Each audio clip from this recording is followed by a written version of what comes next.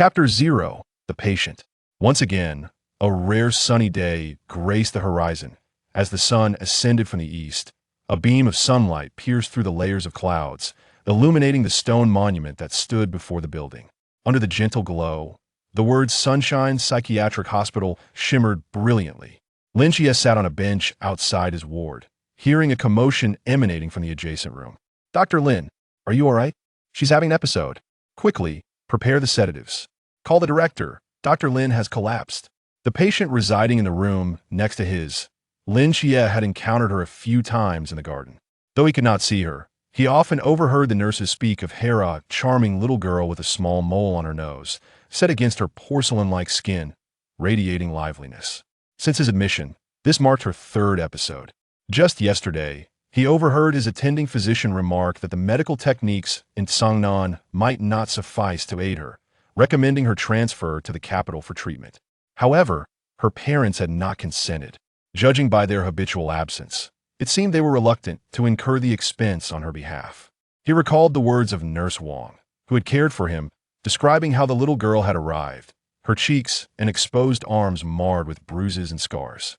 The reason for her admission was a persistent voice in her mind urging her towards revenge. Consequently, she had stabbed her biological father, leading to her being brought to the psychiatric hospital by her mother.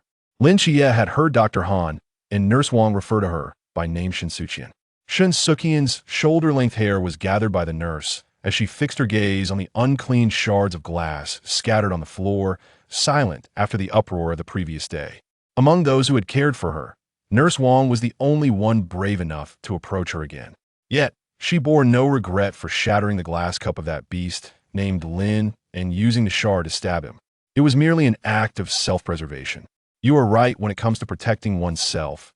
Nothing is beyond reason. A low, gentle female voice resonated in her mind. Shen Suqian blinked silently. He intended to harm you, he deserves to suffer. Shen Suqian possessed a striking appearance, inheriting her mother's delicate features, rendering her seemingly harmless. Even at such a tender age, it was evident that she would blossom into a stunning beauty in the years to come. For certain hypocritical deviants, a fragile, abandoned girl like her was an easy target. Dr. Lin, accustomed to such predatory behavior, found nothing amiss in harboring lustful intentions towards a 7-year-old. However, Shen Suqian resolutely refused to tolerate any form of bullying. More accurately, the voice residing in her mind forbade her from being oppressed. Behind her, Nurse Wang continued her rambling. "Fortunately, the injury you inflicted on Dr. Lin was not severe. Director Jiang performed surgery, and now his vital signs are stable. He has been moved to a general ward. You are still young, a minor. Although you bear no legal responsibility for harming others during an episode, if your condition does not improve, you may never leave this place." Gazing at the little girl who resembled his own daughter, Nurse Wang sighed softly, gently stroking her hair. "Little Qian, you must be obedient. Little Qian, you must be obedient." In her memories, her mother often called her by this name with tear-filled eyes, uttering these very words. She always defended the man who, in his drunken rage, unleashed violence upon his wife and daughter. She could neither restrain her husband nor bear to leave him. Yet she could summon the resolve to send her dying daughter, who fought fiercely for her life, to a psychiatric hospital. Ah, mothers are indeed peculiar beings. Perhaps there exist good mothers in this world, but she did not belong to that category.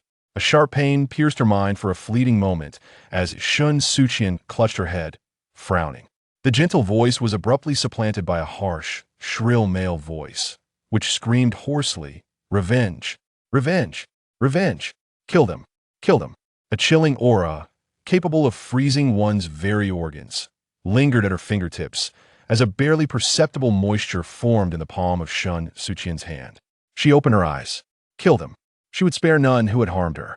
The supernatural coldness, born of unknown forces, could infiltrate the human body unnoticed, leading to the decay of internal organs. To the outside world, it appeared as though one had suddenly contracted a terminal illness, with no signs to reveal the truth. This power had stripped that once godlike figure from her memories of his health, and now it was Dr. Lin's turn. Nothing could be more agonizing than forcing them to await death in terror. Lin Xie sat on the grass of the garden, a glass candy wrapped in a spectrum of colors resting quietly in his palm. adorned with a black satin ribbon. Though he could not see the girl before him, he knew who she was. "Thank you for the candy," Shen Suqian said as she sat beside him. "No need for thanks. It's merely a return for the one you received yesterday." She had accepted the rainbow candy he had sent through Nurse Wang and felt it was only right to return the favor. "You knew it was for me?" This marked the first time Lin Xie had spoken to her, yet he felt an inexplicable sense of compassion towards her, perhaps because they were kindred spirits in suffering. Of similar age, both devoid of parental figures. Shen Suqian had parents, yet she felt as if she had none. "My name is Lin Xie." "I know." Shen Suqian had an excellent memory. Nurse Wang only tended to these two wards. And it was not only Lin Xie who had heard her name mentioned, she had been subjected to numerous of Nurse Wang's chatter. "They say you saw an angel on the moon." Prior to this, Lin Xie had been a normal boy, visible to all, and no one could have anticipated that he would suddenly turn blind. "They don't believe me, they say I'm mad." Delusional disorder was delusional. Shen Suqian likely exhibited symptoms of schizophrenia. Is everything that they have not experienced necessarily false? Shen Suqian scoffed lightly. "I hear two voices in my head, one male and one female. They always urge me, for revenge, and to protect myself, to never be bullied." It certainly sounded quite abnormal. Thus they claim I have schizophrenia. Years of suffering from domestic violence inflicted by her alcoholic father had twisted her psyche, ultimately fracturing it into two more potent alter egos to safeguard the primary personality, a seemingly reasonable explanation. However, Shen Suqian has confirmed their existence. The mind may deceive, yet the chill that can manifest from sheer intent is undeniably real. Lin Xie puffed up his chubby cheeks. "Do you believe me? This world is inherently abnormal. If it were normal, her mother would not be ensnared by a love-struck delusion, enduring brutal beatings, yet unwilling to leave her ineffectual father. If it were normal, she would not have been choked and torn at by her inebriated father. If it were normal, she would not have rebelled, shattering a bottle and injuring her father, only to be committed to a mental institution by her own mother. The abnormality does not lie within them, but within this world." A black satin ribbon obscured the small face before her, preventing Shen Suqian from discerning his expression, yet she inquired, "Lin Xie, do you wish to see my true visage?" To be fair, had Lin Xie been born blind, he would not have been so troubled by his loss of sight, yet he was not. He could have endured the darkness, but he had once glimpsed the light. After losing his sight, he found himself friendless, unable to recall the faces of others. Even the visages of his aunt and cousin Yangjin had become increasingly indistinct. He was a pitiable and unfortunate soul until this very moment. Lin Xie remained silent, prompting Shen Suqian to take his hand. As her fingertips brushed against his delicate skin, Lin Xie hesitated, while Shen Suqian, with a hint of coolness in her touch, guided him to gradually outline her features. Until he conjured her likeness in his mind through imagination, Shen Suqian did not release his hand. "Lin Xie, I am Shen Suqian, remember me. From this day forth, we shall be friends." Throughout her life, Shen Suqian had seldom felt the world's kindness towards her, and no one had ever gifted her sweets. Her grandmother was the first in her memories, and he was the second in her world. By that alone, Lin Xie had to become Shen Suqian's friend. Yet, what he did not reveal to her was that before meeting Shen Suqian, he had been without friends. She was the first and the only one. Chapter 1. Reunion. "Why didn't you kill that person earlier?" The sun was shielded by a parasol. The girl's long, raven hair was tied into a ponytail, cascading quietly behind her, each strand remarkably obedient. Adjusting her school uniform's bow tie, Shen Suqian sighed in resignation, pondering how, in this era of lawful society, violence could still persist. She found it tedious to argue with a mythical being and chose to disregard the voice resonating in her mind. When she offered no response, the gentle female voice faded away, only for a sharp male voice to erupt anew, clamoring, "Revenge! Revenge! Revenge!" Her temples throbbed. Had passers-by been able to perceive the dark lines above her brow, they would surely have seen two prominent marks. Just moments ago, at that intersection, when the green light illuminated, a girl with bruises brushed by her on the crosswalk, triggering the hatred detection radar in her mind, and those two voices began to urge her towards vengeance. To avenge another. Black flames coiled around the girl like threads, trailing her as she moved forward, with the Public Security Bureau of Sangnan City standing silently in the backdrop. Shen Suqian stood still for a moment, gazing at her retreating figure. The courage bestowed upon her by the Avenger's fury should suffice to embolden her to ensure her abusive father faces justice. A decade has passed, and the legal system has become significantly more robust. This society is no longer one where children endure domestic violence without recourse. Even within welfare institutions, children now receive commendable care. Shen Suqian withdrew her gaze, the handle of her sunshade gripped by a hand that bore a hint of chill. The red string adorned with bells dangled from her wrist, shimmering in the sunlight, and the faint sound of jingling could be heard. The male voice reverberating in her mind incessantly echoed the word revenge. Furrowing her brow, Shen Suqian weakly replied, I understand. She couldn't help but scoff. Super handsome man. The voice, indignant, inquired, what is a super handsome man? Wearing a feigned smile, Shen Suqian felt no guilt in deceiving the ancient, solitary man. I'm just complimenting your looks. To her astonishment, the illiterate elder genuinely believed the whimsical words of a 17-year-old girl. Adjusting the strap of her backpack, she continued her journey. Passing by the entrance of Sangnan Second High School, she noticed a crowd queuing for eggs. How wonderful it is to receive eggs, Her steps faltered as she observed a middle-aged woman in the throng, carrying a basket brimming with eggs. Not particularly beautiful nor youthful, the woman's weathered face radiated a warmth and kindness that Shen Suqian nostalgically recognized. An overwhelming sense of familiarity washed over her, prompting memories of her grandmother.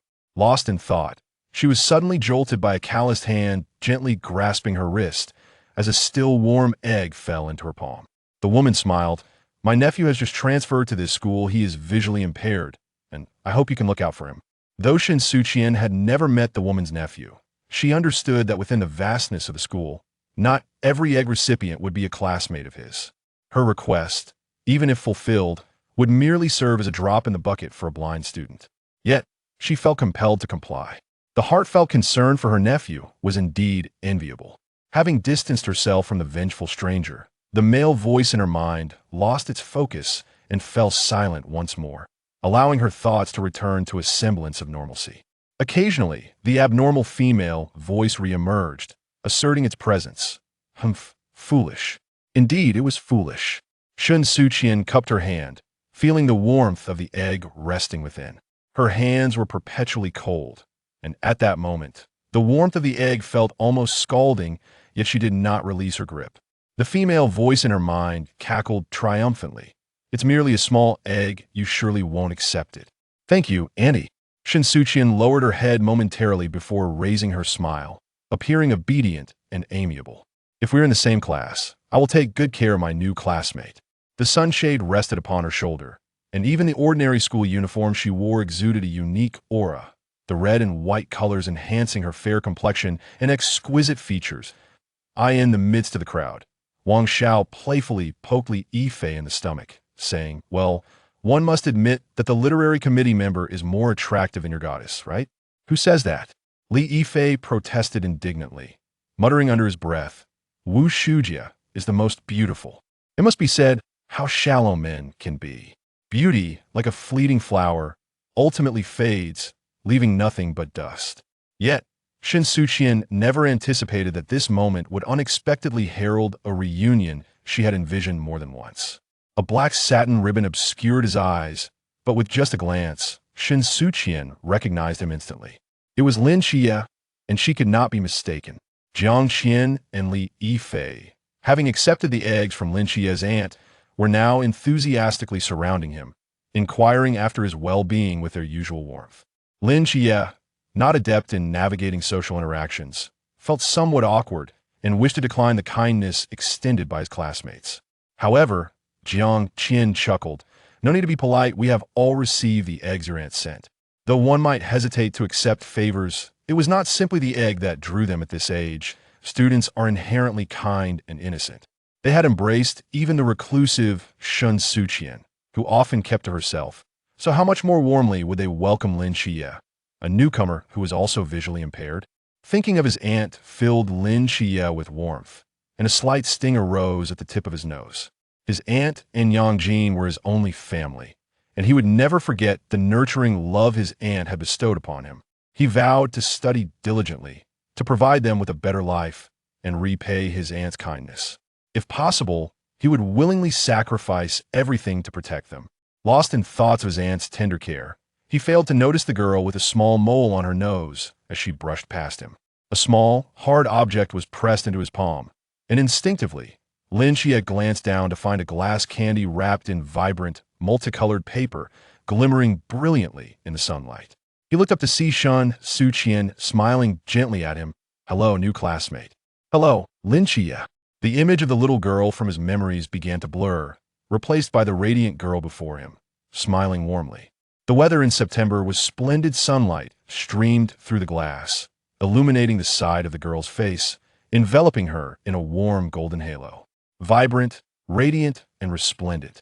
Just as he had done 10 years ago, Lin Xie cupped the glass candy in his palm. After a moment, he gazed at her and returned her smile. "It has been a long time, Xiao Qian." Chapter 2: The Phantom Man. A century ago, a mysterious fog of unknown origin engulfed the entire Earth, yet due to some insurmountable force, it remained at the border of the Great Xia, unable to advance further. To the outside world, it may have appeared that the Great Xia had become an isolated island. However, over the past 100 years, the inhabitants of Great Xia have grown increasingly indifferent to this peculiar phenomenon, even turning a blind eye to the oddities surrounding them. For instance, after the fog's arrival, there were reports of mythical creatures in the news, yet all were subsequently debunked, and now, no one believes in them anymore. Nevertheless, Shen Suqian knows that she is an anomaly, as is Lin Xie. From the very beginning, they have always been kindred spirits. As the school bell rang, signaling the end of the day, dusk had already begun to settle. Jiang Qian, Wang Xiao, and Li Yifei, 3 well-meaning emissaries, insisted on escorting Lin Xie home, while Shen Suqian trailed behind them at a moderate distance. As night fell, the alley was quiet, as if it had never known the presence of humanity. A gentle breeze lifted the satin ribbon obscuring Lin Xie's eyes, prompting him to turn around. "Xiao Qian, do you also reside in the old city?" "Yes," Shen Suqian replied with a smile, nodding slightly. "After my father passed away, my mother followed soon after. This house in the old city was left to me by my grandmother." Upon hearing her words, Wang Xiao leaned in. "I believe I heard the teacher mention that you are not originally from Sangnan, Shen?" "My mother is from Linjiang," she responded, her expression growing somewhat cold as she spoke of her unfit parents, her smile fading slightly. "I was born in Linjiang City." Her parents had met in Linjiang City. Had it not been for her biological father's business failure, she might never have returned to Sangnan. Yet, the more immediate catalyst for her return may have been the knife she had plunged into her father a decade ago, which forced her ineffectual mother to seek help from relatives in her father's hometown 2 months after the incident. To her dismay, she found that her father had no family left. Even when her grandmother passed away, he, the sole son, did not return to bid her farewell. In desperation and with nowhere else to turn, her mother, a parasitic flower throughout her life, who could not sustain herself, was certainly incapable of raising her. Thus, Shen Suqian was sent to a psychiatric hospital, where she first encountered Lin Xie. Reluctant to dwell on her parents, Shen Suqian was diverted from the topic when Jiang Qian, being a more perceptive girl, interjected, "Wang Xiao, be careful on your way home. The safety in this area seems to have deteriorated recently." "Don't worry." Wang Xiao waved his hand dismissively as he turned into a side alley. Watching his retreating figure, Jiang Qian furrowed her brow, suddenly catching a whiff of a foul odor. Before she could voice her thoughts, Wang Xiao screamed as he bolted from the alley, an indescribable stench permeating the air. He collided forcefully with Lin Xie, grasped Li Yifei's wrist, and dragged Jiang Qian along, exclaiming, "Run!" Seeing that Li Yifei still intended to turn back to Lin Xie, Wang Xiao shouted, "Forget about that blind fool." Behind him, a colossal and grotesque creature, dragging a lengthy tail, lunged towards the crowd, its crimson eyes glistening with a ravenous hunger for fresh flesh. Lin Xie's backpack tumbled to the ground, and he lost his balance. Even though he could see the surroundings through his heightened senses, he could not prevent his imminent fall. At the critical moment, a pair of hands reached out from behind, clasping his shoulders and countering his descent, lifting him entirely off the ground. Lin Xie turned his head. Suqian? With one swift motion, he hurled his backpack towards the monster, momentarily halting its advance. Shen Suqian grasped Lin Xie and began to flee. This is not the time for gratitude. A feminine voice echoed in his mind, restless. Kill it, kill it, kill it. Shen Suqian felt a headache coming on. What was with the incessant calls for slaughter from this warlike spirit? Shen Suqian moved lightly, bounding with Lin Xie as they escaped. The monstrous creature relentlessly pursued them. Unable to suppress his curiosity, Lin Xie glanced back, and the sight of its drooling, jagged teeth sent chills down his spine. A shiver coursed through him, and he grasped Shen Suqian's wrist, suddenly taking the lead as they fled faster than a hare. As he observed the back of his head bobbing with each leap, it seemed as if every strand of hair was inscribed with enigma. A flicker of surprise crossed Shen Suqian's eyes. It appeared that the two individuals who had once shared a plight in the asylum each bore their own secrets. Having finally escaped the cursed asylum, a new life awaited them. If Lin Xie were to perish here tonight, Shen Suqian would be utterly unwilling. She felt the same. She should have died long ago, had it not been for the sudden surge of survival instinct that caught the attention of the divine. She would have perished in the snowdrifts of Chong Kong Mountain 12 years prior. Incidentally, Chong Kong Mountain is one of the renowned attractions in Daxia, perpetually blanketed in snow with frigid temperatures.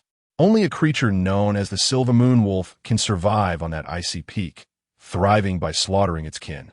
Yet in legend, they are messengers of the gods. As Lin Xie pushed a trash bin to obstruct the pursuing monster, his footsteps faltered. Shen Suqian glanced over his shoulder to see an almost identical creature standing in the middle of the path, leisurely gnawing on what appeared to be a human hand. Lin Xie's grip on her wrist tightened instinctively, and he began to retreat until he gently collided with Shen Suqian. Suddenly awakened, he declared, "Shao Qian, wait. I will distract them. You take the chance to escape." "Are you joking? I didn't abandon you before, and I certainly won't now." Moreover, she sensed that the feminine voice dismissed these monsters as insignificant, and the most irate masculine voice remained silent, indicating that this group of monsters was, in fact, quite feeble, at least far weaker than her. A faint chill began to coalesce in her palm, revealing a bow intricately carved with vines, as Shen Suqian steadied herself. Just as she prepared to break free from Lin Xie and charge forward, a crimson beam of light shot skyward. What was that? The commanding voice of Chun Mai resonated through the earpiece, reaching Zhao Kongsheng, who stood at the mouth of an alley under the flickering glow of an aged street lamp. His silhouette loomed large, exuding an aura of unwavering reliability.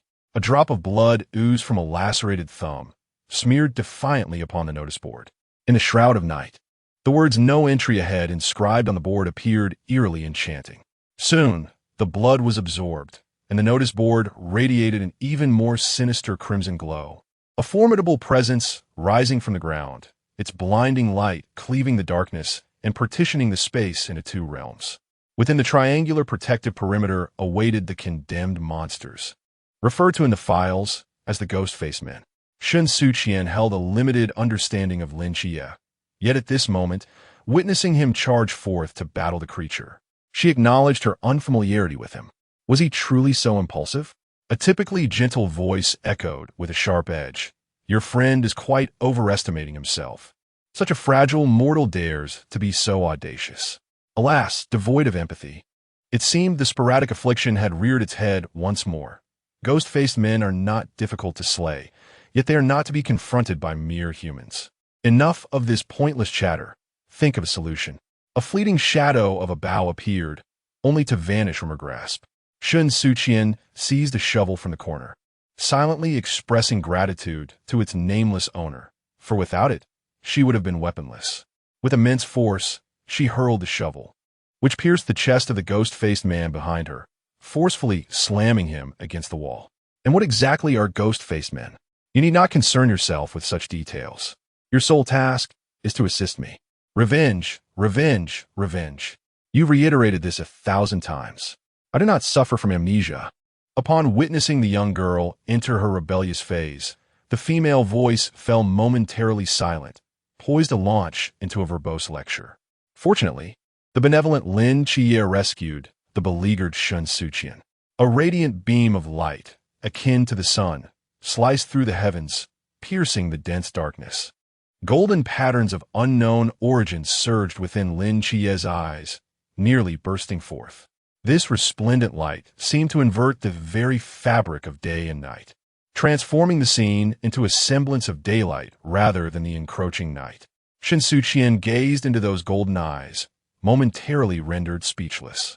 All the ghost-faced men were overawed by this formidable divine presence, rendered immobile.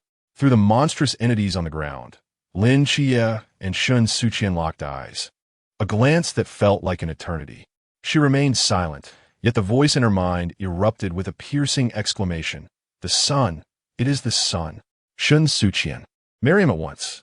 I cannot attain the sun. You must secure the agent of the sun. Chapter 3. The divine envoy, a radiant beam, pierced the heavens. Erupting in the old city, capturing not only the attention of the residents, but also drawing the gaze of the Night Watcher Squad 136 stationed in Sangnan City. A miracle had descended, yet only a select few understood the profound implications of such a powerful light, akin to the sun itself. Draped in a black and crimson cloak, 5 figures emerged slowly from the shadows. Behind them lay a sea of corpses, the remains of ghostly figures scattered across the ground.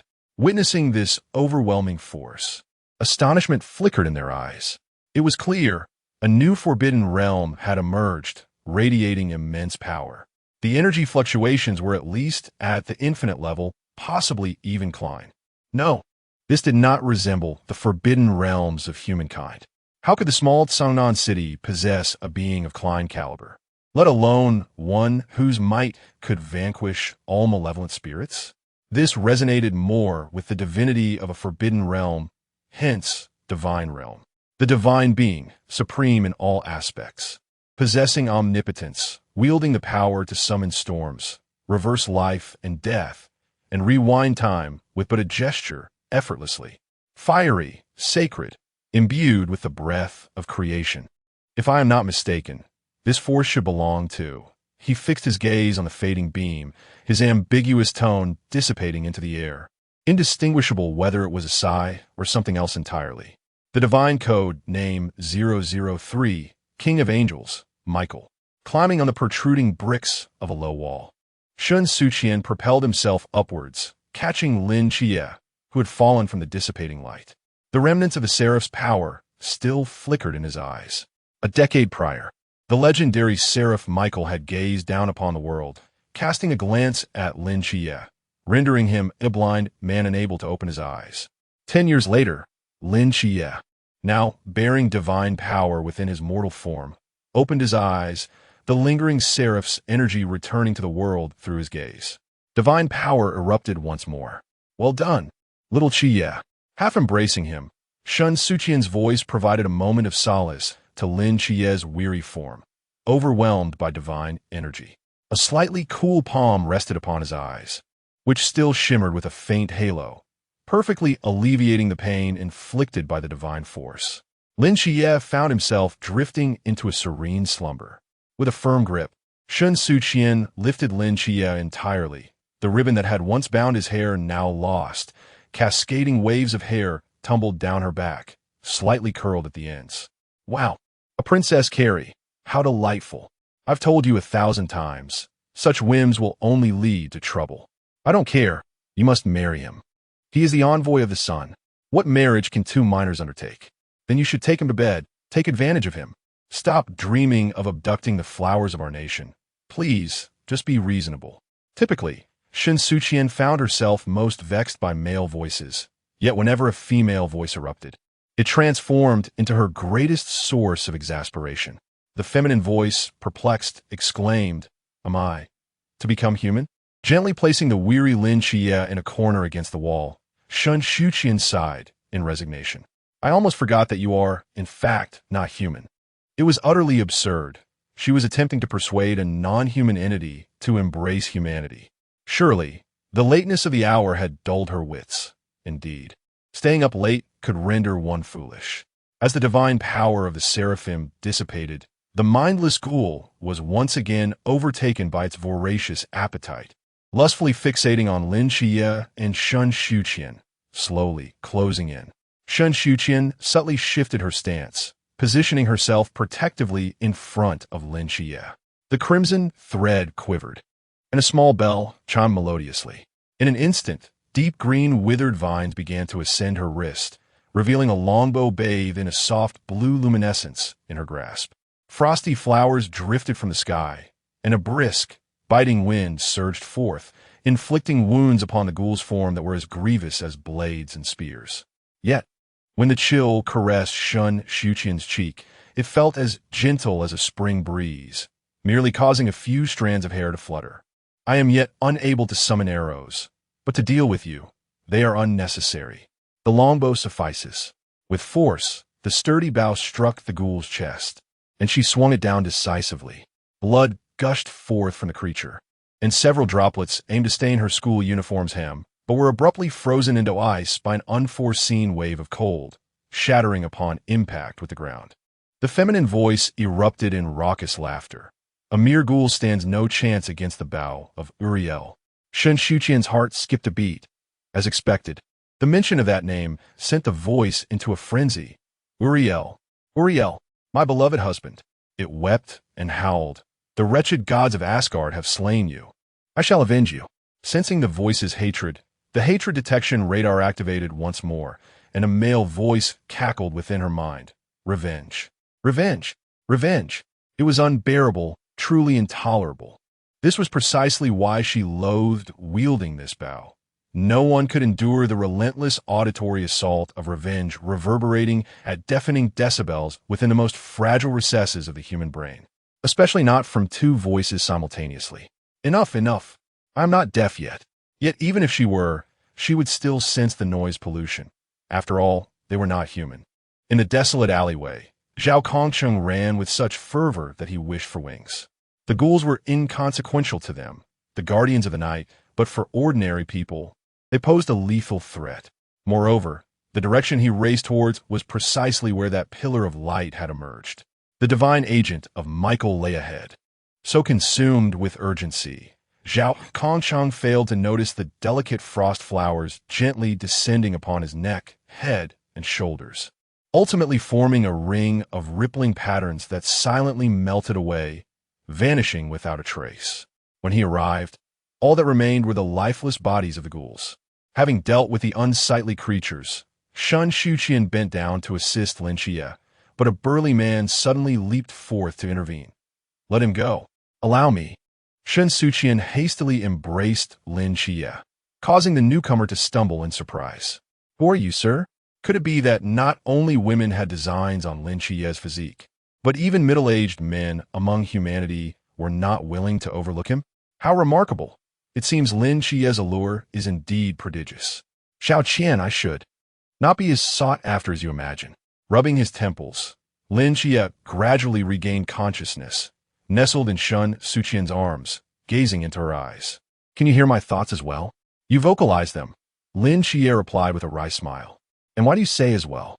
He leaped from Shen Suqian's embrace, positioning himself before her, steadfastly facing Zhao Kongcheng, though the subtle blush on his ears betrayed his inner turmoil. By the way, is it truly reasonable for a girl like Xiao Qian to possess such strength? Who are you, sir? Who I am is irrelevant. What matters is that you're the one who dispatched these ghost-faced beings. Zhao Kongcheng squatted to examine the corpses of the ghostly figures, noting they had been slain with a single decisive blow. The assailant appeared to lack formal combat training, yet their force was substantial, leaving no chance for retaliation. Lin Xie attempted to turn away, but his hand brushed against smooth skin as Shen Suqian stepped beside him. Silence enveloped them, and Zhao Kongcheng assumed Lin Xie acquiesced, murmuring, Truly, as the divine agent of Michael, such formidable power is enviable. Yet, the chill emanating from the wounds of these ghostly figures did not seem to belong to Michael's strength. Could it be that they were woefully ignorant of Michael's power? Grasping Shen Suqian's wrist, Lin Xie assumed a protective stance. Sir, Who exactly are you? I am Zhao Kongsheng, not a villain. This is not the place for conversation. Let us find another venue to discuss matters properly. Lin Xie. He nodded, seemingly docile, while subtly signaling Shen Suqian with a discreet touch to her wrist. It was a prearranged code from their earlier time at the Sunshine Mental Hospital. 2 taps indicated a retreat, a quiet escape. Regrettably, Shen Suqian's focus was entirely consumed by the voice of a woman, rendering her unable to spare any attention for Lin Xie. He is not the sun, not the sun. He is the agent of the bird people. Annul the engagement. Annul the engagement. Shen Suqian, immediately cancel your engagement with him. I disapprove of your union. For heaven's sake, we were never engaged. It felt as though her mind had been struck by hammers countless times, leaving Shen Suqian dizzy and disoriented, while the male voice continued to stoke the flames. Fool! You can't even distinguish between Apollo and Michael, and yet you wish to delve into doppelganger literature. You dolt.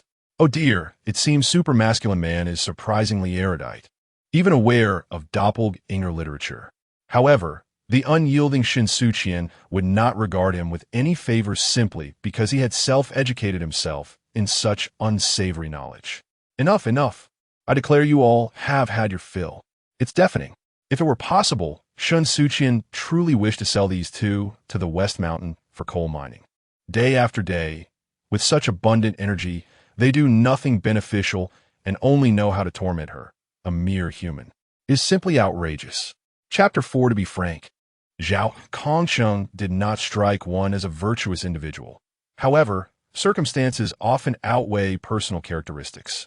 Upon surveying his own and Shen Suqian's slight physiques, and contrasting them with Zhao Kongsheng's formidable build, capable of delivering a fatal blow to both, Lin Xie found himself compelled to employ a strategy reminiscent of the Three Kingdoms.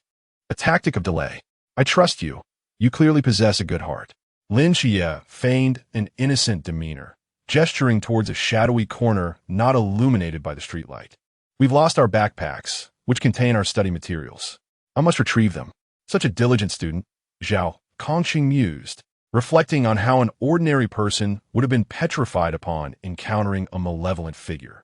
Yet here was Lin Xie, preoccupied with academic matters, truly a celestial agent, exhibiting a bravery surpassing that of most. With a resigned wave of his hand, he urged, go on, go on.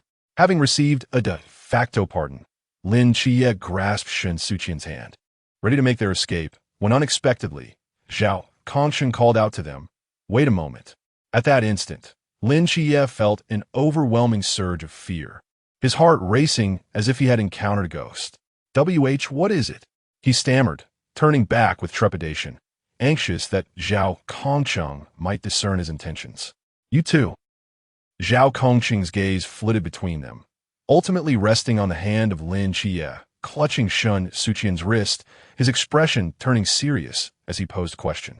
Could it be that you are indulging in a youthful romance? Zhao Kongsheng instantly recognized their school uniforms, noting that students from Sangnan Second High School were still minors. Thus, such affairs were frowned upon. He prepared to impart a heartfelt admonition. At your age, you should focus on your studies. Do not let early romance disrupt your education. Lin Xie felt a wave of embarrassment, but sighed in relief. Thankfully, Zhao Kongsheng had not perceived his desire to flee. Paying little heed to the admonitions being delivered, he nodded absent-mindedly and hastily pulled Shen Suqian away from Zhao Kongsheng's view. The lack of denial sparked a troubling thought. Could they truly be a couple? Observing the silhouettes of the two, hand in hand beneath the streetlight, Zhao Kongsheng pondered thoughtfully. A celestial agent and an ordinary person. This pairing seemed somewhat incongruous. He found himself concerning over Lin Xie's future, envisioning a time when he would become a night watchman, traversing the world on missions, leaving his spouse to an empty home. As this thought crossed his mind, a shadow of melancholy enveloped him. Memories of his long-absent wife and son surged forth, filling his heart with a dense ache. Sitting on the curb, he lit a cigarette, the ember flickering in the air, and gazed up at the moon, his heart heavy with wistfulness. To illuminate the path for the deceased, to guard the living. The night watchman is an unsung hero hidden within the shadows of the city, traversing the delicate threshold between light and dark, enduring heartache for the sake of countless families, sacrificing his own, with only his comrades and the blade in hand accompanying him through it all. The paths of ordinary individuals and night watchmen are often destined to diverge. Fortunately, he is Lin Xie, and she is Shen Suqian. Many years later, Zhao Kongsheng, wielding the star blade, stands before countless souls, gazing up at the two figures standing side by side in the distance. From the beginning to the end, from the past to the present, they have always been an inseparable duo. Shen Suqian and Lin Xie have traversed this path together, steadfastly accompanying one another, just as they did in those days. The boy who once pulled the girl forward beneath the streetlight has never loosened his grip on her hand, regardless of the years that have passed. Yet, Zhao Kongsheng did not foresee that ordinary people and the guardians of the night could easily drift apart, and that the supreme cosmic would ultimately lead to separation from a human unwilling to ascend to divinity.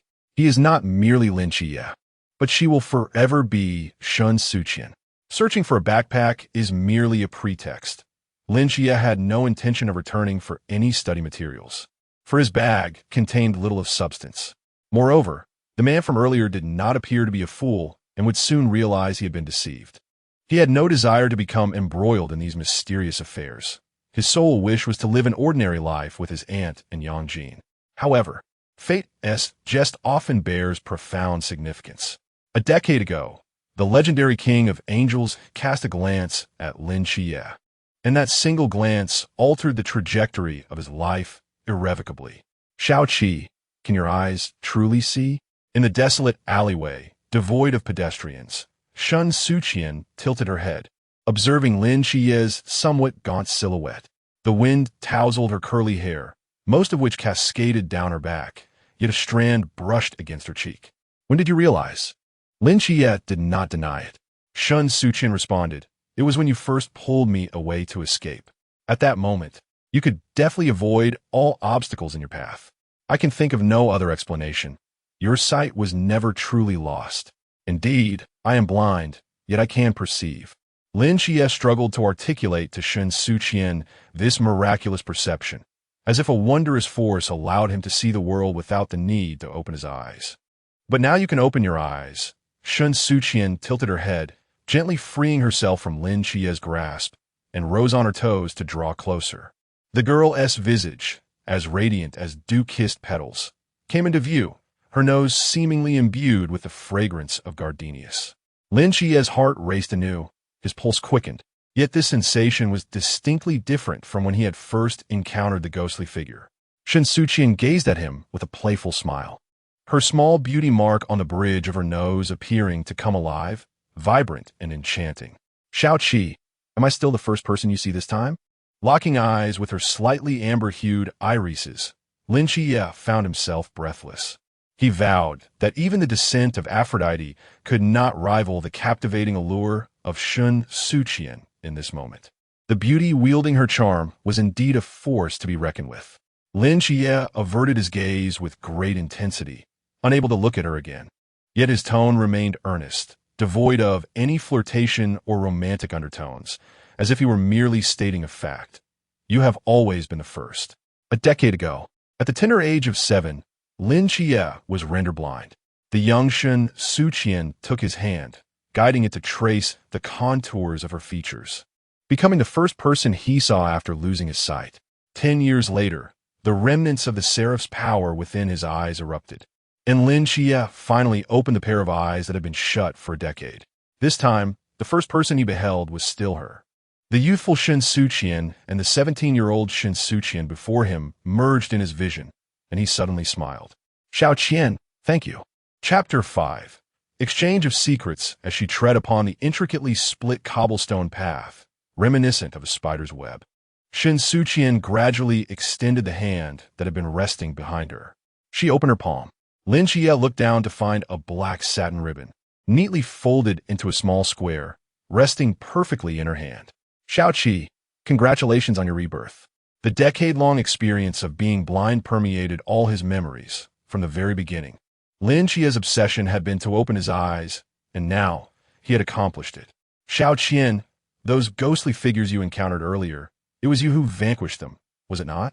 Picking up the ribbon from her palm, he raised his gaze. You do not inquire, Shen Suqian interjected, her index finger gently pressing against his lips. She blinked playfully and smiled. Do you still remember our rule? Lin Chie's long eyelashes fluttered slightly, and the memories hidden in the corners of his mind surged forth once again. He recalled that day, on a similar starless night, when a moon hung round and bright. 10 years ago, in the sunlit garden of the psychiatric hospital, a myriad of souls wandered. A middle-aged man whispered sweet nothings to a tree. A woman shielded herself from the rain with a leaf. A boy huddled in a corner, pretending to be a mushroom. Nurse Wang's gaze swept across the scene as she searched for her target among the crowd. At last, she spotted the 2 children concealed behind a bench in the garden. Xiao Qian, Qi, it is time for your medication. Young Shen Suqian, deeply engrossed in digging the soil, tilted her head up with her cherubic face still smeared with dirt, attempting to charm. Sister Wang, may I not take my medicine? The big brother and big sister did not quarrel today. Casting a glance at Lin Xie, who dutifully held a leaf overhead to shield her from the sun, Shen Suqian, with a sense of camaraderie, certainly did not forget him. Xiaoqi did not wish to take his medicine either. Gently patting the 2 little buns atop the girl's head, Nurse Wang wiped the dirt from her face. Xiaoqian, only by taking your medicine will you recover. Once you are well, you can reunite with your parents. Shen Suqian pouted and murmured softly, in that case, I absolutely cannot take the medicine. I do not wish to see them. Lin Xie sensed her sudden shift in mood and quietly brought the leaf closer to her, curling up in a ball. Xiaoqian, do not be afraid. I will take the medicine for you.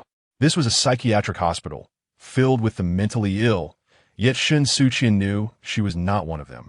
And Lin Xie was aware of his own sanity as well.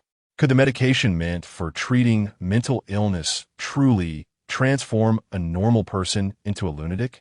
Lin Xie was still young and did not comprehend much about such matters, but he understood that since meeting Shen Suqian, she had always been his protector. In the face of towering patience, she stood in front of him. For the mental examination she dreaded, she volunteered to go first. During the long nights filled with longing for Auntie and Yang Jin, she remained by his side. Each night, outside the ward, the sharp sounds of a woman's laughter and cries echoed through the hospital corridors, occasionally accompanied by a madman frantically banging on the doors. In the pitch-black night, while listening to the terrifying sounds from outside, Lin Xie curled up in the corner of his bed, clutching his knees. The moonlight streamed through the window, casting a ghostly pallor on his face. The door to the hospital room was tightly locked when, unexpectedly, Shen Suqian's small face appeared outside the window. She knocked on the glass, startling Lin Xie. Who is it? He exclaimed. Silly Chi-Chi, of course it's me. Lin Xie fumbled as he got off the bed. Xiaoqian, where are you? With a nonchalant tone, she replied, I'm obviously outside the window. Outside the window? Lin Xie gasped, his already pale face drained of all color. Although he could not see, Nurse Wang had informed him that the hospital windows were fitted with security bars. Setting aside how Shen Suqian managed to climb there, being on the 7th floor meant a fall would be fatal. He wanted to go to her, but stumbled over the corner of the bed and fell hard to the floor. Shen Suqian, both anxious and frustrated, exclaimed, Silly Chi-Chi, you mustn't move. Lin Xie bit his lip, stubbornly refusing. No, I cannot let Xiaoqian get hurt. I won't get hurt. Shen Suqian wished she could learn to walk through walls. She urgently pounded on the window. Lin Xie, will you listen to me? Lin Xie lifted his head, his youthful face serious. I will listen. Chi-Chi will listen to Xiaoqian. But Xiaoqian must not do anything dangerous. He obstinately attempted to get up, likely having bruised his knee earlier, and now he was disoriented, stumbling as he walked. I won't be in danger. I'm sure-footed. If there were a second visible person at that moment, they would have recognized that beneath Shen Suqian's feet was not empty space. Ice crystals formed beneath her, blossoming into exquisite frost flowers that supported Shen Suqian's body. Lin Xie, do not come over. Seeing his stubbornness, Shen Suqian lowered her voice. Once she saw him halt his movements, she softened her tone. If you truly want to help me, then open the door. Chi-Chi, you're the best. Hurry and unlock the door for me. Shen Suqian grasped the railing with one hand, peering through the gap at Lin Xie's silhouette. He hung his head, his expression obscured, yet somehow appeared pitiful. Thus, she retraced her path back. The nurse had already taken away the woman who had fallen ill outside. Shen Suqian, hugging a pillow, made her way to Lin Chia's hospital room, raising her hand to knock. Shen Suqian vanished from view, leaving Lin Chia frozen in place. Trembling, he called out to her. Xiao Qian. No response. Truth be told, at that moment, Lin Chia envisioned countless scenarios involving Shen Suqian's demise. Yet he ultimately realized that he did not wish for her to die. Xiao Qian. No one responded. Lin Chia feared that Shen Suqian had truly fallen. And even though he did not hear her scream, he uttered, Shen Suqian, you mustn't die. Knock, knock, knock. Lin Chia, open the door for me. Shen Suqian shouted from outside. But even as she stirred Nurse Wang awake, Lin Chia remained lost in the despair of her death and did not open the door for her. Gazing at the petite figure of the little girl, Nurse Wang let out a sigh. Xiao Qian, Qi is already fallen asleep. Why are you still awake? It's impossible. Lin Qi must be wide awake. It's so terrifying outside. He must be crying. I need to go and keep him company, she replied. With another sigh, Nurse Wang reluctantly opened the door, only to find Lin Qi indeed curled up in the corner, weeping. Shen Suqian, hands on her hips, exclaimed triumphantly, see, I told you Lin Qi needs me. Qi, what's wrong? She called out, but received no response. Just as she was about to speak again, Shen Suqian raised her hand and tossed a pillow directly at Lin Qi's head. Lin Qi, how could you not open the door for me? You're so mean. I'm never going to be friends with you again. The soft pillow landed atop his head and then bounced to the floor. Hearing Shen Suqian's voice, Lin Qi abruptly looked up as if jolted from a dream. A surge of latent energy propelled him forward, and he embraced Shen Suqian. Xiao Qian, I thought you. Lin Qi wisely held his tongue, sensing that whatever he said would surely result in trouble. Silly Xiao Qi, I told you to open the door ages ago, yet you didn't. Shen Suqian gritted her teeth, gently pressing down on the back of his head, affectionately ruffling his hair. Silly Xiao Qi. With one hand holding a small child, Nurse Wang wore a benevolent smile. Little ones, it's quite late. It's time for bed. The two obedient quails fell silent and lay down together. Lin Qi, driven by a strong desire for survival, picked up the dusty pillow from the floor, dusted it off, and offered the clean one to Shen Suqian. Nurse Wang turned to leave, closing the door once more. Inhaling the lingering fragrance in the air, Lin Qi suddenly asked, Xiao Qian, how did you climb over just now? I want to tell you. It's a secret. Shen Suqian replied, inexplicably pointing to the ceiling. If you want to know my secret, you must trade me yours. Reflecting on his rather uneventful life, Lin Qi ultimately chose to concede. He realized there was likely nothing about himself that Shen Suqian did not already know. Not even the secret of the angel on the moon, which he had already shared with her. Feeling somewhat disheartened, he resolved to wait until he had a second secret before attempting to barter with her. Xiao Qian.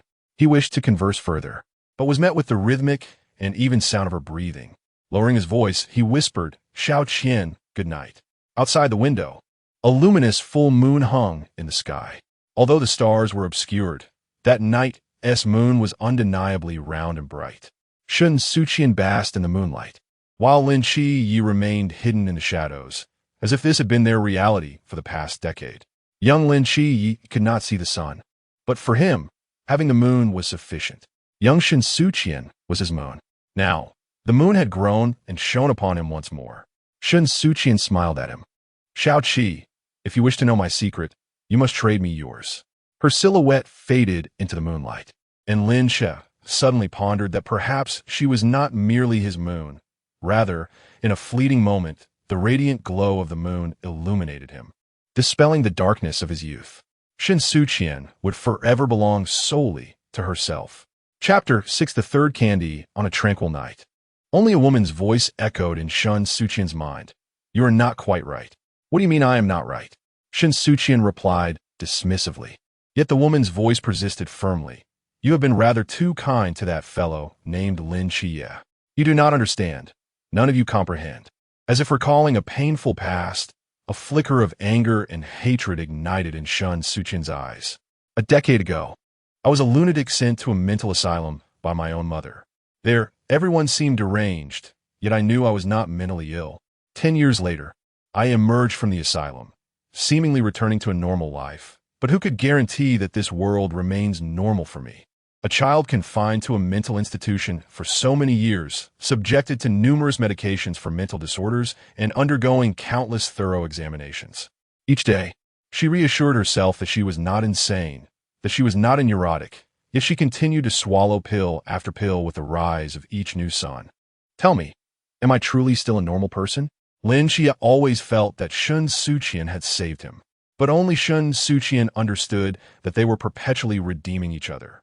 During those sunless years, if it were not for Lin Xie's companionship, Shen Suqian could never have endured alone. The sudden chime of her phone signaled a bank transfer into her personal account. Shen Suqian did not bother to check it. Aside from her mother, who had become the other woman in someone else's marriage, there was no one else who would send her money. Her father was deceased, and her mother, unable to survive on her own, had taken on the guise of a third party in someone else's union. Leaving Shen Suqian alone in Tsangnan all these years, refusing even to glance back at her. In her heart, she was but a child abandoned without a father or a mother. The next morning, the alarm clock rang punctually. Retrieving a new hair tie from her drawer, Shen Suqian gazed at her youthful and beautiful reflection in the mirror. She raised her hand, and frost formed on the mirror's surface, obscuring the face that bore a striking resemblance to that woman. Without hesitation, she slung her spare backpack over her shoulder and exited, not daring to glance back. Behind her, the frigid air enveloped the mirror, shattering it in an instant, leaving only a myriad of intricate lines, rendering any semblance of a face unrecognizable. At the school entrance, a duty student was inspecting uniforms and badges.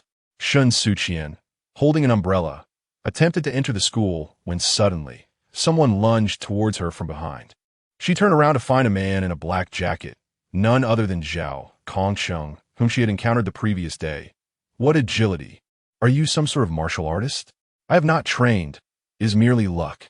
Shen Suqian smiled slightly. Sir, do you need something from me? I am looking for Lin Xie, your boyfriend. I believe you are mistaken. He is not my boyfriend. Shen Suqian shrugged her shoulders, a look of helplessness crossing her face. Moreover, I do not know where he is. Zhao Kongchang expressed his disbelief. I cannot accept that he cherished you so dearly yesterday. Even if you are not yet a couple, he certainly holds affection for you. He then, as if soothing a child, retrieved a rainbow lollipop from the pocket of his jacket. How about this? If you reveal his whereabouts to me, I shall treat you to some sweets. What do you say? Uncle Zhao, I do indeed have a fondness for sweets, but Shen Suqian raised the sunshade slightly, fixing her gaze upon Zhao Kongcheng. To me, Lin Xie is worth far more than 1,000 candies. Zhao Kongcheng muttered under his breath, speaking so ambiguously yet claiming not to be a couple. Clearing his throat, he adjusted his expression. If you choose not to speak, that is fine. I shall wait here. I refuse to believe I cannot find him. Shen Suqian remained impassive. Then do take care not to suffer from heat stroke, Uncle Zhao. His persistence was quite remarkable. Braving the sweltering heat to wait for someone was one thing, but wearing a leather jacket in such weather was truly reckless. She rarely meddled in others' affairs unless her internal hate radar was unexpectedly activated. As Shen Suqian turned to leave, Zhao Kongchang suddenly called out to her wait. She tilted her head in confusion, only to see him waving the rainbow lollipop before her, before directly inserting it into the side pocket of her backpack. Young girls shouldn't wear such frowns. Even if the sky were to fall, we adults would bear the weight. Your only task is to remain cheerful each day. Shen Suqian was momentarily taken aback. She reached to retrieve the lollipop, the colorful wrapper reflecting brilliant hues in her palm. As she closed her hand, she lifted her gaze to see Zhao Kongqing's nonchalant silhouette as he departed. She murmured to herself, what a peculiar person, yet quite warm-hearted, is he not? The gentle voice that emerged in her mind typically belonged to a caring older sister. Xiao Qian, do not let past hurts lead you to doubt the existence of kindness in this world. You must understand that you have always been worthy of love. It was merely a matter of unfortunate circumstances in the past. Please, spare me the lectures. I'm not fond of them. She retorted softly in her mind, and the voice fell silent, not vanishing but rather recognizing her aversion. She was unwilling to entertain such optimistic sentiments. Throughout the past 17 years, Shen Suqian had grown fiercely independent, detesting any attempts by others to dictate her life. Let us set aside the torment Lin Xie endured, being pursued by Zhao Kongsheng and forced into an unspeakable little inn. When Shen Suqian encountered him again, it was during the after-school hours. Did you obtain a leave note? Shen Suqian pulled a bottle of mineral water from her backpack and offered it to Lin Xie. I did, claiming I went to the hospital for a follow-up eye exam. Shen Suqian chuckled. A perfectly reasonable excuse. Old classmate is quite lenient and surely would not hold it against you for skipping class.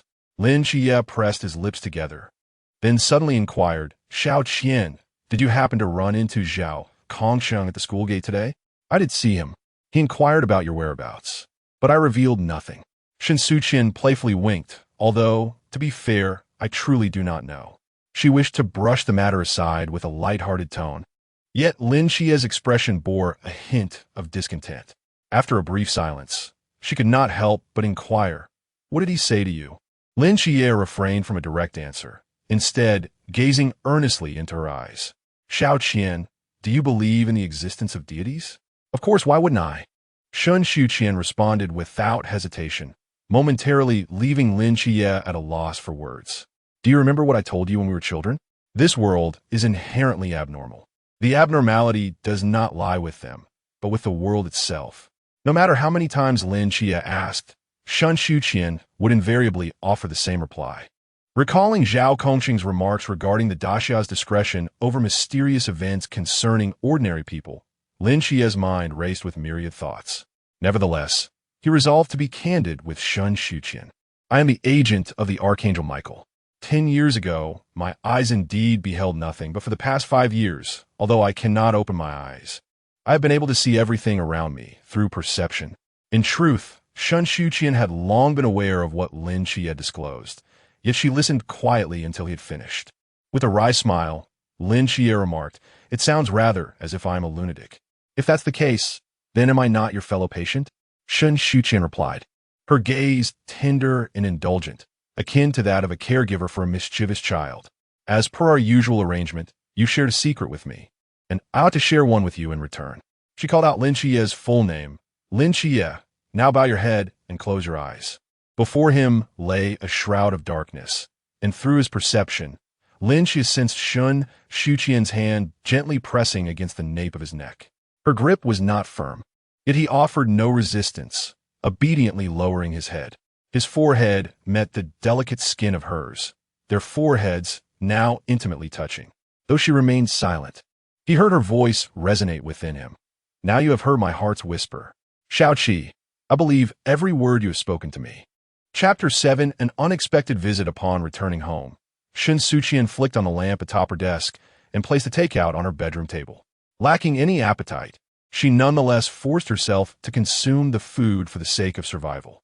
Suddenly, an inexplicable sensation washed over her, accompanied by a female voice that exuded an unprecedented calmness. Reminiscent of impending volcanic eruptions, concealing turbulent undercurrents, Shen Suqian, it is his presence. Pausing mid-action, with steam condensing into droplets upon the takeout's packaging, she resumed her movements, leisurely stirring the rice. He will not come. At least, not at this moment.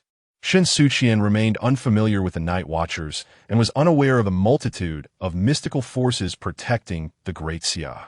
Yet, she had witnessed Zhao Kongsheng just the day before, and he was surely not alone. There must be others safeguarding the realm. The female voice seemingly acquiesced to this rationale. That is his divine agent. Beneath the veneer of tranquility lay a blade. As the voice erupted with a murderous intent that startled the otherwise tranquil male voice, intertwining in her mind. Shen Suqian, kill her, kill her. Revenge, revenge, revenge. This does not align with our agreement.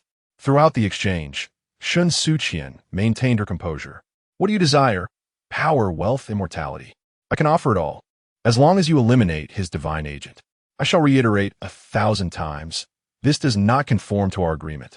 Moreover, did she truly perceive her as a mere child, granting humanity immortality? Even the god of time would not dare make such a claim. What right did the voice have? Simply because it was loud? In the absence of the agent's consent, the voice exhibited a touch of grievance, yet it was overshadowed by a greater fury. Its impotent rage surged forth. "Damn you, Loki! I curse you, I curse you! The cunning, shameless rogue shall ultimately be encased in ice, perishing amidst unending gales." Shen Suqian rose, leaning against the window, her gaze fixed on two young women entering the building. One sported a high ponytail of pink, while the other had short hair that grazed her ears, framed by round spectacles perched upon her nose. Which of these two was the agent of the god of deceit? Approximately 5 minutes later, a knock sounded at the door. Upon opening it, Hong Ying flicked her pink ponytail and inquired, "Hello, we are from a special department. May we come in?" Si Xiaonan, adjusting her glasses, thought it audacious that a mere girl would permit them entry without presenting identification. "Please come in." Hong Ying cast a triumphant glance at Si Xiaonan, stepping past the threshold that Shen Suqian had opened for them. "Little sister, are you alone at home?" Shen Suqian poured 2 glasses of water for them. "I have no parents." Typically, a young girl would not so readily allow strangers in her home. Si Xiaonan remarked, "You possess quite the courage." Shen Suqian replied with a half-smile, "Do you intend to harm me?" She harbored a premonition that the short-haired girl before her was indeed the divine agent chosen by Loki. Hong Ying paused momentarily. "Of course not. We have come here today to present a confidentiality agreement for your signature." She extracted a document from her bag. "A few days ago, you must have encountered the phantom face. I understand your intent, but I had anticipated your visit yesterday." Shen Suqian pressed the document before her, not even glancing at it, and directly turned to the last page to affix her signature. "Indeed, we ought to have come yesterday. After all, we were preoccupied with locating that agent of Michael." Hong Ying sheepishly scratched her head. A flicker of inexplicable emotion passed behind Si Xiaonan's glasses. "Are you not at all curious about these supernatural events?" "I only wish to survive." Shen Suqian was resolute in her thoughts. Those who chose to be heroes did so because they had someone worth protecting, yet she did not. Alone and unencumbered, she had little interest in such matters. Her sole objective was perhaps to fulfill the agreement with the voice and then live well. The young girl before her possessed a beauty as delicate and graceful as a gardenia after rain, yet her rationality and composure surpassed that of most in this world. Si Xiaonan regarded her with admiration. "I am Si Xiaonan." Shen Suqian. According to convention, Si Xiaonan should not have exchanged names with Shen Suqian, yet this time, she did so nonetheless. Hong Ying, perplexed but eager to blend in, introduced herself. Hong Ying.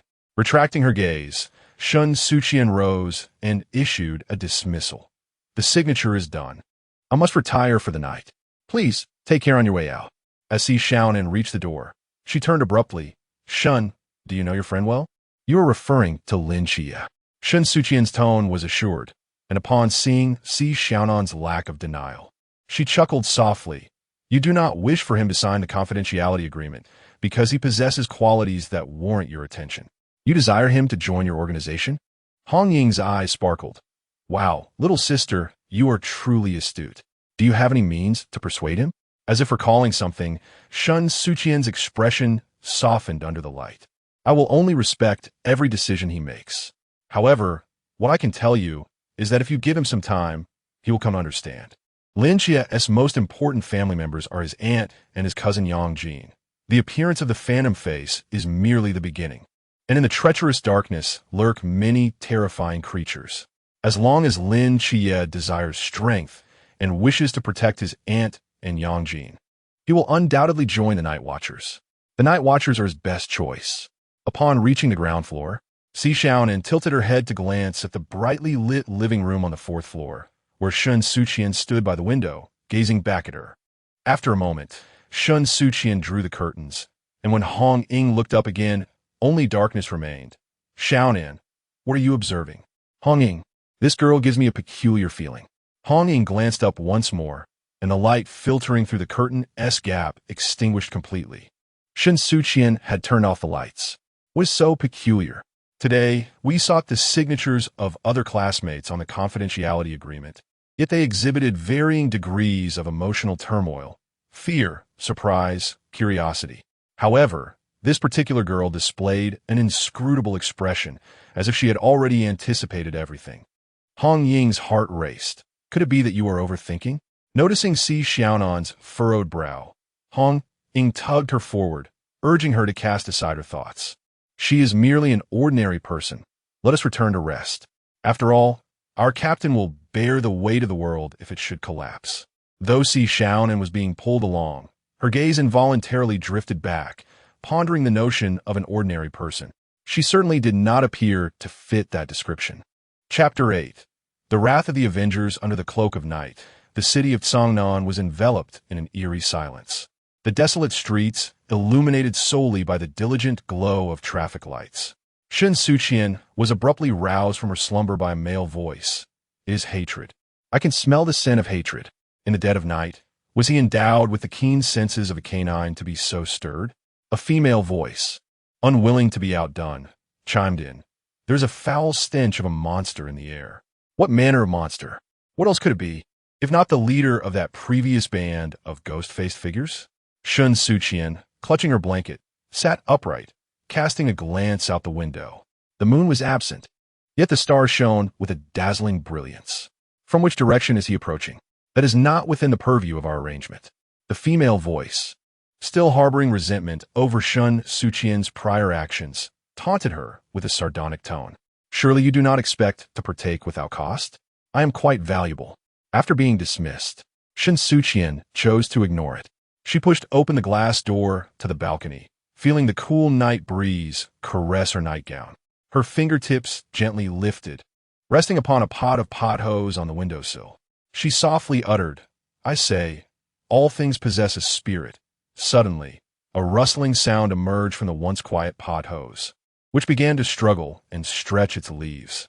Green specks of light scattered from the entire balcony, swaying with the night wind as they dispersed throughout the various corners of Cangnan. In a mere breath, the city erupted with an abundance of green luminescence, each flicker of phosphorescence weaving a tapestry of light across the urban landscape. Though her mental strength was insufficient to envelop the entirety of Cangnan, bolstered by the male voice's power, it was a strenuous yet achievable feat beneath the starlight. The girl's somewhat ethereal visage became increasingly exquisite, akin to a deity that embodies compassion for all beings. The female voice fell silent, peering through Shen Suqian's eyes into the world beyond. Despite its incessant cries for vengeance against Loki, it had never initially pinned its hopes on this human girl. Their transaction had merely begun with the intent to eliminate Loki's agent, yet this seemingly ordinary human girl possessed a determination that eclipsed that of the gods. What significance lay in slaying a divine emissary? Wrongs have a source, debts have a master. Do you not perceive, slaying a god is far more challenging? Humanity is humanity.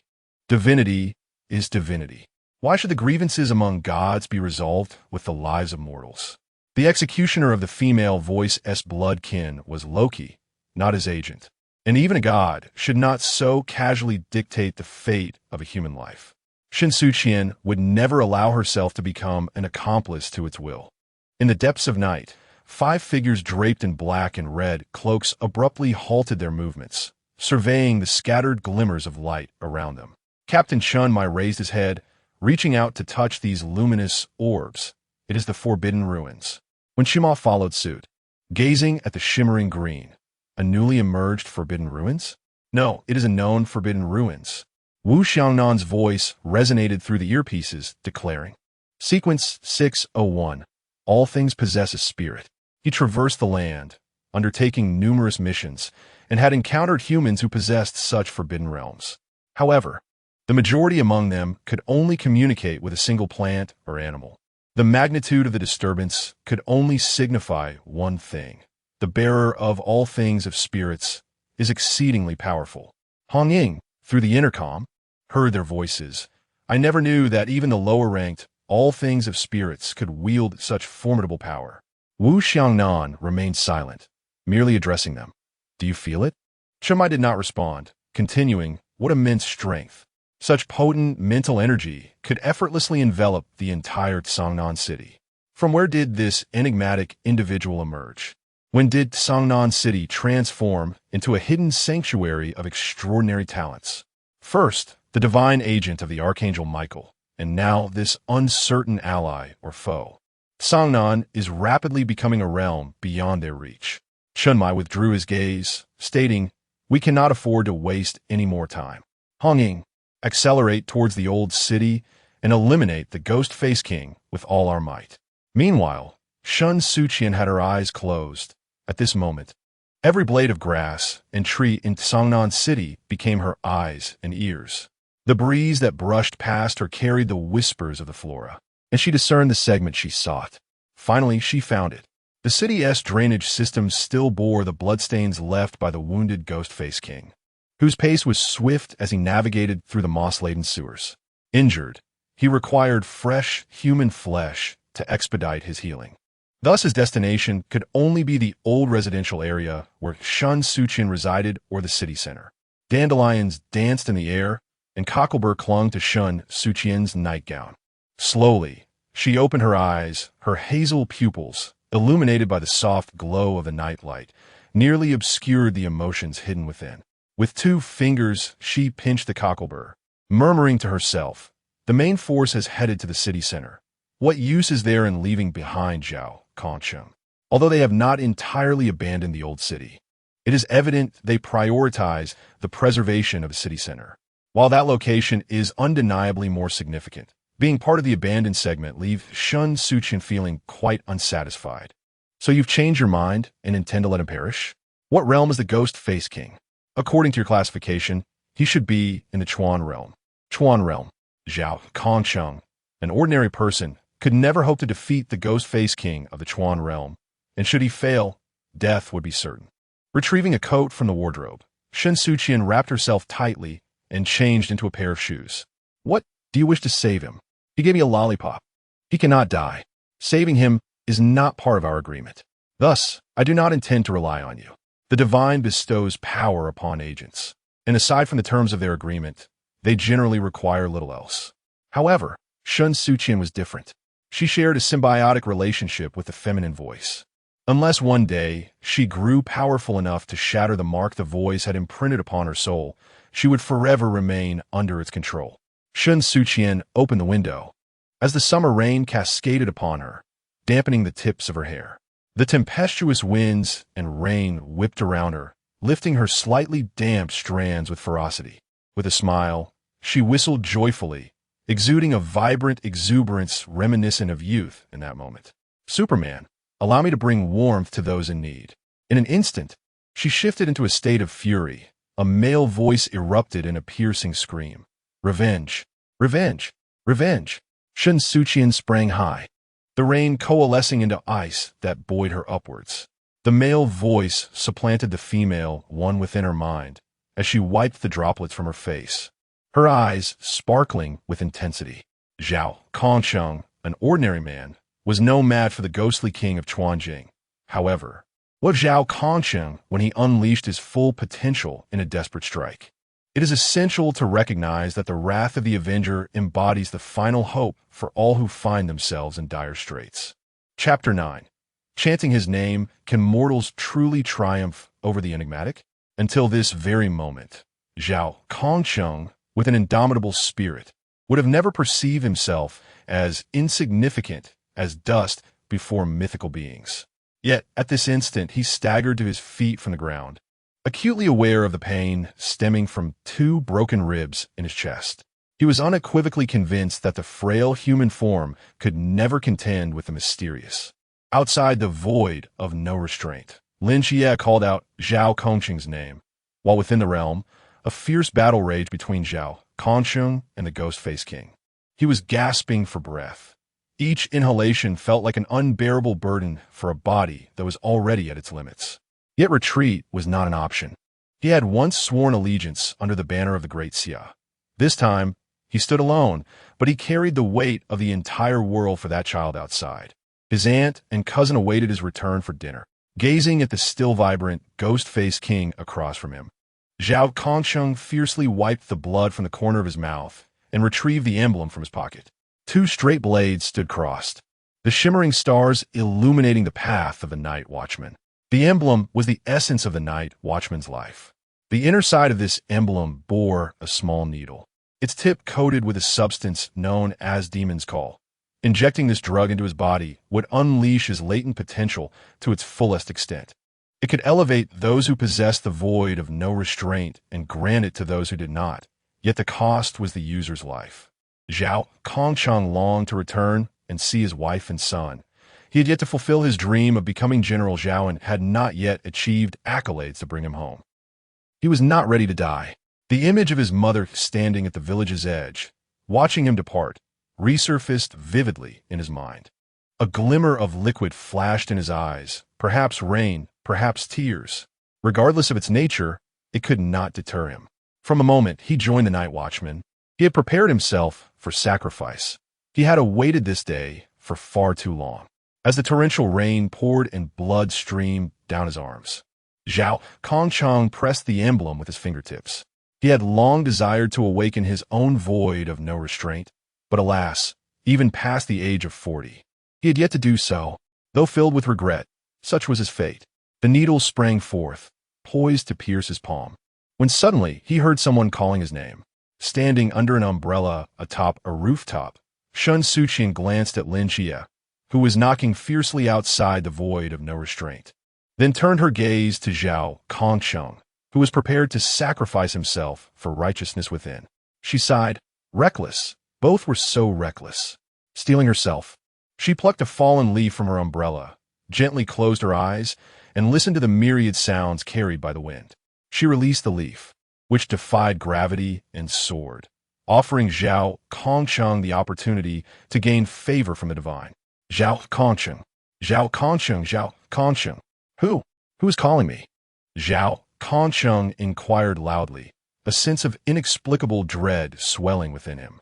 Surely, there could be nothing foul here apart from the ghost-faced king. Could there? How terrifying. Zhao Kongcheng, I am not one to indulge in idle chatter. You now face a choice. You can annihilate the phantom king before you, provided you heed my instructions. Who are you? A member of the ancient god church? I am not. Your time is running out. Will you act or not? Zhao Kongcheng was torn, but soon the resurgence of the phantom king left him no time for deliberation. Struck by a tremendous force, he was hurled to the ground, rolling several times before struggling to rise. Spitting out blood, he muttered, "So be it, death it is." He shouted, "What must I do?" "It is simple. Recite after me. Embodiment of sacred justice, the hope of all deities, great God of nature and vengeance. Valley, I invoke your name here. Please heed my prayer and bestow upon me the power of the divine." What kind of heretical declaration is this? Is it truly reliable? Zhao Kongcheng harbored doubts, yet he found himself with no alternative but to trade life for life with the supernatural. Better to live in misery than to perish. He resolved to cling to life. He vowed to summon forth all the devotion and faith he had amassed over the past 40 years, calling upon a deity that had never manifested in the land of Daxia. Embodiment of sacred justice, the hope of all deities, great God of nature and vengeance. Valley, I invoke your name here. Please heed my prayer and grant me the power of the divine. As the final syllable left his lips, a tempest arose, with torrential rain and trees along the street being uprooted by the fierce winds. The phantom king's domain, the forbidden ruins, was engulfed by a surge of black flames erupting from the ground. The sinister laughter echoed ever closer, and behind Zhao Kongcheng, a face emanating an eerie power slowly opened its scarlet eyes. Valley, through the eyes of the supplicant, surveyed the world once more and delivered a divine decree to his follower. Revenge. Revenge. Revenge. In that instant, as the black flames enveloped his body, Zhao Kongcheng felt the excruciating pain recede like a receding tide, replaced by an unprecedented surge of strength coursing through his limbs. A vast mental force radiated from Zhao Kongcheng as its epicenter, and this time, facing the advancing Phantom King, he unleashed the swiftest strike he had executed in over 40 years, cleaving through the rain. A massive black crescent slice tore through the downpour, severing one of the Phantom King's arms. Zhao Kongcheng laughed heartily to the heavens. Forbidden Ruins, Sequence 083, eclipsing life's moon. I knew I was a genius. The first awakening of the Forbidden Ruins manifested as Sequence 083's eclipsing life's moon.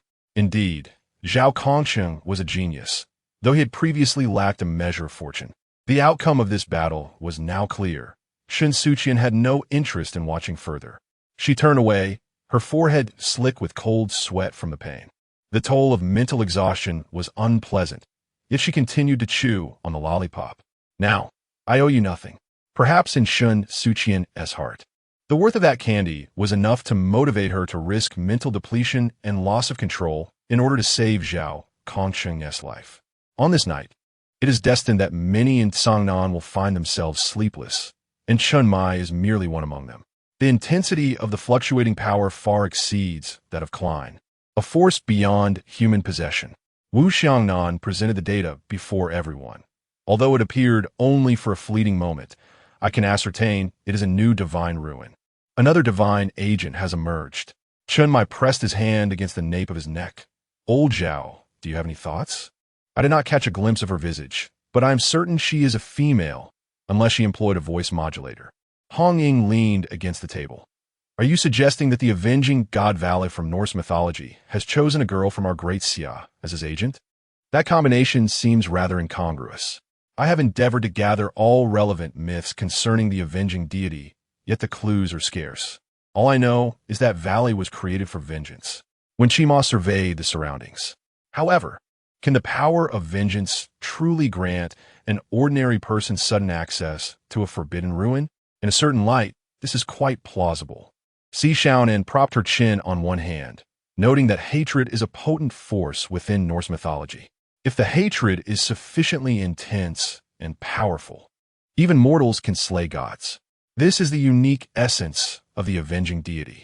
As Lung Xian paused in his actions of cleaning a firearm, is her divine ruin akin to a spirit guide? He posited a theory. If it can enable one without a forbidden ruin to obtain one, could it not also elevate those who already possess one? If that were the case, would it not simply be a spirit guide with all benefits and no drawbacks? The eyes of all the night watchmen in attendance sparkled with excitement. Such a formidable ability could not possibly be a dream.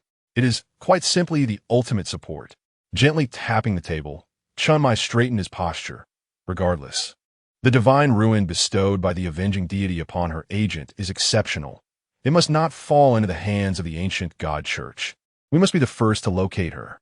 Hong Ying was taken aback. How do we find her? We don't even know what she looks like. Surely her voice can provide some indication of her age? Chen Mai cast a glance at Zhao Kongsheng. Even if it means turning Sangnan upside down and digging 3 feet into the ground, we must find her. Such a unique forbidden ruin, if utilized correctly, would undoubtedly augment Great Xia's power immensely. Yet, if it were to fall into the hands of the ancient god church, it would spell great trouble. Wu Xiangnan patted Zhao Kongsheng on the shoulder. Since the avenging deity's agent is willing to step in to save you, there must be reasons unknown to us. Perhaps she knows you. Old Zhao, think carefully. Do you have any suspects? Indeed, Hong Ying echoed, joining in the shoulder patting. If she had never met you, what motive would she have to save you? She must be someone you have encountered before. Think again, old Zhao, faced with the expectant gazes of his teammates. Zhao Kongsheng could only manage a wry smile. I will do my utmost, truly. Oh heavens! If he had any inkling of the identity of the benefactor who saved him, he would have rushed to embrace their legs in gratitude. It was utterly inconceivable otherwise. Having one agent of the Seraphim was already overwhelming enough. Yet now he found himself burdened with the presence of an agent of the god of vengeance. It seemed he might genuinely be on the brink of losing all his hair. Chapter 10. Weiyang the day prior had been marked by a torrential downpour. Yet as the sun rose on the following morning, it revealed a rare and splendid sunny day. Even more delightful was the fact that it was Saturday, a day free from the burdens of classes. Lin Jie had finally managed to extricate himself from Zhao Kongsheng's persistent clutches and arrived at the designated meeting spot, where Shen Suqian awaited him upon a park bench. She donned a flowing white dress, her ebony curls cascading down to her waist. The gentle breeze caressed her face, stirring her wisps of hair and leaving behind a faint fragrance reminiscent of gardenias. In that moment, Lin Xie felt as though he could hear the rhythm of his own heartbeat. Xiao Qian, have you been waiting long? He inquired. Not all. I just arrived a short while ago, Shen Suqian replied with a smile. However, I am quite curious. How did you manage to shake off that uncle? I merely told him that I would contemplate it. Lin Xie responded, not denying the implication. Considering joining the Night Watchers? Shen Suqian probed, her perceptive nature picking up on his wavering resolve. Xiaoqi, I recall you once confided in me, at the age of 7, that your aunt and cousin were your only remaining family, the ones you cherished most. I cannot fathom any other reason that could compel you to leave them behind, unless it is for their sake. Seated beside Shen Suqian on the bench, Lin Xie's eyes shimmered with a hint of gold under the sunlight. Within the Night Watchers, there existed an artificial sanctuary named Weiyang. Should this sanctuary be breached by external forces, it would immediately transfer its inhabitants to a designated safe point, a refuge. Shen Suqian understood. It was the incidents involving the ghost-faced man and the ghost-faced king that revealed to him that Daxia was not entirely secure. And if he lacked the power to safeguard his aunt and Yang Jin, he would be unable to protect them. Would he not? Hong Ying and the others informed me that you once cautioned them to give me some time. I would figure out on my own, she added. Perhaps this was why Zhao Kongsheng had chosen to let him go. Xiao Qi, you and I are not the same, Shen Suqian said, placing her sun hat atop her head. She reclined against the bench until her back rested against it, appearing to regain her focus. Your aunt and cousin have never given up on you. Yet from the moment I was born, I was never expected. Shen Suqian had always known that while she and Lin Xie were of the same kind, they were fundamentally different. Lin Xie was immensely more fortunate than she. The sanctuary of Weiyang was utterly incapable of contending with the mysterious. Its creation served only to protect ordinary individuals. Artificial sanctuaries were both scarce and costly to produce. The very fact that such conditions were presented indicated the Night Watcher's urgent desire for Lin Xie, the agent of the Seraph. It is not like that, Xiao Qian. Not at all. Lin Xie turned to face her, gazing at the smooth profile of her face, mentally sketching her likeness. He found himself reluctant to blink, as if wishing to behold her forever. There are many who hold affection for you. They all desire for you to lead the best possible life. Among those, do you count yourself? Shen Suqian did not respond with a declaration of belief, but merely smiled, pressing her lips together. Lin Xie was momentarily taken aback, then nodded earnestly. Of course. I am the person who wishes for your happiness more than anyone else in the world. Perhaps at this moment, I am the only one. Shen Suqian was devoid of parents, relatives, or friends. Her only source of affection, her grandmother, had long since passed away. In this world, she was unencumbered and utterly alone. She loved no one and was indifferent to whether anyone loved her. Yet in this moment, Lin Xie conveyed to her through his voice that Shen Suqian was not an unloved child. There were still those who cared for her in this world. The intensity of the young man's gaze was so fervent that it felt as though it could pierce through her very being. Shen Suqian averted her face, unable to bear the weight of his look, and changed the subject. So, you have decided to join the Night Watchers? I can join the Night Watchers, but the commitment is for 10 years. Lin Xie pondered deeply. After 10 years, he would surely possess the strength to protect them, and at that time, he would return to their side. The Night Watchers acted swiftly. Once Lin Xie consented to join them, they promptly concocted a plausible excuse, stating that he had enlisted in the military. Although it was sudden, it was not entirely unacceptable, and his classmates seemed to accept it well. His aunt and cousin received the advance stipend Lin Xie had sent, and while they were concerned for him, they did not intervene. The only one privy to the truth, Shen Suqian, signed a confidentiality agreement, thus refraining from spreading any rumors. Most importantly, she was quite occupied, avenging others throughout the streets, leaving her with little time to concern herself with the affairs of the Night Watchers. However, after the recent incident involving the ghostly figure, Wang Xiao and Jiang Qian were hesitant to walk home at night, and Li Yifei appeared perpetually anxious. Shen Suqian returned to a solitary life. As the school bell rang, students trickled out of the gates in groups. Shen Suqian caught a glimpse of Li Yifei, who had dashed back to retrieve his homework. A voice echoed in her mind. This person is rather peculiar. What is peculiar about him? This does not align with our agreement. Shen Suqian chuckled softly, finding it amusing that the voice held a grudge. Then let it be. I will leave it be. Regardless of Li Yifei's oddities, Shen Suqian had confidence that she would not come to harm, and with that, she felt no inclination to intervene. I am done for. I am truly done for. Li Yifei lamented his misfortune, questioning the fairness of the universe. At that moment, he felt undeniably like the chosen one. All he had done was return to fetch his forgotten homework, only to inadvertently witness their Class S language representative, Liu Xiaoyan, devour the director of the second-year class and subsequently regurgitate him, other than a bit of slime clinging to him. An ordinary person would be unable to discern the difference between the genuine director and the fabricated one. This maddening encounter nearly sent him spiraling into despair. As soon as they departed, he scrambled out from beneath the desk and rushed to the peace office to report the incident. The peace office served as the base of the Night Watchers' 136th squad in Songnan City. Those unfortunate individuals ensnared in mysterious events are required to sign a confidentiality agreement afterwards. However, once one has experienced such an enigma, it becomes exceedingly difficult to return to a life of tranquility. Songnan No. 2 High School, a key institution in the city, boasts a student body numbering in the hundreds. The director of education will not be the first victim, nor will he be the last. The students within the school are intricately linked to families and society. What may appear as a mere student could, in fact, signify the well-being of an entire family behind them. No one can ascertain how many individuals are currently disguised as monsters. Should the situation escalate, the entire Songnan region may face imminent catastrophe. Chapter 11. The mysterious incident returns. After being violently beaten by Chunmai yesterday, Lin Xie awoke this morning, still feeling the aches in his back and waist. As he stepped out, Zhao Kongsheng and Hong Ying turned their gazes upon him, prompting him to check once more that his clothes were not worn inside out. Old Zhao, Sister Hong Ying, what troubles you? You both appear quite pale, Lin Xie inquired. With a sigh, Hong Ying replied, You wouldn't understand. We are in grave trouble. Leaning against the wall, Chunmai straightened up upon seeing him, pulled out a chair, and took a seat. Now that everyone is present, we can commence the meeting. Once all had settled, he began to tap his knuckles rhythmically upon the table. Last night, we received a report suggesting the possible appearance of a mythical creature.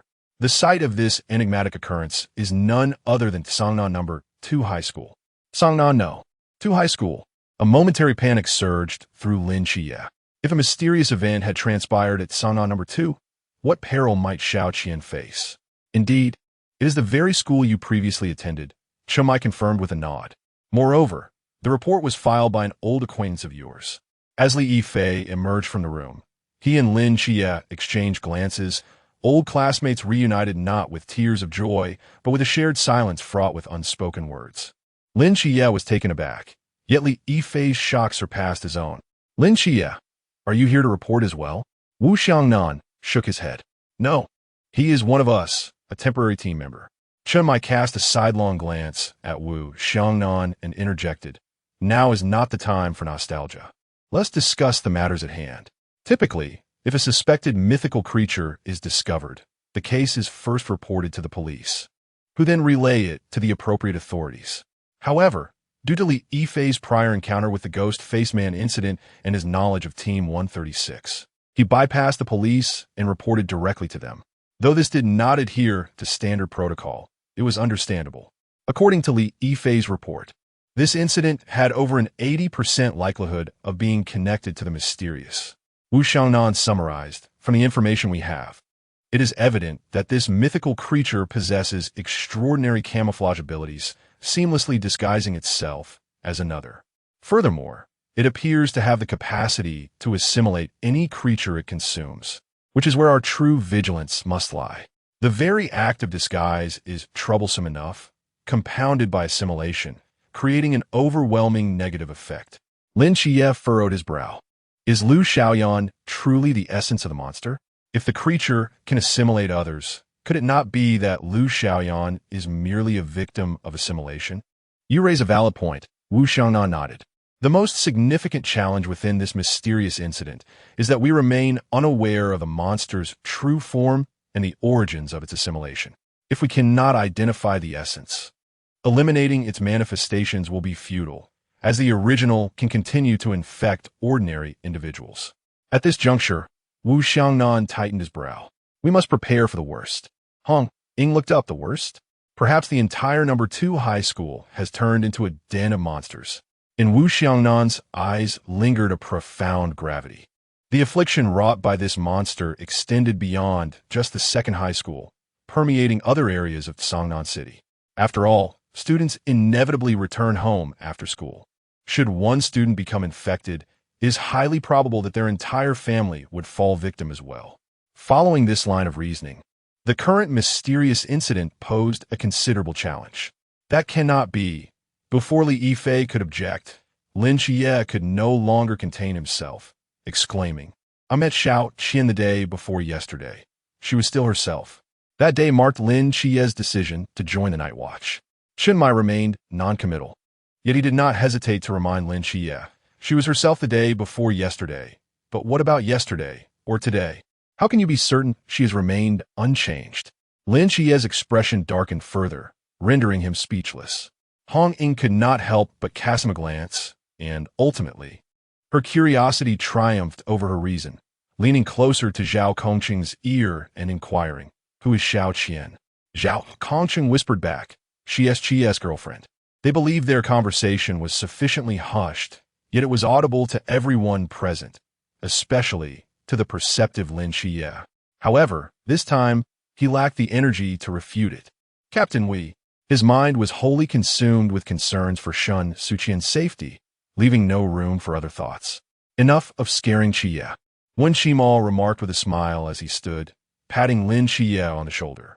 If the situation were truly dire, the Raven of Calamity would have already sounded its alarm. Since it remains silent, it suggests that matters are not as grave as they seem. He proceeded to enlighten Lin Xie. The Raven of Calamity is a crow and also a cursed object that carries its own forbidden domain. It heralds impending disasters in Songnan City by screeching in warning. It serves as a crisis detection instrument. Yet, despite the Raven of Calamity's silence, they could not allow this monster to proliferate unchecked, or else Songnan City would surely fall. Chen Mai spoke slowly. Xiangnan, what are your thoughts? Wu Xiangnan considered comprehensively. Identifying the monster's true form is crucial, and tracing the infected individuals is equally important. I propose we split into 2 teams. One focused on searching for the infected around the second high school, and the other infiltrating the school to locate the monster's essence. Chen Mai surveyed the group with a less than fierce gaze, feeling somewhat speechless. He could not shake the sensation of witnessing his own pig rooting through someone else's cabbage, compelling him to suppress all emotions and speak with a neutral expression. Then let us send those who best fit the image of high school students to the school. Hong Ying, Xiaonan, and Xie, the task of identifying the monster's essence is entrusted to you. Not wishing to confront Lin Xie's eager expression any longer, Chen Mai turned away. Old Zhao, you will provide support outside. Upon hearing Chen Mai's arrangement, Wu Xiangnan expressed some dissent. Captain, Xie is merely a temporary member. According to regulations, he should not participate in the cleansing operation until he is officially recognized. You may be considering him, but he must also be willing to accept it. Chen Mai scoffed, observing him with a knowing glance. His heart had already soared to the second high school. Even if you forbade him from going, he would stealthily follow. Lin Xie would never entrust Shen Suqian's life to another, even if that other were his own comrades. This matter transcended trust. Shen Suqian was far too significant to him, and he could not permit even the slightest harm to befall her. Lin Xie was resolute in his intent to go. Even if he were barred from the operation, he would venture forth alone, a fact well understood by Chen Mai. Given this, it would be wiser to allow him to accompany the main force, ensuring at least some semblance of protection. Furthermore, having previously been a student at the second high school, Lin Xie possessed an intimate familiarity with its environment and was a classmate of Lu Xiaoyan, making his approach to her both logical and less likely to arouse the suspicions of any lurking monsters. Chapter 12. Concern leads to chaos at the entrance of Songnan No. 2 middle school, 3 figures gathered, each bearing a suitcase. Hong Ying cast a glance at her school uniform, her expression one of discontent. Chi, you never mentioned that your school uniform was so unappealing. Unappealing? I think it's quite acceptable, Lin Chi replied, having never paid much attention to others' appearances. With his handsome and refined features, he resembled a model even without his satin ribbon. He never perceived the uniform as unattractive upon himself. Besides him, Shen Suqian had been renowned since her freshman year as the school's beauty, despite her solitary nature. Many boys in her class harbored secret crushes on her. A girl like her could make even a burlap sack look good. After all, the essence of fashion often relies on one's facial aesthetics. Behind them, Zhao Kongchang carried a black box, urging them, enough chatting, let us get moving. Old Zhao, you've changed. You weren't like this before. Hong Ying turned back, casting a reproachful look at Zhao Kongcheng. With a sigh, Zhao Kongcheng turned to Lin Qiyi.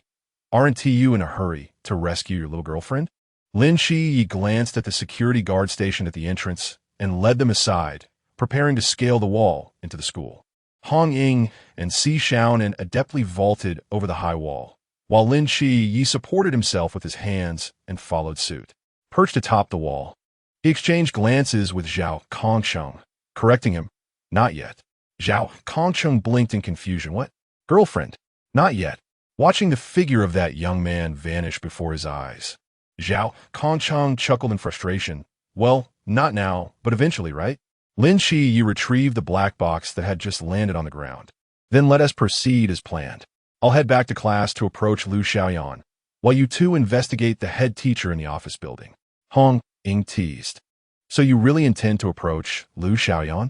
Aren't you curious about your little girlfriend's background? I'm going first, Lin Qiyi declared, unwilling to entertain the question. He turned decisively, reminding them the head teacher's office is in the first building on the right, room 403. With a sigh, Hong Ying remarked, perhaps this is what youth is all about. It's oddly nostalgic. Si Shaonan pulled her along. Stop with the sentimentality. Let us hurry. She dragged the reluctant Hong Ying forward, disregarding her stability. After all, they were in a time of urgency, and she had no desire to dwell on the musings of 2 underage youths. At the podium, the math teacher animatedly explained factorization. Shen Suqian turned her head and met Lin Qi's gaze from the back of the classroom. Instinctively, she glanced at the teacher before turning back to Lin Qiyi.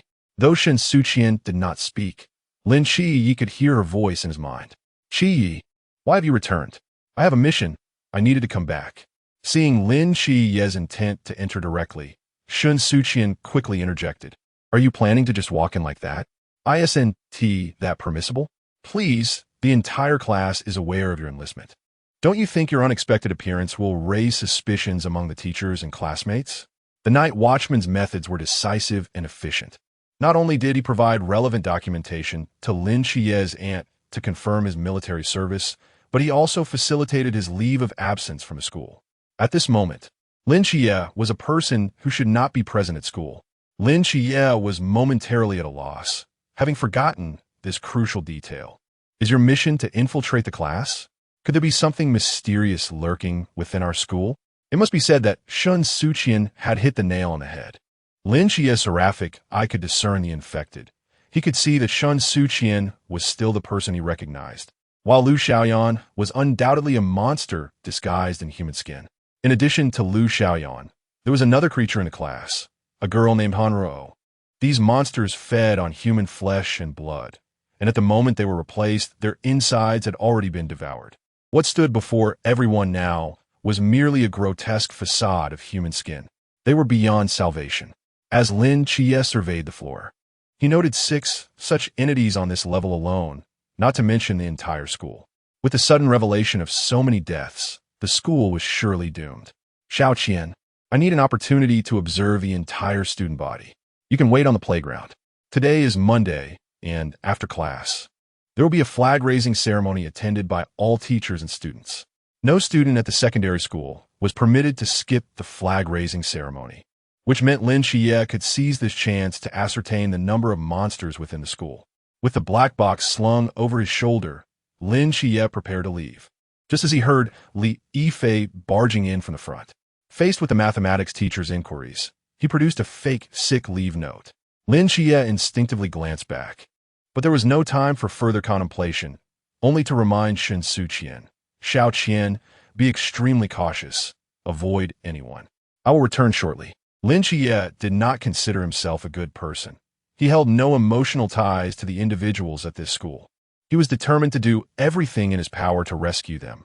But human connections varied, and Shen Suqian was of utmost importance to him. The collective lives of the entire school could not compare to hers. Should a crisis arise, Lin Xie could only ensure he would reach Shen Suqian at the earliest opportunity. Her safety outweighed all else. As Lin Xie's figure vanished through the back door, Shen Suqian's deskmate bent down to pick up her pen, smiling as she said, "Thank you." The mathematics teacher continued his lecture, yet Shen Suqian found herself unable to concentrate. With a black ink pen, she scribbled a name on a piece of draft paper.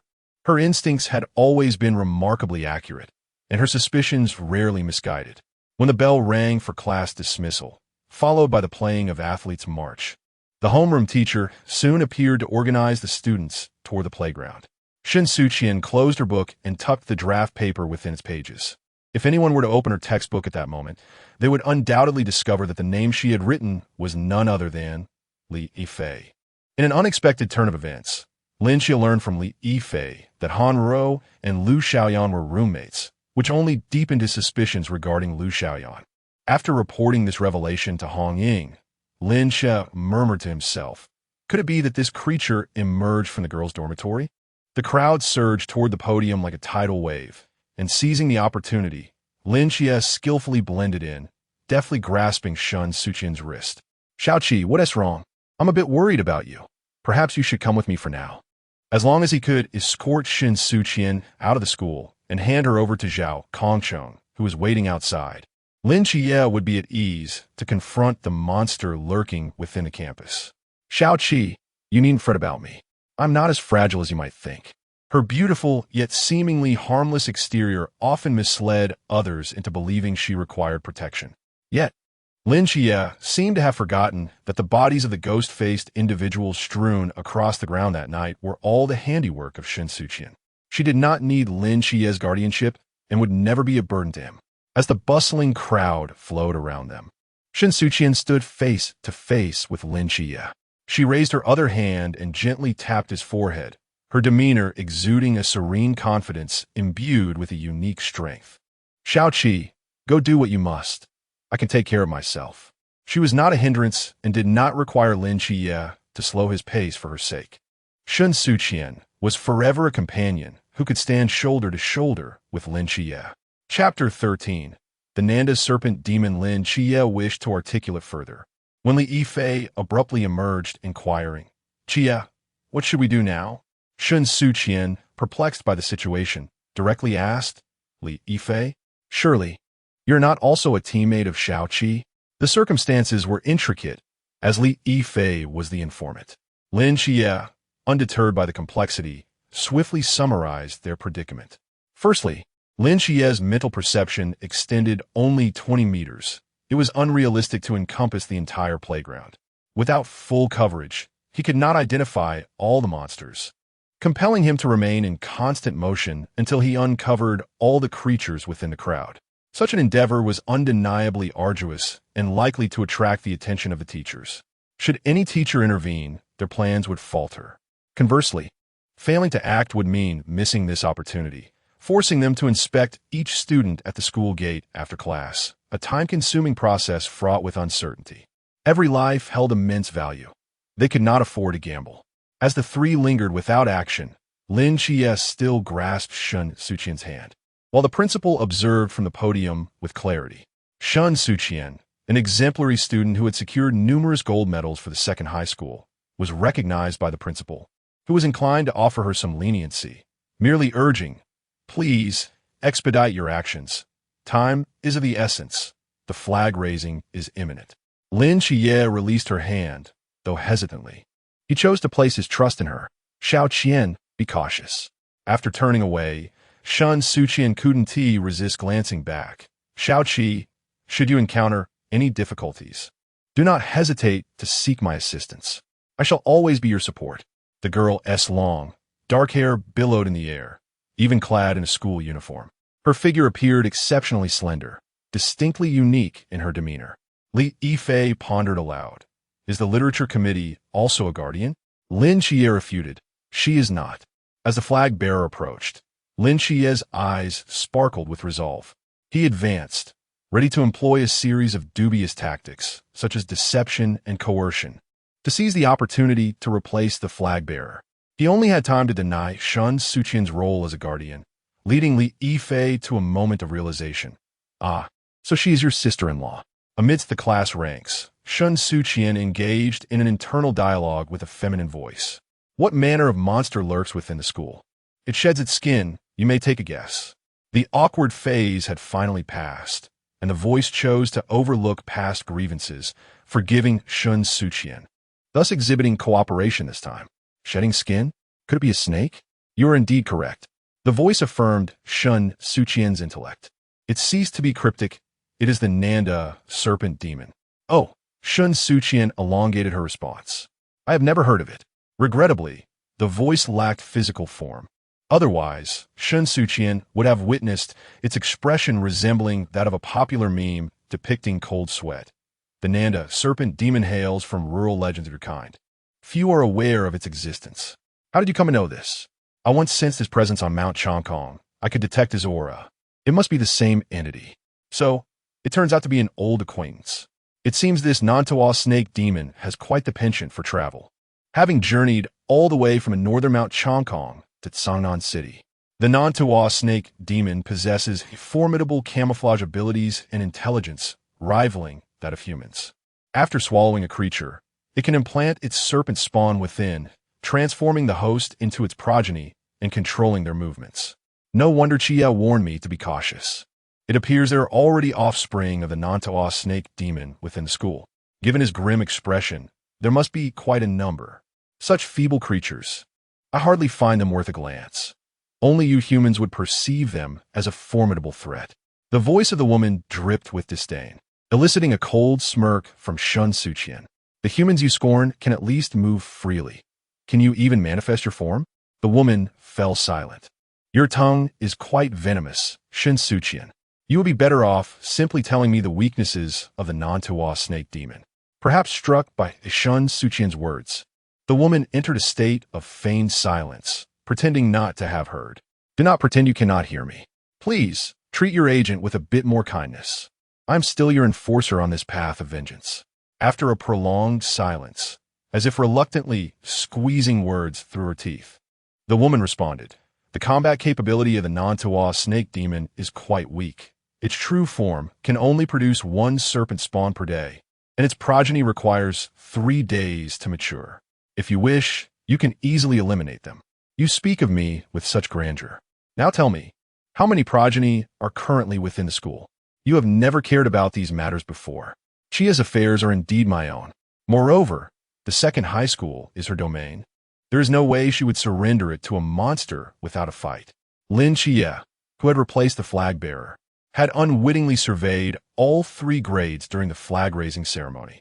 Among the students and teachers, there were over 60 infected individuals. Even if each infected person were merely a Zhangjing, they should not be underestimated. The frailty of human flesh is no match for the Zhangjing monsters. Should these infected individuals launch an assault on the students and faculty, blood would surely flow like rivers within the second high school. More alarming, they had already begun to infiltrate.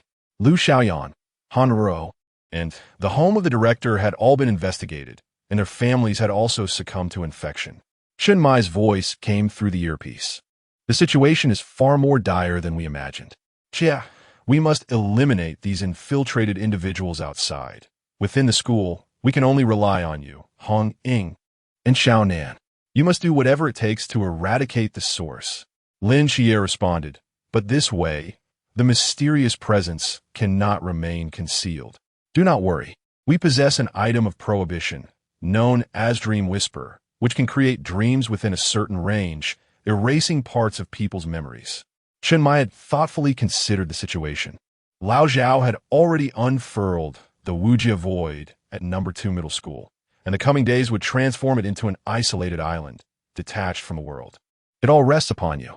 As the flag-raising ceremony concluded, on the way back to class with the main group, Shen Suqian couldn't resist a bit of sarcasm. Over 60 offspring. This snake demon certainly knows how to expand its influence. A rabble is hardly a threat.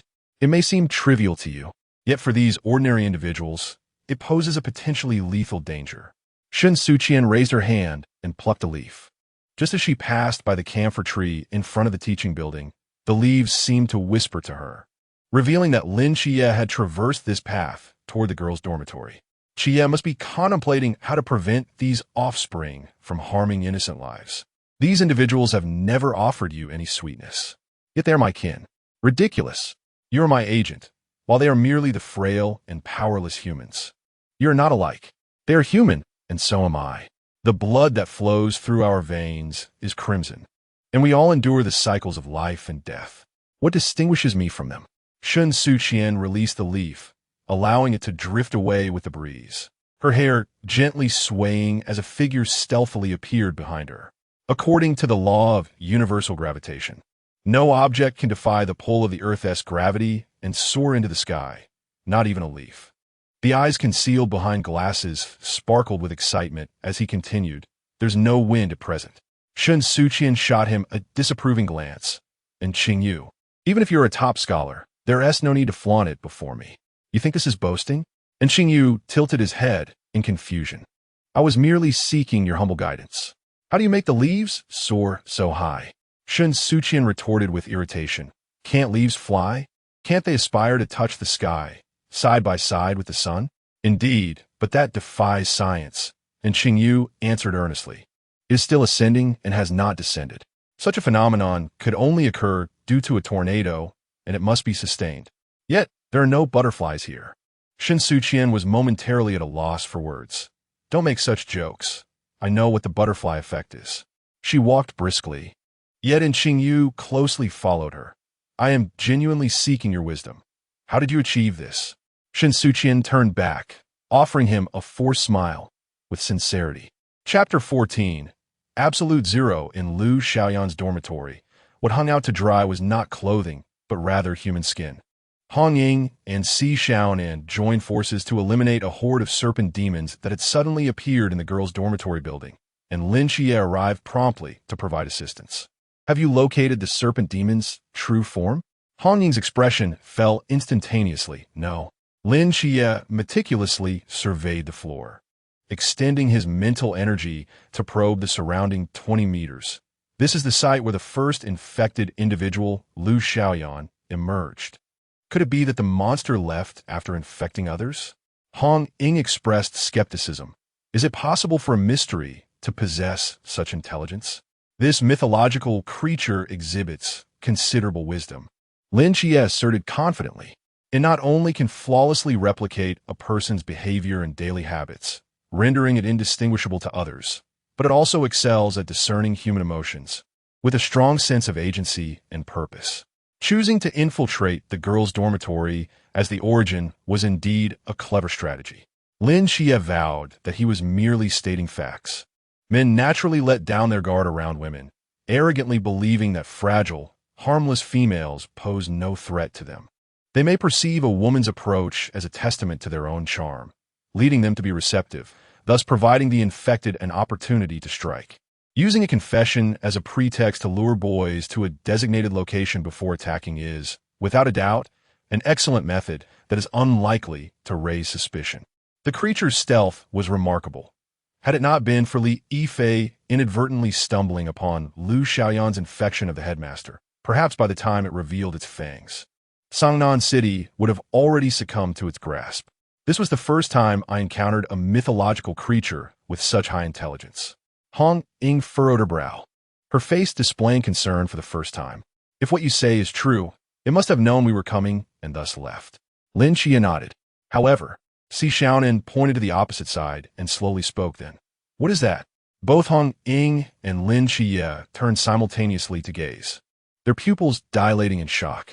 At the end of the corridor, on a small balcony, a creature with a serpent's tail and a human body coiled languidly. its haunting green eyes fixated intently on the three of them.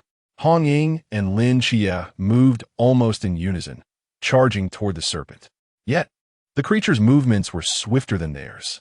With a flash of its crimson tongue, the snake-tailed monster swung its tail, lifting its human head towards the balcony, and suddenly, it opened its massive jaws, emitting a chilling hiss. Almost instantaneously, screams echoed from the distant teaching building. The creature slithered down the wall, vanishing without a trace. Lin Xie's brows knitted together. The occurrence he dreaded most had transpired. The infected had gone berserk. Do you believe in monsters existing in this world? Before this, and Xingyu did not. If leaves could fly into the sky without wind, then the events unfolding before him were sufficient to overturn his worldview, shaped over 18 years. Not everyone can remain indifferent when witnessing a boy and a girl, both clad in identical uniforms, engaged in a fervent display of affection. Do not misconstrue. This act of affection is indeed a vigorous one. The girl in the uniform suddenly transformed, seizing the boy beside her and beginning to gnaw at his face, as if attempting to consume him whole. An eruption of piercing screams erupted from the onlookers, and Shen Suqian took a step back. Feeling a large hand press against her lower back, she knew, without looking, that it belonged to Xingyu. This world is undeniably peculiar. A scalpel slipped from his sleeve, and with a swift motion, he hurled it forth with considerable force, piercing the head of a progeny clean through. Shen Suqian was not fazed by the gruesome scene, but was instead unsettled by the excitement in Xingyu's voice. Brother, you seem quite pleased? Am I not justified in my elation? I am one step closer to the truth of this world, he replied. Grabbing Xingyu's arm, Shen Suqian executed a spinning kick, forcefully striking a progeny away. Before celebrating, could you please prioritize your own survival? Moreover, pilfering a scalpel from the laboratory contravenes school regulations. And Xingyu defended himself. This was not taken from the laboratory. Shen Suqian scoffed. Bringing a controlled weapon onto school grounds is also a violation. And Xingyu again clarified, controlled weapons refer to daggers, tridents, spring-loaded knives, and other similar single-edged, double-edged, or triangular-bladed instruments. Regrettably, a scalpel does not fall into this category.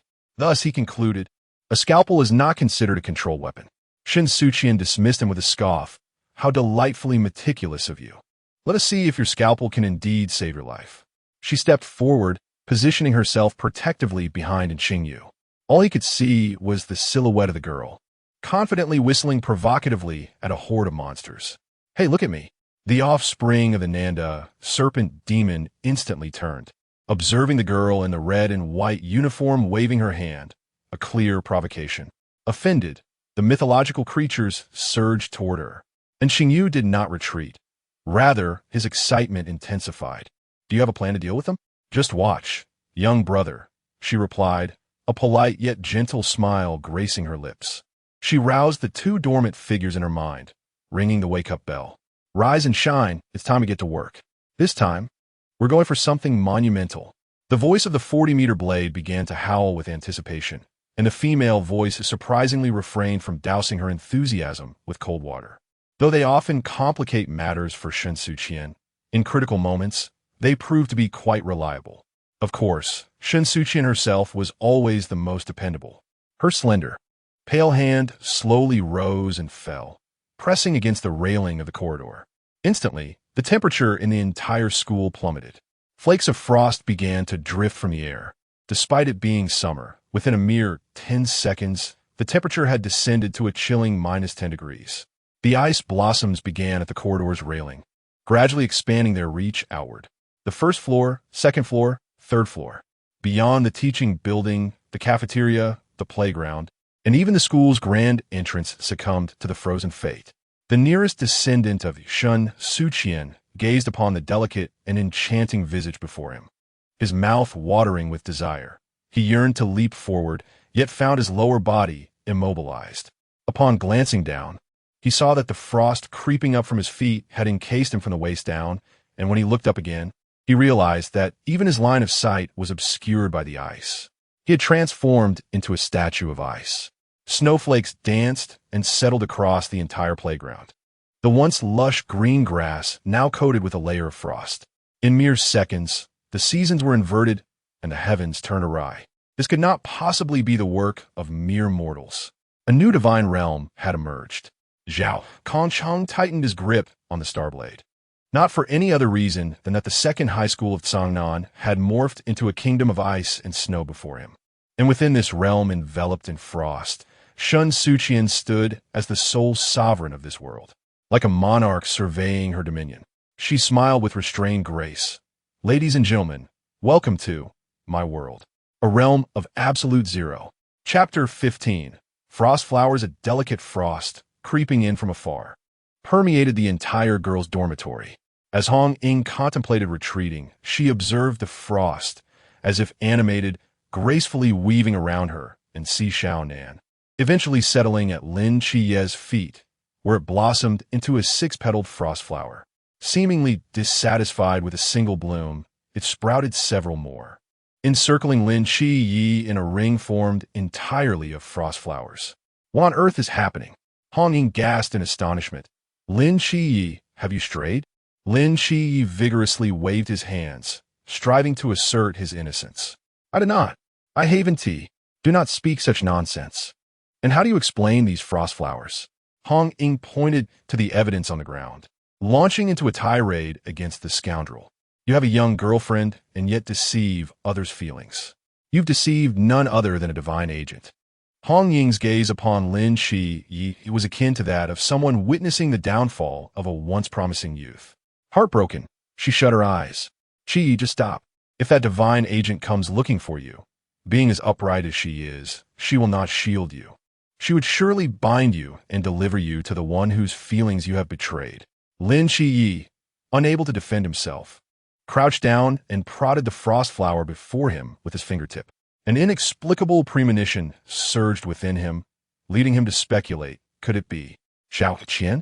Suddenly, the frost flower exploded before his eyes, the melting water coalescing into 6 words, teaching building, come find me. Lin Chiyi felt a wave of relief wash over him as he rose to counter Hong Ying, a hint of pride embellishing his tone, as though he had successfully upheld his honor. This is Xiao Qian, he declared loudly. I did not stray. He attempted to convince Hong Ying of his innocence, but she was entirely captivated by the mention of Xiao Qian. So, your young girlfriend is also a divine agent? At that moment, she was overwhelmed with a torrent of indignation. Did the divine also prefer young couples? This was illogical. The probability of a divine choosing someone from Xia as an agent was nearly 1 in a billion. To have 2 such individuals in the small town of Cangnan was utterly absurd. Hong Ying, Xiao Qian is waiting for us at the teaching building. Lin Chiyi interrupted her peculiar musings, sensing that something was amiss with her current demeanor. Do not question me. Jealousy renders me ugly, Hong Ying replied. And Qin Yu, the top student in the city and the living emblem of No. 2 high school, had always considered himself exceptionally clever, feeling that the world lacked intrigue. However, in this moment his perspective shifted. He reached out to touch the frost on the wall, gazing at the ice sculptures before him. The cold sent shivers down his arms, yet his spirit soared, his eyes shimmering with a peculiar light. How did you accomplish this? In September, Cangnan's outdoor temperature soared to 32 C, while the conditions for freezing lay below 0. To conjure frost out of thin air in summer was a phenomenon beyond the realm of scientific explanation. And Qing Yu appeared to be deep in thought, realizing that this world is far more intriguing than she had ever imagined. Could you lend me a hand before you assume the role of the ponderer? Shen Suqian grasped the railing tightly, her mental strength insufficient to sustain such a vast area of ice. The entirety of Second High was still too formidable for her. Were it not for the powerful conviction that kept her from collapsing, and Qing Yu would likely be pleading on the ground for her survival. And Qing Yu moved forward, preparing to extend her hand, but someone was quicker. Do not misunderstand, it was not Lin Chiye. Hong Ying wore a warm smile, and Lin Chiye swore this was the first time he had seen a look of kindness on her face. You've worked hard, Xiao Qian. She wrapped her arms around Shen Suqian's waist, showering her with effusive praise. In a mere half-minute, she recited a short essay about Shen Suqian. while others found it impossible to interject. Thank you. Shen Suqian attempted to extricate herself from Hong Ying's embrace, but to her astonishment, she could not break free. Blinking, she looked directly at the girl clinging to her. Could you please let go of me? Don't you want me to hold you? Hong Ying's expression fell in disappointment. Zhao Kongsheng had encountered a divine agent while on a mission, a stroke of fortune she had long envied.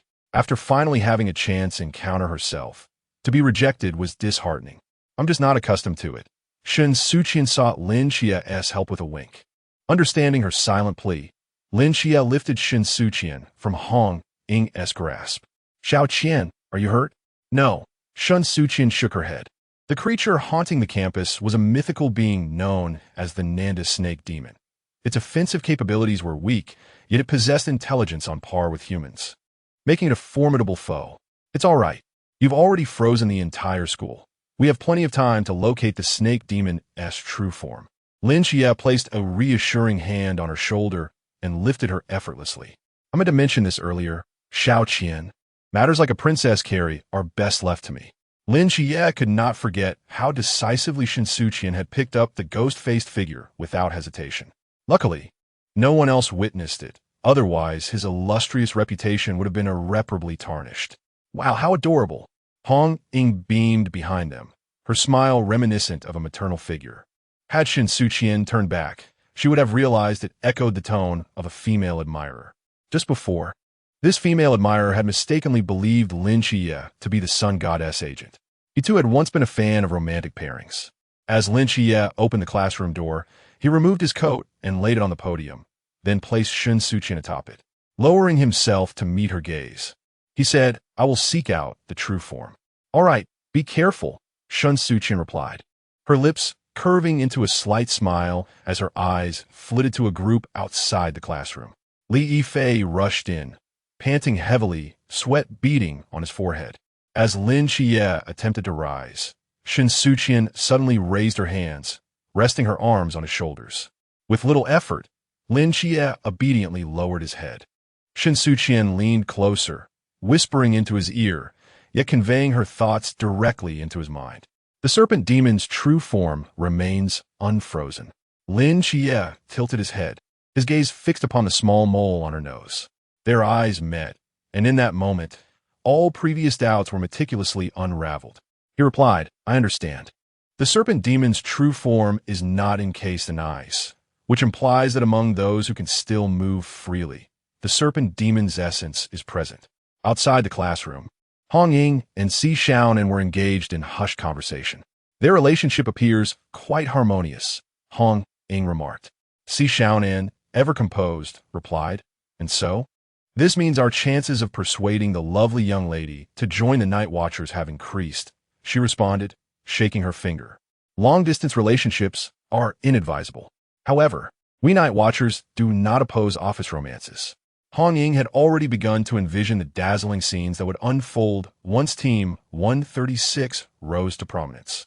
Having two newcomers as divine agents within a single team, how extraordinarily cool that would be. Across the vast expanse of the Great Xia, such a phenomenon would indeed be unparalleled. Si Xiaonan felt a sense of resignation. She respected and understood, yet could not bring herself to fully endorse.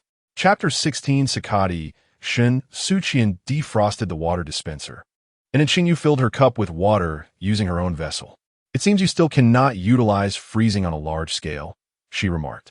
It has only been a recent limitation, Shen Suqian replied, her expression remaining remarkably composed.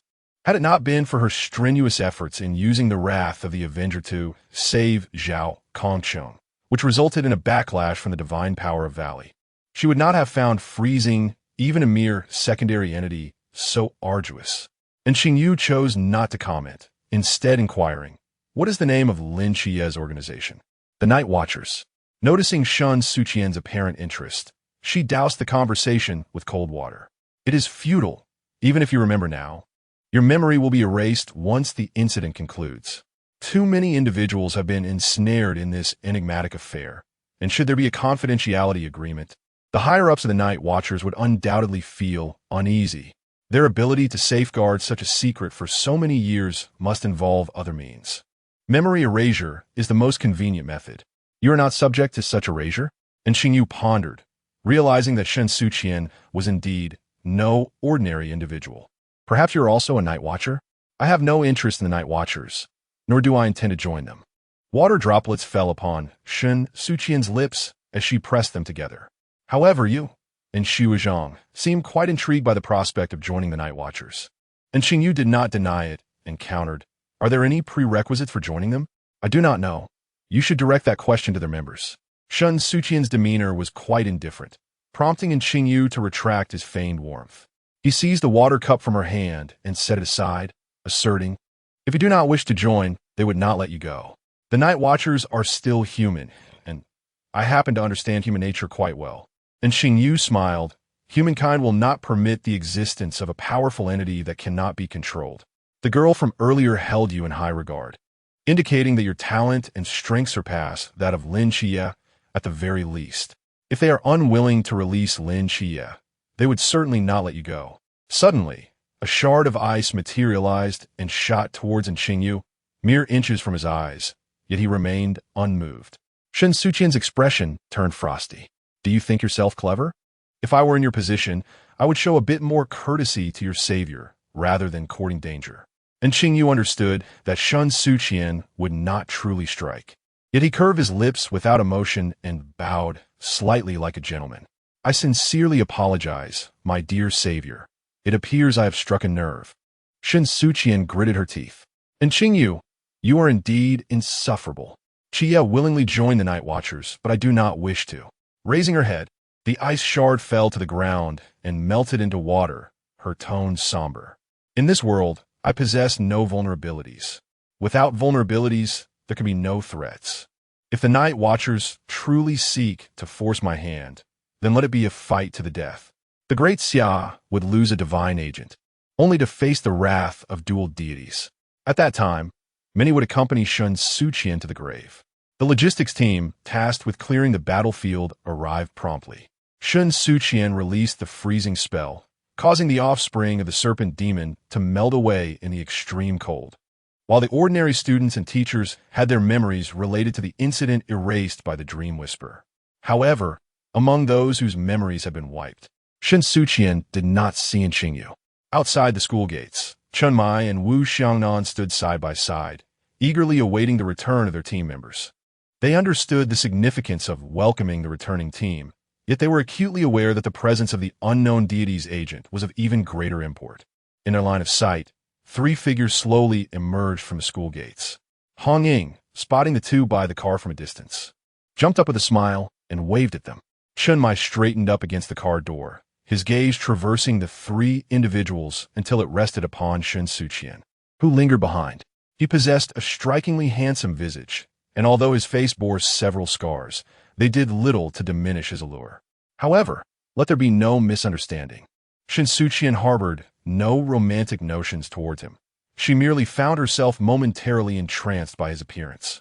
In her childhood, Shen Suqian had often fantasized about having such a perfect father. Rather than a man who squandered the family fortune, succumbed to alcoholism, and resorted to violence against his wife and daughter. Chamai, the captain of the Night Watch S-136 squad stationed in Songnan City, was introduced briefly. As Shen Suqian came to her senses, she met his gaze. Her long, curled hair was tied back, and her school uniform skirt bore traces of frost. Shen Suqian nodded, though her eyes lacked mirth. Shen Suqian, the agent of the winter goddess Scotty. Hong Ying leaned forward. The winter goddess? No wonder everything freezes. Si Xiaonan wiped non-existent dust from his face, pondering aloud. So the winter goddess truly exists. In Norse mythology, the winter goddess Skadi is the daughter of the Jotun giant Jotzi, who was wed to the sea god Njord and the hunting god Ullr. The Jotun have always been fierce adversaries of the deities of Asgard. Wu Xiangnan stepped forward. Prior to the great Xia, no one had ever found a trace of the winter goddess. How did she choose you as her agent? What conditions did she impose when bestowing her power upon you? You asked too many questions, Shen Suqian interrupted. Do you wish to seek Scotty? If so, go dig beneath the snowdrifts of Chong Kong Mountain. With a bit of luck, after the silver moon wolf devours you, it may carry your undigested remnants to her. According to legend, the silver moon wolf is a messenger of the gods. In her youth, it was indeed thanks to the silver moon wolf that Shen Suqian was able to convey her hope for survival to Scotty, who was healing beneath the snowdrifts of Chong Kong Mountain. Severely wounded and on the brink of demise, Scotty, consumed by hatred, clutched the hunting bow left by her husband and, in her desperation, chose a little girl from the Great Xia to be her agent. For over a decade, Shen Suqian had never disappointed her. Perhaps she could truly become the first human to slay a god. Shen Suqian remained unyielding, and the atmosphere grew tense.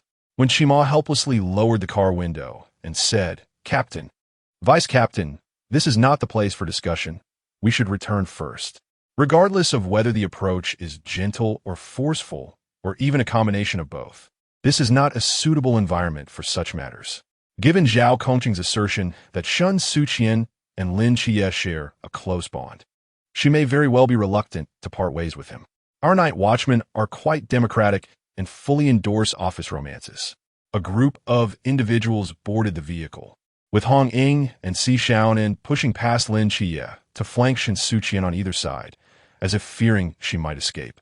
Zhao Kongqing, shouldering the black box, stroked his chin in contemplation, feeling an uncanny familiarity in the voice of Lin Qie's petite girlfriend.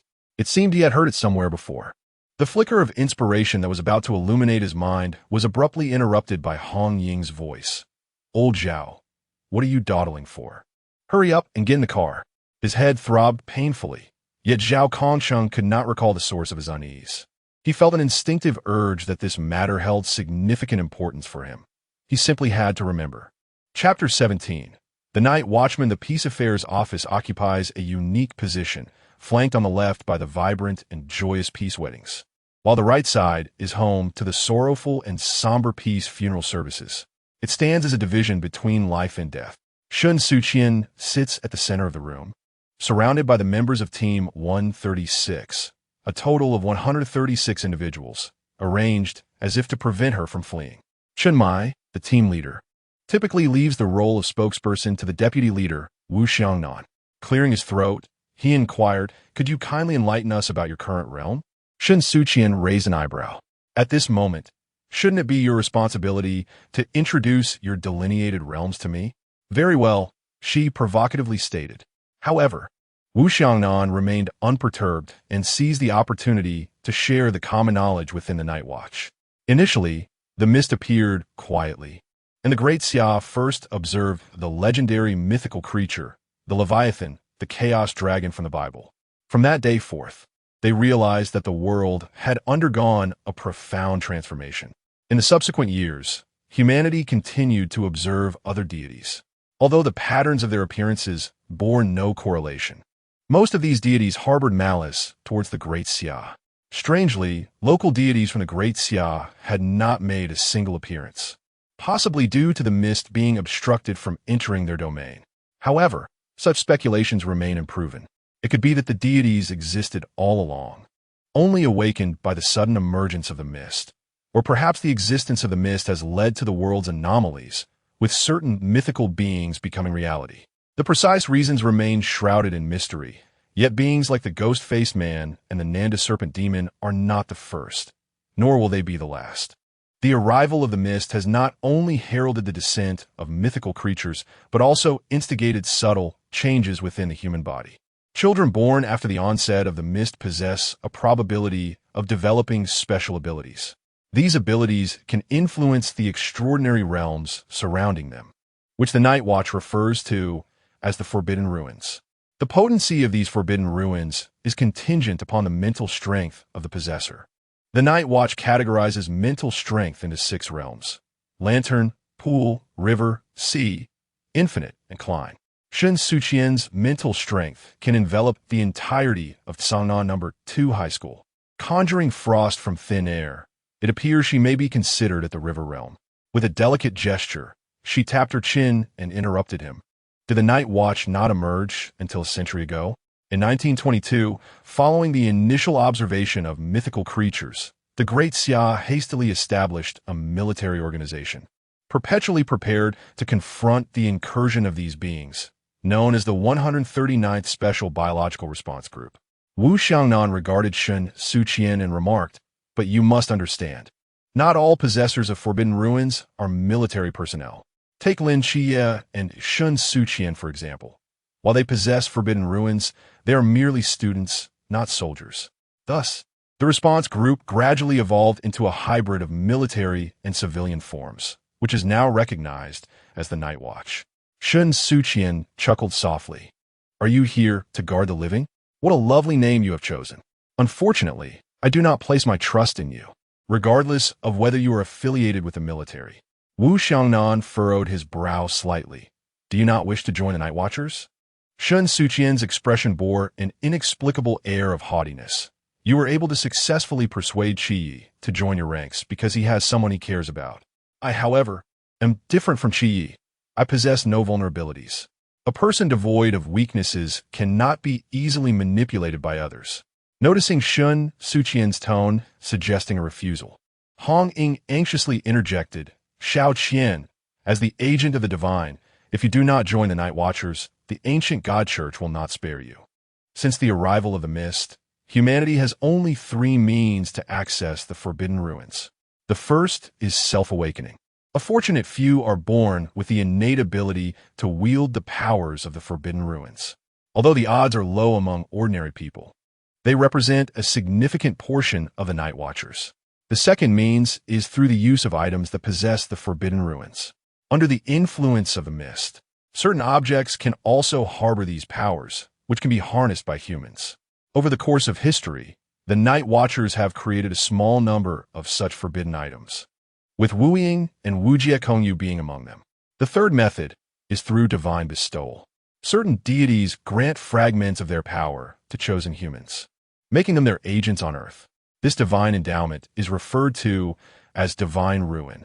When a deity grants a divine ruin to an agent, the agent simultaneously receives directives from the deity, fulfilling a transaction with the divine. Typically, a deity has only one agent, who embodies the deity's will and acts as its representative in the mortal realm. Just as Lin Qi and Shen Suqian are both selected agents of the divine. This is the rarest of the 3 methods, and the forbidden ruins possessed by divine agents are widely acknowledged to be formidable. Seemingly intrigued at last, Shen Suqian inquired, "Was the ancient God Church?" Wu Xiangnan elucidated, "According to incomplete statistics, among the several divine agents that have emerged, most are malevolent entities seeking to annihilate the new order of humanity and plunge the world back into chaos. They have formed an organization known as the Ancient God Church." At this point, his sharp gaze fixed intently on Shen Suqian. "Is your winter goddess, Scotty, one of them? If, as you say, deities attempting to destroy human order are considered malevolent, then she should be classified as neutral," Shen Suqian contemplated before candidly responding. "She shows no interest in the survival of humanity." She did not speak falsely. Scotty was concerned only with her hatred, her husband, and her past infatuation with the sun. The fate of humanity held no significance for her. Noting that this did not sound like a malevolent deity, Wu Xiangnan's tone softened somewhat. "What does she require of you?" "A secret," Shen Suqian replied, uninterested in proving her ambitions to those irrelevant to her aspirations. The act of slaying a deity is indeed astonishingly audacious. Even though the great Xia struggles to survive under the menace of malevolent gods, there has never been a successful instance of deity slaying. No one would believe that Shen Suqian could achieve such a feat, nor does she feel the need to prove herself to them. One day, when she, as a mere mortal, vanquishes the god of deception, the world will naturally come to acknowledge her remarkable accomplishment.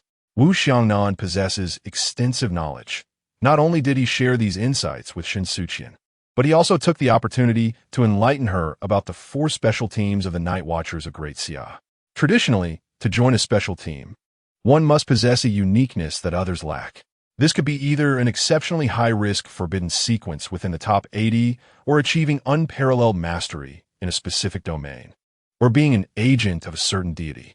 Among these options, the latter is the most challenging. Throughout the entire organization of the Night Watchers, there are only 8 or 9 agents of deities aligned with humanity primarily distributed across various special teams or serving as captains of night watchers in major cities, making them exceedingly significant. Suddenly recalling something, Shen Suqian posed another question. Is it possible for two deities to select the same agent? No, Wu Xiangnan replied without hesitation. At least in human history, there has never been such a precedent. Hearing this familiar inquiry, Lin Xie felt a jolt. If memory served him correctly, he had previously posed his question to Wen Qimao, and the answer he received was identical to Wu Xiangnan's. Lin Xie knew that Shen Suqian was not one to speak without purpose. Could it be that she had discovered her former patient had acquired a mental institution unbeknownst to her? Wu Xiangnan cleared his throat twice. We have shared nearly all that we can with you. Now it is your turn. What forbidden sequence has the goddess of winter bestowed upon you? You have not observed Sakati, so it is impossible for you to know her divine sequence. I have named mine Absolute Zero with the ability to freeze. Shen Suqian replied, quite pleased with herself. What do you think? Is it not fitting? Indeed, it is fitting. However, Shen Suqian's demeanor has already indicated her wariness towards them, as she harbors no desire to join the Night Watchers. She does not trust them. Chapter 18. The Dual Deities, Winter and Revenge in the Annals of Human History.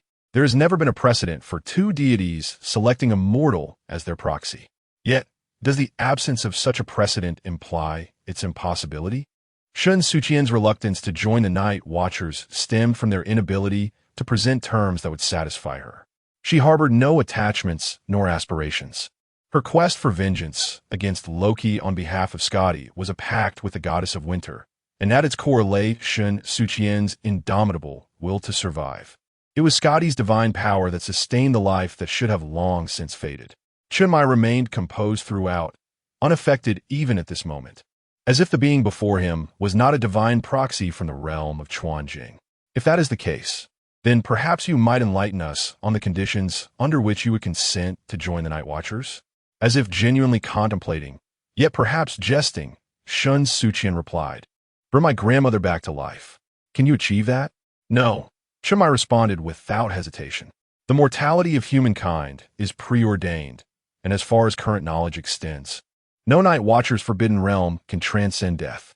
All abilities concerning time are taboos for humanity.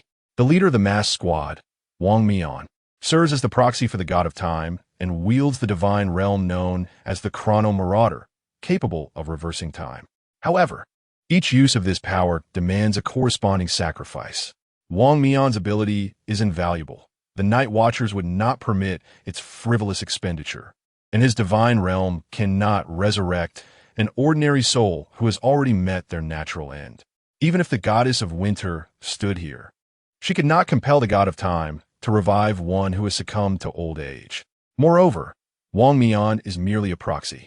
No one understands better than Chenmai the worth of those who have lived their entire lives in Sangnan City. Those who should have long perished were granted an additional decade due to a miracle, yet they ultimately face the inevitable conclusion of life. Is this fortune or misfortune? Then it seems there is nothing more to discuss. Shen Suqian's countenance bore little disappointment as she rose. I admire your resolve, yet I have no desire to join the Night Watchers. Protecting the living certainly sounds noble, but I do not wish to be a hero. If a member of the Night Watchers were to suddenly leap forth and seek vengeance against Loki and Asgard on her behalf, perhaps she might reconsider. Upon her standing, Hong Ying beside her also rose. Xiao Qian, are you truly not going to reconsider? Hong Ying, let her go. Ordinarily, within Squad 136, matters were overseen by Vice Captain Wu Xiangnan, yet Captain Chenmai's authority remained formidable. Once he spoke, none would dare oppose him. The Night Watchers would not compel every citizen of Daxia. You possess the right to decline, just as Zhao Kongsheng once relinquished his pursuit of Lin Xie.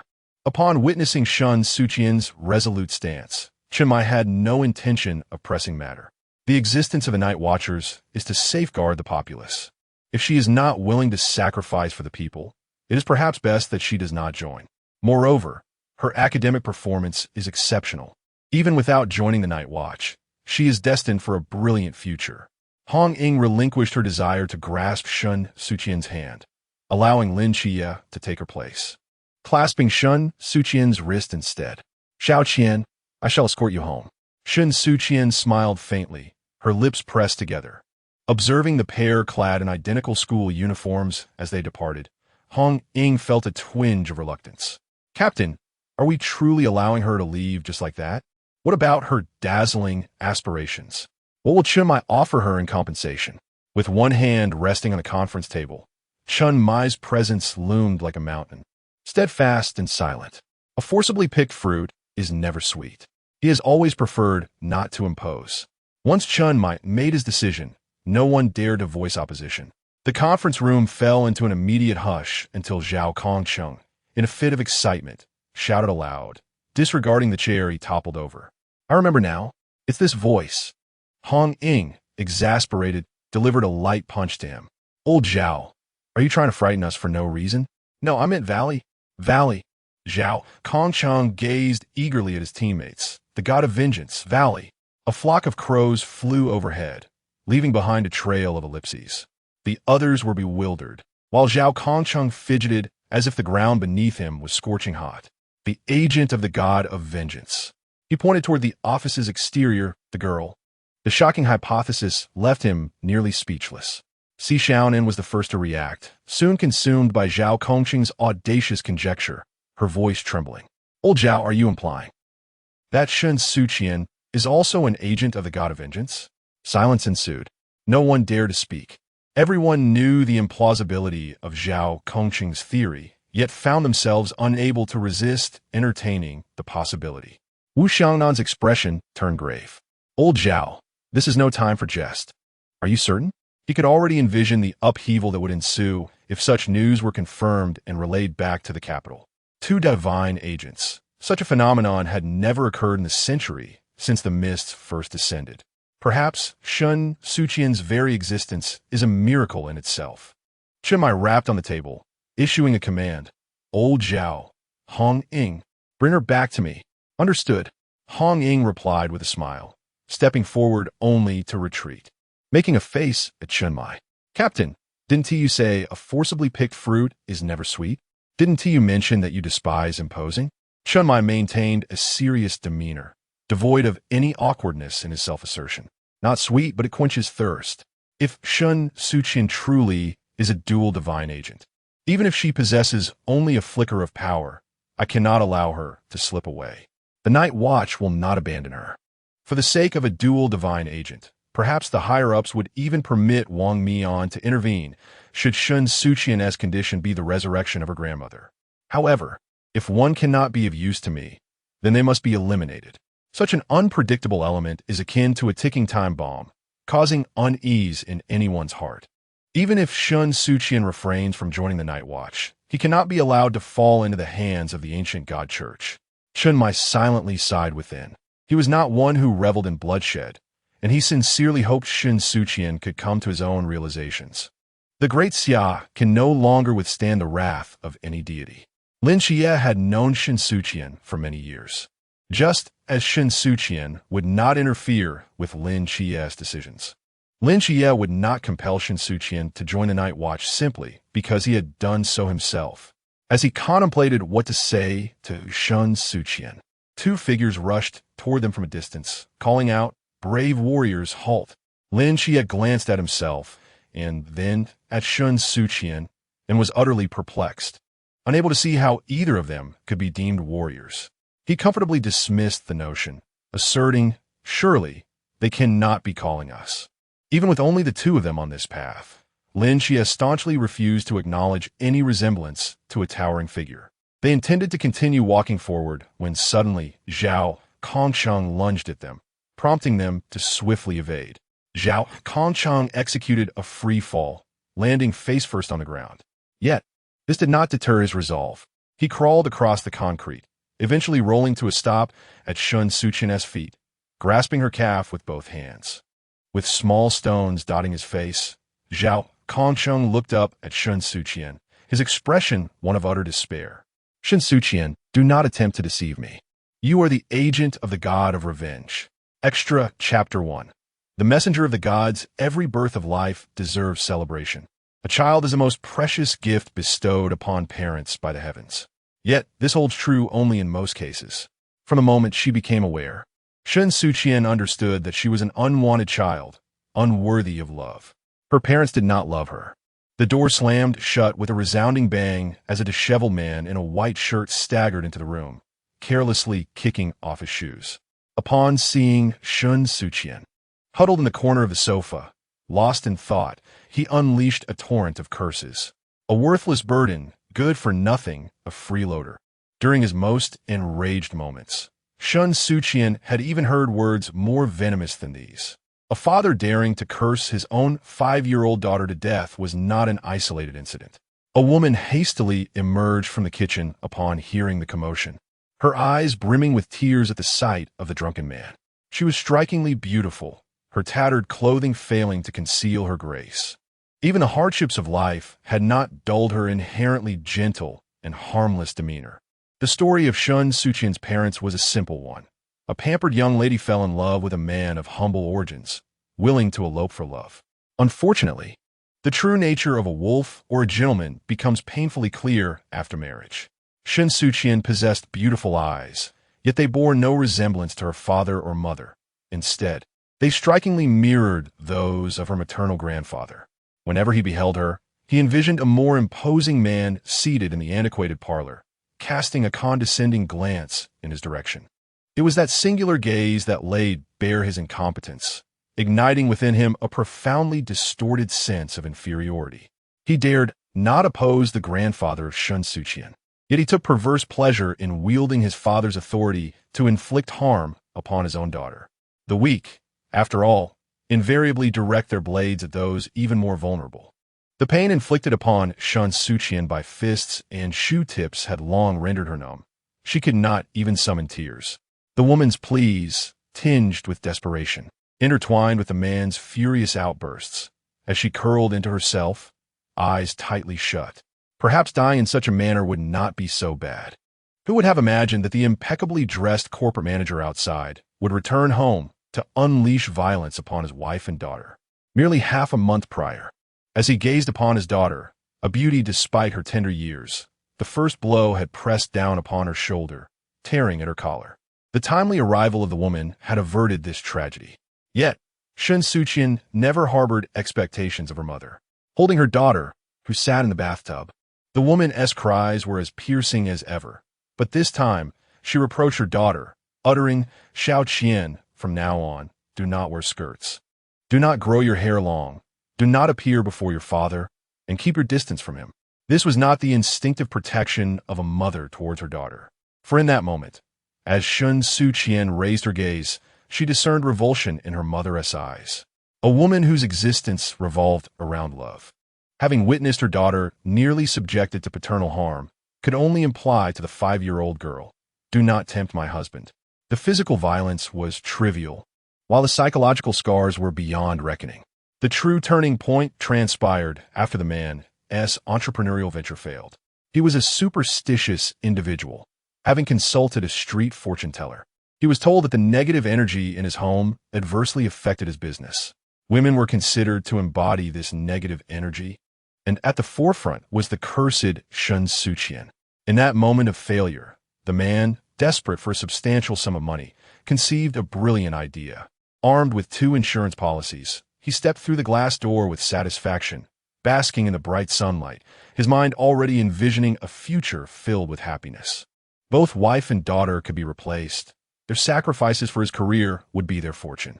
Clutching a gigantic stuffed bear, the man smiled at Shen Suqian for the first time like a doting father, attempting to ruffle her hair, unperturbed by her retreat. Who would begrudge a dying man? Embracing the woman, he presented her with a specially purchased cake, grinning as he watched her eyes brim with tears of gratitude. That naive fool, who genuinely believed her husband, rotten to the core, had reformed. Shen Suqian stood in the corner, unblinking, fixated on the peculiar man. She is still young, yet she has never believed that those devoid of conscience would relinquish their weapons. At the dining table, the man announced that he had prepared a 2-day, 1-night itinerary to Longkong Mountain for the family. The woman, immersed in her own happiness, remained blissfully unaware of the peril in taking her 5-year-old daughter to ascend the mountain, renowned as the highest peak of the Great Xia. She had never contemplated that her beloved husband might wish for her demise. Longkong Mountain lies at the northernmost reaches of Great Xia, where snow falls perpetually. Even clad in thick mountaineering gear, one can still feel the bone-chilling cold. It is indeed frigid, but the cold penetrates deeper than the flesh. Before Shen Suqian tumbled down the steep, snowy slopes, all she could see was the grotesque visage of her biological father. The sensation of a forceful shove lingered on her back, yet her mother remained blissfully ignorant. To safeguard this foolish woman, she raised her voice, calling out, "Mom, be careful." A life given and a life nurtured, thus repaid. The man, cunning and astute, recognized that Shen Suqian's cries had drawn the attention of other climbers. He would bide his time until a more opportune moment arose. Little did Shen Suqian realize that she was not the only one aware of those two insurance policies. Crimson flowers bloomed upon the pristine snow, spreading forth from the snowdrifts. Two silver moon wolves, emerging from the shadows, were lured by the scent of fresh blood, cautiously approaching. In a daze, Shen Suqian's fierce will to survive compelled her to crawl away from the wolves. A gust of wind brushed past her ears. The pain on her forehead was excruciating, and in her foggy state, she seemed to hear whispers. No, it was not human speaking. Not far off. The two silver moon wolves were in a heated debate over who would take the first bite. Yet they had not anticipated that, in this life and death moment, Shen Suqian would awaken.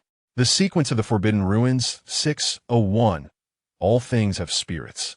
The vast, boundless universe fell silent at this moment, and the whispers of all existence surged into her mind. For the first time, Shen Suqian felt the urge to cry. Trembling lips whispered a plea, "Please, don't eat me." The two silver moon wolves turned in unison, their discussion becoming increasingly fervent. She understood what they were saying. But she is human. Humans cannot comprehend the language of wolves. Yet she did understand. How strange, how utterly perplexing. After much deliberation, the two silver moon wolves seemed to abandon the idea of consuming her. Then we should offer her to the goddess. The goddess? Shen Suqian could muster no further words. She silently prayed within her heart.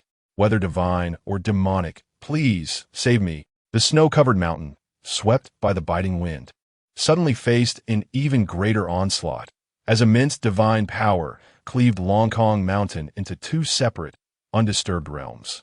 The voice of the winter goddess pierced the soul, casting a glance from the divine toward the barely breathing human girl. "Human, would you be willing to strike a bargain with me?" "Willing, regardless of the cost. As long as he can save her life, she is prepared to pay any price."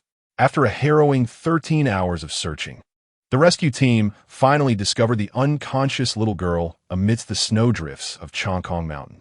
Even more astonishing was the fact that each snowflake gently settled upon her wounds, staunching her bleeding and ultimately preserving her life. Chapter 19. Conditions. All the curtains in the room were drawn, and the table lamp was illuminated, casting the only source of light in the enveloping darkness. Shen Suqian sat facing Chiang Mai, across a long table, while Team 136 stood in a row around him. Zhao Kongcheng had taken the precaution of covering Lin Chia's mouth, wary of his potential mischief. "Ah, so the conference room has been transformed into an interrogation chamber," Shen Suqian remarked, glancing at Chiang Mai before shifting her gaze to Wu Xiangnan, finally blinking innocently. "What is the purpose of this? Are you attempting a forced conscription?" Wu Xiangnan and Chiang Mai exchanged a glance before Wu took the initiative to speak. "We have a few questions we'd like to ask you." "Go ahead," Shen Suqian replied. "Are you the agent of the god of vengeance?" Uncertain if any among them possessed expertise in psychology, Shen Suqian remained indifferent, barely sparing a glance at Zhao Kongqing. With unwavering composure, she replied, "No, that is a lie." Zhao Kongqing interjected abruptly, "I could recognize your voice even in ashes." Exaggeration, pure exaggeration. Lin Chia seized the moment to break free from his restraint. "If you were reduced to ashes, how could you hear anything?" Pointing at Zhao Kongqing, Wu Xiangnan pressed further. "You've heard the witness's testimony. What else do you have to say? By what authority do you interrogate me?" Shen Suqian inquired. "As night watchman," came the response. "Oh." Shen Suqian elongated her tone. "Then I refuse to answer." Hong Ying expressed confusion. "Why?" "Because as a citizen of Daxia, I only submit to questioning by the police, Shen Suqian replied with a sly smile. According to the law, citizens of Daxia are obligated to cooperate with police investigations. However, no legal statute required her to comply with the unauthorized interrogation by the night watchman, despite the fact that this hardly constituted an interrogation. So how can you cooperate? Chumai finally spoke up. Should I go obtain a police officer's badge? That won't be necessary, Shen Suqian said, placing her hands on the table and leaning forward. What do you wish to ask? Seeing the eagerness among the group, she doused their enthusiasm with a cold splash of reality. I can only answer 3 questions. Though limited to 3, Chumai had already formulated his inquiries, and everyone unanimously entrusted this opportunity to the core member of the team. Are you the agent of the dual gods? If you are asking whether I can wield the powers of the goddess of winter, Skadi, and the god of vengeance, Valley, simultaneously, the answer is yes. I am the agent of the goddess of winter.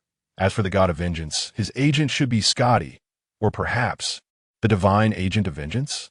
Receiving a positive affirmation, Zhao Kongchang slapped Lin Chia several times in excitement, insisting he hadn't misheard. In a life-or-death situation, who would forget their savior? On the night you encountered the Phantom King, was the green light that rose over Tsangnan City your forbidden domain? Shen Suqian nodded. Indeed. Afterward, she did not forget to inquire, what is the name of my forbidden domain according to your classifications? The response came from Wu Xiangnan. The Forbidden Realm sequence, 601, all things of spirits. Being ranked at 601 suggests that you too perceive my Forbidden Realm as lacking strength. Shen Suqian maintained her serene smile, lamenting that, even if it were weak, this was the only one that truly belonged to her. Both Absolute Zero and Avenger's Wrath were bestowed by the deities. Only All Things of Spirits was awakened by Shen Suqian herself. Without All Things Have Spirits, she would have perished before ever acquiring the divine ruin. Sakati was not a philanthropist. Without a ticket to meet him, why would he come to her aid? The third question, what must you do to join the Night Watchers? Indeed, she had not given up hope. Shen Suqian remained silent, while Chunmai candidly informed her. You are a dual deity's proxy. The Night Watchers cannot let you go. Perhaps she was unaware of what being a dual deity's proxy entailed, but Chunmai could already foresee her future. Once Shen Suqian joined the Night Watchers, the small city of Tsangnan would no longer accommodate her. In the near future, she might even join a special task force. Leaning back in her chair, Shen Suqian gazed intently at Chunmai. Have I not mentioned that if I could resurrect my grandmother, I might consider it? Chunmai fell into a long silence, refraining from an outright refusal, instead telling Shen Suqian, the Night Watchers cannot achieve that, and even deities find it challenging. When your demonstrated value is sufficient, then the established norms can indeed be broken for you. However, Chunmai needed to convey to Shen Suqian that her request was nearly unattainable. Among the Night Watchers, was there anyone who wielded the power of time? The captain of the Special Task Force Mask, codenamed King Face, was the agent of Kronos, the god of time. He controlled the divine ruin, temporal marauder, which allowed him to reverse time. To command time, what an extraordinary divine power. Shen Suqian clenched her hands tightly, concealing a yearning deep within her heart. The ability to reverse time cannot bring my grandmother back. Ultimately, reversal is merely that. It can amend certain unexpected events at a specific moment in time, altering the outcome of what has already transpired.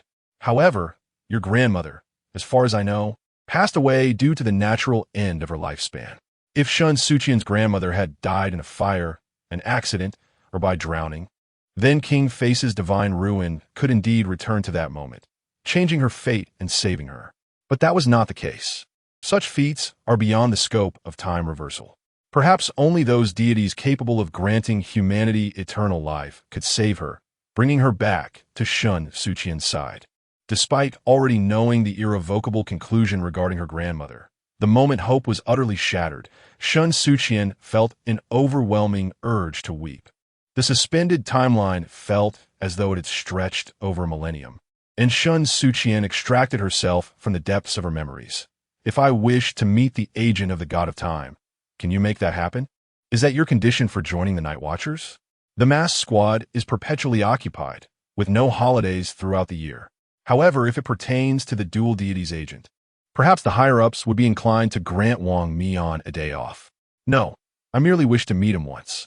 If it poses a challenge, you needn't feel compelled to accommodate. The apple dangled before the little donkey serves as motivation for its progress, akin to the adage that one must provide fodder for the horse to encourage its gallop. Yet, Shen Suqian offered no promises, nor did she sketch any plans, demanding Chen Mai assist her unreasonably. Thus, Chen Mai ultimately acquiesced.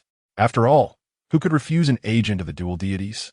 When the supreme commander of the Night Watch, Yi Fan, requested communication, the mass squad had just concluded a mission and was preparing to return by helicopter for some much-needed rest. The wind tousled Wang Mian's hair as he listened to Yi Fan's voice. Wang Mian, you're to visit Songnan tomorrow. The local Night Watch Team 136 will be there to escort you. Such haste? Wang Mian furrowed his brow, wondering if yet another mysterious incident had emerged in Songnan City. No, Yi Fan's expression was inscrutable. With nonchalance, he dropped a bombshell. A young girl wishes to meet you. Gazing at the video call, Yugui attempted to interject. A young girl? She can't possibly be a fan of the captain, can she? Tian Ping, the most reliable among them.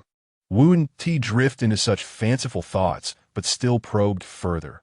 Commander Yi, is there something amiss with this young girl? Not at all. Yi Fan shook his head. This matter bears no relation to the mysterious. We merely wish to recruit her into the Night Watch, and she desires to meet the agent of the God of Time first.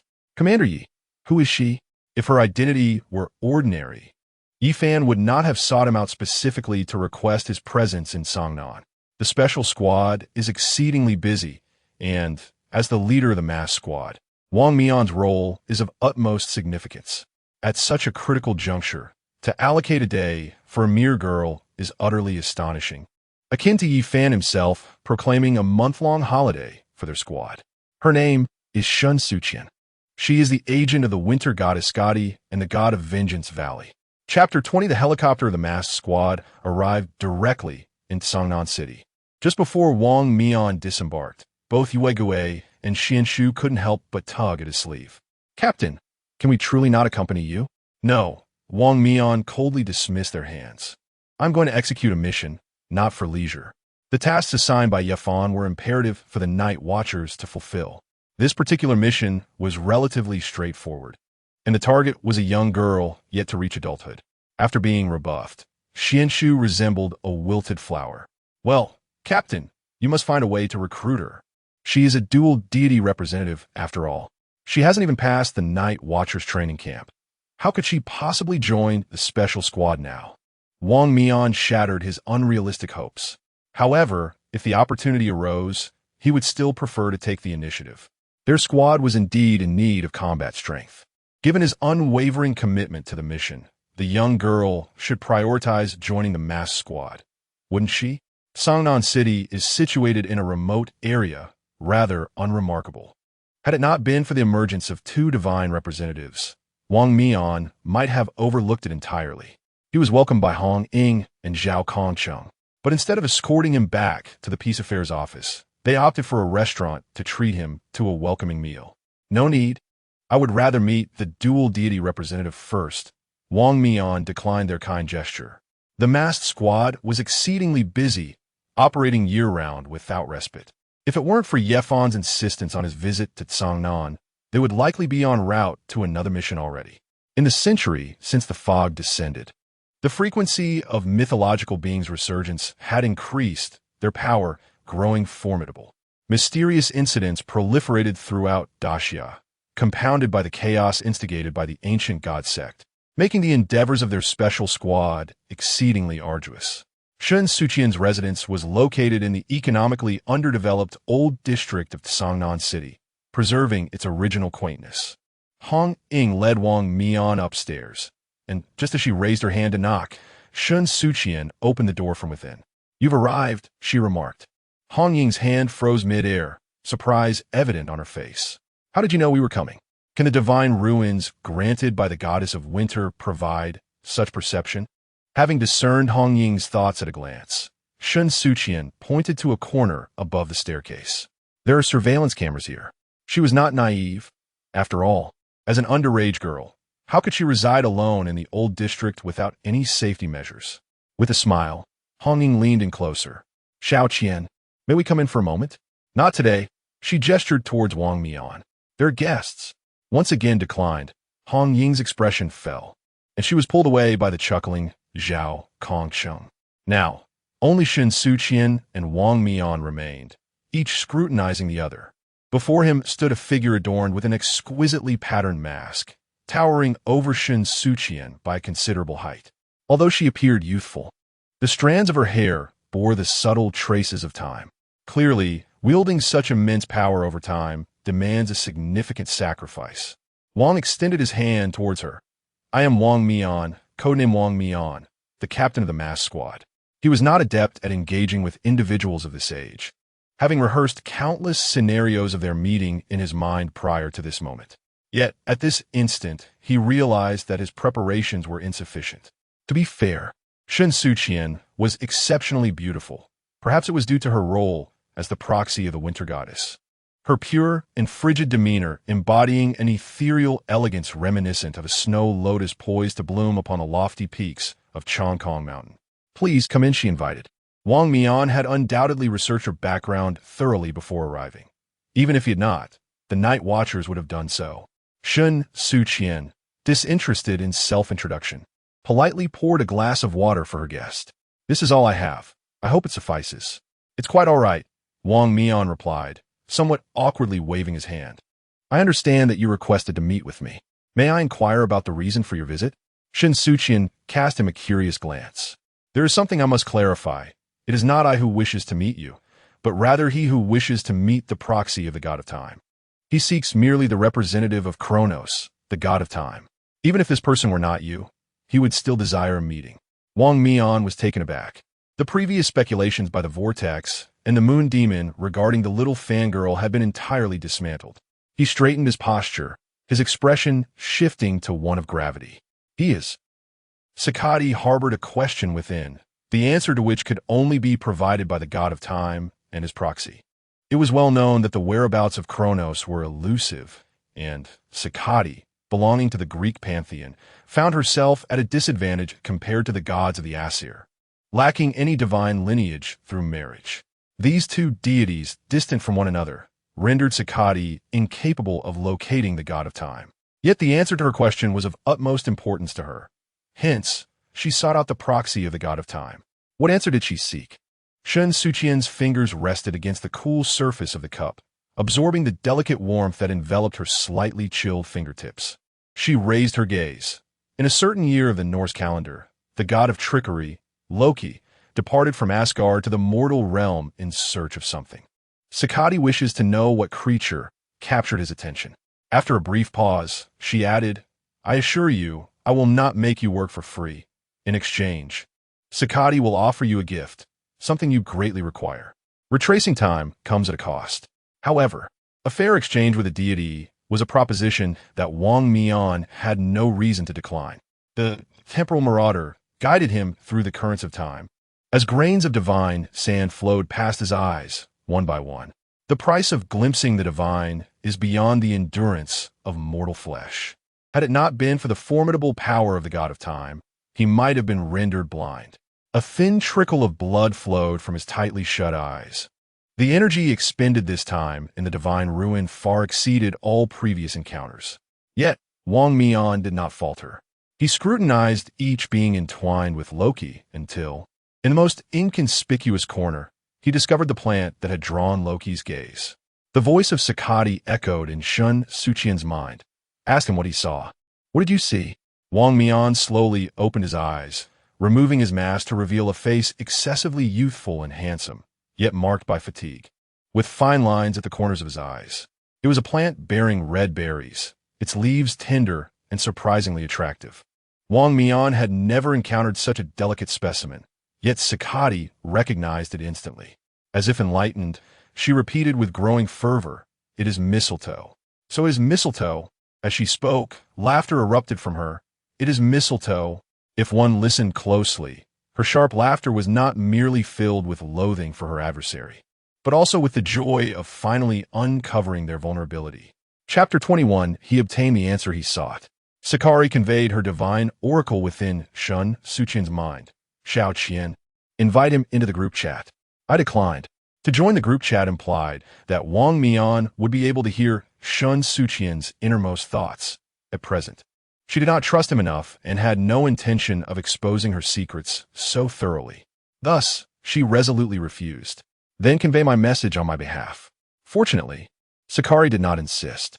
Although Wang Mian had aided her, she remained at odds with the lofty celestial beings, with Uriel being the sole exception, along with the former sun. Your divine realm is intertwined with time, and all powers related to time are burdens too great for a human body to bear lightly. Shen Suqian expressionlessly reiterated. Therefore, the price you pay for utilizing the divine realm should be your own life. Wang Mian nodded. You are correct. The mightier the divine realm, the greater the price required. The god of time is formidable, and the divine realm bestowed upon Wang Mian is equally impressive. Thus, the cost of wielding such power is the most precious gift of human existence, life itself. It is Wang Mian's lifespan. Sakari can assist you. Today, Shen Suqian resembled a soulless echoing machine. The frozen divine power can slow your aging process.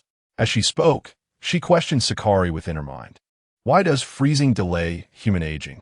This notion felt inherently flawed. Why not? Sakari countered. What you consider aging to be? Before Shen Suqian could respond, she continued. The gradual decline of cells and organs, the increasing prevalence of fine lines and gray hair, these are all manifestations of human aging. And I can delay his demise by freezing his organs and cells. Does that not constitute a means of slowing his aging? Wang Mian's aging was a consequence of the backlash from the power of time each time he utilized the divine realm. This backlash manifested in the metabolism and deterioration of his organs and cells. The method of cryogenic therapy, with advancements in medicine and technology, is no longer a mere fantasy. Human cryogenic treatment can only preserve patients destined to die within a preservation chamber, awaiting the day when technology can offer a cure.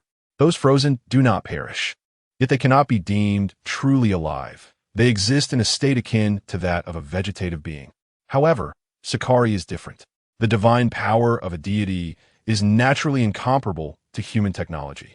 Shen Suqian relayed Sakari's words verbatim to Wang Mian, who was indeed overjoyed. Can the goddess of winter truly achieve this? Yes, she affirmed, but the frozen divine power also bears side effects. Are you certain you can withstand the cost? With every boon comes a bane. The powers of the god of time have their flaws, and those of the goddess of winter are no exception.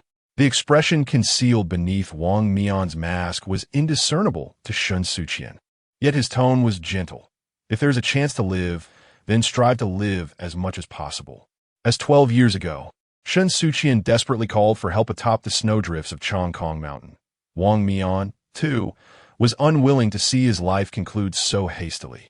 Much like the food stored in a refrigerator, even when placed in the freezer, it inevitably succumbs to decay. Your life will one day reach its end. It is merely the pace that has slowed. Wang Mian comprehended Shen Suqian's intent. Her every word merely inquired. Was it truly worth it? The youth silently smiled, his demeanor radiating a gentle, jade-like quality that harmonized with the warmth of a spring breeze. In that moment, the ice melted and all life stirred anew. Wang Mian's response was resolute. From the day I joined the night watch, I have been prepared for sacrifice. I fear not death, but rather a death devoid of meaning. Shen Suqian narrowed her eyes. Fool, another fool. In the unobserved corners of a rainy night, facing the indomitable Zhao Kongcheng against the ghostly visage of death, and performing deeds worthy of songs sung by thousands, yet remaining nameless, Wang Mian. They were all fools. The night watch, all fools. How could they willingly offer their lives when no one would ever know them? Shen Suqian had once failed to understand, but at this moment, gazing into Wang Mian's bloodshot eyes, she suddenly grasped a fragment of the truth. His face still bore remnants of dried blood, a testament to the backlash of time's power. Shen Suqian dared not look any longer. She pinched her own palm, forcing herself to suppress her emotions. The power of frost, when it enters the human body, leads to a significant drop in temperature. The warm water held by an ordinary person would feel to you like boiling lava. Shen Suqian, too, was afflicted by the burdens of side effects, yet she persisted in touching those temperatures that could only bring her pain. She constantly reminded herself that she was human, not a puppet controlled by divine power. Suqian could assist her, but she must not excessively rely on him. Shen Suqian was Shen Suqian, not a marionette summoned by the goddess of winter. She inquired of Suqian, "What is the method of sharing divine power?" "Very simple, it requires but a medium." Suqian's tone turned somewhat mischievous. "It only requires you to kiss him." "What did you say?" "Kiss him." Silence enveloped the space, an oppressive stillness.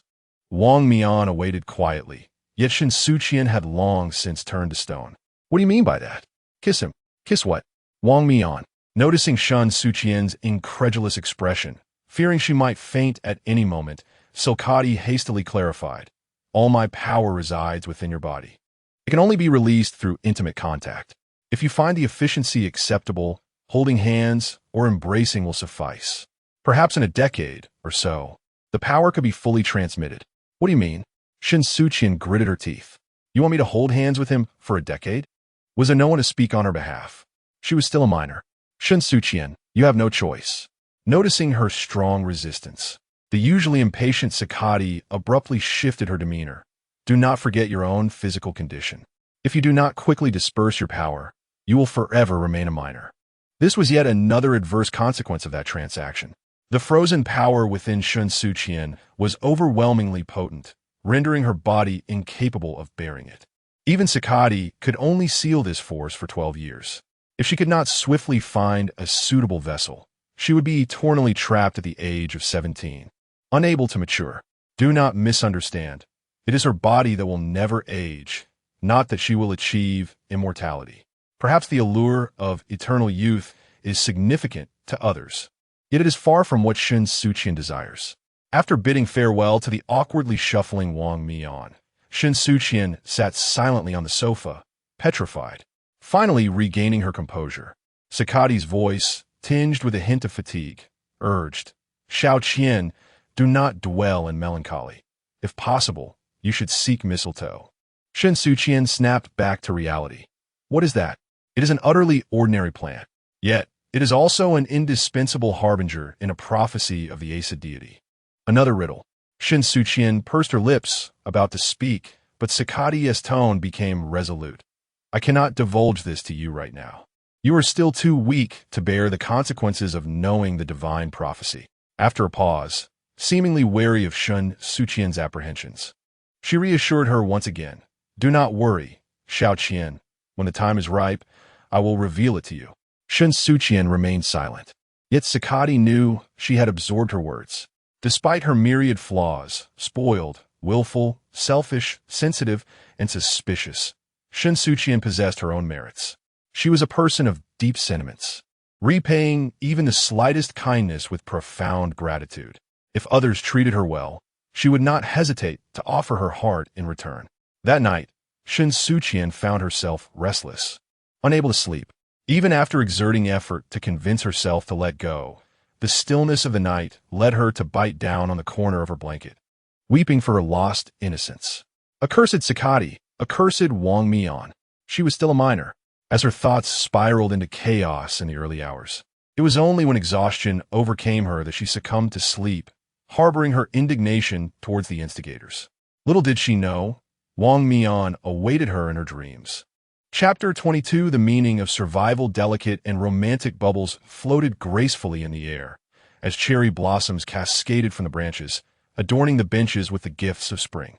Perhaps having been deprived of sunlight for too long, the youth's countenance, revealed upon the removal of his mask, appeared somewhat pallid. Yet his expression was an enigma, oscillating between resignation and indulgence. He lifted his gaze to behold the maiden clad in a white dress, as if she were a divine figure embodying his faith. Not only did Shen Suqian dream of Wang Mian, but Wang Mian also found himself dreaming of her, cradling the young man's face in her hands.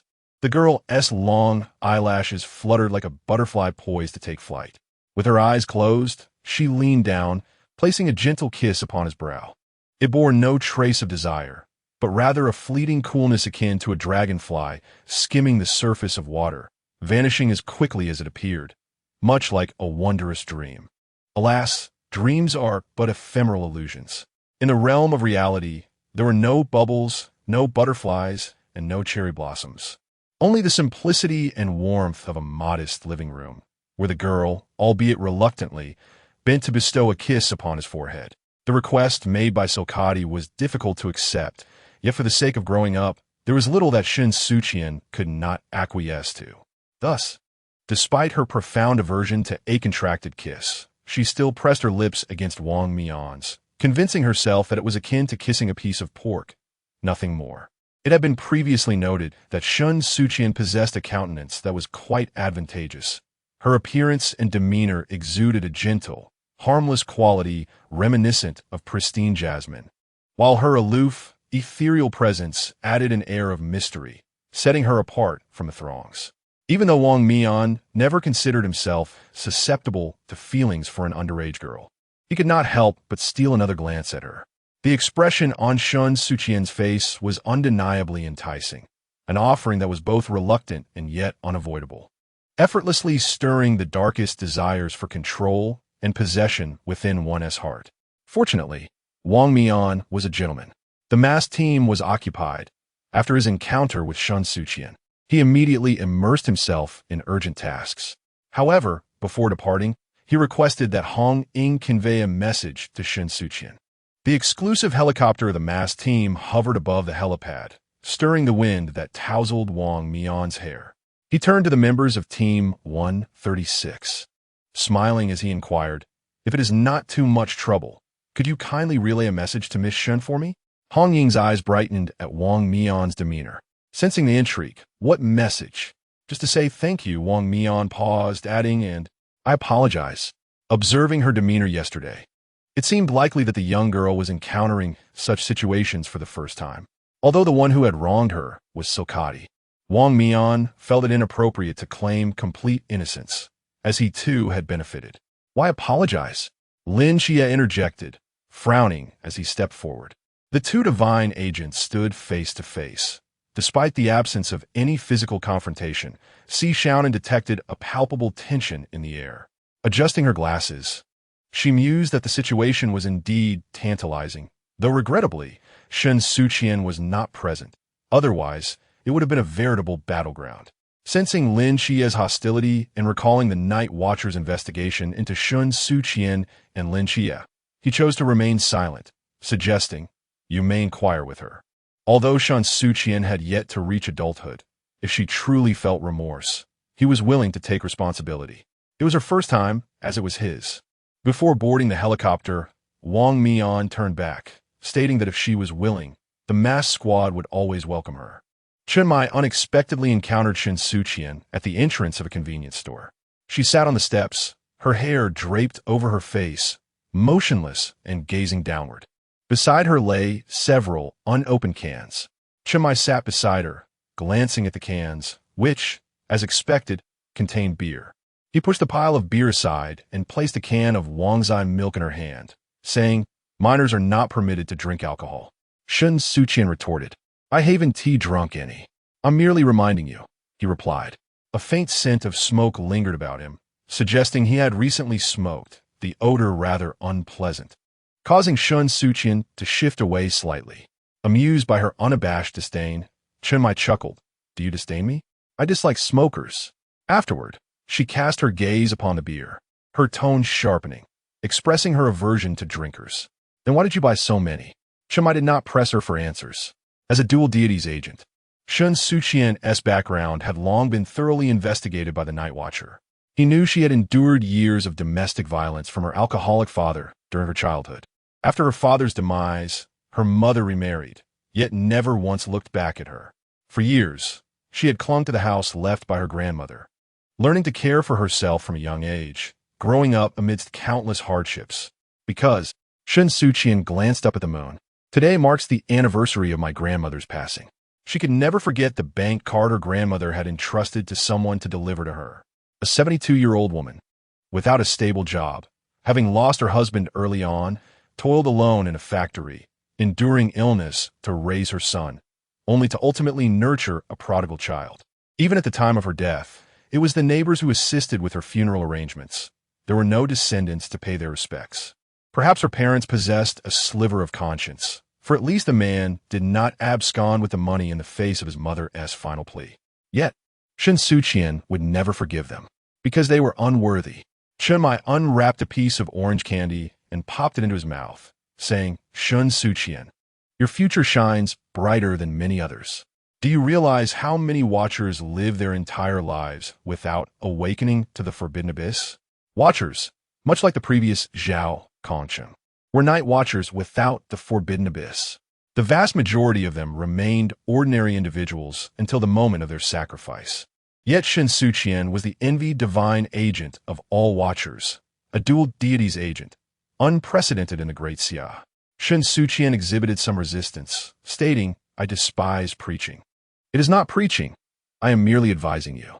Shen Mai gently placed a piece of orange candy into her mouth, disregarding her protests as he firmly pressed her fluffy head against his broad shoulder. "Shen Suqian, none of this is your fault. If given a choice, no one wishes to endure suffering. Her father's business failure was not her fault. Enduring domestic violence from a young age was not her fault. Nearly losing her life on Chongkong Mountain was not her fault. Missing the chance to see her grandmother before her passing was certainly not her fault. She merely lacked a bit of luck. You deserve a better life, to discover your own reason for existence. One should not merely live for the sake of living." Since Shen Suqian possesses a survival instinct potent enough to attract deities, she ought to seek the meaning of her continued existence. The lives of that couple had long since decayed to their roots, yet Shen Suqian's life was just beginning. She could remember her hardships, but she must not be eternally ensnared by them. Shen Mai paused briefly before leaning closer, applying gentle pressure to press Shen Suqian's forehead against his shoulder blade. This was the sensation of a father, the kind of father Shen Suqian had dreamed of possessing during her childhood. Perhaps the moonlight was simply too enchanting this night, causing her heart, which she had always deemed frozen, to melt, her tears soaking Shen Mai's shirt. He had even thoughtfully removed his coat, reeking of smoke. "Shen Mai." She whispered his name. He gently patted her head, feigning anger. "How disrespectful." Shen Suqian inquired, "If given another chance, would you still join the Night Watchers?" The answer to this question eluded Shen Mai, yet he was never one to dwell on the past. Life is not composed of what-ifs. If a second chance were truly possible, then perhaps he would not have come to Songnan a decade ago. He was not the only one ensnared in the decade-long dream of Songnan. Shen Suqian could not comprehend the allure of the Night Watchers that compelled so many to risk their lives. But if this was what Shen Mai referred to as the meaning of living, she was willing to explore it. "Shen Mai, shall we make a deal?" The soft strands of her hair brushed against his palm, as if he were truly raising a willful daughter. Shen Mai sighed. "What mischief are you plotting now?" "It is not mischief. I am quite serious." Shen Suqian lifted her head, with remnants of tears still on her face. "I have a fondness for candy. There is a particular type in Songnan that I have longed for over the years. If you can find it, I promise to join the Night Watchers." Chapter 23. Ginger Candy. The Night Watchmen truly hold Shen Suqian in high regard. At the very least, every member of Team 136 places significant importance on her request. Zhao Kongsheng and Hong Ying traversed numerous candy shops in the nearby regions, while Si Xiaonan and Wen Qimo resorted to online shopping to gather sweets. Their knowledge of Shen Suqian was limited, compelling them to inquire with Lin Xie about her favorite type of candy. After much reflection, Lin Xie realized that his understanding of Shen Suqian remained profoundly superficial. "Xiao Qian enjoys candy, as she always gifts me with glass candy. Yet she has never disclosed her true favorite." Lin Xie was at a loss. The trail had once again run cold, leaving Hong Ying somewhat disheartened. She reached for a handful of assorted candies, only to release them. Which one would Xiao Qian truly fancy? The renowned reputation of Songnan City does not stem from candy production. The number of candy brands emerging from here is woefully scant. Leaving the group stumped by Shen Suqian's stipulation. With cleverness proving futile, they were left to rely on their financial resources. This endeavor was not solely undertaken by Team 136. At Yifan's command, All available night watchmen flocked to Tsangnan to partake in the effort. This time, the night watchmen were resolute in their pursuit of the dual gods' agents. Shen Suqian's request for candy seemed trivial in the grand scheme of the Great Xia. The nation possessed the capacity to fulfill her desires. Even gathering all the candies in Tsangnan to present to Shen Suqian would not demand excessive effort. From a corner, Chun Mai picked up the most unremarkable candy. Glancing at the item encased in plastic, who brought this? It appeared to be a token of gratitude from the elderly cat lady across the street, who had received help in retrieving her cat. Hong Ying inspected it closely and concluded that it could indeed be classified as a type of candy. It was purportedly made from ginger.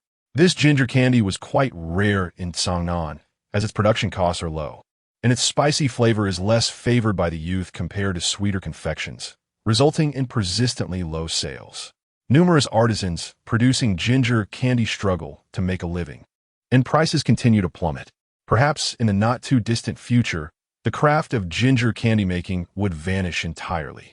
A sudden inspiration struck Chun Mai, recalling previous investigations regarding Shen Suqian.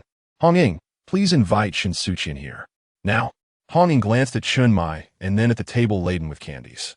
Captain, do you know which one Xiao Qian prefers? Perhaps this was a scene befitting a fairy tale.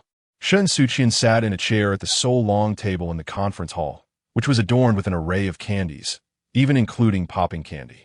She cast a cursory glance over the spread, leaning back slightly in her chair, her body sinking into the backrest. Is this everything? Chun Mai raised an eyebrow. It seems there are none of your preferred candies here. Shen Suqian offered no reply, merely smiling. I am testing you. Shouldn't this answer be provided by you? Very well, Chun Mai readily conceded. I will tell you that among this assortment, there exists none of the type you seek. Shen Suqian was momentarily taken aback. It seems unexpected that Chun Mai would admit so readily. She has always prided herself on being as tranquil as still water. Yet this is the first time she has displayed such an expression before Chun Mai.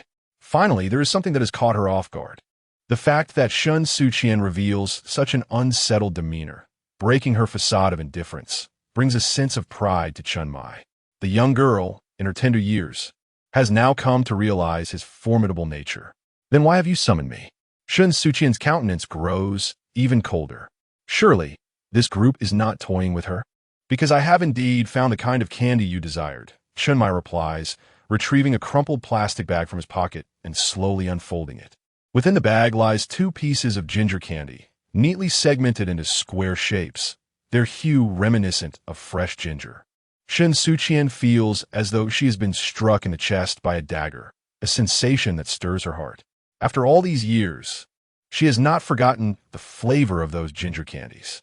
Hong Ying picks up a piece and places it into her mouth, and tears instantly cascade down Shen Suqian's cheeks, trailing down her long lashes and dripping from her jawline. A hint of spiciness bursts upon her taste buds, triggering her tear ducts, leaving Shen Suqian utterly speechless. Lin Xie gently embraces Shen Suqian's shoulders, offering her silent comfort. Chun Mai's fingers tap upon the table. I returned to your grandmother's hometown, and her neighbor mentioned that she supported your father by making ginger candy. Chun Mai gazes at her and adds, in truth, what you cherish is not merely the candy, but the warmth enveloped in unconditional love. The ginger candy remains the same, yet its flavor, no matter how familiar, is no longer that of her memories. Her grandmother was an expert in making ginger candy, a skill passed down through generations. It was through this craft that she toiled day and night, selling her wares to barely raise her son, ensuring he could attend school and achieve success. I never had candy as a child. They never cared for what I wanted. I can still remember the first piece of candy I ever received, which my grandmother had saved just for me. By then, she was already quite elderly. She could no longer carry a heavy load for miles to sell her goods. Whenever I was sent back to the countryside, I would always see her sitting on the doorstep, calling out to passers-by. The neighbors, sympathetic to her lonely old age, knew of her son's unfilial behavior and took extra care of her. Thus, even though the ginger candy was no longer in high demand, it would still sell out quickly. The elderly woman relied on this meager income to save a considerable fortune for Shen Suqian. Though her grandmother possessed little, She gave Shen Suqian everything she had. Shen Suqian still remembers that the last piece of candy left in the basket was always reserved for her. Lin Xia wipes away Shen Suqian's tears, a piercing sorrow surging within her, for she too is merely a child yearning for love. You adults are truly strange. Shen Suqian scoffed, for when they required my presence, they hailed me as a child blessed by the divine, a mere vessel of dual deities. Yet when my existence was deemed unnecessary, they would abandon a 5-year-old child to the confines of a psychiatric institution, locking her away for nearly a decade. Is it not proclaimed that the great Xia shall safeguard every law-abiding citizen? Is it not said that children deserve care and affection? Shen Suqian's emotions surged with fervor. When I was cast into the asylum, I was merely 5 years old, and all they could do was accuse me of patricide, claiming I possessed no conscience. But what my plight? Why endure domestic violence? Where were the police? Where were you? When I nearly fell victim to the vile intentions of my biological father, where were the authorities then? If she has never known protection from the great Xia, what justification is there for demanding her life in its defense? Extra Chapter 2. The sweetest love Shen Suqian dream a dream, a long and vivid one. The quaint village in the countryside was both rustic and ancient, possessing an untainted beauty untouched by external interference. The villagers radiated warmth, and compared to the indifference of the city, this place truly felt like a haven for humanity. Shen Suqian recalled her grandmother's modest house, the last dwelling at the end of the street, adorned with a cherry blossom tree in front. Every spring, the tree would bloom with exquisite flowers, delicate petals cascading onto the tiles of the humble abode. In her youth, she would stand beneath the tree, tilting her head to chase the dancing shadows above. Though still a child, she possessed a maturity beyond her years. Throughout the year, there were days when her negligent parents would send her to the countryside, entrusting her to her grandmother's care, despite their disdain for stepping foot in that backward village. Her grandmother, residing in the countryside, made a meager living from crafting ginger candy. She was quite elderly, and even if she sought work in a factory, no one would employ her.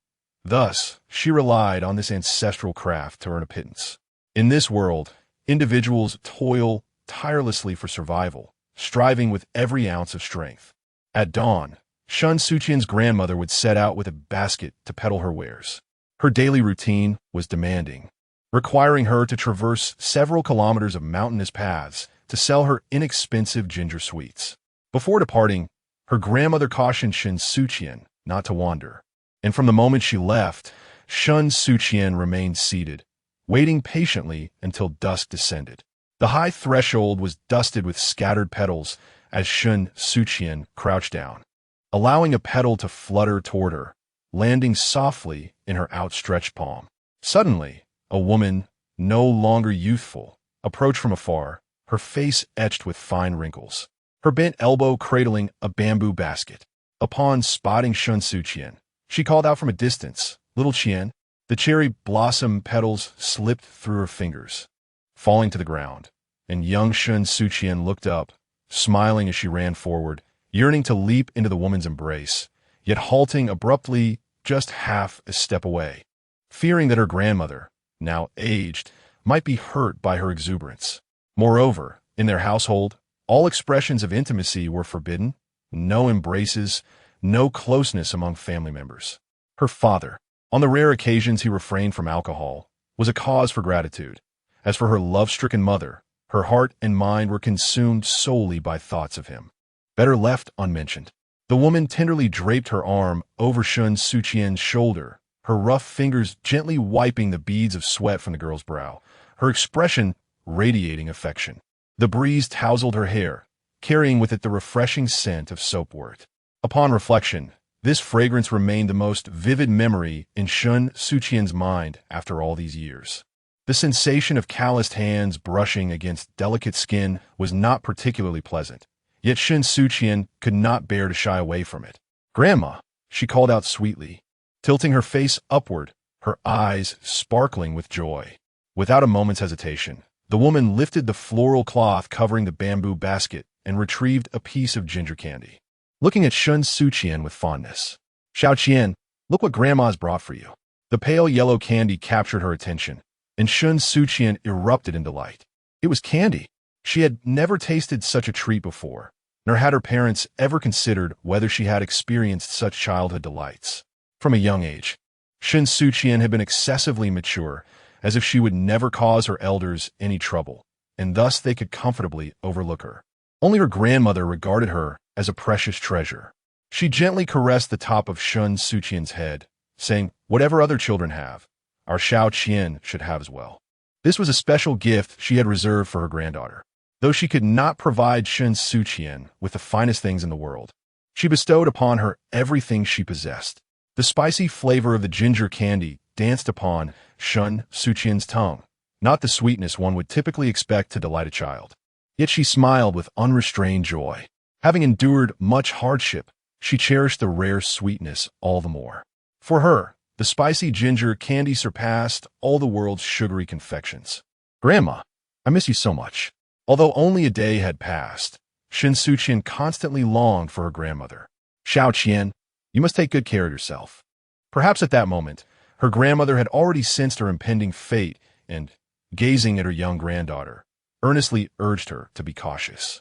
As someone nearing the end of her days, she felt powerless to alter Shen Suqian's life, and with a mix of reluctance and sorrow, she implored her granddaughter to protect herself. The brilliant hues of the sunset gradually faded, and the weathered face from her memories began to blur. Shen Suqian struggled to clearly envision that face, which haunted her dreams, but time's relentless passage thwarted her efforts. It seemed that even the most cherished faces could be gradually forgotten. Shen Suqian grew older, moving forward, yet behind her lay the river of time, where the warmth of her childhood resided, making her reluctant to advance. "Grandma." As her dreams shattered, the fragmented cries resembled a dying cub, desperately pleading for the heavens' mercy. "I truly miss you." If only it were possible, Shen Suqian would gladly trade everything she had to return to the past. If only to see her grandmother once more. Yet, alas, such a wish was unattainable. Uncertain of how many times she has awakened from dreams and tears, Shen Suqian finds herself alone in the pitch-black night, enveloped in silence, akin to a marionette devoid of strings. The pillow bears the remnants of her sorrow. Upon waking, her throat is parched, yet she reaches for the rainbow candies on her bedside table, pouring several into her hand, allowing the saccharine sensation to overwhelm her mouth and throat. The cloying sweetness induces a sense of panic in her throat. She longs to cough, but the sound eludes her. Not sweet enough, still not sweet enough. She murmurs, yearning to pour more sugar into her mouth, when a feminine voice in her mind abruptly pulls her back to reality. "Shen Suqian, awaken. A life lost cannot be reclaimed." Immersing oneself excessively in sorrow offers no solace to Shen Suqian. Her long hair, dampened by perspiration, bears witness to her intense cries and slumber, rendering her unable to detach from the remnants of her dreams. Sakati, you cannot comprehend, for he was never human. Incapable of grasping the joys and sorrows of mortals, let alone the essence of the sweetest love in the world. Long ago, petals drifted from the trees, carried away by the evening breeze, never pausing. Young Shen Suqian reached out to grasp them, only to watch helplessly as they eluded her grasp, just as the one she loves has distanced himself from her. The most fervent obsessions of youth ultimately ensnare one for a lifetime. Chapter 24. Wishes. After hearing Shen Suqian's hysterical interrogation, Chen Mai suddenly found himself at a loss for words, as if rendered voiceless. The clock on the wall ticked steadily forward, the minute and second hands advancing in unison, while an eerie silence enveloped the conference room, punctuated only by the slow rise and fall of the crowd's breaths. "Shen Suqian, I have never denied the reality that the laws of the Great Xia are not entirely comprehensive." Chen Mai managed to squeeze out a few words from his throat, gazing at the young woman before him. For the first time, he grasped with unsettling clarity that, had she not been a divine proxy, the years spent struggling for survival in a mental institution could have irrevocably marred her entire existence. The same could be said for Lin Chia. To be favored by the divine, does it constitute fortune or misfortune? Yet, one must acknowledge that no legal code in this world is ever flawless. With an impassive demeanor, Chen Mai continued, What cannot be denied is that our great Xia is progressively improving each day. Outside, the fog is thick and crises abound. Nevertheless, Great Xia is exerting every effort to protect its remaining populace. The nation has never wavered in its commitment to the education and growth of its children, nor has it relinquished hope for the future. You are a student receiving compulsory education in Great Xia. Your classes on judicial theory should have informed you that just 2 years ago, Great Xia enacted a new anti-domestic violence law and established a Women's and Children's Protection Association to actively safeguard the legitimate rights of women and children. Chen Mai spoke with unwavering conviction. Once domestic violence is substantiated, it will not be tolerated. According to the criminal law, those who intentionally inflict harm on others, resulting in minor injuries, shall be sentenced to imprisonment for not more than 3 years, detention, or control. For causing serious injuries, the sentence shall range from 3 to 10 years. And for causing death or severe disability through particularly cruel means, the sentence shall be no less than 10 years, life imprisonment, or even the death penalty. For the maltreatment of family members with aggravating circumstances, the penalty is imprisonment for not more than 2 years, detention, or control, if it results in serious injury or death. The offender shall face imprisonment for no less than 2 years and not more than 7. The intimate bonds of kinship and family should never serve as tools to foster the brazen arrogance of violence. The police of Great Xia will exert their utmost efforts to protect the innocent who suffer from domestic violence. The tragedy of Shen Suqian will not be repeated in the future. While I cannot guarantee that there are no victims of domestic violence in the entirety of Tsangnan at this moment, I assure you that as long as anyone endures such violence and seeks help from the police, the perpetrator will certainly receive the punishment they deserve. Domestic violence is the heartache of Shen Suqian, as it is for countless victims with similar experiences. They will not forget their harrowing pasts. Yet Chen Mai believes that one day, every victim of domestic violence in this world will attain the justice they rightfully deserve. This is not a mere promise. It is a solemn vow. Chen Mai's declaration signifies that the higher-ups of the Night Watch will indeed coordinate with legislative and public security agencies to intensify the crackdown on domestic violence and protect those victims. Regarding the psychiatric hospital, Chen Mai tightened his grip on the edge of the table, unable to deny that our work still has its shortcomings. He has never been one to shirk responsibility. Had the Night Watch organization established a dedicated institution for conducting forbidden ruins tests on newborns and regularly screened those who had not awakened at birth, then the divine ruin within Shen Suqian would have been discovered long ago. She ought to be the much-anticipated dual deity envoy, an indispensable pillar for the future Night Watch. Rather than being abandoned by her family and confined in a dark psychiatric hospital for nearly a decade as a madwoman. Captain, this is not your fault. Wu Xiangnan patted Chen Mai's shoulder, offering an explanation. To preserve the secrecy of the supernatural existence, we are not permitted to disclose these beings to ordinary people, nor can we mobilize efforts to search for citizens of Daxia who possess forbidden ruins. Had it not been for a series of serendipitous events that led Shen Suqian into the sights of Team 136, perhaps even now the Night Watch would remain unaware of the dual deity envoy emerging within Tsangnan City. It is unfortunate, but regulations are regulations. The Night Watch is a semi-militarized organization, akin to soldiers, and a soldier's duty is to obey orders. Decisions from higher-ups are beyond their questioning. Lin Xie expressed his disdain. From a moment he learned of the Night Watch's existence from Zhao Kongsheng, he deemed them unworthy, and his opinion remained unchanged. He finally spoke up. It's foolish to toil for a group of people who will never know your names, and to do so without complaint. It's not you, it's us. Zhao Kongsheng punched Lin Xie in correction. Let us not forget, you are now a member of the Night Watch. Lin Xie retorted, only a provisional member. I haven't even completed my probation. Although he was a man of his word and would not renege on his promise to join, he still wished to seize the verbal advantage. As Zhao Kongsheng prepared to punch him again, Wu Xiangnan cleared his throat twice to halt their childish antics. So, what is your answer? Will you join us, or, to be honest, I have no fondness for you at all. Shen Suqian's amber eyes reflected the figures of the team 136 members as she assessed each one. but I'm not one to backtrack on my decisions. The deal has been struck. Chen Mai found her favorite candy, and in exchange, Shen Suqian would also honor her promise. Upon receiving her affirmative response, Hong Ying was the first to leap with joy. That's wonderful. Our team has gained another divine envoy. Not only was she elated, but even Chen Mai, who usually remained unperturbed in the face of calamity, could not help but relax slightly, a subtle smile gracing his lips. He extended his hand to Shen Suqian. Shen Suqian, on behalf of the Night Watch, I welcome you to our ranks. After gazing at that calloused hand, worn from years of wielding a blade, Shen Suqian slowly reached out her own. Her voice was soft. I hope what you say can become a reality. She may join the Night Watch, yet, rather than merely safeguarding the populace, she yearns to witness the transformation of her nation into a better place. Shen Suqian has never realized how profoundly greedy she truly is. She hopes that all those in need of protection will find redemption when they seek assistance from their country.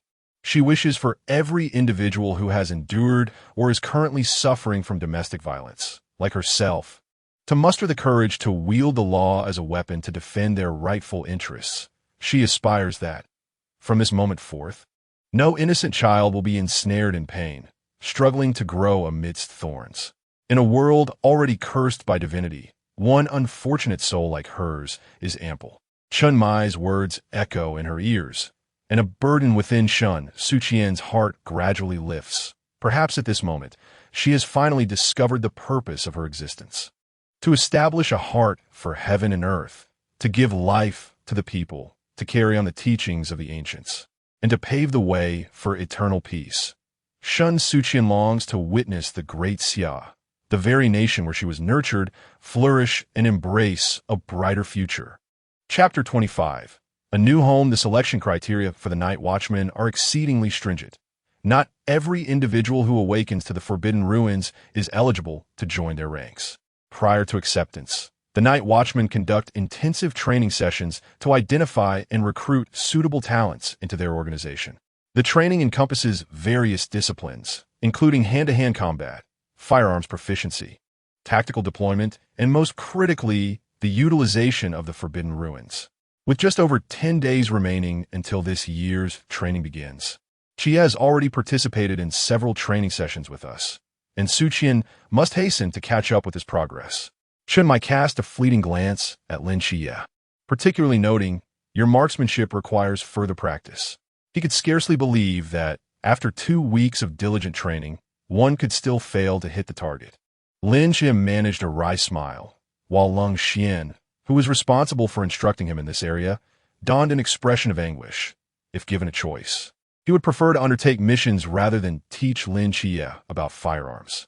Chen Mai had to concede that while there exist prodigies with impeccable aim, there are also individuals like Lin Xie, affectionately dubbed the blind man with his eyes open. Do you have any further questions? Chen Mai inquired. Yes, raised her hand. Shen Suqian suddenly recalled. It seems you have not mentioned the benefits and remuneration associated with being a Night Watchman. Chen Mai looked at her. Did I not mention this? Not all. Before official appointment, meals and accommodation are not provided. However, upon confirmation, there are 6 insurances and 2 funds, inclusive of meals and lodging, along with annual subsidies, Chen Mai summarized. Yet, Shen Suqian frowned. What about time off? Is it a double or single day off each week? And are there holidays? The young lady's expectations were rather optimistic. In such a perilous occupation, the notion of regular time off was fanciful. The idea of a fixed double day off was utterly unrealistic, and statutory holidays were hardly worth considering. Chen Mai scoffed. If you desire, you may take a day off every day, provided you remain on standby for 24 hours. This implied that whenever duty called, one must be prepared to respond immediately. Not to mention that specialized teams are almost perpetually on duty. Even the 136th team, stationed in Sanan City, must find alternative means to sustain themselves during their downtime, which might include mediating domestic disputes, searching for lost pets, or tutoring children with their homework, an array of tasks to earn a living, and not at all disgraceful. Having envisioned her future ensnared by the capitalists, Shen Suqian despondently rubbed her forehead. I truly am foolish for even asking. Had she known, she would have pondered her decision more carefully. Ah, Dear sister, it is too late for regrets now. Hong Ying interjected, wrapping her arm around Shen Suqian's. Why not move in with me, like Qie? There are plenty of vacant rooms in my house. She winked at Lin Qie and smiled at Shen Suqian, teasing them. You could live next door to Qie. Shen Suqian hesitated slightly. I live alone. I can return home. It is best if you do not, Wu Xiangnan interrupted her. In a few days, we will assist you in processing your leave of absence, citing the same reason as Qie. If your neighbors discover your whereabouts, it may raise unnecessary suspicion. Like Lin Qie, it appears that Shen Suqian is also destined to join the military. The others in the old city are indifferent, but there is a palpable fear of encountering Lin Qie's aunt and cousin, which would spell disaster. Shen Suqian nodded in acquiescence, conceding, very well then. I appreciate your assistance. Hong Ying, it's nothing, merely a trifle, Hong Ying replied with a radiant smile, exuding camaraderie. When the time comes, we will help you pack your belongings and drive you. Bring as much as you wish. Being a girl, Shen Suqian undoubtedly had more luggage than Lin Qie. After all, a refined young lady must take care in her preparations. Hong Ying took one of each of Shen Suqian and Si Xiaonan's arms, leading them outside. Witnessing her spirited demeanor, Wen Qima couldn't help but chuckle in resignation. Joining them as he said, I'll drive. Lung Xian and Lin Qie remained silent, merely trailing behind, observing the three figures ahead and the three following. The left-behind individual finally reacted. Not to belabor the point, but isn't driving something I excel at? Zhao Kongchang called out, hastening to reclaim his rightful position from Wen Qima. As they watched the lively departure of the seven figures, Chun Mai and Wu Xiangnan exchanged knowing glances, instinctively bumping fists. The most troubling issue they had faced in recent days had finally been resolved, alleviating a burden from their hearts. Shen Suqian's divine ruin was a miracle bestowed by the gods. Though she often lamented being a cursed misfortune, she had to concede that she was also a child favored by the divine. This year's training camp would undoubtedly be bustling with activity. Wu Xiangnan's tone held a rare hint of schadenfreude, as she mused that it would soon be the instructor's turn to face headaches. Among this batch of new recruits, there were 2 divine agents, not to mention other possessors of high-risk forbidden ruins sourced from different cities. To manage this exceptionally gifted group, the camp instructors were likely to lose a significant number of brain cells. Hong Ying's home was spacious, with many vacant rooms. Besides Lin Qie, it now also housed Si Xiaonan. And with Shen Suqian's arrival, it was becoming quite lively. As if to fulfill her promise, Hong Ying indeed selected a room for Shen Suqian right next to Lin Qie's. And to alleviate any nighttime fears, she even purchased a new night light for her. This entire floor was intentionally reserved for Lin Qie and Shen Suqian. Before Hong Ying was pulled away by Si Xiaonan, she turned back to warn Lin Qie, you better not concoct any mischief. Without waiting for Lin Qie's assurance, she reminded Shen Suqian, Xiao Qian, be sure to lock your door at night. Lin Qie could only manage a wry smile. Sister Hong Ying, I truly harbor no ill intentions. From the very first night he spent in Hong Ying's villa, she had already cautioned him, and Lin Qie vowed that he had no ulterior motives towards either Hong Ying or Si Xiaonan. With a sidelong glance, Hong Ying retorted earnestly, if you have no bad intentions towards us, does that extend to Xiao Qian as well? Lin Qie instinctively turned his head to glance at Shen Suqian, only to find her looking back at him, her eyes sparkling with a teasing smile. She was playfully toying with him. Lin Qie obediently closed his mouth, unable to refute her, for he indeed harbored intentions towards Shen Suqian. As if victorious in battle, Hong Ying huffed, lifting her head high. I knew it. How could your little schemes possibly escape my notice? She repeatedly reminded Shen Suqian to lock the doors and windows. Although she supported the Suqian pairing and was willing to grant Lin Qie the chance to win her affections, she would not allow any mischief to occur under her watch. She vowed to fiercely guard the world's most precious Xiao Qian. Si Xiaonan appeared to be sweating profusely, akin to a character from an anime, and after enduring much, she finally grasped Hong Ying by the collar, dragging her away. Xiao Qian, Qie, it's time for bed. Observing Hong Ying struggling in Si Xiaonan's grasp, Shen Suqian felt a warmth blossom in her heart. though she always adorned herself with a prickly exterior, choosing solitude and shunning social interactions.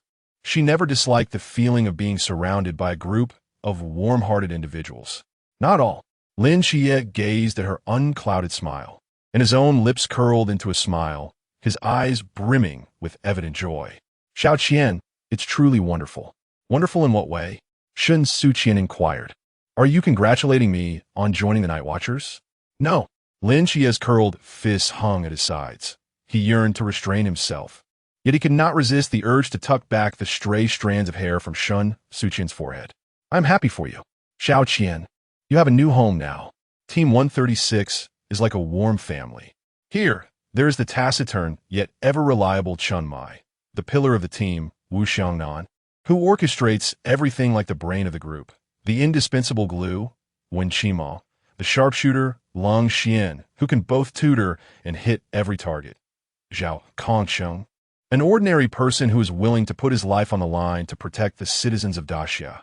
The healing light, Si Xiaonan, the vivacious spirit of the team. Hong Ying. And then there is he, Lin Xie, who will forever be by Shen Suqian's side. Shen Suqian is no longer alone, because she has family now. Chapter 26. Dreaming beneath the cherry blossom tree stood a slender figure of a girl, quietly gazing at the familiar silhouette approaching in the distance, lost in reverie. In this moment, even the voice of Sakati could not rouse Shen Suqian from her stupor. Grandmother. Without a second thought, she dashed forward, arms outstretched, yearning to embrace the apparition that could only ever manifest in her dreams. Alas, the figure passed right through her. Shen Suqian grasped at emptiness. Sakati cautioned her, Shen Suqian, do not let the dream control you. Yet, Shen Suqian needed no such reminder. With her head bowed, she remained still for a time, her bangs veiling her eyes, obscuring her emotions, so it was merely a dream. A hint of melancholy and regret tinged her voice as she spoke softly, a smile gradually blooming at the corners of her lips. I detest being deceived by others invoking my grandmother's name. Conjuring an icicle in her hand, she released it, the shard slicing through the air faster than a bullet, shattering the cherry blossom tree that ensnared her in this nightmare. Cunning deceivers, she scoffed. Why don't you show yourselves? From behind the tree, a figure emerged, the dream weaver stepping forth from the shadows. Amidst the cascading flower rain, his tailcoat remained immaculate, and he bent slightly, exuding an air of elegance. Truly, as the chosen agent of the twin gods, he was remarkable. He marveled at how swiftly she had discovered his presence. Shen Suqian turned to scrutinize him. Who are you? A name holds no value. You may call me Dreamer. His courteous demeanor resembled that of a true gentleman. Yet Shen Suqian was not swayed by such charm. A member of the ancient god church? Indeed, Dreamer replied, an eager expression gracing his face. Shen Suqian, I have come specifically to invite you to join us. Shen Suqian retorted with disdain. Your words imply that I possess the privilege to refuse. Regrettably, you have but two choices, to join willingly or to be compelled to join. The ancient god church was determined to acquire Shen Suqian's allegiance. Dreamer held the legendary twin god's agent in high regard. Otherwise, he would not have personally orchestrated such a nightmare for her. Indeed, it was a nightmare. She could see her grandmother drifting away, yet no matter how wide she spread her arms, she could never reach that silhouette. For Shen Suqian, this was the most terrifying of dreams. You are aware that I am the agent of the twin gods, knowledge that should solely belong to the Watchers. Shen Suqian ignored him, consumed by her own deductions.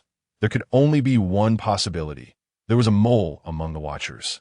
An undercover agent, or perhaps a traitor. Dreamer extended his hand toward Shen Suqian. The ancient god church welcomes all living forces, especially those as unique as you. He tempted her, join us, and wealth and power will seem trivial. You could even wield dominion over the lives and deaths of mortals. As long as you desire it, you can become the sovereign of the world. In the future, the new world shall eternally belong to the ancient god church. Such alluring words. Shen Suqian gently clapped her hands in applause, yet lamented that grandiose promises could not sway her. Your persuasive rhetoric still requires refinement. The confident smile froze upon their face, and the murmuring gaze fixed upon her. Are you rejecting us? If your ears are not deaf, I have indeed turned you down. The hand Shen Suqian concealed behind her back emanated a chilling aura. Team 136, and the knowledge they imparted about the ancient God Church was ultimately limited. Her understanding of this sinister organization was scant, and she was unaware of which deity the murmurer represented. However, given the current haughty demeanor of the murmurer, it was likely that they held a position akin to a leader within the ancient God Church, a formidable opponent. No one can refuse me. If one cannot become an ally, they must inevitably become an adversary. Yet, the ancient God Church could not bear to lose a dual deity representative, and the murmurer excelled at compelling dissenters to comply. But you are a dual deity representative, deserving of yet another opportunity. The essence of the murmurer is Klein realm. The entity before Shen Suqian is but a fragment, yet it also possesses the ocean realm. As a deity representative of the river realm, Shen Suqian would not stand a chance against the murmurer. Nevertheless, the ancient God Church appreciates every promising newcomer, and neither Lin Chia nor Shen Suqian would escape their notice. In their efforts to recruit Lin Chia into the ancient God Church, they had dispatched the agent of Medusa, the serpent woman, to Tsangnan, and it was about time for her arrival. I had no idea my influence was so substantial. Shen Suqian tossed her long hair behind her and inquired, Might I ask which deity you represent? Of course, the great and sacred goddess of death, Hela. Only such a powerful deity could grant the murmurer a rebirth. The goddess of death? Shen Suqian silently called upon the name of Scathach in her heart. Tell me, can you contend with the master behind him? He is merely an agent. Scathach's demeanor was cold. The pact she forged with Shen Suqian was inscribed upon her very soul, and even in dreams, it could not sever their bond. The murmurer was formidable, among the most powerful of humanity, surpassing Shen Suqian in many respects, and even as a mere fragment, should not be underestimated. However, do not forget, he is merely the agent of the goddess of death. Were Hela truly present, Scathach would regard her with a degree of caution. But a mere agent is hardly worthy of her concern. With divine backing, Shen Suqian felt emboldened to indulge in her whims. I have always been curious as to why you all perceive my grandmother as my Achilles heel. The murmurer was taken aback. Shen Suqian continued, a widely acknowledged weakness may be a weakness, yet it is not a weakness. Shen Suqian has no vulnerabilities. For since the day her grandmother departed 12 years ago, none have understood more clearly than she. The only person who ever loved her has long since passed away. In the memories of Shen Suqian, her grandmother embodies the soul sweetness, the singular redemption amidst a childhood fraught with anguish. Yet she shall never be Shen Suqian's Achilles heel. The words of her grandmother remain etched in her mind. Shao Qian, you must take good care of yourself. Yu, in a state of self-perceived magnanimity, believed he had granted Shen Suqian a rare second chance, a privilege not afforded to others. Yet, she resolutely declined. Your vision sounds appealing, but alas, I harbor no interest in orchestrating the fates of strangers. Her rejection was blunt, inciting Yu's indignation and stripping away his smile. No one has ever turned me down twice. Shen Suqian remained unfazed. Well, now there is someone. You are mistaken. No one can refuse the great Lord Yu. Shen Suqian regarded him with a hint of disdain. Once more, she found herself embarrassed on behalf of another. What sort of adolescent delusion is this? Can anyone truly refer to themselves as the great Lord Yu? Shen Suqian remained still, her gaze fixed upon Yu. Clad in a tailcoat that enveloped his entire form, he resembled a figure of Western aristocracy in all its elegance. He extended his hand towards Shen Suqian, intending to employ his most adept maneuver to forcibly forge a soul contract with the dual deity agent. However, he was unprepared for the sight that awaited him within Shen Suqian's soul, an icy blue pair of eyes. Chapter 27. The cult of the ancient god Shen Suqian serves as the emissary of the goddess of winter. However, unlike other divine agents, her pact with Skadi is one of symbiosis. Shen Suqian's soul belongs entirely to Skadi. It is akin to a pristine white sheet of paper that, upon the signing of the symbiotic contract, has been imbued with Skadi's divine essence, transforming it into a shade of blue. The whisper adeptly inscribes imprints upon the souls of individuals, which undoubtedly compromises the integrity of this blue parchment. Presently, Shen Suqian, the whisper, and Scotty are embroiled in a struggle for ownership of her soul, resulting in one among them harboring extreme fury. Yet it is not Shen Suqian. Who could this be? How difficult to discern.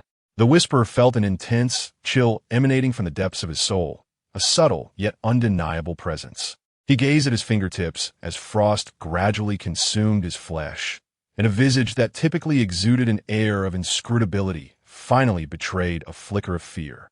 What is this? Dear Lord Whisper, you seem woefully unaware of your target, Shen Suqian remarked, tilting her head innocently and blinking.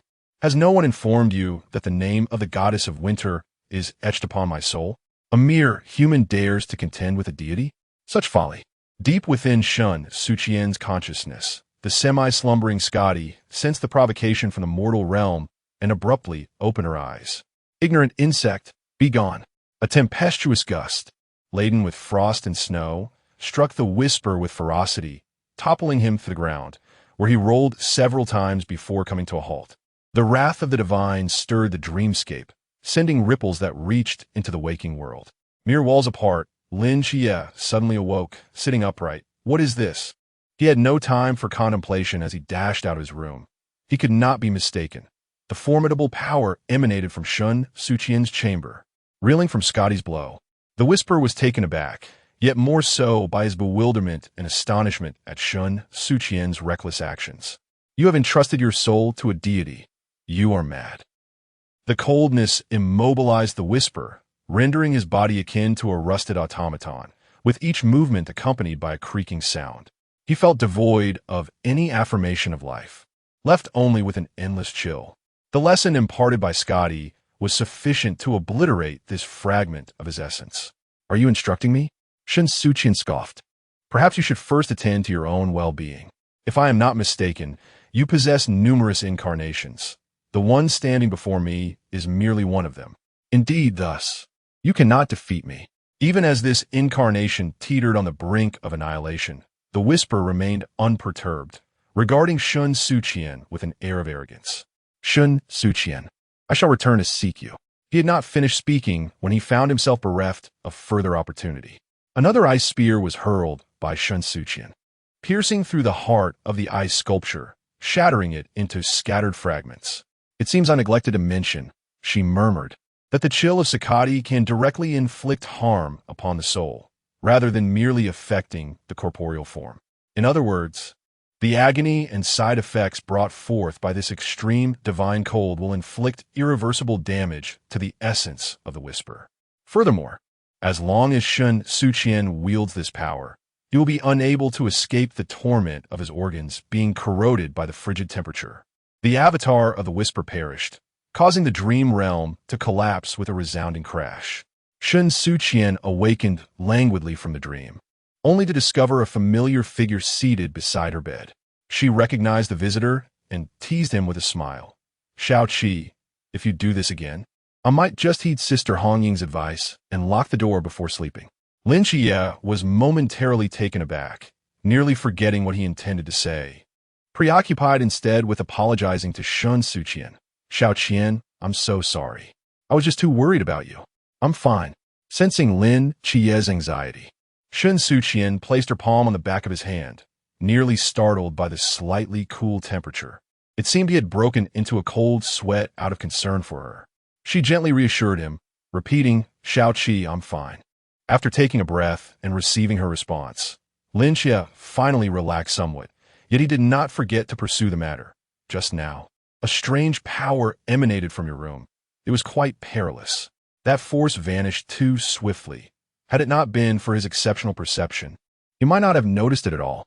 Shao Qi, how much do you know about the ancient god church? Shen Suqian did not rush to explain, but instead asked him, could you tell me about the ancient god church? Lin Xie, of course, would not refuse. The ancient god church, founded by the supreme deity Brahma of India, the Norse goddess of death hell, and the Greek god of the underworld Hades, seeks to seize control of the new world beyond the mist, scouring for humans who possess forbidden ruins, particularly those with divine ruins, to serve as their followers. They aspire to dominate the Xia and establish the new world as they envision it. Naturally, as deities, they do not always manifest before mortals. Thus, the chosen divine agents become the most effective executors of their will on earth. A new world? Shen Suqian scoffed, yet she refrained from immediate skepticism, continuing to inquire. What do you know about the Whisper? The Whisper, just as Lin Xie was about to respond, a figure clad in sleepwear leaned quietly against the door, interrupting him. The Whisper is the agent of the goddess of Death Hell, possessing Forbidden Ruin 018 Dream Crossing. Hong Ying appeared noticeably drowsy, evidently having been awakened by their commotion. The authority of the Whisper encompasses nightmares and soul contracts, excelling in manipulating human thoughts and actions. Once marked by him, regardless of one's consent, one is bound to become a member of his following, in other words, his lackey. Furthermore, the nightmares conjured by the Whisper can manifest into reality. Disasters, such as earthquakes and tsunamis, can descend upon the real world under his control. Shen Suqian, lost in thought, mused. No wonder his words are so audacious. He possesses genuine skill. Alas, encountering Sakati is indeed a stroke of misfortune for him. Hong Ying, momentarily stifling a yawn, abruptly opened her eyes and leaned towards Shen Suqian. Have you seen the Dreamwalker? With an assured smile directed at the worried Lin Xie. Shen Suqian confided in Hong Ying. He entered my dream. Or rather, he wove a dream for me. Are you unharmed? Hong Ying, in a flurry of concern, pushed Lin Xie aside and leaned closer to Shen Suqian, ready to examine him. He didn't take you away, did he? The infamous ancient god church has always preferred to err on the side of overzealousness when it comes to potential humans, never letting a promising target slip away. If they cannot forcibly recruit, they will resort to obliteration. Hong Ying genuinely feared for Shen Suqian's safety before he moved in. Chen Mai and Wu Xiangnan had issued her strict orders. The safety of these two divine agents was solely her responsibility, primarily hers. If someone were to breach their sanctum right under her nose, what would become of Hong Ying's reputation? I am fine, Shen Suqian reiterated firmly. I assure you, I'm truly unscathed. Seeing that both Hong Ying and Lin Xie remained skeptical, Shen Suqian complied and climbed off the bed, spinning around before them, then jumping up and down a few times. The power of Sakati safeguarded him within the dream, unless the goddess of death herself intervened. Her agents could not inflict harm upon him. Shen Suqian paid little heed to the Dreamwalker, yet Hong Ying regarded it as a dire threat. She was far more concerned for him than he realized. The Dreamwalker will not relent. If they fail once, they will surely attempt again. She glanced at Lin Xie, then returned her gaze to Shen Suqian, her expression troubled. Both you and Xie are targets of the ancient god church. Just because you evaded them this time does not guarantee safety in the future. The essence of the Dreamwalker resides within the Klein realm, and even in its avatar. It possesses the strength of the ocean realm. Had the Dreamwalker manifested in a location other than Shen Suqian's dream, had his soul contract not been influenced by Sakati, Team 136 would awaken to find the sky had collapsed. The dual divine agents they had painstakingly recruited could easily become followers of the ancient god church, inciting Yifan to storm in at Songnan to confront Chen Mai. Lin Xie stepped forward, fists clenched at his sides.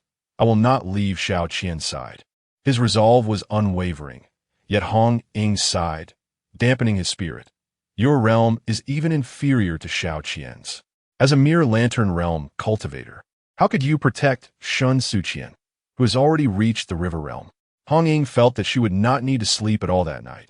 Starting tomorrow, both of you will undergo rigorous training. Once we enter the training camp, its protective measures will far exceed those of Songnan, allowing us a measure of peace. Originally, Hong Ying's plan was not flawed, yet perhaps she did not anticipate that even within the training camp, there lurked spies from the ancient god church. After Hong Ying departed, Lin Xie tucked the blanket around Shen Suqian. Xiao Qian, it's time for you to rest, he said gently.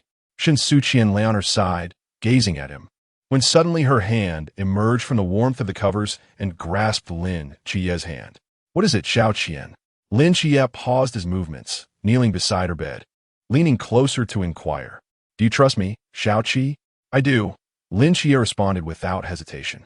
even if he held doubts about the Night Watchers. His faith in Shen Suqian remained unwavering.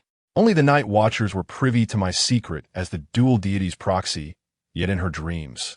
You had encountered me and referred to me as the dual deity's proxy. Shen Suqian's words trailed off, but Lin Xie comprehended her meaning, instinctively tightening his grip on her hand. Are you saying? Chapter 28. Extremes and extremes. Have you ever encountered genius? Lung Xian had long been skeptical of the existence of individuals with an innate, flawless precision, until he beheld Shen Suqian with his own eyes. His voice trembled slightly. After years of being a marksman, it was the first time he felt unsteady with his weapon in hand. He addressed Shen Suqian, urging, "Take another shot." With a puzzled glance, Shen Suqian closed her eyes and raised the gun, directing the muzzle towards the ceiling. A crack echoed as the bullet was released, tracing a graceful arc through the air. Indeed, an arc. Lung Xian watched in astonishment as the bullet, initially aimed at the ceiling, curved at an improbable angle, forming a parabolic trajectory, and struck the bullseye directly in front of him.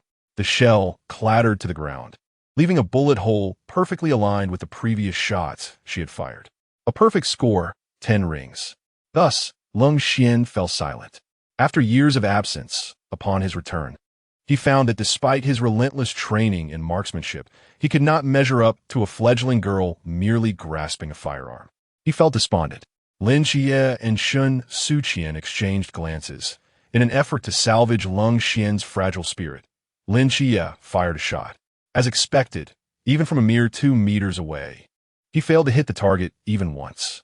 The bullet grazed the edge of the target, a stark contrast to Shen Suqian's flawless execution. Yet, this did little to comfort Lung Xian. Is your divine realm truly one where all things possess spirit? Indeed. Are you certain that the goddess of winter and the god of vengeance did not grant you an additional divine blessing of perfect accuracy? Shen Suqian helplessly denied. I assure you, they did not. Impossible. This is absolutely unfathomable. Lung Xian racked his brain in confusion. This defied all logic. Was it merely because she was a divine agent that her bullets could disregard the laws of gravity? Why then could Lin Xie not hit the target? All right, so this is how it is. A divine agent endowed with extraordinary perception cannot hit the target, while another, devoid of such perception, can effortlessly strike the mark with eyes closed. One extreme contrast.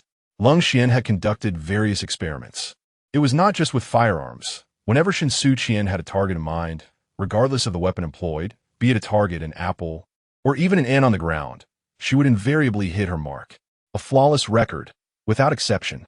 Having utterly lost hope in this world, Lung Xian departed, feeling a kinship with Hong Ying as he grappled with the emotion known as jealousy.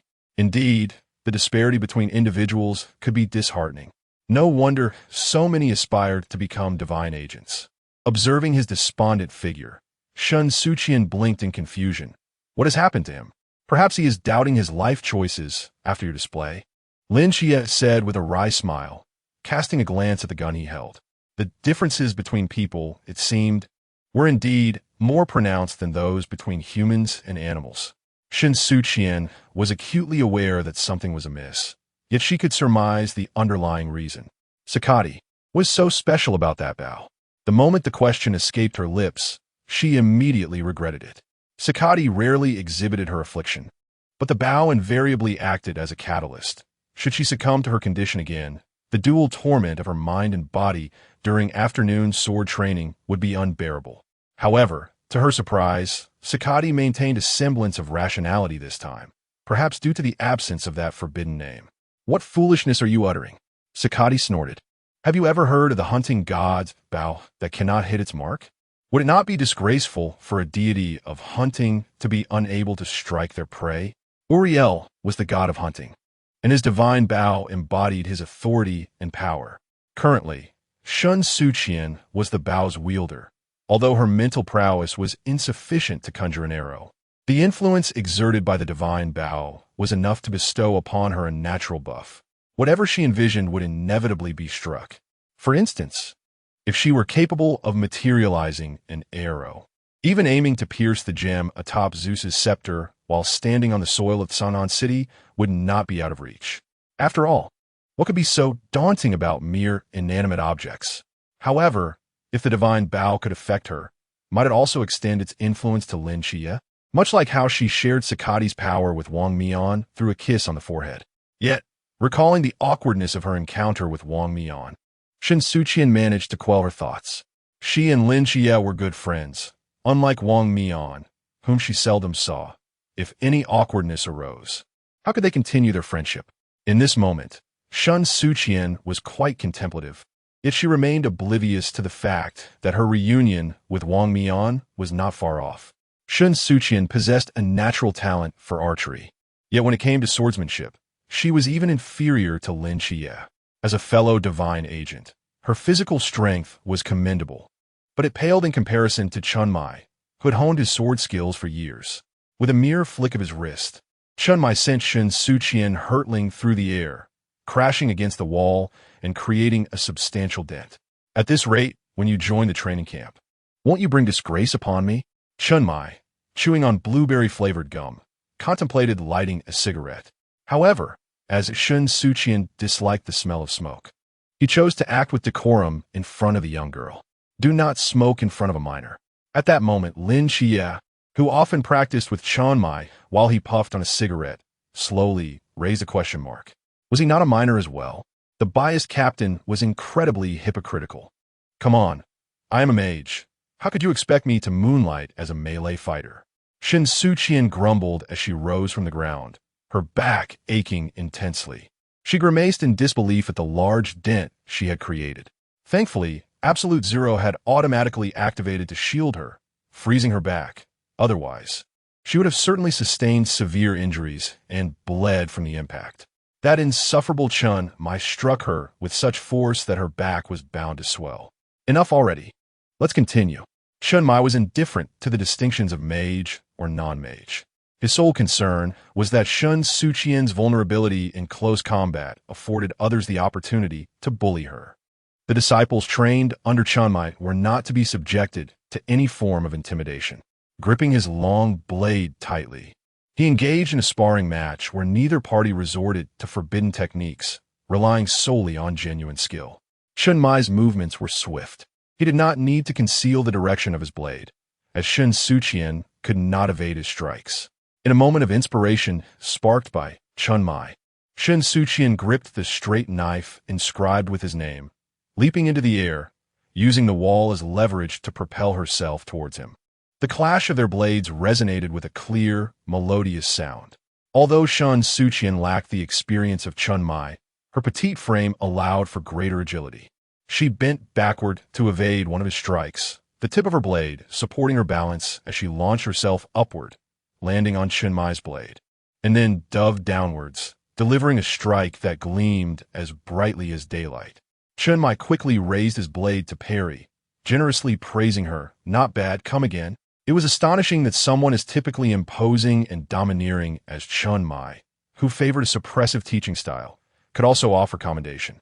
The force of his strike was so great that Shen Suqian was sent sliding several feet before regaining her stance. Narrowing her eyes, she charged at him once more. Remaining still, Chun Mai did not flinch as she approached. He deftly maneuvered his blade, turning sideways and striking her shoulder with the hilt. The chill of the impact felt as if it had crystallized into ice, and Shen Suqian's right shoulder collided with the wall.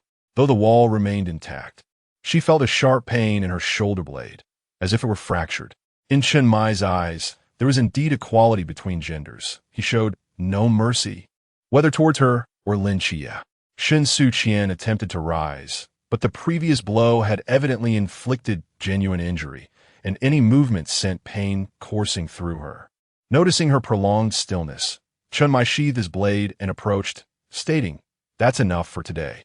Let Shao tend to your wounds, and we shall continue tomorrow." "Really? More?" Shen Suqian lamented, realizing too late that joining the night watch would entail daily beatings from the captain. Did she still have time to regret her decision? "Once you can match me in skill, then you may cease training." Chun Mai placed his palm gently on her shoulder to assess the damage. "Can you move?" "I cannot," she replied, lying on the ground with a pitiful expression. "Captain, Would you carry me back? Shen Mai hesitated, meeting her gaze. Frankly, Lin Xie had often returned battered and bruised, yet had never made such a request. Shen Mai acquiesced. Perhaps this was the distinction between sons and daughters. He supported Shen Suqian, lifting her onto his back and standing tall with her secured. With a deft kick of his toes, he propelled his own straight blade from the ground, and as it descended before him, he reached out to grasp it firmly. This little girl had the audacity to speak ill of him, despite having borrowed his knife. Even Lin Xie had not received such a privilege. Yet, she remained ungrateful, revealing a lack of conscience. Chapter 29. Favoritism leaning against Shen Mai's back. Shen Suqian's thoughts gradually drifted away. This unfamiliar sensation brought tears to her eyes. And in a place invisible to Shen Mai, she silently wept. Throughout her life, she had often fantasized about a man who would lift her up, providing her with a dependable shoulder to lean on. Yet, that dream remained unfulfilled. In her blurred vision, the 5-year-old Shen Suqian stood before her, clad in long sleeves and trousers, gazing into the eyes of her 17-year-old self across 12 years of time. With her hair forcibly cut short, she stood quietly, slowly parting her lips to speak. Shen Suqian, you must understand that not all parents love their children. This was a truth the 5-year-old Shen Suqian had already discerned. The warmth that Shen Mai exuded felt eerily akin to that of her ideal father, shattering the barriers of her imagination. Fantasy had transformed into reality. Since childhood, Shen Suqian had been a person yearning for warmth, yet simultaneously terrified of it. The pale blue hair tie slipped slowly from her hair, and her low ponytail unraveled. She remained oblivious to a single tear that fell from her chin onto the nape of Shen Mai's neck. He certainly sensed that cold tear. After all, the shiver it sent through him was impossible to ignore. Pausing briefly, Shen Mai did not stop. He continued to carry her forward, much like a silent mountain, quiet yet dependable. On the other hand, Shen Suqian was injured, while Lin Xie was also suffering under Zhao Kongqing's rigorous training. However, no matter how arduous it was, he had to find his way back on his own. Zhao Kongqing would not carry him. After handing Shen Suqian over to Si Xiaonan, Shen Mai tidied himself up and turned toward the kitchen. Watching the captain's consistently reliable silhouette, Hong Ying suddenly sensed something was amiss, an unsettling premonition. Wen Qima had slipped away to tend to Lin Xie's wounds, and the person responding to her was Zhao Kongqing, who had just given Lin Xie a thorough beating and was now in high spirits. What seems to be wrong? Did the captain just bring Xiao Qian back? Yes, and so what? Zhao Kongqing saw nothing unusual. After all, she was just a young girl, and her childhood had been quite harsh. The captain was merely trying to care for her a little more. He thought Hong Ying was perhaps feeling jealous, akin to a firstborn sensing a shift in their status with the arrival of a second child. Zhao Kongqing believed he understood Hong Ying's heart well, asserting that the captain was still very kind to them. You do not comprehend, Hong Ying stated, propping her chin on her hand with a determined tone. I can already sense the captain's favoritism. In the future, the few of us combined will never match Xiao Qian's status in the captain's heart. She pondered. Could it be that the captain wished to have another daughter? What are you thinking? Shen Mai emerged from the kitchen, apron removed, carrying dishes. Hong Ying went to fetch bowls and chopsticks, while Lao Zhao went to serve the food. He glanced at Wu Xiangnan, who raised both hands and promptly offered, I will help as well. Shen Mai nodded expressionlessly. That's more like it. We are all family, after all. How could anyone shirk their household duties? The night watchmen do not provide meals or accommodations. However, Shen Mai took it upon himself to prepare a splendid feast for everyone. As Lin Xie and Wen Qima took their seats at the table, they immediately noticed the fuming Hong Ying, who was attempting to metaphorically slay Shen Mai with her glare. Well, she knew it was futile, yet she still sought to admonish him. What is the matter, Hong Ying? Wen Qima inquired, glancing between her and Shen Mai. He leaned closer to her. Did you have a quarrel with the captain? Hong Ying was unable to mask her irritation, vehemently accusing Shen Mai. Captain, you are biased. She pointed at a chicken leg that had been singled out just for one person, questioning the nonchalant Shen Mai. Is it that only Xiao Qian is dear to you, while the rest of us are mere strays? She attempted to evoke a semblance of paternal affection from him, gazing at him with a pitiful expression. "Captain, have you forgotten the camaraderie we have shared over the years?" It was a poignant plea, but alas, Chen Mai remained unmoved. He had long since seen through her theatrics. With an impassive countenance, he nodded, devoid of any guilt about his perceived favoritism, taking pride instead. "Indeed, I did not expect you to notice." He even went so far as to concur with Hong Ying. "Since that is the case, I shall no longer pretend. You are all indeed my strays." With chopsticks in hand and a table laden with dishes, Wu Xiangnan hesitated to eat, justifying himself. "Hey, I am not one of your strays." At his age, he believed he should at least be considered peer. The captain, true to his role, was still busy appeasing the children. Suddenly, Lung Xian raised his hand while cleaning his gun. With quick reflexes, he deftly placed another chicken leg into Lin Chia's bowl, saying, "You should eat more." Lin Chia turned her head to hear him add, "It's undoubtedly because you've eaten too little that your eyes fail to discern your target." What a splendid rationale. Indeed, observing Lung Xian's earnest demeanor, both Hong Ying and Wen Qima could not help but twitch their lips in amusement.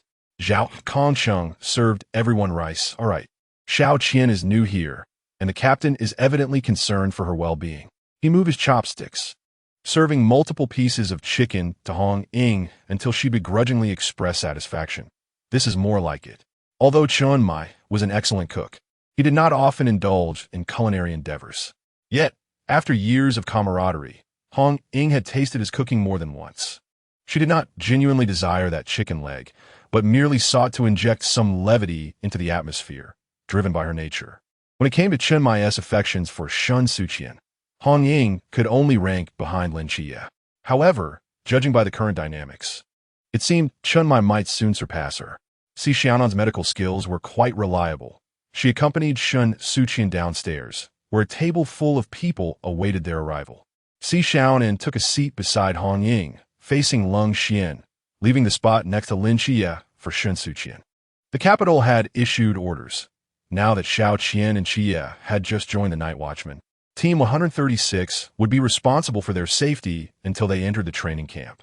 Given the recent string of incidents, from the Nantua snake demon to the ancient god church, the seemingly tranquil Sangnan was rife with peril, making the protection of the divine agent a daunting task. Therefore, it was imperative for all members of Team 136 to remain vigilant. Hong Ying, you labored tirelessly. During the day at the peace office, there is a sense of reassurance with everyone present. However, upon returning to Hong Ying's villa at night, she must rely heavily on her efforts. "Rest assured, Captain, I shall fulfill the mission." Hong Ying responded affirmatively, yet inwardly, she harbored unspoken grievances towards Chen Mai. Just the other day, he was referred to as Su Qian, and now he is swiftly transformed into Xiao Qian. The heart of a man is as elusive as a needle in the ocean. One cannot fathom Chen Mai's thoughts, nor can one ever truly guess them. This meal marked the first gathering shared among the night watchers since Shen Suqian's induction, and Chen Mai, as the leader, extended a warm welcome to both Shen Suqian and Lin Chia, as she observed the smiling faces around her. Shen Suqian averted her gaze to the chicken leg intentionally he set aside for her, suddenly finding her vision becoming somewhat blurred. Perhaps Lin Chia was correct. Although she had lost her grandmother, she now had a family. These individuals were her new kin. Lin Chia, seated beside her, gently clasped Shen Suqian's hand resting on her lap, hidden beneath the table. One cannot remain perpetually mired in the past. If Shen Suqian's grandmother were watching from above, she would surely wish for her granddaughter to embrace a new beginning in life. Chapter 30. The Bell as Divine Agents. Shen Suqian and Lin Chia inevitably find themselves subjected to comparison, despite their amicable relationship devoid of any competitive undertones. As night descends, Chen Mai and Wu Xiangnan sit together in the office, perusing the training reports of the two divine agents. Each possesses distinct strengths. Wu Xiangnan approaches and stands beside him, affirming that both are remarkably well-rounded. Shen Suqian and Lin Chia exhibit overlapping proficiencies, both embodying the essence of versatile hexagonal warriors.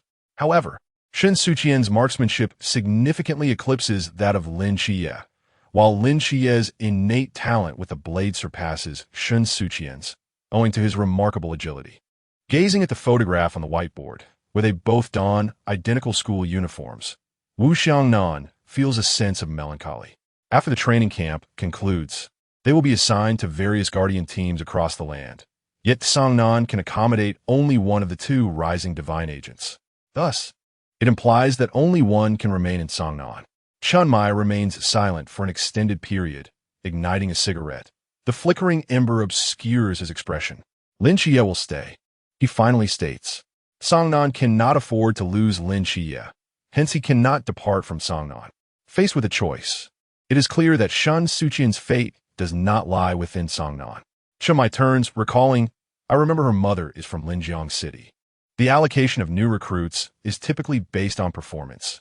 Yet Linjiang's situation is unique, having suffered significant losses in recent years, desperately requiring a capable new recruit for support.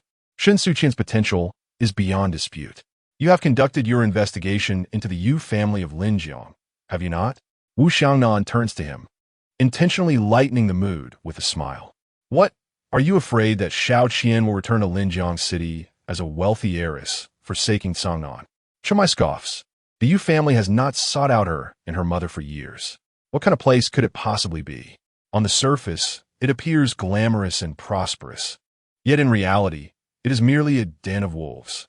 Over the years, the scandal surrounding the Yu family's sons and their eldest grandson vying for control of the Yu group have reached even Chen Mai, who is typically indifferent to such matters. Family discord and betrayal among kin are the hallmarks of such a household, and Chen Mai would prefer that Shen Suqian never become entangled in it. She need not assume the role of a wealthy heiress. Before Chen Mai can finish his thought, Wu Xiangnan discerns his unspoken implication. What? Do you truly wish to raise a daughter? The former remains silent, merely casting a glance his way, as if to question why it would be unfeasible. Chen Mai is impoverished, and with the added burden of covering the dining expenses for 2 children, he finds himself even more financially strained. However, if Shen Suqian does not seek a life of excess and extravagance, the stipends provided to guardians would suffice for her sustenance. Should it fall short, Chen Mai is willing to assist her. There are certain murky waters she ought not to wade through. As the training for guardians draws near, Shen Suqian finally manages to hold her ground against Chen Mai for several hundred exchanges, although she ultimately finds herself sent flying. During training, Chen Mai struck her with fervor, only to later indulge her with an array of culinary delights. Even Hong Ying remarked that she had gained several pounds recently. This juxtaposition of harshness and sweetness made it difficult for Shen Suqian to harbor any resentment towards Chen Mai. Observing the pair standing before him, a sense of gratification washed over Chen Mai as he handed each of them their respective files. The new recruit training was about to commence, traditionally held in the capital. You may wish to procure some daily necessities to prepare. The capital? Shen Suqian had never ventured there in her life. Would it be cold? Should she purchase several down jackets? While an abundance of cotton jackets was unnecessary, it would be prudent to acquire a couple more blankets. Chen Mai felt a mix of affection and exasperation as he regarded Shen Suqian. The camp's beds were harder than the tiled floors, and she would likely struggle to sleep through the night. The more he understood Shen Suqian, the more this old father figure fretted, his head aching from worry. Given her constitution, she preferred her meals cooled. Thus, bringing extra bottles of mineral water was essential. If the training camp did not provide hot water, she would find herself unable to quench her thirst. Life there would not be like at the peace office, where Chen Mai, a considerate chef, would prepare meals in advance, leaving a portion for her to cool down. During mealtimes, Shen Suqian would probably find it impossible to swallow a bite. Chen Mai speculated that due to Lin Xie, the training location might change, but until the orders were issued, he refrained from elaborating, hastening Shen Suqian and Lin Xie to gather their belongings. He reminded Shen Suqian to bring sunscreen and hydrating spray, warning her that if she returned sunburned, he would not take responsibility. I hear you, I hear you. Shen Suqian teased, tugging at her ears, both of which had caught his admonitions. She had never realized how verbose Chen Mai could be. Familiarity had surely eroded the facade. By the way, why haven't you tied your hair up lately? Chen Mai pressed a hand against the back of Shen Suqian's head. If she got into a scuffle and her hair were pulled, she would have nowhere to shed her tears. She had lost her hair ties and had yet to buy replacements. Sensing another impending lecture, Shen Suqian quickly pulled Lin Chia away, declaring, "I'm going to buy some right now." Seeing her dash away, Chen Mai could only shout after her, "Bring me the receipt when you buy something." Shen Suqian did not look back, merely waving her hand, leaving him uncertain if she had heard him. Wu Xiangnan, leaning against the wall, straightened and approached, chuckling, "You truly are becoming more like a father figure." As for Chia, she was manageable but Xiao Qian. Chen Mai sighed. The power that Sakati had left within her was overwhelmingly potent. What others experienced as room temperature felt like molten lava to her. Chen Mai was genuinely concerned that she would not have enough to eat at the training camp. "No, I must make a call," he resolved, increasingly anxious. After all, he had worked hard to help her gain weight. He could not allow her to lose it again. Watching his hurried retreat, Wu Xiangnan could only chuckle. Although Chen Mai does not have a daughter, his level of concern surpasses that of a typical doting father, almost as if he has raised a cherished daughter, one that is both beloved and revered. Upon learning that Shen Suqian and Lin Chia intended to purchase daily necessities, Si Xiaonan and Hong Ying eagerly volunteered to accompany them. Wen Qima and Leng Xian were likewise unable to escape the fate of carrying bags. The formidable trio's combative spirit was such that even Lin Chia, who could practice swordplay for an entire day without tiring, felt a profound aversion to shopping for the rest of her life. With an expression as cold as ice, Leng Xian hefted a Hello Kitty suitcase, while observing with a heavy heart as Hong Ying and Si Xiaonan set their sights on a Peppa Pig suitcase. Shen Suqian silently mourned for Lin Chia for 3 seconds upon witnessing the garish pink hue.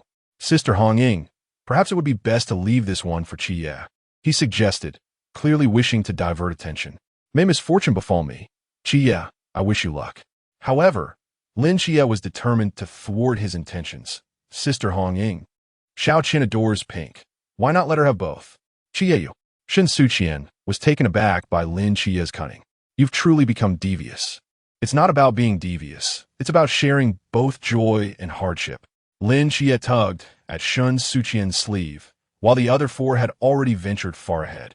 He lowered his gaze to Shen Suqian, inching closer. With long eyelashes fluttering gently, Shen Suqian instinctively recoiled. "Xiao Chia." "Don't." Lin Chia released her sleeve, and Shen Suqian felt her hair being gathered, accompanied by the faint sound of a delicate bell. Lin Chia cautiously stepped back, allowing Shen Suqian to touch the bell attached to the newly acquired hair tie. "What made you think of buying me a hair tie?" she inquired. "If I wanted to buy it, I would," he replied simply. In truth, he had purchased the hair tie long ago, but had struggled to find the right moment to present it to her. In her presence, he often felt too timid. "Xiao Qian, thank you." "Why do you keep thanking me?" Lin Chia's habitual gratitude made her feel as though she owed him a monumental favor. "Thank you for accepting this hair tie." Long before, when Lin Chia was still blind, he had pondered ways to locate Shen Suqian. During that time, he thought that although he could not see, his hearing was keen. If she wore a bell, he could find her with precision. Fortunately, when she lost a hair tie, it finally gave him the courage to gift her the bell. Chapter 31.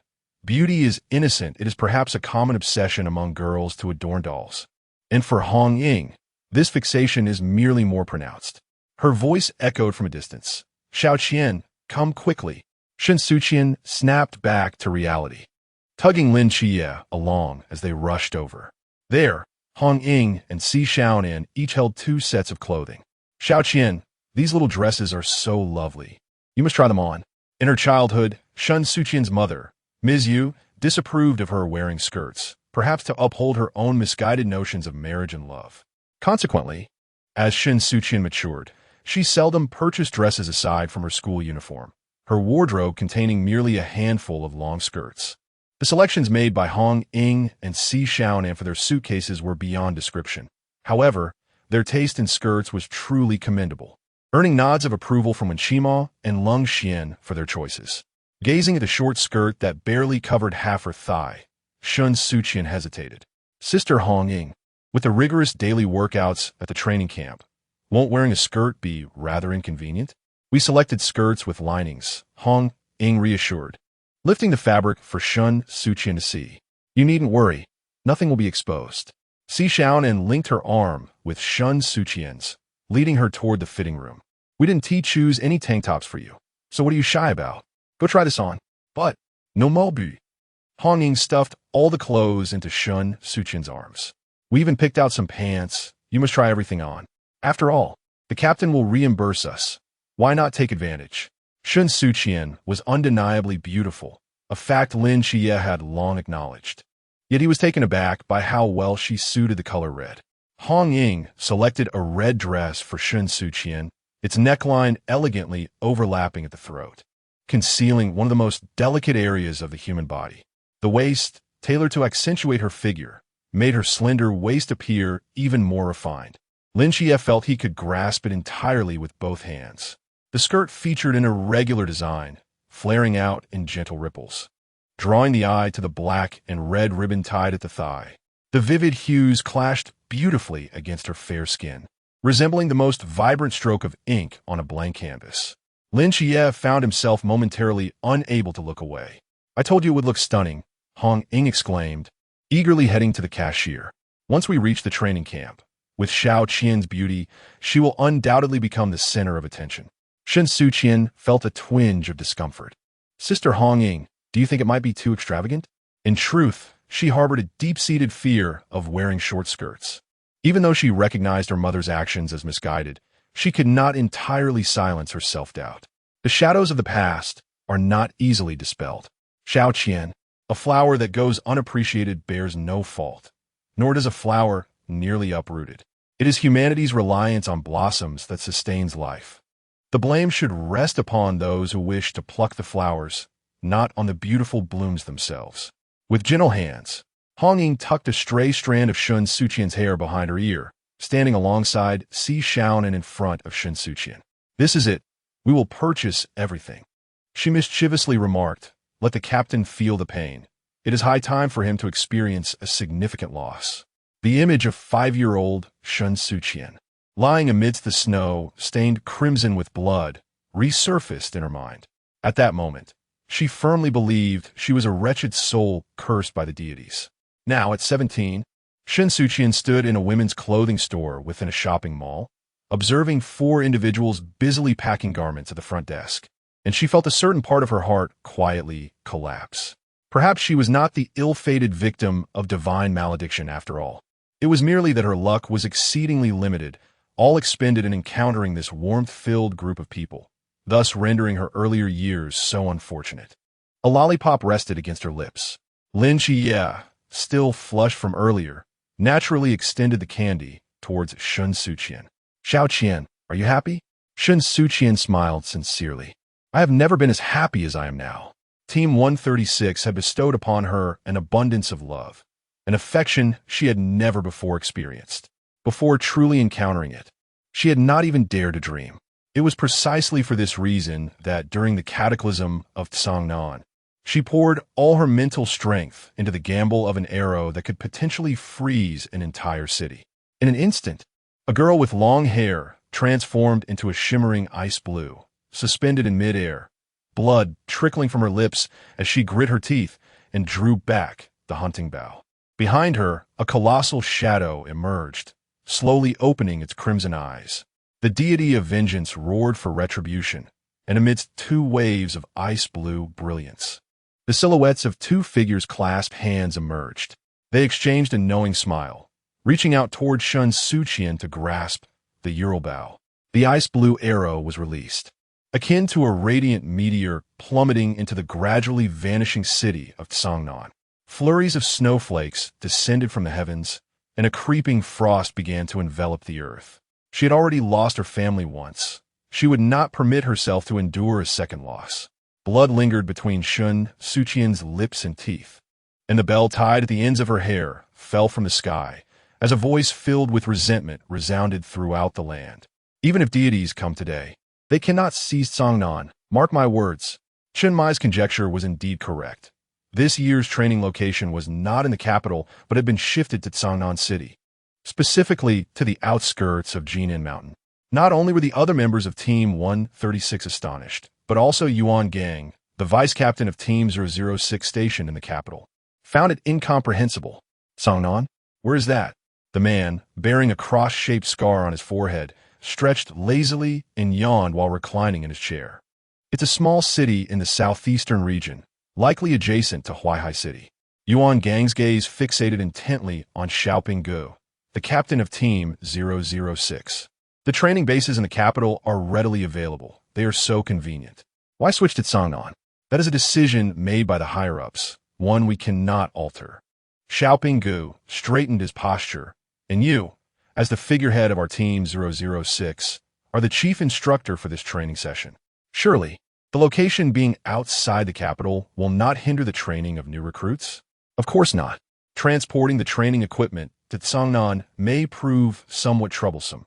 However, the logistics team of the Night Watch is comprised of seasoned professionals, and given their efficiency, this task is hardly daunting. Since you are so confident, might you also assist in looking after someone? Yuan Gang, ever vigilant, inquired, "Are you playing favorites?" Xiaoping Gu glared at him. "What do you take me for? Why is it that someone possesses such influence, able to persuade you to intercede? An overprotective father, yearning for his daughter's safety." Recalling the phone call from Songnan, Xiaoping Gu felt a headache coming on. The young lady in question had special circumstances. She could not consume hot food, nor could she come into contact with hot water, and prolonged exposure to sunlight could render her faint. "Please be cautious. So fragile?" Yuan Gang's frown deepened with each word. "If she is so delicate, why join the Night Watch? She might as well return home and live as a pampered young lady. Though delicate, her situation is indeed exceptional. Yet, you have misjudged this time. She is not eager to join the Night Watch, but rather our higher-ups are reluctant to let her go." Yuan Gang paused. What is her background? He picked up the top document from a stack, which Xiaoping Gu placed before him. Had I not known that the higher-ups had no reason to deceive me, I would scarcely believe that such a person could exist in this world, favored by the divine. Could she truly be a child of the deity? The girl in the identification photo donned a simple white shirt, adorned with a bow tie at the collar, her partially tied long hair cascading down, a few strands resting on her chest while the majority fell behind her. Her face bore the quintessential forced smile of a photo, devoid of makeup. Yet her youthful beauty shone through, particularly in her eyes, which sparkled with brightness and life. "Shen Suqian?" Yuan Gang muttered as he perused her basic information, skimming over unimportant details such as height, weight, blood type, and place of birth. Was she classified as a high-risk forbidden domain or a divine agent? A divine agent. Yuan Gang's expression turned grave, nodding to himself. If she were indeed a divine agent, it was no wonder the higher-ups placed such significance on her. Which deity does she serve? Xiaoping Gu, with a nonchalant tone, dropped a bombshell. The goddess of winter, Skadi, and the god of vengeance, Valley. Yuan Gang's head snapped up. Are you saying she? Pointing to the bottom of the document, Xiaoping Gu read aloud the 5 words inscribed there. She is a dual deity agent. Yuan Gang hurried to find information regarding Shen Suqian's forbidden domain, discovering a thin file printed with several passages. Name: Shen Suqian, forbidden domain, granted by the goddess of winter, Skadi, the domain of absolute zero, and by the god of vengeance, Valley, the domain of wrath of the Avenger, along with her own awakened forbidden domain, sequence 601, all things of spirit. Special note: Wrath of the Avenger is suspected to possess the ability to awaken human potential, enabling ordinary individuals without a forbidden domain to awaken one, thereby acquiring powers akin to those of spirit under investigation. Once in the ancient district of Guanghua Street in Songnan City, I assisted the night watchman Zhao Kongcheng, a member of the Songnan City 136 squad, in awakening the Forbidden Ruins sequence 083, Fleeting Life, Dimming Moon. Chapter 32. The new recruits training camp. The 2 young children at home were set to attend the training camp, and their absence for an entire year weighed heavily on everyone in Team 136. On the final evening at the Peace Affairs office, Chen Mai prepared a sumptuous dinner, their last supper. He refrained from informing Shen Suqian that he had arranged for someone to oversee her meals. instead using his chopsticks to continuously serve her dishes until her bowl resembled a small mountain. Only then did he reluctantly withdraw his hand. Hong Ying observed Shen Mai, and this time, immersed in the sorrow of parting, she had lost her previous penchant for jest. After scanning the group, Shen Suqian sighed in resignation. We are merely going to attend a training camp. It's not as if we want to return. Why act as though we will never see each other again? It's rather disconcerting. Lin Xie echoed her sentiments, reassuring, do not worry about us. I will take good care of myself, and I will look after Xiao Qian as well. A multitude of admonitions lodged in Shen Mai's throat, yet he managed to serve Lin Xie a piece of braised pork, urging, eat more. Shen Suqian remained unaware that once the training concluded, Lin Xie would remain in Songnan, unable to join them again. Considering the upper echelons of the night watch, it was highly probable she would be dispatched back to her hometown, Linjiang City. Discomforted by the sentimental scene of farewell, Shen Suqian used her clean chopsticks to share the uneaten food from her bowl with everyone. She attempted to lighten the mood, stating, let us not be so somber. It's rather concerning. Leaving is merely a precursor to a better reunion. When we return from the training camp, we will truly be teammates. Hong Ying was the first to rally. Xiao Qian is right. We will meet again. She raised her glass, exclaiming, let us toast in advance to Xiao Qian and Qie for successfully completing the training. Si Xiaonan and Lung Xian lifted their glasses almost in unison, declaring, you'd better bring back first place to bring glory to Team 136. When Qima chuckled, you are quite ambitious. Zhao Kongcheng waved his hand dismissively. Xiao Qian and Qie are divine agents. First place is undoubtedly destined for Team 136. He had immense faith in his savior.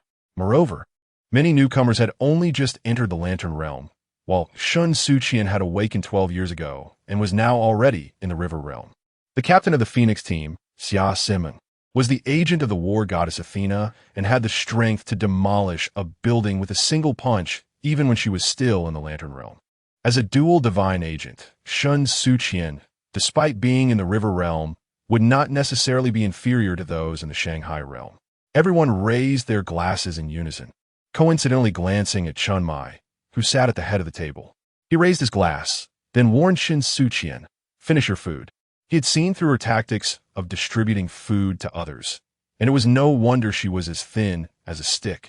Shen Suqian's smile vanished in an instant as she glared at Shen Mai, whose chopsticks once again deposited food into her bowl, prompting her to grind her teeth for the 100th time. That insufferable Shen Mai. The following day, as the sun rose, Team 136 made a concerted effort to rise early, assisting Shen Suqian and Lin Xie in loading their suitcases onto the small truck.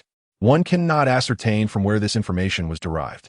Wu Xiangnan took his place in the driver's seat, fastening his seatbelt. Buckle up. We are ready to depart, he announced.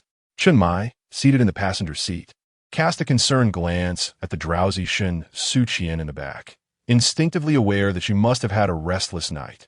Observing her condition, he felt a twinge of worry. To allow Shen Suqian a chance to rest, the others in the vehicle maintained a respectful silence until she groggily inquired, have we arrived? Not yet, Hong Ying replied, wrapping her arms around her. But we will soon reach Jinan Mountain. Rubbing her eyes, Shen Suqian sat up straight, leaning against the window alongside Lin Xie to watch the trees whiz by. This is my first visit to Jinan Mountain, she remarked. The wind tousled Shen Suqian's bangs as she listened to the whispers of the foliage outside, which spoke of a group of individuals clad in military uniforms arriving at Jinan Mountain. The leader was named Yuan Gang. She turned to Chen Mai and asked, Captain, do you know Yuan Gang? He is the deputy captain of the Jingjing 006 team. Chen Mai replied, partially rolling down the window as he gazed at the mountain summit. Do you know him? I do not. However, the trees of Jinan Mountain have informed me that he is the chief instructor for this training session. Upon hearing this, Wu Xiangnan remarked, indeed, the belief that all things possess a spirit suits the profession of intelligence reconnaissance. It seems any secrets must be discussed in the desert. We can no longer keep potted plants in the office, and raising goldfish is out of the question. Xiao Qian, Chen Mai called her name from the front. What is it? We are in Songnan, and we are all here. His voice took on a somber tone as he continued. Do not be afraid when faced with challenges. If anyone bullies you, do not endure it in silence. Send a little bird with a note to me, and we shall personally come to your aid. Thank you, Captain, Shen Suqian replied, appreciating his concern. It was rare for her to be so obedient. She leaned forward from the back seat, adding, I left something beneath your office. Please remember to check. What did you leave? A secret.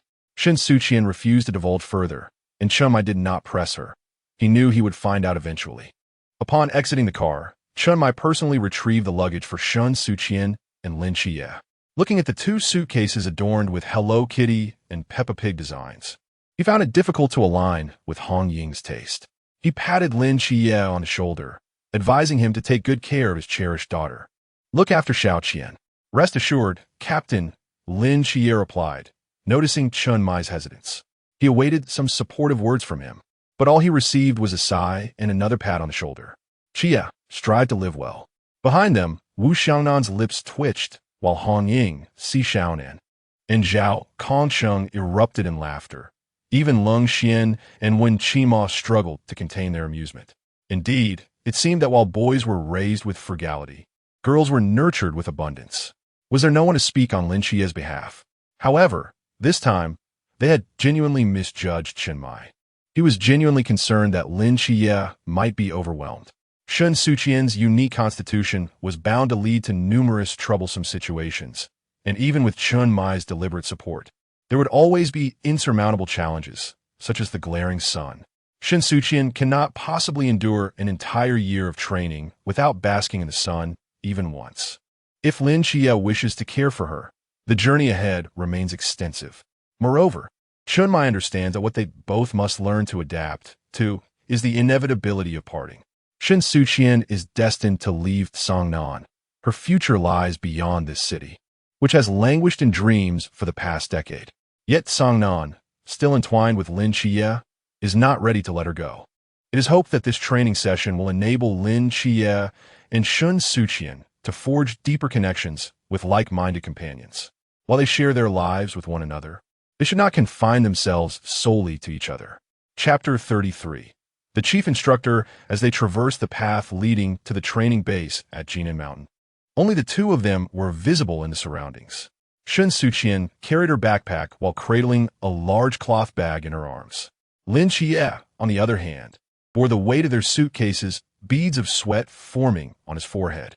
Considering Shen Suqian's unique constitution, Chen Mai and the others had set off in their vehicle before dawn. After over an hour of travel, the dawn light gradually painted the horizon, heralding the imminent rise of the sun. Perhaps this, too, was a part of the trial. Indeed, the mountain path proved to be no trivial endeavor. Xiao Qie, perhaps you should let me take one of the suitcases, Shen Suqian suggested, observing the sheen of sweat glistening on Lin Xie's brow, her heart aching for him. She retrieved a wet tissue from her bag and dabbed at the perspiration on his forehead. Lin Xie's dark hair was slightly damp. He looked down at Shen Suqian and smiled. I'm fine, Xiao Qian. Are you tired carrying your bag? Seeing his intention to take the cloth bag from her, Shen Suqian was genuinely concerned about him overheating. She feared the sun, not the heat itself, but the searing sensation it brought upon contact with her skin. Furthermore, Shen Suqian had always been resilient. During her time at Songnan No. 2 High School, she had relied on her determination to endure every physical education class. While Lin Xie showed concern for her, he should also trust in her capabilities. With one hand free, Shen Suqian placed it over the back of Lin Xie's hand, and he felt a continuous stream of coolness emanating from her touch, alleviating his fatigue. I'm fine too, she reassured him. Both were reluctant to show off their strengths, yet hoped for mutual trust. Xiao Qian, the sun is about to rise. You should open the umbrella in your bag. Lin Xie insisted firmly. Shen Suqian found herself powerless against his resolve and complied, unfurling the umbrella to shield both of them. Fortunately, Hong Ying had thoughtfully purchased an oversized black umbrella. Otherwise, it would have been uncertain whether they could find adequate coverage. The training camp was governed by strict regulations, with multiple checkpoints established within a 10-mile radius. The entire camp was under lockdown. Only new recruits arriving for training could access this location. Thus, Team 136 was unable to visit them unless a day came when they would need to charge up the mountain with their starry blades to avenge Shen Suqian and Lin Xie. The soldiers responsible for surveillance quickly spotted the duo approaching with their bags, promptly reporting back. Upon receiving the news, Yuan Gang's first reaction was to question the swift arrival. Could it be those two recruits already in Songnan? He inquired. Were there distinguishing features? A male and a female, dragging two suitcases and carrying a large black umbrella? Came the response. A black umbrella? Yuan Gang glanced out the window. It was now 8:30 in the morning, and although the sun had just risen, the temperature was still mild, even in summer, especially in the pleasant climate of Songnan. Only she would be so averse to sunlight. Turning to the nearby instructor Hong Hao, he commanded, "You go and receive them in person." Are these two individuals of significant importance? Hong Hao queried. Yuan Gang scoffed lightly. If I'm not mistaken, they should be the two divine agents you have been yearning for. The divine agents. Hong Hao quickly realized the identities of Shen Suqian and Lin Xie. Upon arriving at the base, Shen Suqian and Lin Xie finally breathed a sigh of relief. They reported their names to the guarding soldiers, earning a multitude of curious glances, as if they were rare animals on display in a zoo. Hong Hao overheard the conversation and recognized that Yuan Gang had correctly guessed. Indeed, it was the long-discussed Shen Suqian and Lin Xie who had arrived. I am your instructor, Hong Hao. You may refer to me as Instructor Hong. His demeanor was relatively gentle. Although training had yet to commence, he had already envisioned the promising futures of these two individuals. How could they possibly fail the training? The Night Watchers would never allow Lin Xie to leave, and Shen Suqian was even less likely to escape. They would cling stubbornly to her presence. Lin Xie appeared more obedient than Shen Suqian and promptly greeted him, Instructor Hong. Sensing the rebellious spirit emanating from the youthful girl before him, Hong Hao's brow furrowed. It seemed she would be a handful. Please follow me, he instructed. However, he preferred to leave the management of the reputed dual divine agents to the chief instructor, who surely had methods for handling rebellious students. Let him worry about that. Their first stop was the dormitory building for male and female students. Hong Hao, displaying a keen interest, allowed them to drop off their luggage first. Boys to the left, girls to the right. You may go upstairs to stow your belongings. Currently, they were the only two recruits in the entire training camp, and he had some free time to show them around. Thank you, instructor. Lin Xie nodded and turned to Shen Suqian. Let me take your things upstairs first. Observing this thoughtful gesture, Hong Hao felt a twinge of concern. Although the Night Watchers did not oppose internal relationships, these two were rather young for such matters. Focus on your own things. I will. He hesitated. Let me handle it. Just then, Yuan Gang, seemingly emerging from nowhere, swiftly took hold of Shen Suqian's large suitcase and grabbed her two bags. Let's go, he said, striding up the stairs, leaving Shen Suqian and Lin Xie in shock. Hong Hao sighed. This is your chief instructor, Yuan Gang. You may call him Instructor Yuan. See you in a bit. Shao Qi. Shen Suqian glanced back at Yuan Gang's retreating figure and, after bidding farewell to Lin Xie, hurried after him. Watching her silhouette disappear, Lin Xie remained momentarily dazed until Hong Hao playfully slapped him on the back. Young man, you are still too inexperienced. Pursuing a girl should not be overly clingy, or you risk becoming a nuisance. Seeing his inquisitive expression, Lin Xie, grasping his suitcase, unhesitatingly turned to ascend the stairs. The matters between him and Shen Suqian required no external commentary. What floor would you like to stay on? Yuan Gang appeared to inquire, then answered himself. Let's go with the second floor. The first is too noisy, and the higher the floor, the more sunlight one receives. The second floor is just right. He assigned Shen Suqian a room in the far corner of the second floor, ensuring ample ventilation and natural light without excessive heat. Truly considerate. The dormitory was quite austere, furnished only with a bed and a set of desks and chairs, devoid of any luxuries. In this sweltering weather, not only was there no air conditioning, but even a mere electric fan was absent. Shen Suqian pulled out a clean chair and sat down. You know me. Yuan Gang did not refute this. In the past few centuries, only one dual deity agent has emerged from the Xia. Who would know you? Not to mention the Night Watchers, the ancient God Church also kept a watchful eye. Even the Whispering had sent a manifestation to engage with Shen Suqian. One could not say they did not value her. You brought me up here specifically to discuss something? There is a matter I wish to consult with you. Yuan Gang recognized her intelligence. Conversing with clever individuals was effortless, yet he chose to withhold information for the moment. You should explore the base for now. I will find you in the mess hall at dinner. This batch of new recruits was particularly extraordinary. Besides the 2 divine agents, there were several owners of extremely high-risk, forbidden ruins. To temper the vigor of these rookies would, indeed, pose a challenge. Yuan Gang had formulated a plan, but it required Shen Suqian's cooperation. Prior to this, he had gleaned some insight into the disposition of this dual deity agent. With Shen Suqian, forcefulness would not suffice. Her collaboration could only be secured with her consent. After dinner, then, Shen Suqian did not decline. She was no fool. Why would she unnecessarily offend the chief instructor? Especially when she was already burdened with an ample training regimen. Moreover, she was quite curious about Yuan Gang's intentions. She hoped the events would unfold in an intriguing manner, without disappointing her expectations. Chapter 34. Selection Hong Hao traversed various locations within the base, accompanied by Shen Suqian and Lin Xie, drawing a multitude of curious glances. Lin Xie walked beside Shen Suqian, inquiring, "Why are they all looking at us like that? Who wouldn't be intrigued by the divine agents?"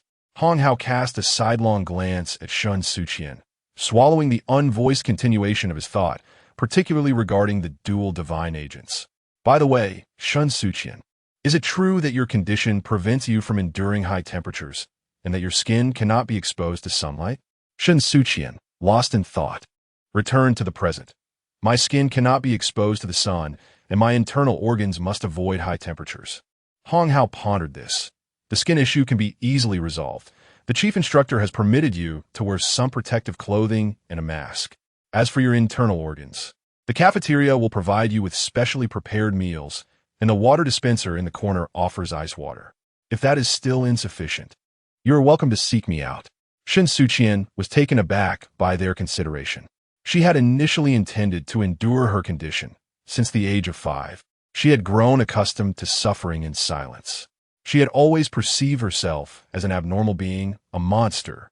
And even though Team 136 reassured her that she was not a monster, but a favored agent of the divine, she could not quell her deep-seated aversion to the gods.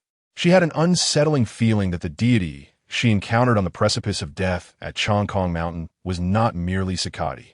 A cold, unyielding statue had gazed down upon her, and that singular glance ignited an unending terror within her regarding the divine. "Thank you." At that moment, with her head lowered, she inexplicably appeared somewhat docile. Hong Hao, who had always had a fondness for young girls, gazed at her fluffy hair and felt an irresistible urge to reach out and touch it. He swore he would exercise restraint, yet he ultimately succumbed. Lin Xie, astonished, watched as Hong Hao playfully ruffled Shen Suqian's hair, his expression akin to that of witnessing an eccentricity. The motion was so swift that Shen Suqian barely registered it. When she lifted her head to meet Hong Hao's sheepish gaze, she seemed somewhat irked. "Do not touch my head. What was this bullying a new recruit?" "Ahem, my apologies." Hong Hao offered a casual apology, fully aware of his misstep, yet if given another chance, he would surely do it again. It was amusing how this seemingly underage girl often carried herself with an air of maturity beyond her years. Shen Suqian was particularly endearing, especially to her elders. While Lin Xie was still at the Peace Affairs office, he had witnessed how Chun Mai gradually transformed into a paternal figure. Now, observing the overflowing bowl of food before Shen Suqian, he felt no inclination to jest. He handed her a glass of water, watching as she pecked at her food like a chick. "Can't eat anymore?" Shen Suqian nodded and pushed her meal towards him. Lin Xie gazed at the nearly untouched plate with a resigned sigh. "No wonder the captain asked me to keep an eye on you. You are eating far too little." He deftly scooped half a bowl of rice for her with his chopsticks. "Finish this, and I shall eat the rest." She longed to protest, yet she discerned Lin Xie's displeasure. As Shen Suqian hummed softly, continuing to concentrate on her meal, she suddenly froze, turning her head with excruciating slowness to gaze at Lin Xie, who had placed his hand atop her head. Lin Xie chuckled awkwardly, retracting his hand. "I apologize, Xiao Qian. I swear I truly had it under control." It It was not that he had a particular fondness for Shen Suqian, but rather that her new hairstyle, with ends tied up resembling a jellyfish, was undeniably adorable. It was simply irresistible. Shen Suqian was visibly displeased. Lin Xie should count himself fortunate to have known her since childhood. Otherwise, he might have been frozen into a statue by now. Cunning man, bah! Yuan Gang was punctual. Just as Shen Suqian finished her dinner and sat atop a high platform enjoying the breeze, he approached with a folder in hand, still clad in his trench coat. Is your little boyfriend not here? Shen Suqian squinted, pushing aside her tousled bangs. He went to fetch something. If you have something to discuss, you'd best be quick about it. Rest assured, I want to interrupt your date, Yuan Gang replied, taking a seat beside her. He was considerably taller than Shen Suqian, his feet reaching the cement floor upon sitting. Among the new recruits this term, there were numerous holders of high-risk, forbidden zones, not to be underestimated. Shen Suqian remained unfazed.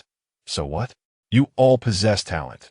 Without some effort, you truly cannot be subdued, Yuan Gang stated candidly, showing no reluctance to reveal himself before the newcomers. I have invited an external aide to assist.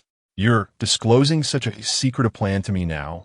At last, hearing something that piqued her interest, Shen Suqian's eyes sparkled. Such confidence. Could it be a special squad was involved?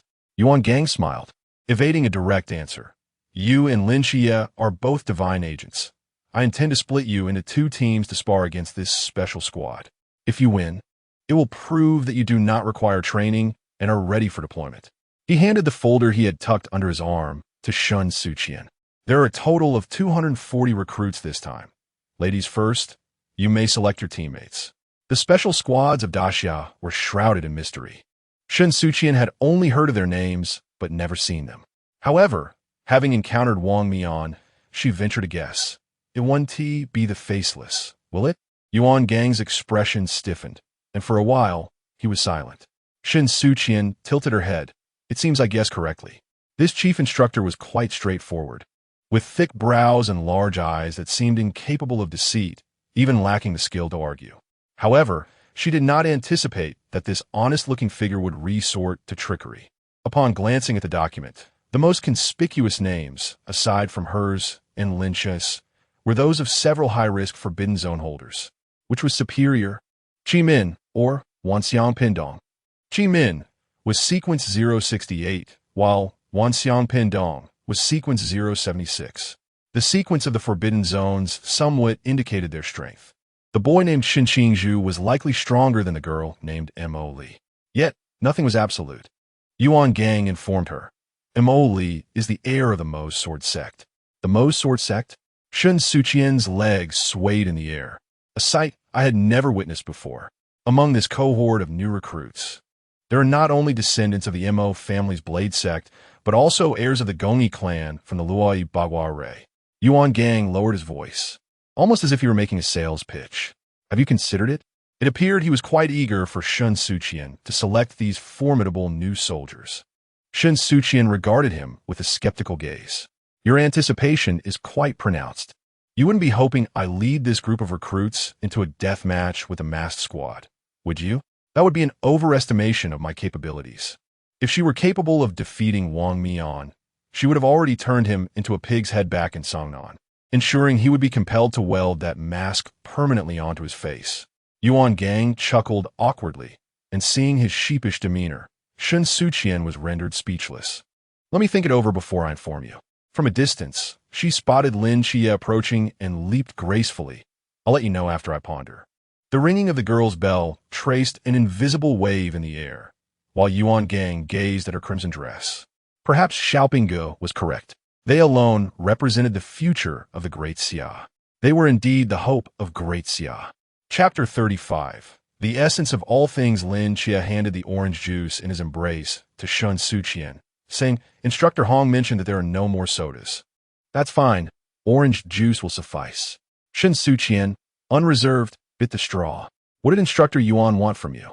He wanted me to engage in a fight. Shen Suqian waved her hand dismissively, stating that with such a significant amount of exercise today, she was already feeling fatigued. Just as she prepared to return to her slumber, she noticed the absence of someone beside her. Turning around, she found Lin Xie still standing in place, lost in thought. What fight? His expression was serious. I shall go and fight in your stead. Do you think you can escape this? Shen Suqian chuckled, then turned back to drag Lin Xie along with her, emphasizing the virtues of an early bedtime for good health. The Night Watchers held high expectations for the divine agents, which is entirely understandable. They sought to gauge the potential of Shen Suqian and Lin Xie through the masked team, a notion that seemed quite reasonable. However, the level of trust that Yuan Gang placed in her appeared to suggest he believed she possessed the capability to confront Wang in battle, which was rather unusual. The elite special team had garnered significant achievements among the Night Watchers, and the strength of the masked team's captain, Wang Mian, was indisputable. Sakati was no match for Kronos, and Shen Suqian had not inflated her own sense of worth to believe she could surpass Wang Mian.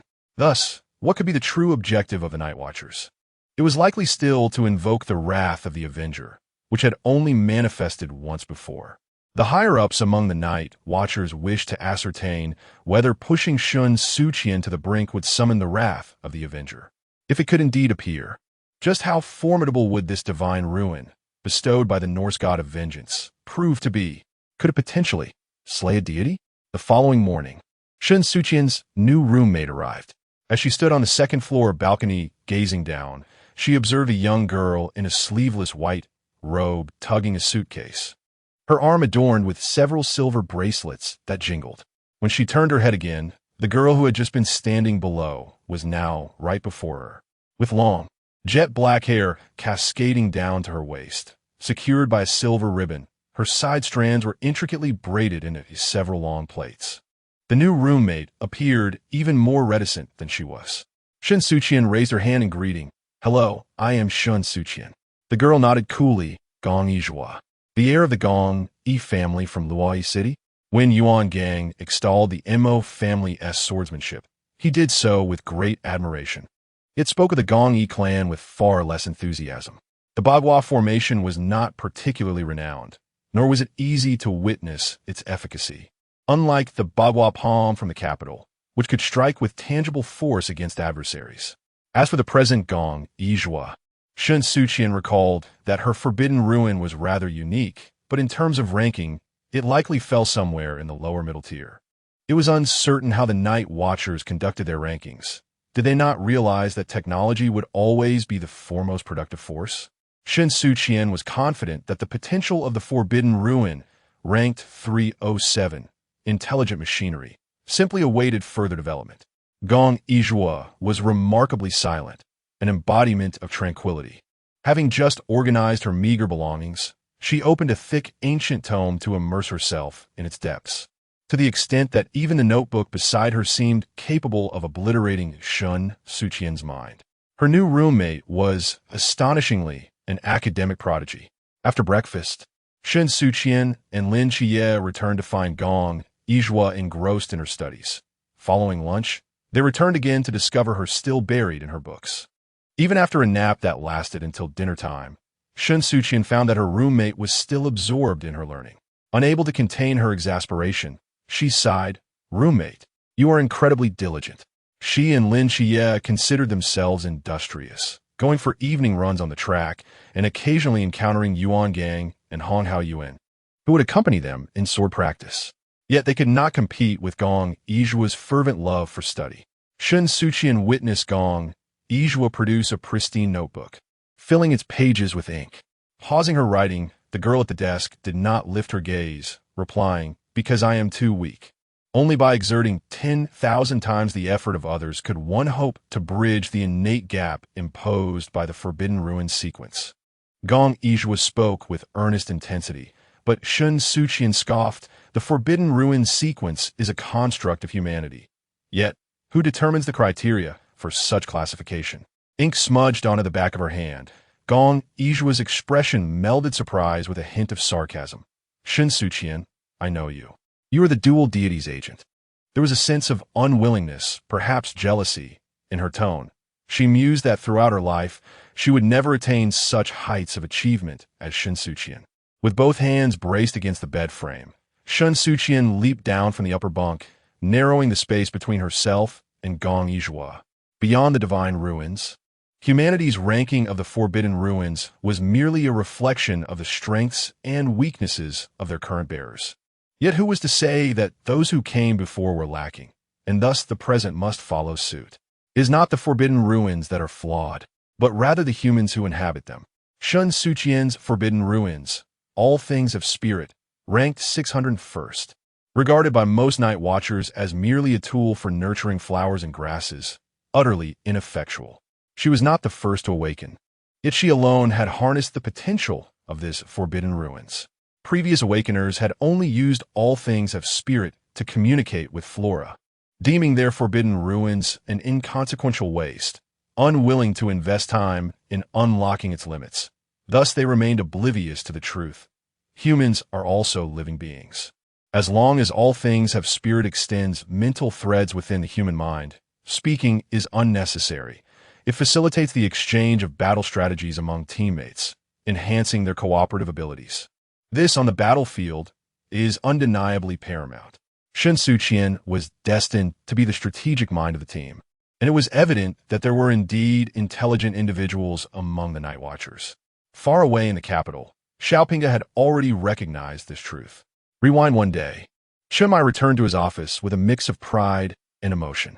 Just as he opened a drawer beneath his desk, he was met with a flurry of rustling sound from outside. Hong Ying and Wen Qimao, eager for entertainment, crowded at the forefront, while Zhao Kongsheng lingered behind, restless and eager to seize the moment. Si Xiaonan was tightly embraced by Hong Ying, feeling somewhat embarrassed. Sister Hong Ying, must we really hide behind the door and eavesdrop? It feels rather sordid. Hong Ying retorted confidently. Don't you want to know what gift Xiao Qian gave the captain? A daughter-esque gift to her father is typically something mundane, clothes or a watch. Shallow, far too shallow. Hong Ying was the first to admonish him. Is this the thinking of you boys? Xiao Qian would never be so klitsch. Offended, when Qima protested, don't generalize. This is merely Lung Xian's personal opinion and has nothing to do with us male compatriots. Peering through the narrow crack of the door, Zhao Kongsheng curiously interjected, Stop arguing. I can't see anything. No sooner had he spoken than the office door swung open suddenly, and it seemed as though flames ignited behind Shen Mai. Are you all idle? Has today's training concluded? A group of people collectively looked up, whistling, yet no one dared to meet Shen Mai's gaze. His nonchalant demeanor only served to infuriate him even more. Hurry up and train. With the captain's command, everyone scattered like birds and beasts, except for Hong Ying, who dared to look back and tease, Captain, can't we at least see Xiao Qian's gift? Hong Ying, 1 hour extra. From a distance, Wu Xiangnan could hear Chen Mai's furious voice and couldn't he help but wonder.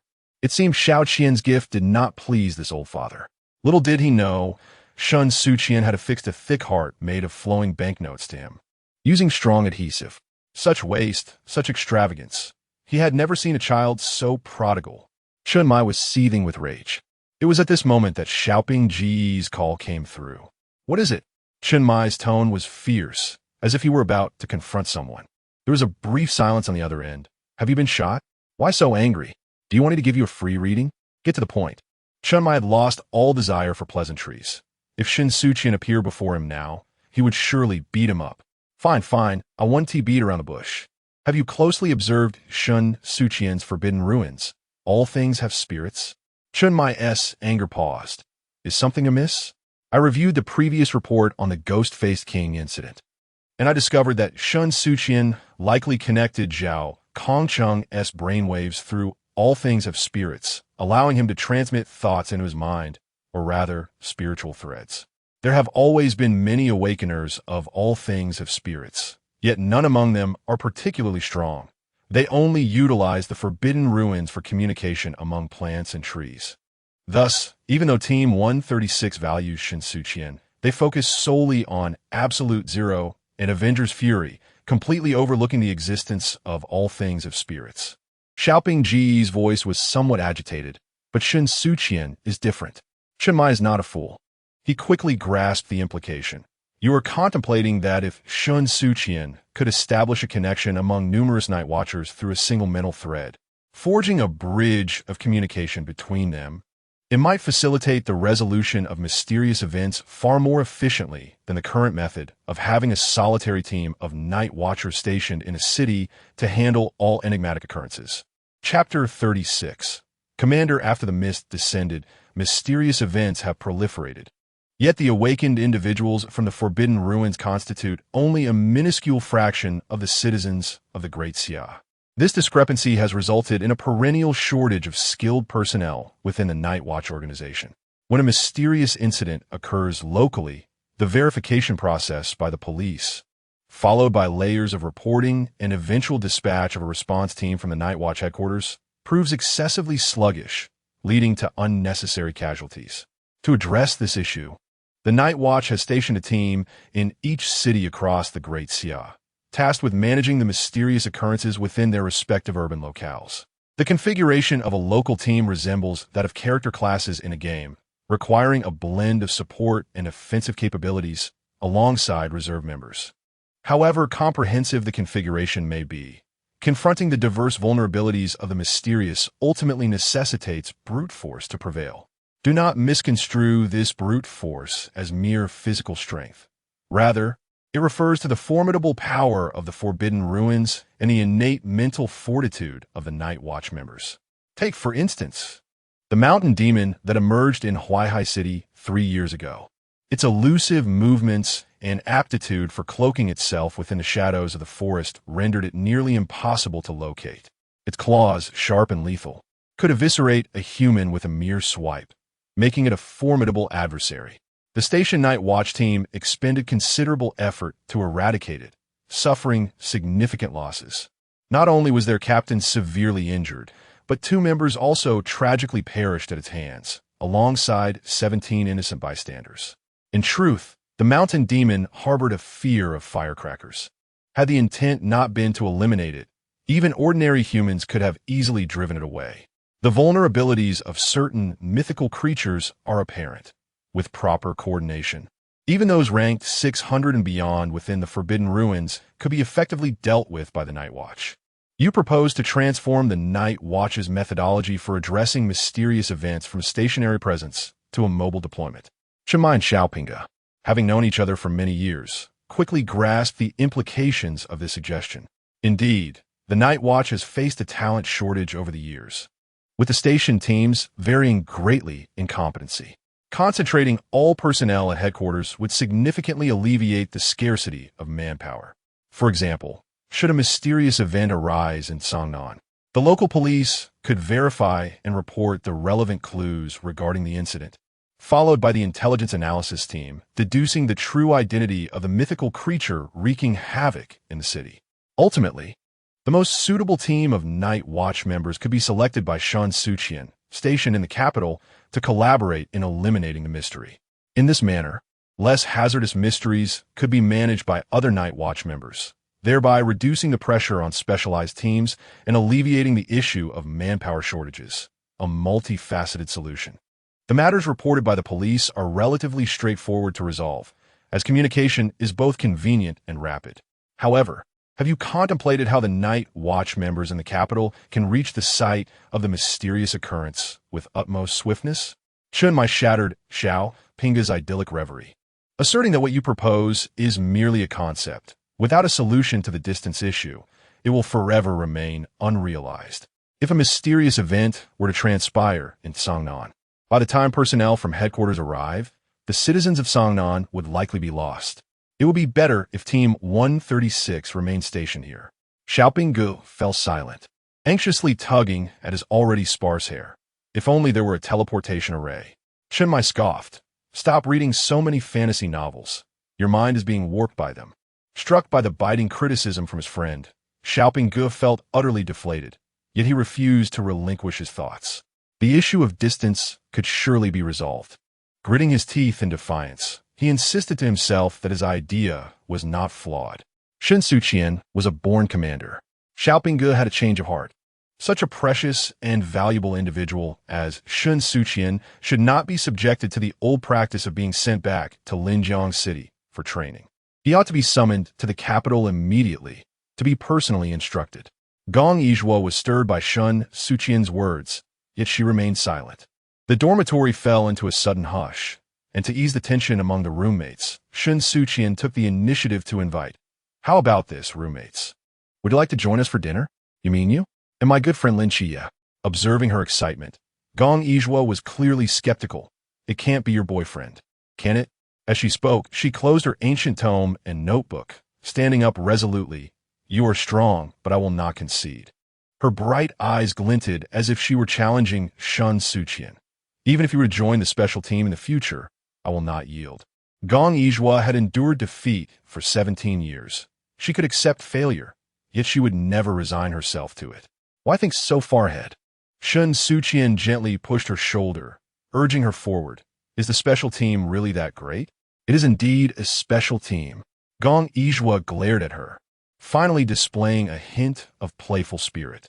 There is not a single night watchman who does not wish to join the special team. Fine, let us join. Shen Suqian felt her ears nearly calloused from the repetition, responding dismissively. Then I shall establish a special team as well, and I will invite you to be my vice captain. Shall I? Her tone was reminiscent of a child being coaxed. Let's become the elite of the era, conquering all. Sakati chimed in her mind. First, let us take down Loki. Not a problem. Shen Suqian had finished charming the little ones and was now working on the older ones. Let Loki witness the harshness of the human realm. Sakati laughed triumphantly, as if she could already envision Loki, cornered and begging for mercy.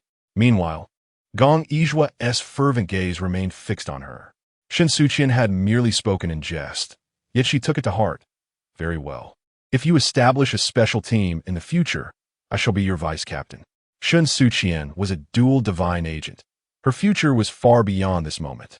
Gong Yizhuo believed in her even more than she believed in herself. She was resolute that, in the near future, Shen Suqian would undoubtedly establish her own special team. And at that time, she would be her vice captain. No one could have anticipated that the captain of the 5th special team of the Great Xia would declare his intention to establish his own unit simply out of a desire to take his roommate out for dinner. Meanwhile, a certain unnamed vice captain, who also happens to be the unscrupulous captain's roommate, found himself regretting time and again, amidst the endless task of cleaning up the mess left by the unreliable captain and his equally unreliable team members, that he should have simply dealt with Shen Suqian at the outset. In his youth, he was unaware of the joys of leisure and mistakenly regarded the special team as a treasure. Ever since he joined this damned special unit, Gong Yizhuo has not enjoyed a single day off. How despicable of the capitalists to exploit the great laboring masses so mercilessly. Such a transgression is utterly unforgivable. Chapter 37.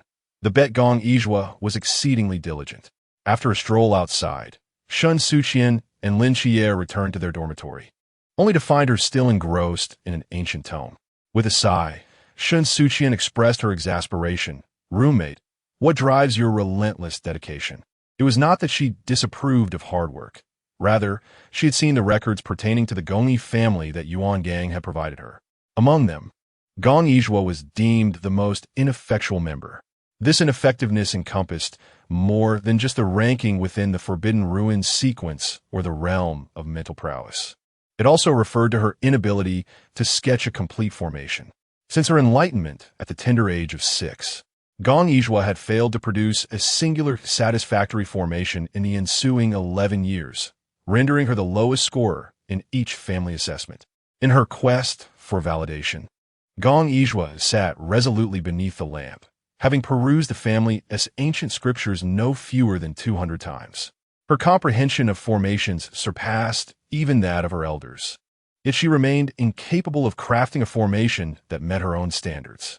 She extracted her manuscript from her notebook, recalling how, following the emergence of the Forbidden Ruins, her grandfather advocated for constructing the Bagua formation using mental energy. Such a formation could ensnare not only humans, but also the mysterious.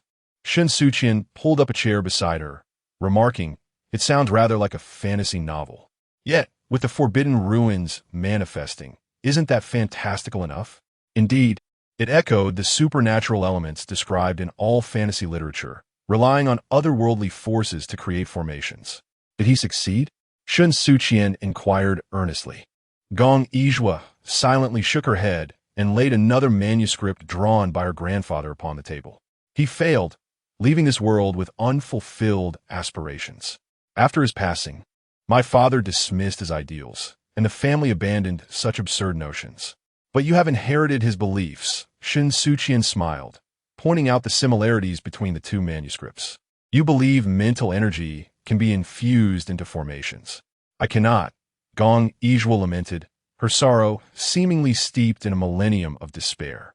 Raised by her grandfather, no one wished more fervently for his dreams to materialize than she. Yet, she too found herself incapable. Each year during the family assessments, her submissions were nothing but blank pages. She lowered her gaze to her hands, murmuring, I cannot. Her grandfather had entrusted this vision to her before his demise. Yet she was destined to disappoint him. Engulfed in self-loathing, she failed to notice Shen Suqian standing and leaning closer.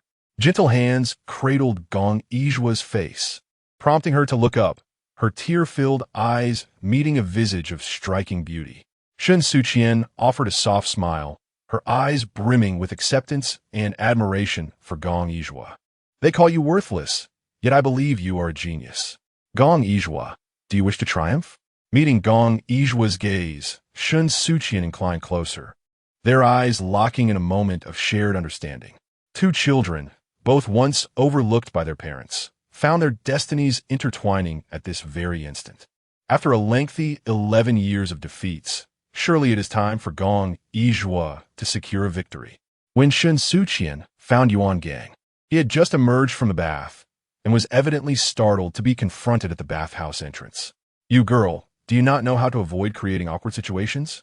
He scrutinized her, his gaze lingering on his white tank top and beach-appropriate swim trunks, and Shen Suqian's disdain was palpable.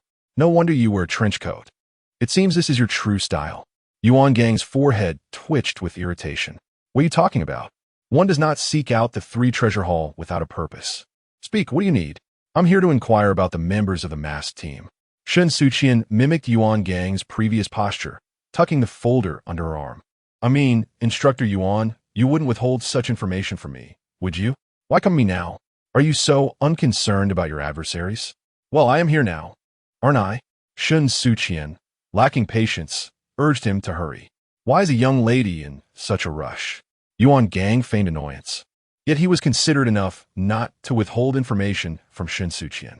The secrets of the masked team were not the Night Watcher's hidden truths. Even the aspect of Wang Mian being the agent of the God of Time was common knowledge, save for the rookies. Moreover, when Yuan Gang had invited the masked team, he had already shared the rookies' information with them, ensuring fairness from both sides with the knowledge of the Forbidden Ruins. I understand. Shen Suqian seemed to have a revelation, producing a pen from an unknown source and circling several names in the document before handing it back to Yuan Gang. I have made my selections. Yuan Gang opened the folder and was momentarily taken aback, even failing to notice that his towel had slipped from his shoulder. Are you certain? Do I appear to be jesting? Are you not reconsidering? Yuan Gang attempted to persuade her. That is a special team. To me, there are no strongest allies, only the most suitable ones.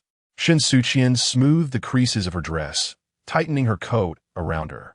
Her long hair danced in the breeze, the sound of tinkling bells enchanting. She never needed to choose the strongest. She merely needed to select the most fitting for the moment.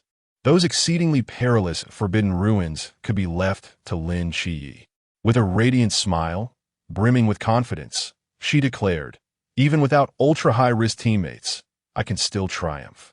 Lin Qiyi often sought to protect her, yet unbeknownst to him, in Shen Suqian's eyes, he was the one who required safeguarding.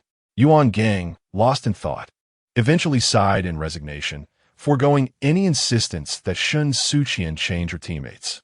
Since you have made your choice, I shall not dissuade you. Xiao Pingge firmly believed that Shen Suqian could one day lead the entire Night Watcher organization. Though Yuan Gang harbored doubts, he chose not to voice. Perhaps she truly could achieve such greatness. As a dual deity's agent, Shen Suqian's very existence was, in itself, a miracle. Shen Suqian brushed aside the disheveled strands of hair from her forehead and nodded slightly at Yuan Gang, her demeanor finally exhibiting a semblance of the respect befitting a junior, albeit in modest measure. "Thank you." Just as she was about to turn away, she abruptly pivoted back. "By the way, if I emerge victorious, could you grant me a favor?" Yuan Gang, intrigued, inquired, "What is it that you desire? If I win, could you assist me in adding 6 words to the Night Watchman's Forbidden Ruins document?" Yuan Gang's gaze lingered on the slender figure as she gradually retreated into the enveloping darkness. Beneath the street lamp, the youth clad in a blue short sleeve stood silently. Observing Shen Suqian approaching, Lin Xie, who had been patiently awaiting her, shifted closer.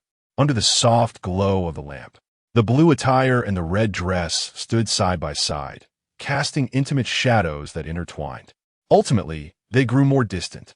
Yuan Gang's fingers traced the documents, and he was suddenly reminded of his team captain far away in the capital. His murmured thoughts were whisked away by the night breeze, fading into silence. Perhaps you are right, Shen Suqian is indeed extraordinary. Before her, all those ranked lower in the Forbidden Ruins sequence wallowed in self-pity, never challenging the entrenched hierarchy as she did, daring to wager her own fate to alter the deeply rooted perceptions held by all. The feats unattainable by predecessors do not imply that Shen Suqian is incapable of achieving them. Chapter 38. The Quartet in this year. A total of 240 recruits have entered the training base, making it the cohort with the highest number of exceptionally perilous Forbidden Wasteland Awakeners, aside from the 2 divine agents. When Lin Xie met Shen Suqian for lunch, the latter discovered that their trio had now expanded to a quartet. Observing the cheerful little rotund figure closely trailing behind Lin Xie, Shen Suqian scrutinized him from head to toe, left to right, yet could not discern any trace of the legendary air of the vast and affluent Bai Li group. How could his father entrust such a colossal family fortune to him with such ease? "Xiao Qian, this is... Wow, you're so stylish." Bai Li Pang rushed forward with a speed surpassing even Lin Xie's, displaying nimbleness that belied his portly frame, as he thrust a laborious X-pistol into Shen Suqian's hands. Both she and Gong Yizhua exchanged bewildered glances. Noticing their lack of enthusiasm, Bai Li Pang assumed they were not fond of the laborious X and promptly produced a plethora of Baidashili and Caxia for their selection. "Pretty girl, don't be shy. We're all friends here." "Thank you, but I don't need it." Shen Suqian returned the watch to him. "Are you truly the heir of the Bai family in Guangshan?" "I'm just an ordinary child from a humble family."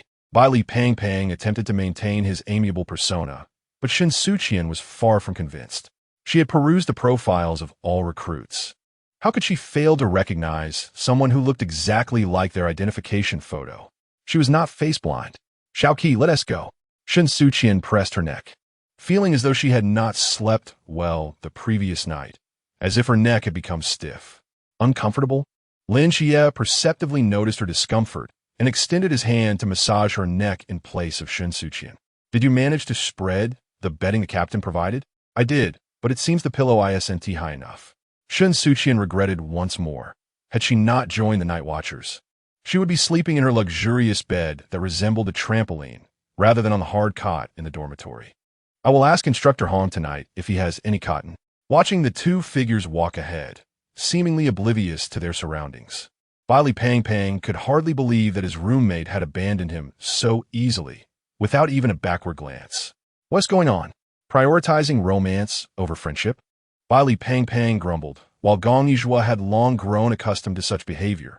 "Stay calm. You'll get used to it." If there ever came a day when Lin Xie ignored Shen Suqian's needs for warmth and comfort, she would genuinely worry about his well-being. With not all recruits present and the dining hall yet to open, they had been scavenging meals from the instructor's mess hall these past few days. However, the fare there was hardly appetizing. As long as it filled their stomachs, it would suffice. Bai Li Pang gazed at the exclusive meal set before Shen Suqian, then looked down at the meager portions of meat on his own plate, his face a picture of despair. He earnestly inquired, "Why does the Parkinson's syndrome of the uncle serving food seem to vanish in your presence?" "Perhaps it's due to my good looks," she replied with a hint of playful confidence. With a mouthful of corn kernels, Shen Suqian chewed absent-mindedly, disregarding the words of the chubby Bai Li. However, after a short while, She noticed that the little glutton had finished his portion and was now gazing at her with eager eyes. Shen Suqian attempted to evade his gaze, but those bright eyes proved too compelling. She reluctantly acquiesced. It's cold. Can you eat it? Yes, yes. Bai Li enthusiastically began to dig into his bowl, fervently scooping up the food. Although Shen Suqian's meal was cold, on such a hot day, Bai Li found it to be just right, continually expressing his gratitude. He devoured the food with great delight, while Shen Suqian couldn't shake the feeling that she had stumbled upon a significant dilemma. She had a premonition that this little chubby boy would undoubtedly cling to them in the future, particularly to Lin Xie. The Mo clan's Blade sect was renowned among the Night Watchers, representing a lineage of martial arts that had endured for centuries. Shen Suqian held deep admiration for such a family of genuine talent. However, she was still taken aback when Mo Li approached her. I heard from the chief instructor that you're seeking teammates. Shen Suqian, grasping the doorknob, ajar the dormitory door, taking in the sight of the red-haired girl before her. Perhaps due to strict upbringing, Mo Li maintained a perfectly straight posture, resembling a blade poised to unsheath, concealing its edge within. Come in. Shen Suqian gestured for her to enter, only then realizing that another person accompanied her. Hello, I'm Hui Ming. Mo Li introduced her roommate with a glance back. Shen Suqian was surprised by her own allure. Are you two here to team up with me? It's Instructor Yuan who sent us to find you. Hui Ming sported a lovely bob cut, her light blue hair shimmering, the delicate textures creating a vivid illusion, almost leading Shen Suqian to believe she had seen a butterfly. Yet perhaps it truly was a butterfly. He mentioned you are to lead a contingent of new recruits against an unknown adversary. Hui Ming smiled gently, perfectly suited to her light-colored dress. Standing alongside Mo Li, their contrasting energies created a harmonious balance. Have you really thought it over? Both of us could be of assistance. I am aware that both of you possess ultra-high-risk forbidden domains. Shen Suqian had reviewed the profiles of every new recruit. Hui Ming's domain was Sequence 074, Metamorphosis, while Mo Li's was Sequence 076, Multiverse Resonance, both classified among the top 80 ultra-high-risk domains, their strength and talent indisputable. Moreover, Mo Li was the youngest prodigy of the Mo clan's Blade sect in this generation. If Shen Suqian were to establish her own team, she would be thrilled to have such formidable allies. However, given that this competition was solely to defeat the masked team, adhering to her own strategy seemed the most prudent course of action. Gong Yizhua was a genius, and Shen Suqian firmly believed that with her assistance, his brilliant visions could indeed materialize. Perhaps it would be best to let the masked team test the waters first. I have a plan that can only be realized with the partners I choose. I must apologize to Shen Suqian. Even though you are formidable, I am unable to select you. Speaking of which, Yuan Gang, with his thick brows and large eyes, had previously assured that he would not interfere with her choices. Yet he insidiously encouraged Mo Li and Hui Ming to volunteer themselves behind the scenes. What a cunning middle-aged man. My presence here is not solely due to Instructor Yuan. Mo Li gazes at Shen Suqian, and compared to the other divine agent, I find myself more inclined to place my trust in you. Not just her, but Hui Ming feels the same. Suddenly receiving affirmation and trust from these two youthful maidens leave Shen Suqian astonished. She nearly swore an oath to the heavens. If given the opportunity, I shall certainly choose you next time. Mo Li and Hui Ming exchanged a glance, and without voicing their beliefs, as they were about to depart, she turned back and left behind 2 words. Remember what you said. I detest those who break their promises. Chapter 39. The masked squad. The day following the arrival of the recruits marked the commencement of their rigorous training. At the break of dawn, the male dormitory next door was already abuzz with commotion. Shen Suqian, stifling a yawn as she stepped outside, immediately spotted a figure standing in the corridor. She rubbed her eyes and approached. Molly, what are you gazing at? Someone next door is distributing name tags, came the response, tinged with disdain. Yet, it was understandable. The heir of the Mo clan, known for their fervent disdain for all things superficial, naturally held no affection for those whose lives revolved around social niceties. It must be Bai Li Pang Pang, Shen Suqian surmised without needing to glance over. Bai Li? Is it the Bai Li group from Wangshan? Wei Ming. while tying her short hair into two little buns, drew closer. Gong Yizhua joined in the conversation. Are they not the ones referred to as the Museum of Forbidden Objects? I've heard they're the second largest sponsors behind the Night Watchman, after the government. Please, could you refrain from flaunting your wealth in front of someone as impoverished as me? Shen Suqian quipped, though the mention of wealth only deepened her sorrow. In a world brimming with affluent women, what did it matter if there was one more? When Instructor Hong arrived to round everyone up, Shen Suqian was in the midst of donning her sun protection attire. Wei Ming stared in astonishment.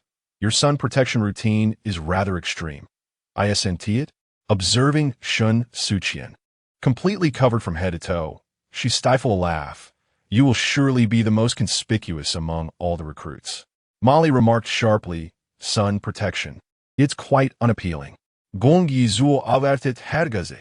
Unable to fathom how striking Shen Suqian would appear if she were to engage in combat while masked and wielding a blade.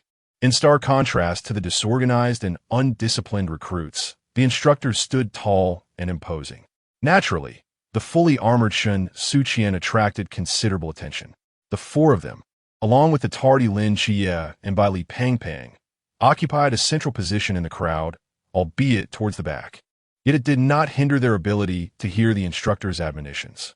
Yuan Gang, standing before them, delivered a merciless critique of the new recruits, his language evolving from novices to trash and garbage. However, his words were not without merit. All-night watchmen had emerged from life and death struggles. While this group was merely comprised of individuals lacking true prowess, with Bai Li Pang being an ordinary person possessing only financial clout. To confront the mysterious and safeguard the great Xia, they had an arduous journey ahead. Yuan Gang looked down at them. Do you accept my words? A cool voice emerged from behind Shen Suqian. A boy nonchalantly raising his hand, wearing his cap backward. I do not accept. Shen Suqian recognized him as Shun Qingzhu, the possessor of Forbidden Ruin Sequence 068, Qi Min, also categorized as a high-risk Forbidden Ruin. With a leader taking the initiative, soon a scattered chorus of dissent echoed throughout the crowd. Bai Li Pang nudged Lin Xie's arm. Xie, do you accept? Of course, why would I not? Lin Xie was quite earnest. Upon hearing Shen Suqian chuckle, he turned his head and asked, Xiao Qian, what are you laughing at? Laughing at you looking like a fool. She replied. This reminded Shen Suqian of their childhood days in the hospital, where she had similarly questioned Lin Xie with an air of authority. Receiving a predictably obedient answer, Lin Xie would always heed Xiao Qian's words. A blush crept up Lin Xie's ears as he lowered his head, grinning foolishly, while Gong Yizhua covered her face, exclaiming, Here we go again. It was no wonder that even the instructor began to doubt the nature of their relationship. Gong Yizhua had known Shen Suqian for merely 2 days, 48 hours, and aside from sleeping, she had not experienced a single moment that was free from the overwhelming display of affection between the two. Wu Ming's large eyes sparkled with an unusual light. Are they a couple? I think it's unrequited love, Molly interjected coolly. Observing Lin Xie's demeanor, one could surmise that even if Shen Suqian were to betray him, he would still happily count the money for her. All right, since you all seem unconvinced, I shall provide you with an opportunity for self-reflection to ascertain whether you truly are novices, Yuan Gang declared, pulling out a walkie-talkie and adopting the authoritative demeanor of a dramatic television villain. Let the next phase commence. The azure sky was pristine and clear. As everyone collectively gazed upward, Shen Suqian, having already been spoiled by the spoilers, could hardly muster the energy to lift her head. Suddenly, the sound of helicopter blades whirring filled the air, and 7 figures clad in gray cloaks, carrying black boxes and donning various masks, gracefully descended from above, landing with remarkable elegance. It was the masked team, one of the elite squads. Gasps of astonishment reverberated through the crowd. Shen Suqian nonchalantly glanced upward, unexpectedly locking eyes with a man standing in the middle, whose mask bore a vivid W that seemed almost alive, as if it might leap out at any moment. Wang Mian stared intently at Shen Suqian, who was taken aback. They had only met once, and she had concealed her identity so well that he could still recognize her. His gaze remained solely upon her, and, after a brief moment, he slowly began, "Hello everyone, we're the mask team." But before he could finish, Shen Yuan abruptly knelt, as if a flock of crows had flown overhead, plunging the scene into an eerie silence. The corners of Wang Mian's mouth twitched uncontrollably beneath his mask, while Rose clenched her fists, muttering under her breath, "Idiot. You embarrassed the captain." It mattered little if the captain lost face. But to lose dignity in front of the recruits was another story entirely. What was crucial was that Shen Suqian was among the new recruits, and Shen Yuan had caused the captain to lose face in her presence. His actions were inexcusable. In that moment, Shen Yuan seemed to sense the overwhelming hostility emanating from Wang Mian.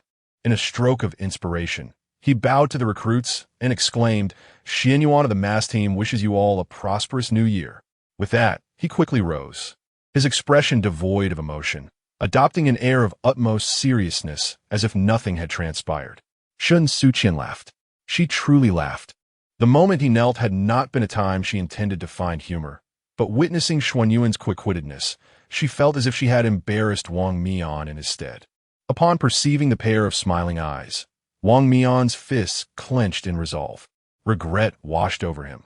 He should have permitted Tianping to eliminate this disappointing entity. The vortex, having been scorned by Wang Mian, felt an overwhelming sense of injustice. "Captain, please love me once more." In the gaze of many, Wang Mian steeled himself to complete the introduction. "We are the Mask Special Squad." Having successfully intimidated the recruits, Yuan Gang smirked with satisfaction. "Novices, your opportunity to prove yourselves has arrived." The ensuing events would consist of 2 confrontations against the Mask Squad.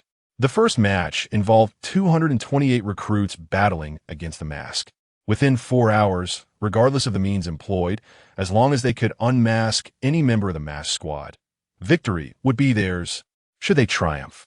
It would affirm their worthiness, and the year-long training would be deemed unnecessary. "I shall submit a report tomorrow for your graduation. However, if you fail, you must relinquish your arrogance and pride, obediently heed my commands, and train diligently without dissent." Yuan Gang cast a glance at the fully armed Shen Suqian, mused that it was fortunate the contest was held at night. Otherwise, her appearance might not only embarrass her, but also tarnish the image of the night watchman. The second match would feature 12 recruits against the Mask Squad, with the conditions for victory being defeat all adversaries. In other words, this second team must vanquish every member of the Mask Squad to claim victory. The recruits could not help but murmur among themselves. 12 individuals. How could they possibly prevail? Who could contend with the Mask Squad? Indeed, it was the esteemed Special Unit Mask. No one could confidently assert their ability to defeat Mask, yet for Shen Suqian, there was but one path ahead. Winning was her only option. For both she and Gong Yizhua could not fathom the prospect of failure. Li Xiaowang, Yang Ning, Shi Yan, and Lin Xie Jiaxuan, Liao Bingbing, Wu Ziqing, Dong Zhongqing, Lan Qingsheng, Pan Xiaolan, Zhou Zi. Yuan Gang perused the documents, calling out names until he finished. Then he spoke with a measured tone. "Your captain is Shen Suqian." Chapter 40. The curtain falls. 11 individuals gathered together, with Pan Xiaolan grasping Liao Bingbing's hand, surveying their surroundings. Who is Shen Suqian? Indeed, who is Shen Suqian? Xie Jiahui's gaze transcended the crowd, landing on a girl enveloped in a sun-protective outfit. She lifted her chin slightly. She is Shen Suqian. While others may be unfamiliar with Shen Suqian, Xie Jiahui, hailing from the Night Watch's Team 133 in Lingjiang City, was certainly not. How could one forget? Shen Suqian's mother was from Lingjiang City, born in the First People's Hospital. Had it not been for subsequent misfortunes, her discoverers would have undoubtedly been Team 133. Since learning of Shen Suqian's circumstances, Captain Dai Yuehui had berated her negligent parents to Vice Captain Yuqing no less than 200 times. Prior to this gathering, Dai Yuehui had earnestly urged Xie Jiahui to try and pry Shen Suqian away from Team 136 and bring her back to Lingjiang City. What makes her so special? Li Xiaowang scrutinized the girl, whose features were obscured. The unvoiced implication lingered. Why should she be their captain? Indeed, as fellow recruits, What justified Shen Suqian's leadership? Xie Jiahui cast a scornful glance at him, saying nothing. Yet her eyes conveyed disdain and contempt for those who foolishly dared to challenge her. She is the double deity's representative. The mere mention of double deity's representative silenced the murmurs of dissent among the group. Li Shaoguang's pupils widened involuntarily. The double deity's representative? How could that be possible? Just because you are not does not mean others cannot. Xie Jiahui was the first among the 11 to approach Shen Suqian. Extending her hand and meeting her gaze, Xie Jiahui, the new recruit recommended by Team 133. Shen Suqian, her face obscured by a mask, reciprocated the handshake. Her piercing gaze swept across the 10 faces behind Xie Jiahui, each reflecting astonishment or envy. As she spoke in a calm tone, I am aware of all of you, so there is no need for self-introductions. My psychic ability is Chuanjing. If any of you harbor dissent, you may challenge me. If not, I expect you to follow orders in the battles to come. The double deity's representative of Chuanjing asserted her dominance, effectively silencing any objections. Such a direct and unambiguous approach was undoubtedly the most stabilizing force at this moment. Zhou Zi regarded her intently. What do we need to do? Observe this match. Shen Suqian replied, redirecting her attention to the battlefield. Mali's blade struck the arm of the moon demon, a flash of moonlight erupting as his arm disintegrated and reformed. The moon demon's forbidden domain allowed him to decompose his body parts into moonlight, making conventional attacks nearly ineffective against him. Xie Jiahui furrowed her brow, continuing her analysis. The power of Rose's heavy hammer is immense. It will be challenging for you all to withstand a single blow from her. The massive pink hammer descended with great force, creating a large crater in the ground, sending nearly 30 new recruits tumbling into its depths. Even a mere encounter had already forced them out of the competition. A wooden crate laden with explosives hung, suspended in the air, as if the blue planet had momentarily lost its gravitational pull, causing all the new recruits to reverse their direction, unable to find solid ground. Shen Suqian raised her finger. The realm of forbidden voids could invert gravitational fields and affect objects within a certain vicinity, with humanity not being an exception. Her gaze briefly passed over the untested star marks and sandalwood, before locking onto the swirling vortex. This purple whirlpool could consume all harm, resembling a cosmic black hole, making it a formidable adversary. The members of the mass team were seasoned night watchmen, and as their captain, Wang Mian would only grow stronger. There was no need to elaborate on the captain of the mass team. He was an envoy of the god of time. The more Shen Suqian spoke, the more despondent her companions became. Yang Ning and Enlin immediately contemplated retreating. But it's the mass team. How could we possibly defeat them? Li Shaoguang echoed in despair. We are all from the lower ranks of the forbidden voids, while they are from the ultra-high-risk voids, and are agents of deities. How can we win? It would be better to concede. So quickly contemplating surrender, what kind of night watchman are you? Shen Suqian shot him a cold glare. Did you plan to abandon the citizens of the Great Xia, whom you are meant to protect, and flee at the sight of a more formidable mystery? Humiliated in public, Li Shaoguang's face shifted between shades of blue and white. Of course not. Then prove it to me. Shen Suqian interrupted sharply. I too possess a forbidden void, ranked 601, the lowest among them all. Yet I have never considered all things possess spirit to be a useless void. Her gaze was as piercing as a cold wind, cutting across the faces of all present, challenging them. Who determined the ranking of humanity's forbidden voids? By what right do they pass judgment on future generations based on the strength of their predecessors? I refuse to accept this. Raising her hand to remove her mask, Shen Suqian's fair complexion appeared almost translucent in the sunlight, exuding a fragile beauty that was breathtaking. The 11 individuals felt their hearts thunder in unison, as if a ray of sunlight had pierced through the walls of inferiority that had been constructed within them. Upon closer inspection, it was not sunlight that they saw, but a fierce wind capable of tearing apart all injustices in the world. Defeating the mass team would show everyone that the ranking of forbidden voids does not define everything. Shen Suqian recalled the tears in Gong Yizhua's eyes when he entrusted her with 6 frost flowers. She articulated the words that had long been uttered by the fate-worn Gong Yizhua. My comrades, all of us from the lower ranks have awaited such a decisive victory for far too long. We have no path of retreat. This battle can only end in victory. Shen Suqian fought not only for herself, nor merely for Gong Yizhua, but against the long-standing discrimination against the rankings of forbidden voids. The absurd notion of human hierarchy had been revered as profound wisdom by all. How ludicrous! Since fate is unjust, let her tear apart the curtain of this absurd drama. It is time for this play to conclude. The scene rewinds to a day prior.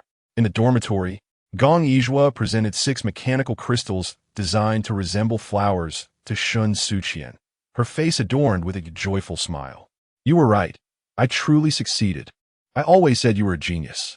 Shen Suqian, unfazed by the revelation, reciprocated her smile, her eyes sparkling with excitement. Ajwa, tomorrow it will be your turn to fight alongside us. To Shen Suqian's surprise, Gong Yizhua declined the invitation. No, your plan does not require my involvement. I'm not adept in combat. I would merely hinder you on the battlefield. Shen Suqian furrowed her brow in protest. How could you hinder us? You are the captain. You must not let personal feelings compromise the greater good. Gong Yizhua shook her head. Those who were surplus should not partake in the plan. She gazed earnestly at Shen Suqian. Xiaoqian, I believe in you. I will await your triumphant return. Their hands clasped tightly together, and Shen Suqian reassured her, we shall prevail. Both she and Gong Yizhua had long awaited such a victory. Shen Suqian subsequently outlined her strategy to her teammates. It was, without a doubt, comprehensive. However, Xie Jiazhuan still harbored doubts. But we do not have walkie-talkies. How will we communicate? In response, Shen Suqian turned her head. She slowly raised her right hand, her index finger slightly bent, tapping her temples twice. Almost simultaneously, everyone's minds resonated with the voice transmitted by Shen Suqian. Ladies and gentlemen, are you ready to embrace our victory? Chapter 41. A despicable yet effective ambush, having witnessed Wang Mian wield the power of time to reverse the past and evade a fate of being cleaved in two. Shen Suqian narrowed her eyes. So, he is yet another deadbeat. Covered in dust, Lin Chen sheathed his blade and retreated from the battlefield, taking a deep breath as he locked eyes with Shen Suqian. She removed her sun-protective clothing and placed it in the crook of Lin Chia's arm, then retrieved a wet wipe to clean the grime from his face. Receiving a glance from him that carried a hint of grievance, Shen Suqian chuckled softly, reassuring him. Do not be angry. I shall avenge you. In the fleeting moment, as they brushed past one another, Lin Chia discreetly slipped a scroll of prohibition into her palm. Leaning close to her ear, do not let them off easily. It appeared that cheating truly bore consequences. Just look at how it had forced the usually mild-mannered Lin Chia to such extremes. Grasping the scroll firmly, Shen Suqian tightened her grip on the blade that Lin Chia had entrusted to her, standing tall as she stepped onto the battlefield. Behind her followed 11 silent figures.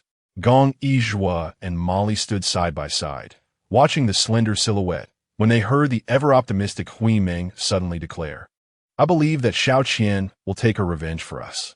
With a shrunken hammer resting on her shoulder, Rose, captivated by the pure and delicate beauty of the girl, could scarcely blink. Little sister, do you truly intend to bring them into battle with us? It was not that Rose underestimated these 11 individuals.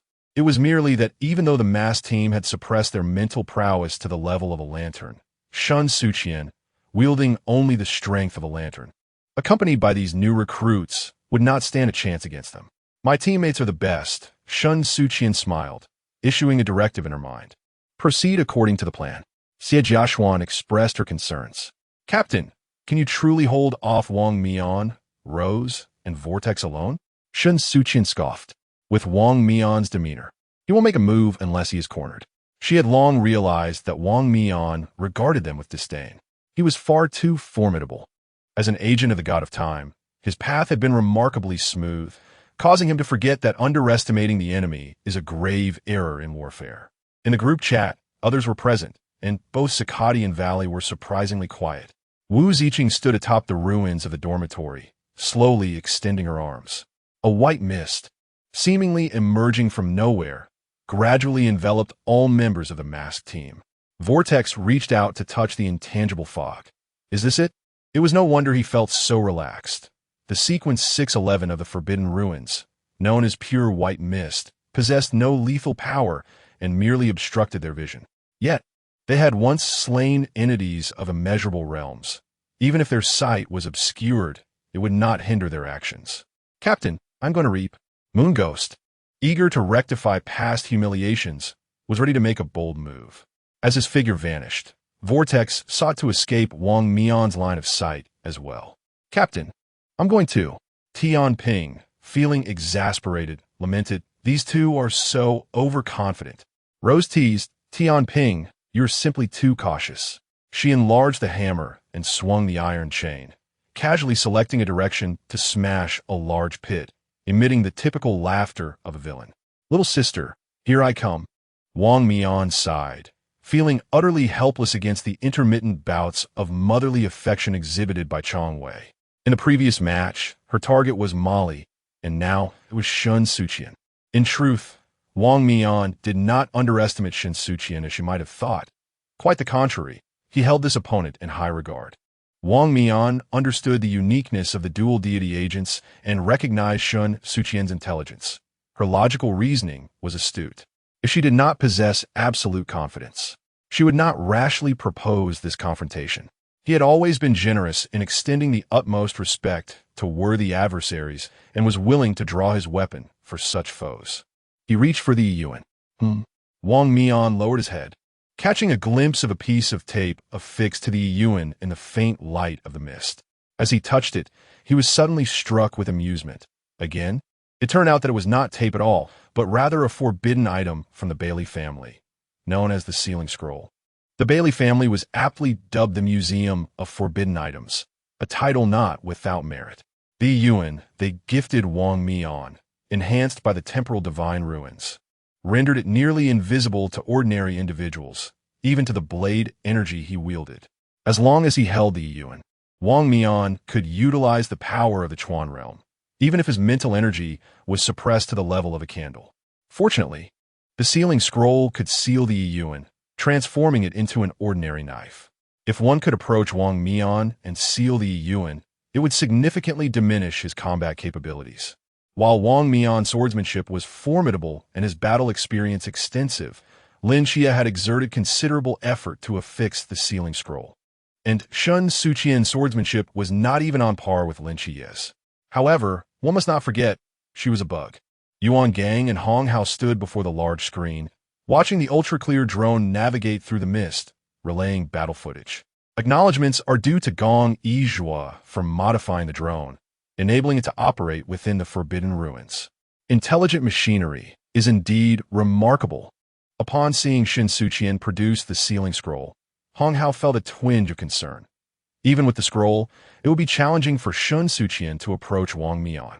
If she were to sustain injuries while attempting to seal the Yuan, it would be a case of losing much for little gain. How could this be possible? As if witnessing something extraordinary, Hong Hao suddenly leaned in, fixated on the seemingly weightless Sealing Scroll. Despite the absence of wind, the scroll gently floated from Shen Suqian's fingertips, silently landing on the sheath of the Yuan when no one was watching. Hong Hao exclaimed, "This defies logic." He pointed at the screen, exclaiming, "She hasn't even approached Wang Mian." He had never anticipated that he would so desperately wish to uncover the truth behind this. Did she employ some forbidden item? Lin Xie, basking in pride, remarked, "Little Qian, a shot always hits the mark." Under the gaze of the crowd, Lin Xie beamed with pride. When he said always hits the mark, he meant it in every conceivable sense. Regardless of whether Shen Suqian fires a bullet or tosses a leaf, she will undoubtedly strike her intended target if she so desires. If you are curious about the reason behind this, you may first express gratitude to the great god of hunting. No hunting deity ever fails to hit its mark. Evidently, the one tormented by the curse of never missing is not solely Wang Mian. At this moment, the vortex has transformed into an immobile ice sculpture, head down, in an unknown corner. Merely 5 minutes prior, the vortex had departed from Wang Mian, sharpening its metaphorical knives to confront the new recruits. Unexpectedly, they unanimously decided to leave Shen Suqian, who was meant to be dealt with by the captain, standing right before him. How did he recognize her? It is obvious. The mist created by Wu Ziqing had dispersed around Shen Suqian, rendering her visible to him. He was not blind. After all, do you wish to challenge me? The vortex wore a somewhat inscrutable expression, his mind consumed by the visage of Wang Mian. Although it was the coercion of Sakati that prompted this, ultimately, it was Shen Suqian who had delayed the relentless passage of time for Wang Mian. For this reason alone, the mass team must acknowledge her contribution. The vortex was reluctant to destroy this delicate flower, preferring to pass this hot potato to his captain. I say, little sister Shen, why not challenge our captain instead? He too is an agent of the divine. I shall do so, Shen Suqian replied with a smile, nodding as if genuinely taking his words to heart. However, the vortex did not anticipate the situation's swift turn. But may I ask, are you afraid of snowballs? The vortex was taken aback. What?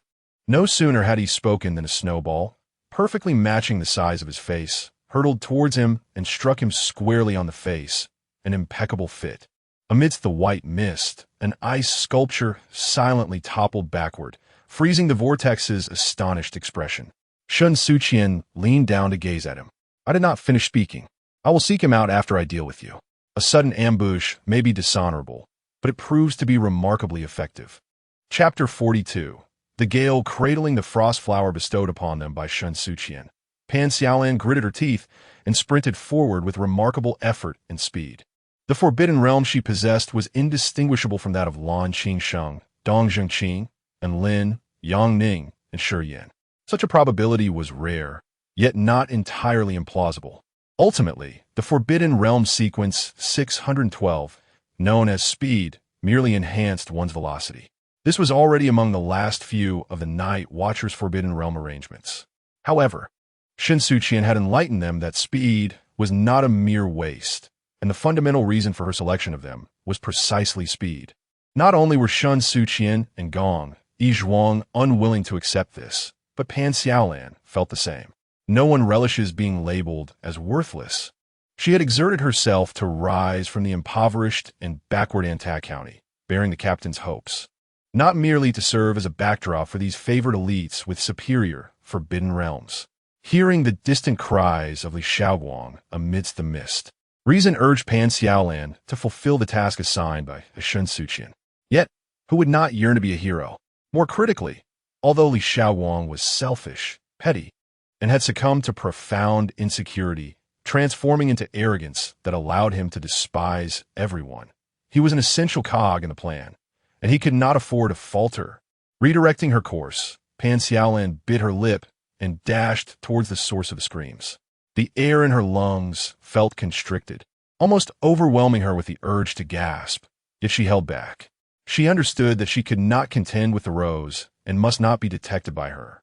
Otherwise, not only would she fail to save Li Xiaoguang, but she would also jeopardize her own life. Initially, it was Tian Ping and Yu Gui who heard the vortex's cries for help through the mist. Despite their rational minds insisting that a mere handful of new recruits could not possibly defeat a vortex, emotionally, they found it difficult to abandon their comrades. Almost simultaneously, Tian Ping and Yu Gui surged towards the source of the vortex's voice. Unbeknownst to them, poor vortex had already been encased in ice by Shen Suqian.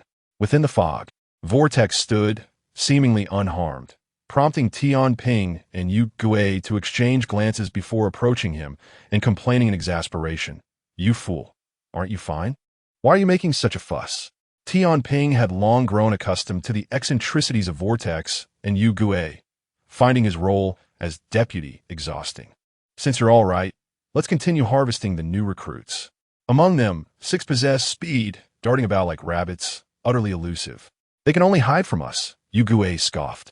Once their mental energy depletes, they'll be dead rabbits. I wonder how they'll run then. Just as he finished speaking, he turned to look at Vortex. Why are you ignoring me? Are you injured? Is it that dual deity agent the captain has been so fixated on? I'm not injured. Vortex finally responded, lifting his gaze to meet Yu Gui's, his eyes calm, yet unfamiliar. Yu Gui's brow twitched, a wave of ominous premonition washing over him. Vortex, what has happened to you? Fool! She is not Vortex. The balance beam was abruptly seized by the moon demon, who yearned to retreat. However, the vortex stubbornly advanced, firmly gripping the moon demon's arm. The power bestowed by the Forbidden Ruins 613 chameleon receded, revealing the girl's true visage to both the moon demon and the balance beam. Xie Jiaxuan smiled radiantly. Addressing her esteemed predecessors, "Since you have arrived, why the haste to depart?" In the next moment, mirrors ascended from all directions, encircling the two. Xie Jiaxuan's smile was sincere. Witnessing her plan unfold as envisioned by Shen Suqian, she finally breathed a sigh of relief. Team member Xie Jiaxuan reporting mission accomplished. Standing tall at the center of the mirror house, she seemed impervious to any further distractions. The balance beam and the moon demon exchanged glances, and in unison, they cried out, "Sister Rose! Captain! Help!" Upon hearing their cries for help, Rose, engrossed in her demolition work, cursed loudly, grabbing a hammer and rushing to their aid. A heavy blow fell, yet the mirror merely swayed slightly without shattering. Rose gasped in astonishment. How sturdy!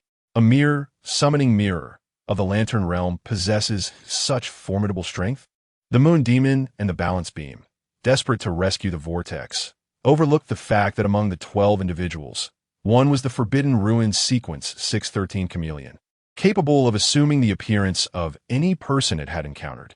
The chameleon could be considered a low-tier version of the formless.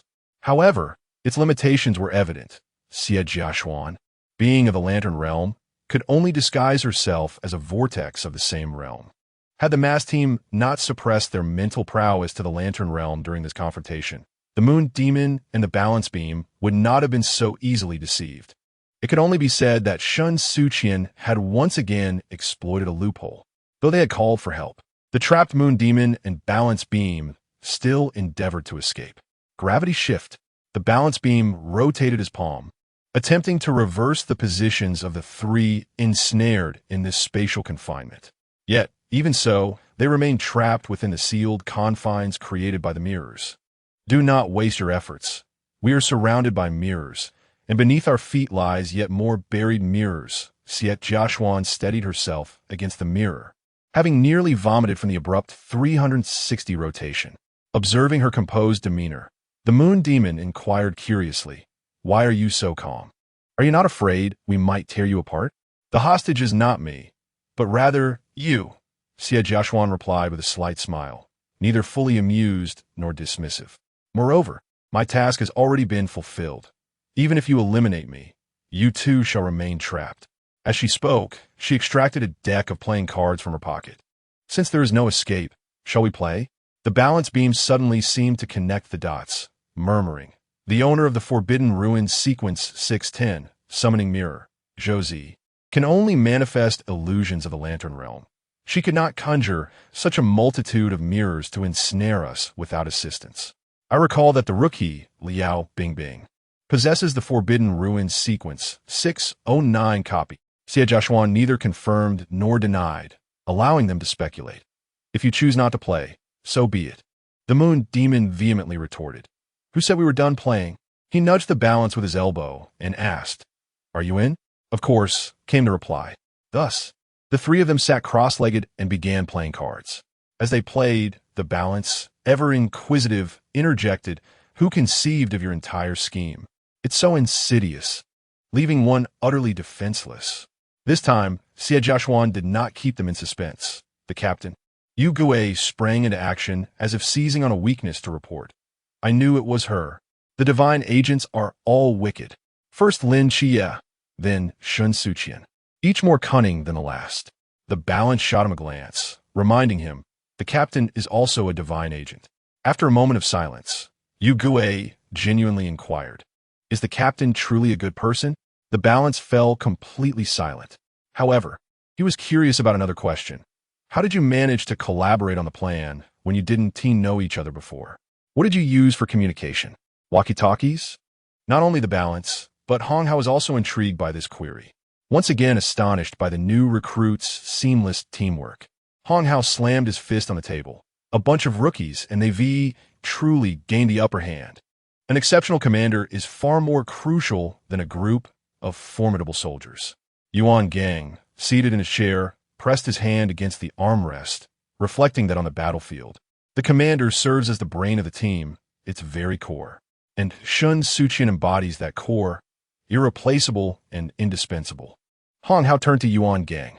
How on earth did she issue commands to them? I didn't even distribute walkie-talkies. Yuan Gang tilted his head to observe the trio engrossed in their game, his emotions somewhat conflicted. Shen Suqian's all things of spirits can connect the mental energies of her teammates. What had initially been merely a conjecture was now validated by Xiaoping Ji's insight. Shen Suqian was indeed well suited to serve as the central commander, orchestrating the actions of the Night Watchers. She possesses remarkable talent. Chapter 43. Have you ever lost? In the mirror house, the moon demon and the balance were ensnared, unable to escape, while the rose outside frantically wielded her hammer, yet could not shatter the seemingly fragile mirrors. She felt a twinge of discouragement, but soon discerned a thread of insight. The massive hammer pointed toward Li Xiaowang, concealed within the mist. I remember you. Forbidden Domain Sequence 608 Adhesion. Within your domain, objects bound together cannot be separated by external forces. Thus, even the might of Rose's hammer proved futile against the adhered mirrors. Nevertheless, she was not one to be easily intimidated. Remarkable, she acknowledged. Your seamless integration of the Forbidden Domain demonstrates your exceptional prowess. For the first time, she truly regarded her adversaries, but she also recognized a critical vulnerability within their domain. With a resounding thud, the hammer descended, the iron chain gripped tightly in her grasp. Rose's strength surged forth like a tidal wave, leaving Li Xiaowang momentarily paralyzed in shock. He heard her cold voice declare, "Once I eliminate you or drain your mental energy, let us see how you maintain your adhesion." In that instant, Li Xiaowang genuinely believed he was facing his demise. A ruthless, overwhelming force enveloped him, nearly dispersing the white mist surrounding him. Wu Ziqing struggled against the overwhelming power, yet she bit her lip in defiance, refusing to yield even as pain coursed through her. No one desires defeat, particularly not those once deemed worthless. At the critical moment, Li Xiaowang was shoved aside by a swifter figure, Pan Xiaolan, who rolled on the ground, inadvertently collecting dust upon her face. "I'll hold her off. You must escape." Li Xiaowang clutched the frost flower that Pan Xiaolan had just entrusted to him. You cannot defeat her. He felt cowardly and selfish, yet he had not descended into madness to witness his comrade fall before his eyes. Enough with the words, Pan Xiaolan shouted. If we prolong this, we shall both perish. Stunned, Li Xiaowang found himself speechless. All he could do was rise and flee. Pan Xiaolan's tear-filled eyes were etched in his mind, urging him to run faster than he ever had before. He understood that Pan Xiaolan's mission remained unfinished, and he must fulfill it for her. As he observed this poignant scene of parting, Rose, ignited by anger, sneered, "Do not fret. None of you will escape." She raised her hammer, losing interest in the cat-and-mouse game, and struck several times. Despite Pan Xiaolan's swiftness, the gale from the hammer sent her sprawling to the ruins of the dormitory. After a moment of silence, as Rose prepared to turn and seek out Li Xiaowang, she sensed a chill behind her. Whirling around, she faced Pan Xiaolan, who was charging at her with a blade. Her face bore numerous wounds, oozing blood, yet her eyes shone with an astonishing brightness, as if washed clean by rain. Lifting the colossal hammer to receive this blow, Rose immediately discerned that her left hand was fractured, while her right bore bruises, and she was barely sustained by sheer willpower. A wave of compassion washed over her. Is it truly necessary? It is merely a training session. Moreover, Wang Mian had yet to make a move. No matter how hard they tried, how could they possibly overcome Wang Mian? Once more, dragging her fractured leg from the ground, Pan Xiaolan's hair lay in disarray, her training attire torn at the sleeve, her body marred with wounds of varying sizes. Yet, she still grasped the hilt and rose again. "Have you ever lost?" Rose inquired, questioning the necessity of her actions, while Pan Xiaolan longed to ask Rose, "Have you ever tasted defeat?" Meeting Rose's gaze, she forced a smile. "I have, and I have been losing ever since." From the moment she awakened to the forbidden ruins, Pan Xiaolan had been in a continuous state of defeat. Her physique was not the most robust, and her capacity for exertion was limited. Nevertheless, the awakening was inherently tied to speed. Both her parents had perished at the hands of a mysterious force, and her sole aspiration was to join the Night Watchers. Rose could never fathom the depth of her desire for strength. Her ability to persevere thus far was solely attributed to her indomitable spirit. If you have ever lost, you would understand me. Blood, crimson and warm, stained her lips, and she spat out a mouthful before wiping her mouth with her hand. If not, it matters not. You need only to know that today, unless you kill me, as long as I can move, your opponent shall be none other than me. Madwoman, yet another madwoman. Rose had initially anticipated her opponent to be Shen Suqian, but she never imagined it would be such an unyielding and obstinate soul. In truth, Rose had misjudged Shen Suqian. She was a person who believed solely in herself. Hence, entrusting such a perilous task of confronting Rose to either Pan Xiaolan or Li Xiaoguang was out of the question. However, en route to her destination, she received a message from Pan Xiaolan. "Captain, let me take this on. I have awaited this opportunity for so long. I no longer wish to wait."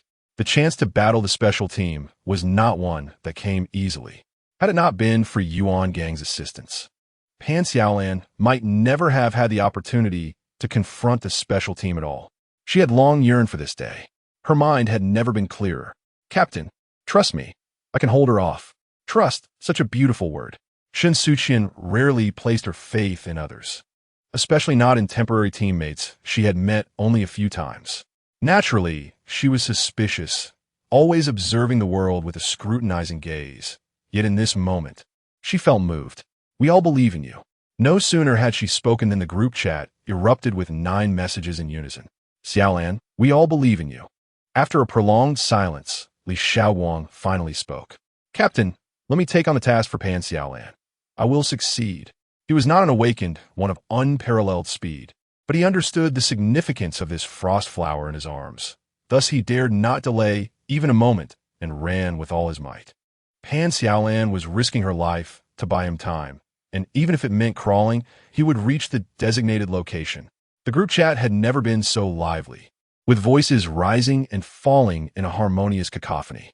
Team member Yang Ning reporting, "Mission accomplished." Team member Enlin reporting, "Mission accomplished." Team member Dong Zhengqing reporting, "Mission accomplished." Team member Shi Yin reporting, "Mission accomplished." 6 frost flowers had already been buried, leaving only 1 remaining.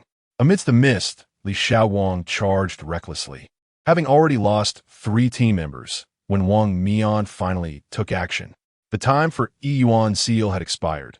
Without even drawing his sword, he merely pushed the blade outward with his thumb, revealing a width of mere knuckles, sufficient to unleash a blade aura powerful enough to send Li Xiaoguang reeling. Not far away, a figure crashed into the ruins of the boys' dormitory, where Shen Suqian stood resolutely before Wang Mian, sword in hand, unwavering. "Your opponent is me." Gazing at her, Wang Mian sincerely inquired, "How does your swordsmanship compare to Lin Chi's?" "Not as good," Shen Suqian replied, "but as long as I can wield this sword, you shall not pass." Her demeanor, as though viewing herself as a formidable adversary, elicited an involuntary smile from Wang Mian, who spoke gently. "Your courage is commendable." Clearly a bit exasperated, Wang Mian conceded, "Very well, you have earned my blade." Chapter 44. The frosty formation. The synergy between Wang Mian and Yi Yuan is indeed formidable. Initially, he exerted merely 2 parts of his strength, yet managed to impose significant pressure on Shen Suqian. As Yi Yuan's blade clashed against the straight sword, a strand of Shen Suqian's hair was swiftly severed by the sword's aura. Wang Mian's prowess is undeniable, even in the absence of divine power. He possesses enough strength to overwhelm her. Shen Suqian gritted her teeth, cursing Wang Mian inwardly, though she remained indifferent to the lost hair. Wang Mian appeared genuinely concerned for her, yet despite this empathy, he would not hold back. "Xiao Qian, I shall now engage earnestly." The utmost respect for one's opponent is demonstrated through relentless effort during a contest. Wang Mian respected Shen Suqian, believing she would not desire him to show leniency. "Do not call me Xiao Qian." Shen Suqian glared at him. She leaped into the air, kicking out, and although Wang Mian evaded her strike, it created a distance between them. Twirling the straight sword in her grasp, her eyes radiated a wild, fierce determination akin to that of the silver moon wolf king atop Chongkong Mountain. You shall not prevail. Victory will belong to us. Amidst the white mist, Li Xiaowang crawled forward with both hands and feet. Beneath him, a blood trail meandered, extending from the ruins as it followed his movement. It is difficult to imagine that he was once so rebellious. Now, he was willing to pay such a steep price for a training duel. If his wounds remained untreated, he could very well perish. Yet, at this moment, Li Xiaowang had cast aside any fear of death. If Pan Xiaolan could risk her life to save him, how could he not strive for victory on behalf of them all? The excruciating pain in his lower limbs became a burden, yet he persisted in crawling forward. A gruesome sight that even Hong Hao, watching the large screen, found hard to bear. These youngsters, the Night Watchers, valued talented children, yet none could despise those who fought so tenaciously. With a sigh, he pondered that perhaps it was indeed time for them to secure a victory. These mediocre children desperately needed a triumph. Li Xiaowang's fingernails were caked with dirt as he dug with his bare hands, carefully burying the frost flower entrusted to him by Pan Xiaolan into the earth. Gazing at the lifelike frost flower, he felt a sense of relief. Team member Li Xiaowang. Mission accomplished. Almost simultaneously, Wu Ziqing, whose mental energy had reached its limits, raised her hand to disperse the mist. Team member Wu Ziqing. Mission accomplished. She collapsed amidst the rubble and ruins. After exhausting her mental strength, even blinking became a strenuous task, yet she still mustered the effort to lift her hand. The moon still hung in the sky, but her fingertips seemed to erase the darkness before dawn, heralding a new beginning. After a moment, Wu Ziqing revealed a joyful smile. Captain, I'll leave the rest to you. Please carry our hope and achieve victory. With a painful gasp, Pan Xiaolan lay on the ground, feeling as though 2 of her ribs had been fractured. As she blinked, her vision blurred, likely due to dust and blood adhering to her eyelids. Lacking the strength to wipe it away, she simply smiled at Rose, saying, "Thank you for showing mercy, Senior Rose." Rose had refrained from delivering a fatal blow. She had long perceived that each subsequent strike was not as fierce as the initial ones. Otherwise, it would have been exceedingly difficult for Pan to endure for so long. Even as her adversary, Rose could not help but soften at the sight of Pan's indomitable spirit. With a sigh, she remarked, "You all are a bunch of little madcaps." While smiling at Rose, Pan Xiaolan mentally responded, "Captain, I have fulfilled my duty." Team member Pan Xiaolan. Mission accomplished. Receiving feedback from Wu Ziqing and Pan Xiaolan, Shen Suqian's sympathetic voice was conveyed to all team members through mental threads. "Well done, everyone. The next steps are in my hands." Shen Suqian vowed that their efforts would not be in vain. She would surely bring them victory. Gong Yizhua was a person of considerable practical ability. Yet Shen Suqian realized this for the first time when she actually crafted the psychic energy carrier she had casually mentioned. As the night deepened and others weary from their journeys had succumbed to sleep, Gong Yizhua remained awake.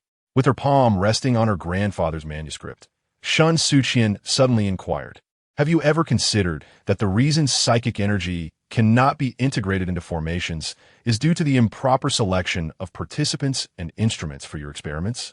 "What do you mean?" she asked. Pulling a sheet of white paper, Shen Suqian sketched 6 small circles forming a larger circle with a pentagram at its center. "In my view, one should first bury the instruments capable of carrying psychic energy at designated locations. And then the person at the heart of the formation should unleash all their psychic energy to induce resonance, thus connecting the energies of the 6 small circles. Wouldn't such a powerful force within this range constitute a formation?" Gong Yizhua's pupils contracted, as if struck by a revelation. "I don't know. The experiments conducted by my grandfather required the participants to use their own psychic energy to construct a formation, but they ultimately failed." "How could they not fail?" Shen Suqian supported her chin with one hand.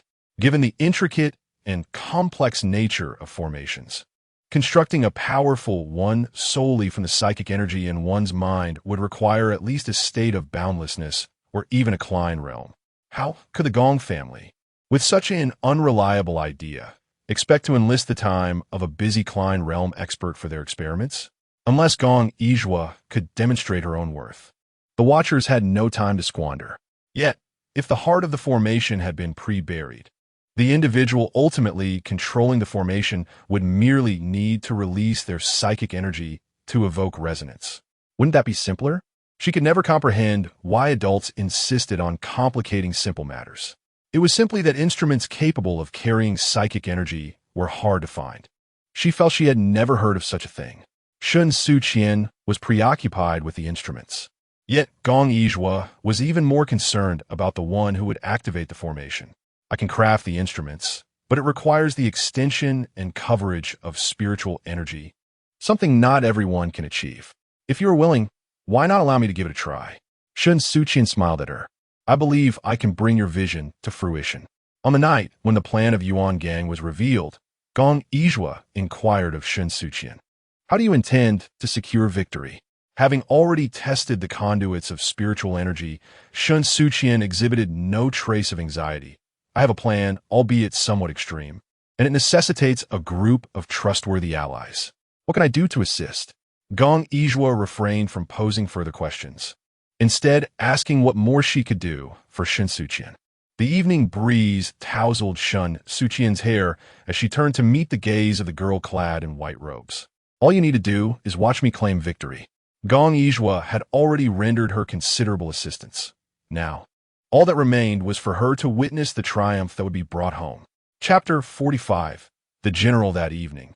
The conversation between her and Gong Yizhua lingered in Shen Suqian's mind. Although Wang Mian seldom employed Yuan's blade technique, his skill in swordsmanship surpassed Shen Suqian's. I am aware that I cannot defeat you. Shen Suqian's sleeve was torn, revealing a slender line of blood that seeped into the air. But do not forget, I have a remarkable team. She had never contemplated surrender. Was it truly impossible for the newcomers of Zhanjing to overcome the masked squad? Perhaps not. A scar marred Shen Suqian's face, blood staining her delicate features, and her disheveled hair danced in the wind, exuding an undeniable beauty that only emerges in the heat of battle. Wang Mian nodded, acknowledging, to have pushed Rose and Libra to such an extent as a Zhanjing rookie is indeed impressive. You all are extraordinary. He smiled, praising Shen Suqian, especially her. Her growth surpassed his expectations. If she had once been a solitary fighter, solely focused on individual prowess during their first encounter in Songnan, she had now come to appreciate the significance of teamwork. Wang Mian was genuinely curious. No one had instructed her on how to command her teammates with such synergy. How had she learned it? Perhaps there truly are prodigies in this world. Contemplating her, Wang Mian felt a flicker of desire ignite within him. What to do? Such a talented individual made him yearn to recruit her into the masked squad. Amidst Wang Mian's fierce onslaught, Shen Suqian's mind raced as she began to review her entire strategy. First and foremost, planting the frost flowers was the most critical step. Hence all 6 swift were indispensable. The abilities of the vortex were intricate. Having him around would complicate matters. Therefore, the initial move should be to use the sealing scroll to restrain a Yuan, allowing the vortex to be dispatched first, without the violet vortex to consume. Dealing with Libra and Moon Ghost would be straightforward. If they excelled at gravity inversion, they could simply be confined to a closed space for a day of leisure. Upon encountering the forbidden domain of Zhou Zi and Liao Bingbing, the first thought that crossed Shen Suqian's mind was the Mirror House. The forbidden domain, sequence 609, replication, could only replicate inanimate objects, one at a time. The forbidden domain, sequence 610, summon mirror, could only conjure a single mirror at once. However, this domain had a noteworthy feature. The summoned mirror could be placed at a designated location, even if Zhou Zi wished for it to be embedded in the earth. Numerous mirrors clustered together formed a house. Using the forbidden domain, sequence 613, Thousand Faces as bait. Moon Ghost and Libra indeed took the hook, but this was still insufficient. Rose's heavy hammer could shatter the seemingly fragile mirror house with a single strike. Thus, the forbidden domain sequence 608, adhesion, which could firmly bind all objects together, became paramount. Adhesion was frail, yet within Li Xiaowang's forbidden domain, unless he perished, adhesion could not be separated. This was why Pan Xiaolan chose to sacrifice her life to save Li Xiaoguang. The plan appeared flawless. However, if it were to be executed discreetly, the blind spots of perception would also prove significant. Shen Suqian had long believed that the power of the forbidden sequence 611, known as pure white mist, was grossly underestimated. If harnessed correctly, the mist could become a formidable weapon. With this thought in mind, Shen Suqian's gaze fell upon Wang Mian, the man who represented the greatest variable in her scheme. Thus, she retrieved a roll of tape from her pocket. As the seemingly weightless tape soared towards him, defying gravity, Wang Mian attempted to evade it, only to realize that no matter where he leaped, the tape relentlessly pursued him, or more accurately, targeted Yuan. Strangely enough, even with his attempts to wield his blade, whether through Yuan's blade aura or the power of Temporal Marauder, he could not deter the tape's advance. Wang Mian found himself laughing in exasperation. Wasn't this tantamount to cheating? Unfortunately for him, Shen Suqian did not perceive her actions as dishonest. With the team having completed their mission, the group chat dissolved, and at that moment, she was engaged in a dialogue with the deity Sakari within her mind. When will I be able to shoot an arrow? Do you truly wish to unleash that arrow? I desire victory. Shen Suqian needed a vessel capable of rapidly dispersing her mental energy, and the arrows shot from that divine bow were her ideal choice. If that were unfeasible, she would have to resort to her contingency plan and wield the bow herself, hoping that Sakari would not be too heartbroken. Not yet. When you truly possess the resolve to shoot an arrow, you will be able to condense your own arrows. Rejected by Sakari, Shen Suqian remained undeterred. Oh, may I inquire if I can throw your bow? What? Sakari was taken aback. In the next moment, it beheld the longbow emanating a soft blue glow materializing in Shen Suqian's hands through her eyes. Realizing that she genuinely intended to discard the Ural's bow, Sakari shrieked. Stop! Cease your actions! Shen Suqian, you must not. Sakari's words faltered, for it became evident that Shen Suqian did not intend to do so. Instead, she delicately placed a rose, seemingly retrieved from nowhere, upon the bowstring. With a swift motion, the ice-blue rose landed, its stem accurately embedding into the earth, unfurling its petals with abandon. Simultaneously, 6 beams of light surged skyward from various points within the training camp, encircling the rose and forming a grand circle. The entire camp was enveloped within this luminous sphere. Amused by the divine entity's flustered demeanor, Shen Suqian cheerfully remarked, Do not fear. I have no intention of discarding your husband's bow. She had no desire to bully a poor, lonely elder. At last, Yuan Gang, standing before the large screen, recognized the purpose of the 6 frost flowers. In disbelief, instructors Gan Ding and Chun Shi gazed down at their frozen legs, exchanging uncertain glances. Hadn't she already suppressed her mental energy to the limit? The events surrounding Shen Suqian at Sangnan No. 2 Middle School are no secret. The instructors have perused her personal profile, yet they did not anticipate that the training camp, not smaller than Sangnan No. 2, could unleash such formidable power in this seemingly trivial realm. It is unrelated to levels of mastery. Yuan Gang turned his gaze toward the large screen showcasing Gong Yizhua, who had rushed to greet Shen Suqian, a manifestation of the Gong Yi family's array. More precisely, it was Gong Yizhua, the possessor of this intelligent machinery, who exerted tremendous effort. However, could Shen Suqian control those frozen within the formation? Why were Lin Qie and Gong Yizhua unaffected by the frost, while the instructors led by Yuan Gang found their lower legs completely encased in ice? What accounts for this disparity in treatment? After considerable effort to free himself from the frost, Yuan Gang, lacking time for anger, sighed and caressed the tome on the table, the Compendium of Forbidden Ruins, officially authored by the Night Watchers. Perhaps she is correct. These antiquated conventions ought to be dismantled. If they are indeed mere detritus, they should be abolished. The Great Xia has never lacked the courage to confront its errors. With this thought, Yuan Gang rose and dialed number. Amidst crumbling ruins transformed into a frozen realm, Rose lowered her head to pat her colossal hammer, now ensnared by frost. Attempting to lift her leg, She discovered both the hammer and her legs were glued to the ground by ice, rendering her immobile. So be it. Let destruction reign. Let others do as they will. She would no longer serve.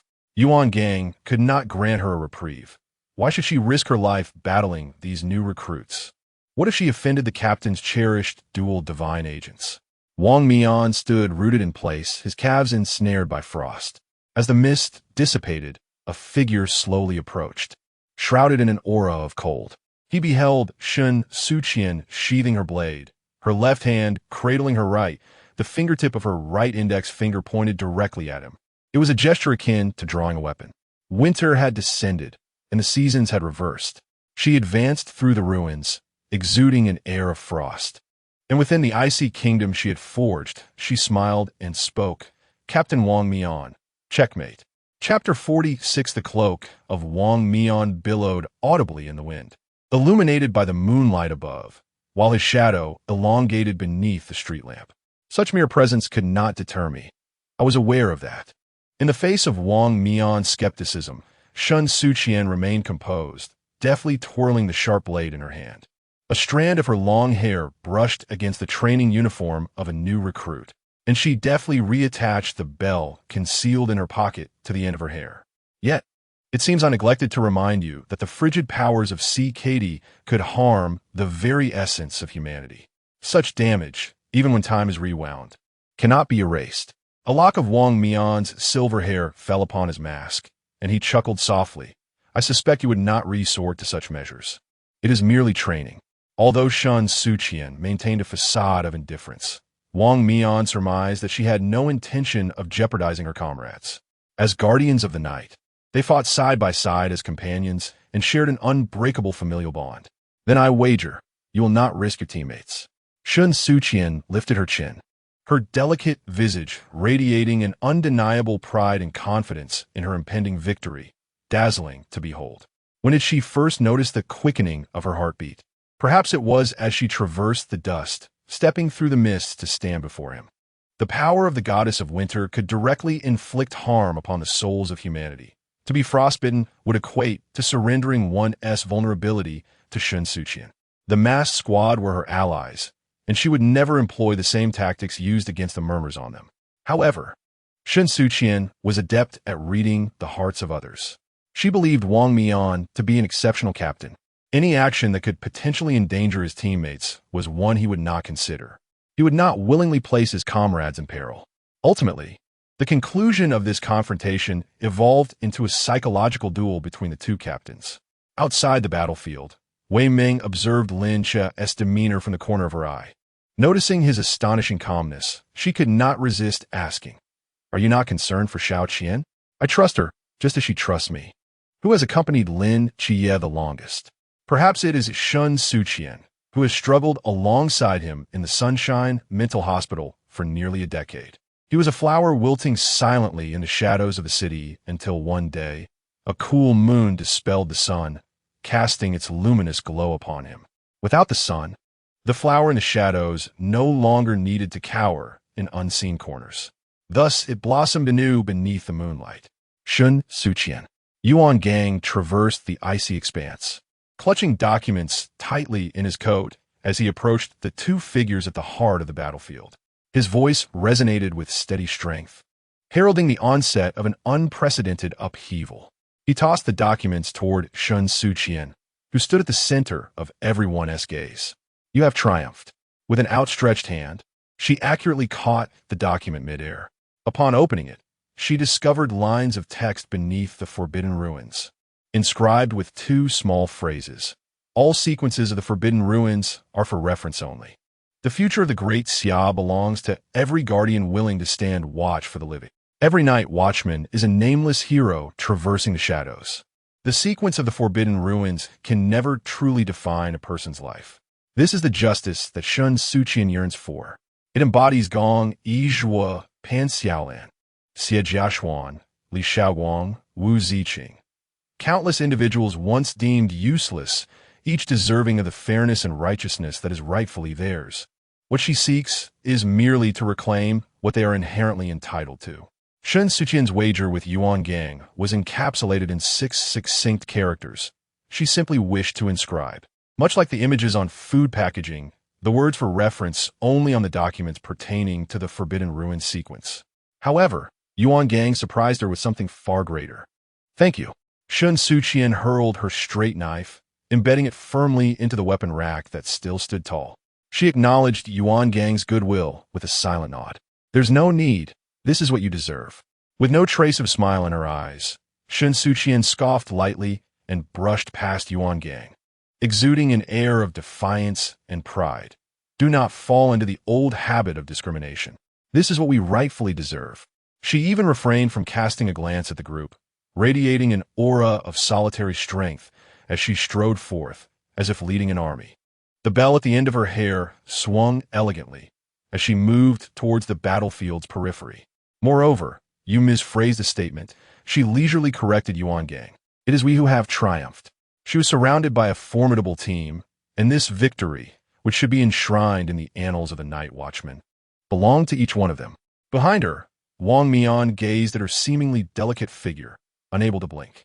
The recently liberated Vortex, nursing his numbed shoulders, approached his captain, pitifully complaining, "Captain, she turned me into an ice sculpture. Why didn't TU intervene?" Wang Mian remained silent, while the wounded Vortex sought solace from others. "Sister Rose, look at the captain." The impetuous Uegue leaped up and struck Vortex's head. "Haven't you realized the captain's spirit has followed Shen Suqian?" The cool-headed Tian Ping interjected. "It's not just the captain." Uegue paused in surprise. "Who else?" As soon as the words left his mouth, Rose swung her massive hammer, shrinking it back down, her eyes sparkling like a constellation, unable to suppress an exclamation. "Wow, she is so impressive." No need for further words. Another had found their gaze. Observing their captain's tender smile directed at Shen Suqian, do not inquire how one discerns affection through a mask, and witnessing Rose's admiration for Shen Suqian, Vortex felt a pang of betrayal from his beloved comrades. Finally, he unleashed his first roar of the day. "Is there no one to speak on my behalf?" Suddenly, Wang Mian stirred, and Vortex looked on with hopeful anticipation, wishing for a few comforting words from his reliable captain. Yet, he only witnessed his captain, like a resplendent peacock, voluntarily remove his mask and stride toward the figure he found utterly detestable. "Is there anyone willing to voice Vortex's plight?" Regrettably, there was none. As Shen Suqian returned, adorned with numerous wounds, Lin Xie was the first to approach, his heart aching as he yearned to reach out and touch the conspicuous scar marring her face. Yet he hesitated, daunted by uncertainty. "Xiao Qianyu, Xiao Qian." Out of nowhere, Gong Yizhua surged forward, pushing Lin Xie aside to envelop her hero in a tight embrace. Lin Xie stumbled, nearly falling face first to the ground had it not been for the timely intervention of Chao Yuan, who caught him. He turned back with resentment, only to witness Gong Yizhua embracing Shen Suqian, tears shimmering in her eyes. "You did it." Gently stroking Gong Yizhua's hair, a hint of tenderness graced Shen Suqian's weary visage. "Indeed, I did not fail in my mission. With the first, there will surely be a second."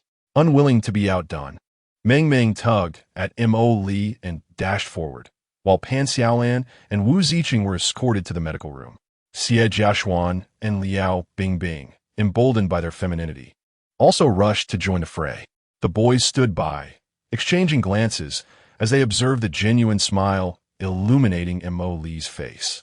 Bai Li, with his eyes sparkling, yearned to join them, but found his aspirations thwarted by an unseen hand gripping the throat of fate. "Who is it?" he grumbled, turning around to find Lin Xie offering him a knowing smile. Ladies gathering, gentlemen refrain. For the first time, enveloped by so many embraces, Shen Suqian felt a twinge of bashfulness. Standing amidst the crowd, she basked in the warmth of her companion's affection, her beautiful face tinged with a rosy hue, until someone called her name from behind. Shen Suqian. Chapter 47. Wang Mian, the rival detection radar activated in a mere second, as Lin Xie demonstrated greater concern for Wang Mian, who approached, then for Shen Suqian. Gently releasing Gong Yizhua and Hui Meng, Shen Suqian turned to regard the man who towered over him by at least 20 centimeters. Observing that Wang Mian halted 2 steps away, Shen Suqian mirrored his stillness. Are you looking for me? It was evident that Wang Mian would not take the initiative to approach. With a sigh, Wang Mian continued forward, stopping half a meter from Shen Suqian. I have something to discuss with you. Hui Meng's curious gaze flitted between them, although she longed to witness the unfolding drama. The atmosphere was fraught with peril, either offending a senior representative of the divine or clashing with another divine agent among the new recruits. The risks of being a bystander were considerable. Prudence was essential. She wrapped an arm around several of her friends. Xiao Qian, I'll wait for you in the cafeteria. As those with discernment departed, Bai Li Pang shot a disapproving glance at the oblivious Chao Yuan before sidling up to Lin Qie. Brother Qie, it appears you have a rival. Casting a cool glance in his direction, Lin Qie remained silent, yet his demeanor spoke volumes. Xiao Qian, I shall await you in the cafeteria, he stated, not pressing to stay. This was a testament to Lin Qie's thoughtfulness and consideration. He always sought to spare Shen Suqian any discomfort, striving to avoid situations that might place him in a dilemma. Shen Suqian smiled at him. Very well. Once alone with Wang Mian, Shen Suqian reverted to her original icy demeanor. What business do you have with me? Stung by her attitude, Wang Mian fell silent for a moment. Are you still upset? He could empathize with her. No one wished to be coerced into intimate proximity with a stranger, especially considering Shen Suqian's tender age. I apologize, he offered again. The mask had been removed, and the incongruity of Wang Mian's strikingly handsome visage with his role as captain of the special team was evident. He possessed eyes that were disarmingly captivating, capable of softening even the hardest of hearts. The allure of his beauty was indeed potent enough to cloud her judgment. Forget it. I am not angry, she replied, recognizing that her ire was misdirected. If she were to channel her anger, it ought to be directed at CKD, who, despite her advanced years, had left a debt for this young girl to settle. Had she known earlier, she might have taken Wang Mian to Chongkong Mountain to unearth CKD's true form, perhaps offering him a taste that could revive her nearly lifeless husband, reuniting the couple. What is it that you wish to discuss? Do you possess the Chuanjing now? Wang Mian appeared remarkably easy to manipulate, akin to a soft dough that anyone could mold, making him a welcome addition to the mask-wearing team at any time. Any time? Shen Suqian expressed doubt, recalling that it was said that members of the special team must at least be at the Hai Jing level. Wang Mian smiled. That should not be difficult for you. The future of Shen Suqian is a radiant prospect anticipated by all, and the mere coastal boundaries are far from her limits. I do not wish to relent. Without a moment's hesitation, Shen Suqian seemed to recall something. Her long eyelashes fluttered slightly as she responded to Wang Mian with a wave of her arm as she turned away. The clear, melodious tone of the young girl lingered in the air as she proclaimed, Sangnan is my true home. She would not forget that her elderly father was still waiting for her return. The dormitory of the training camp, having endured demolition and freezing, had been utterly transformed into a desolate ruin. Fortunately, Wang Mian had employed the power of the divine ruins to reverse time. Otherwise, everyone would have had to make do with the sky as their blanket and the ground as their bed that night. When Yuan Gang came to find Shen Suqian, she was nibbling on an ice cream cone that she had miraculously acquired, and the wounds on her face had been adorned with cute cat-shaped band-aids, courtesy of her friend from the Dream Association. Where did you get that ice cream cone? Yuan Gang stared into her eyes, eager to see if she felt any embarrassment indulging in such a treat alone in the training camp. However, he underestimated Shen Suqian's audacity.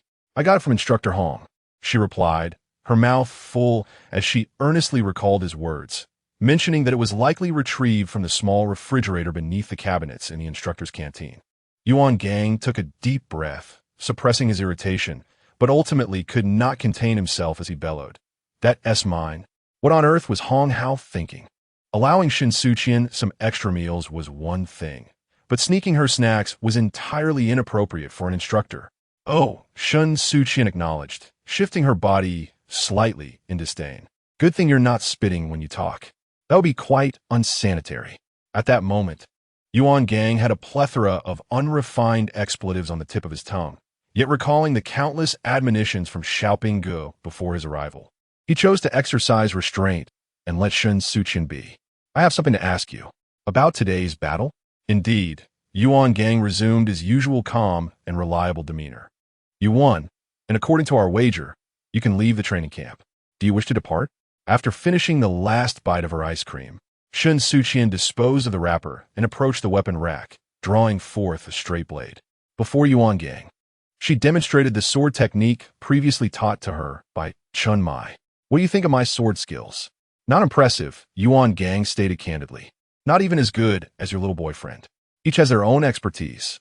I am a mage, not a warrior, Shen Suqian replied, somewhat helplessly, gripping the straight blade in her hand and gazing at the shimmering silver edge beneath the streetlight. Yet I detest the weakness I embody. I may not possess innate talent, but I firmly believe that diligence can compensate for shortcomings. Since childhood, Shen Suqian had steadfastly believed herself to be a jinx. Even her awakened Forbidden Ruins ranked 601. As when Chimal once remarked, such rankings beyond 600 were only suitable for tending to flowers and plants. Yet she never accepted her fate. In her younger years, Ms., you had declared her a naturally rebellious and unfilial child. She acknowledged this and vowed that she would never change. In the course of 17 years, Shen Suqian learned a singular lesson from fate. One must not passively endure life's adversities. She still had much to master in her swordsmanship. Her physical abilities required further enhancement, and her command of the Forbidden Realm remained only partially realized. Shen Suqian possessed a profound self-awareness. There was still an abundance of knowledge to acquire. Do you believe your comrades would abandon you? With a fleeting glance, Shen Suqian regarded Yuan Gang as if he were a simpleton. They would be even less inclined to leave. Only those perpetually ensnared in darkness yearn to desperately seize the sunlight that lies within their grasp. They would exert themselves with greater diligence than the average recruits. As Shen Suqian anticipated, Yuan Gang later conferred with the remaining 11 members, receiving unanimous affirmations of their intent to stay. None wished to depart. Standing upon the rooftop, Yuan Gang gazed down at the already darkened dormitory, silent and contemplative. Wang Mian did not soften his footsteps. Are you still pondering today as trials? Having met Shen Suqian, what are your impressions? She is undoubtedly a prodigy. The worth of Shen Suqian far surpasses her role as a divine agent. Wang Mian's gaze followed Yuan Gang's towards the female dormitory. The fate of humanity must ultimately lie in human hands. Reliance on divine power is not a sustainable solution. The captain has tasked me with bringing her back to the capital. Yuan Gang himself was torn. After the calamity that befell Linjiang City, only Dai Yuehui and Yu Qinghe remained, and the headquarters could not spare personnel for reinforcements. Shen Suqian's potential was immense. She was the finest choice. Then why not seek her opinion?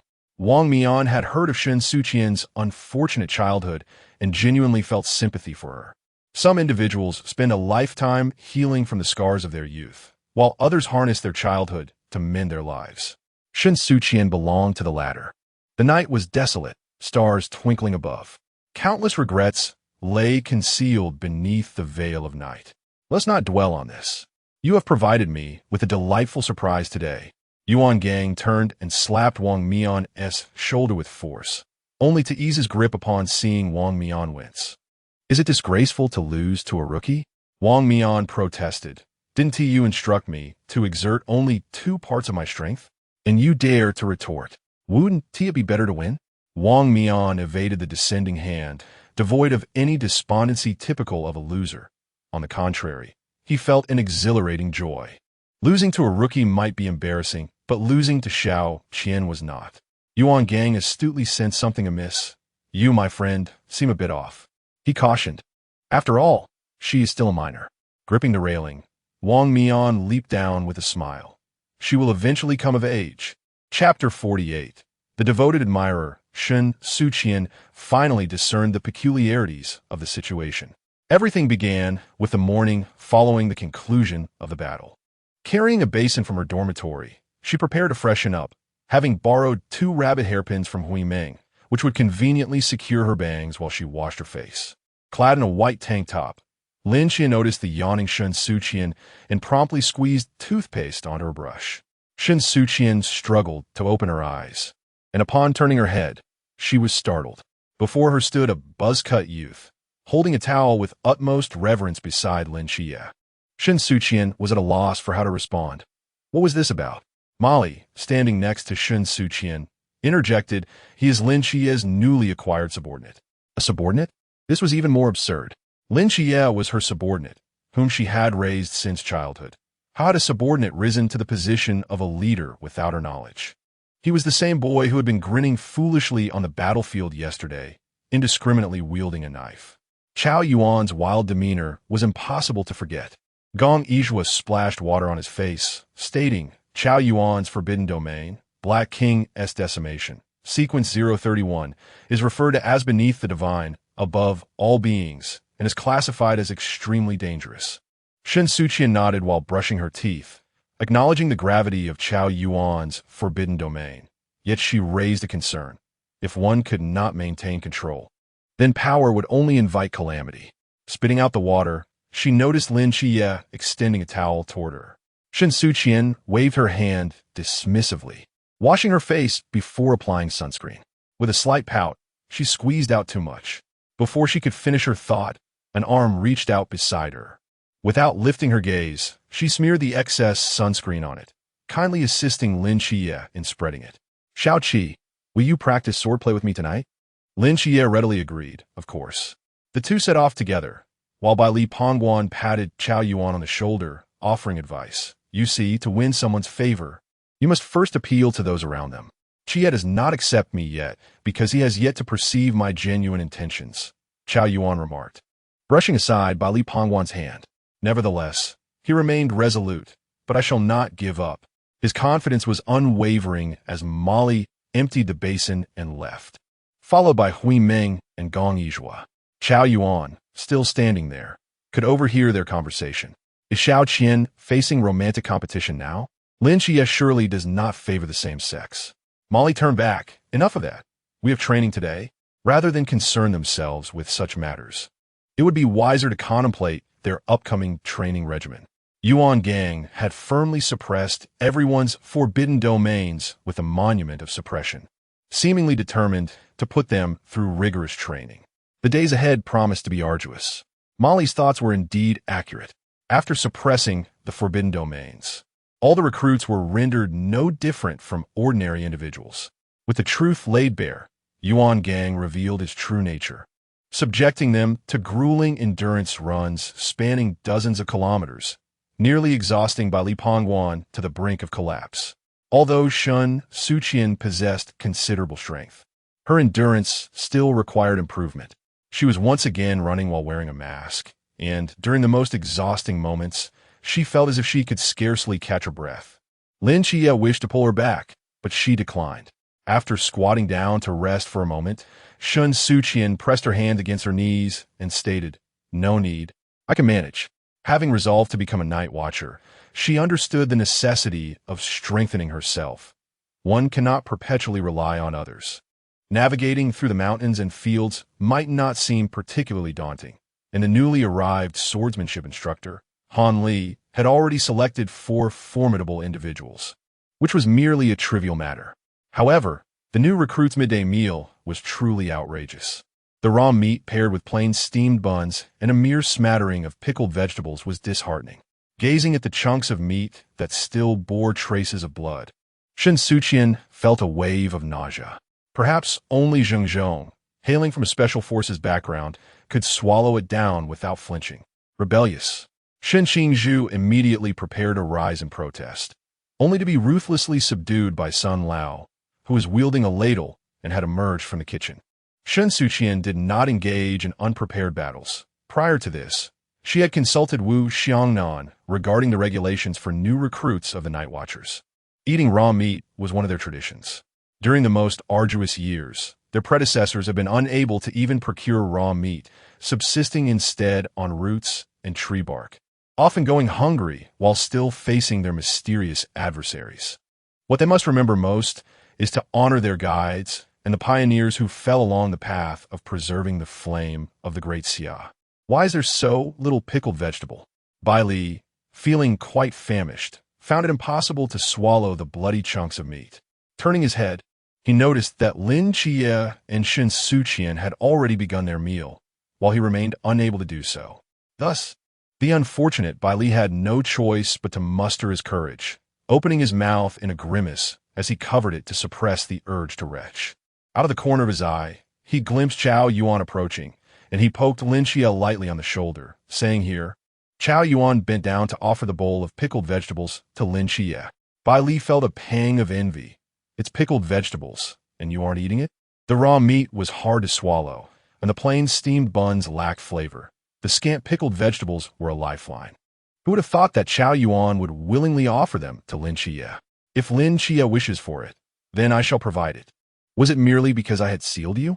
When Chao Yuan went berserk in the Forbidden Ruins, it was Lin Chia who had sealed him using the confinement scroll generously provided by Bai Li, thus averting a catastrophe.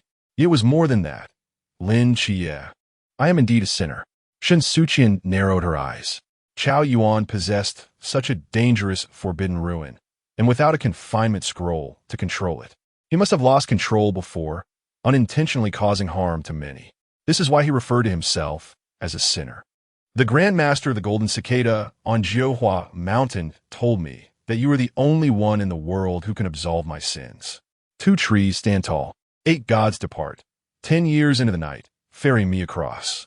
Each of these lines aligns perfectly with Lin Chia's name. Chao Yuan genuinely wished to befriend Lin Chia. His tone was earnest.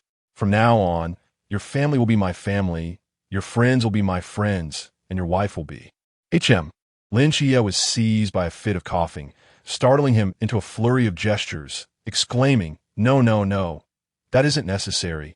Chao Yuan paused momentarily, then clarified. I meant to say, your wife is my sister-in-law. Shen Suqian could not suppress a chuckle, prompting Lin Chia to glance in her direction, only to hear her remark to Chao Yuan. I thought you were the real Chao thief, about to utter something like your wife. I shall provide for her. With hands clasped together, Chao Yuan sought to redeem himself, stating, I do not fancy your type. What he refrained from voicing was his preference for mature women over youthful maidens. What a quintessential sycophant he was. Shen Suqian was nearly in stitches from his antics. Suddenly, 7 figures entered the cafeteria, clad in uniform gray cloaks. Even without masks, the recruits could instantly recognize them as the masked squad. Wang Mian quickly spotted the crescent-shaped smile in Shen Suqian's eyes. She had a knack for standing out effortlessly in a crowd. Chapter 49, Farewell, listening to the ebb and flow of discussions and glancing at the 7 luminous figures that seemed to radiate their own soundtrack. Shen Suqian could not help but express her exasperation. Who is responsible for this illumination? Can it not be turned off? What light? Gong, Yizhua looked at her. The SC Char Dinger's halo, perhaps? Shen Suqian forced a smile. This was the first return of the masked squad since their departure from the training camp. The previously frosty old sun had transformed, now exuding warmth akin to the gentle sun, serving the squad a feast of his signature dishes. Wow, and there's sweet rice dumplings. Xiang Wei tugged at Tan Xiang, eagerly taking a seat.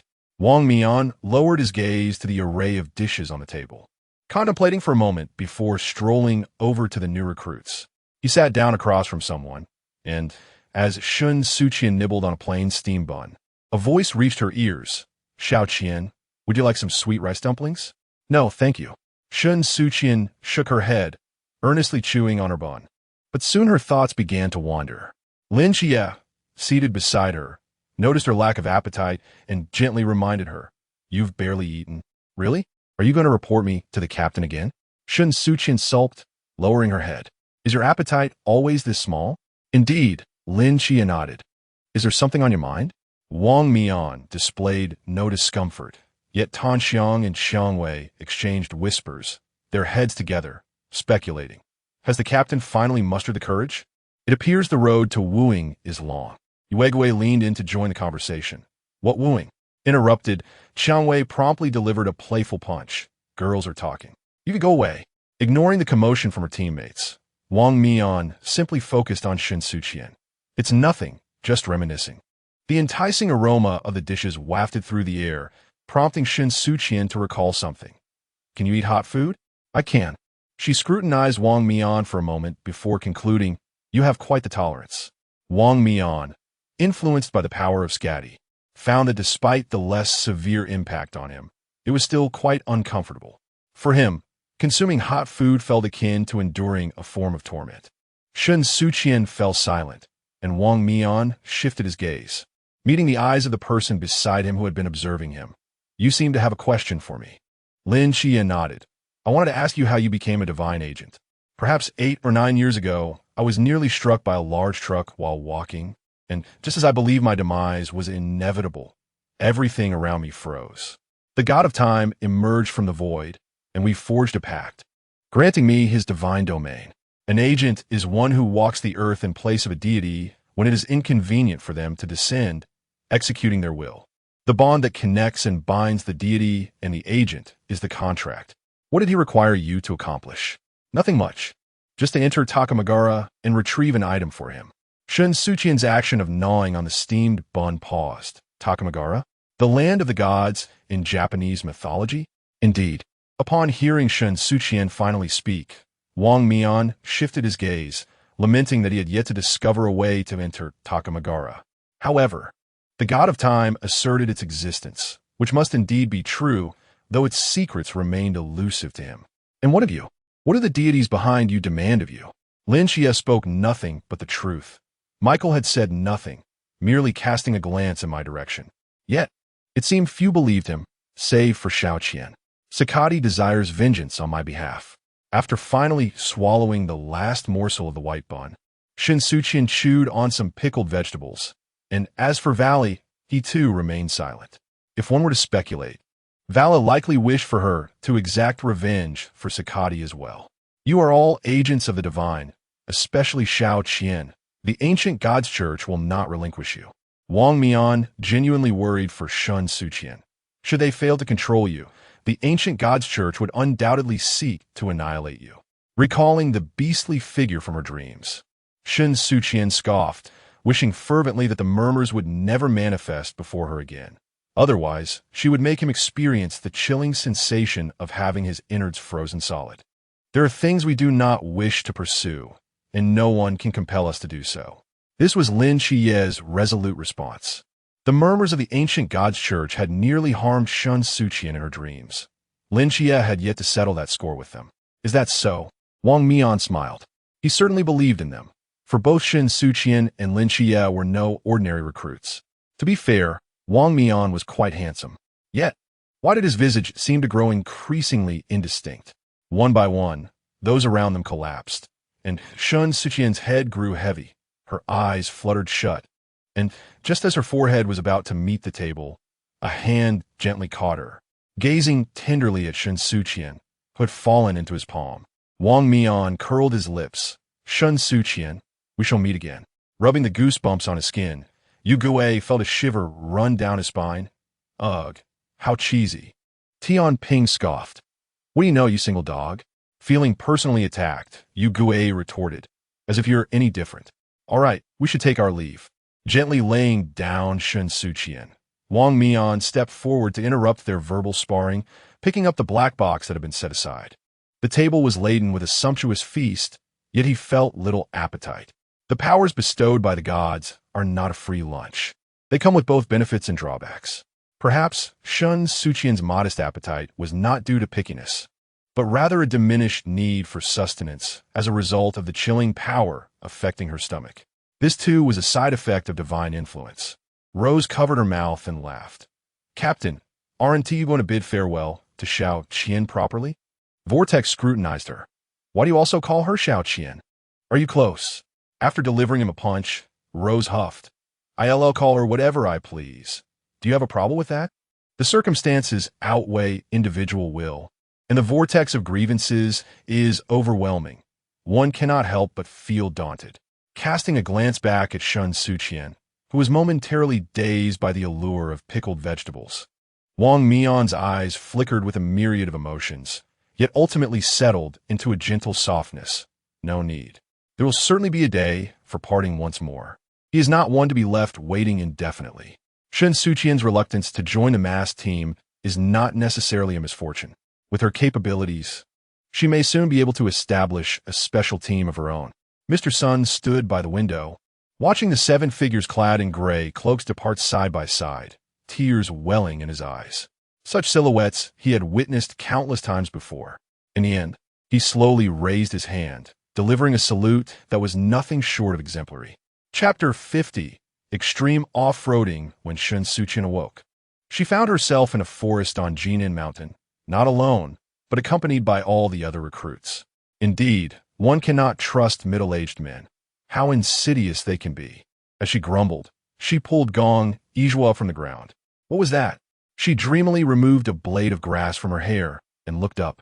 A swarm of drones flew overhead, and before anyone could react, colorful paintballs had already splattered onto their camouflage uniforms. Run! Shen Suqian shouted, dragging Gong Yizhua along as she fled without a backward glance. Lin Jie, who had intended to assist her, stared in disbelief at his empty hands, unable to believe that his position had been so swiftly usurped. From the treetops, a broadcast echoed with Hong Hao's gleeful voice, which dripped with condescension. Dear rookie recruits, your next task is to carry a load of 35 kilograms and trek across the entirety of Jinan Mountain before dawn. Trek? If it were merely trekking, what were those drones doing above? But be cautious. The drones are equipped with paintballs and will relentlessly seek you out in the woods. If you're struck 5 times, it signifies failure. Failure will result in exceedingly harsh punishment. The mere thought of those punishments made Hong Hao's lips curl into a mischievous grin as he outlined the rules of this training exercise. First, the weight you carry may be redistributed, but it cannot be removed or discarded. Second, you are forbidden from using any prohibited items to attack the drones, nor may you use any objects to shield yourself from the paintballs. You must not remain in one location for more than 5 minutes. Third, while you may gather and cooperate, you are not permitted to attack your fellow recruits. Anyone who violates these rules will be immediately eliminated and deemed a failure, subject to punishment. However, should any of you emerge victorious, a reward will be bestowed upon you. No use of prohibited items? Help! Bailey Pang Pang frantically searched himself, discovering that some thief had pilfered all his prohibited items, leaving him utterly bereft. Dejected, he lamented the absence of any banned items. Unable to use prohibited items, would anything else suffice? As Shen Suqian tugged Gong Yizhua to shield themselves behind the trees while escaping, she plucked a leaf and flung it. With a thud, a drone plummeted from the sky. The broadcast fell momentarily silent before Hong Hao's furious voice broke through. Let me clarify, no attacking the drones by any means or with any objects. When faced with the drones, your only option is to flee. Do you hear me, Shen Suqian?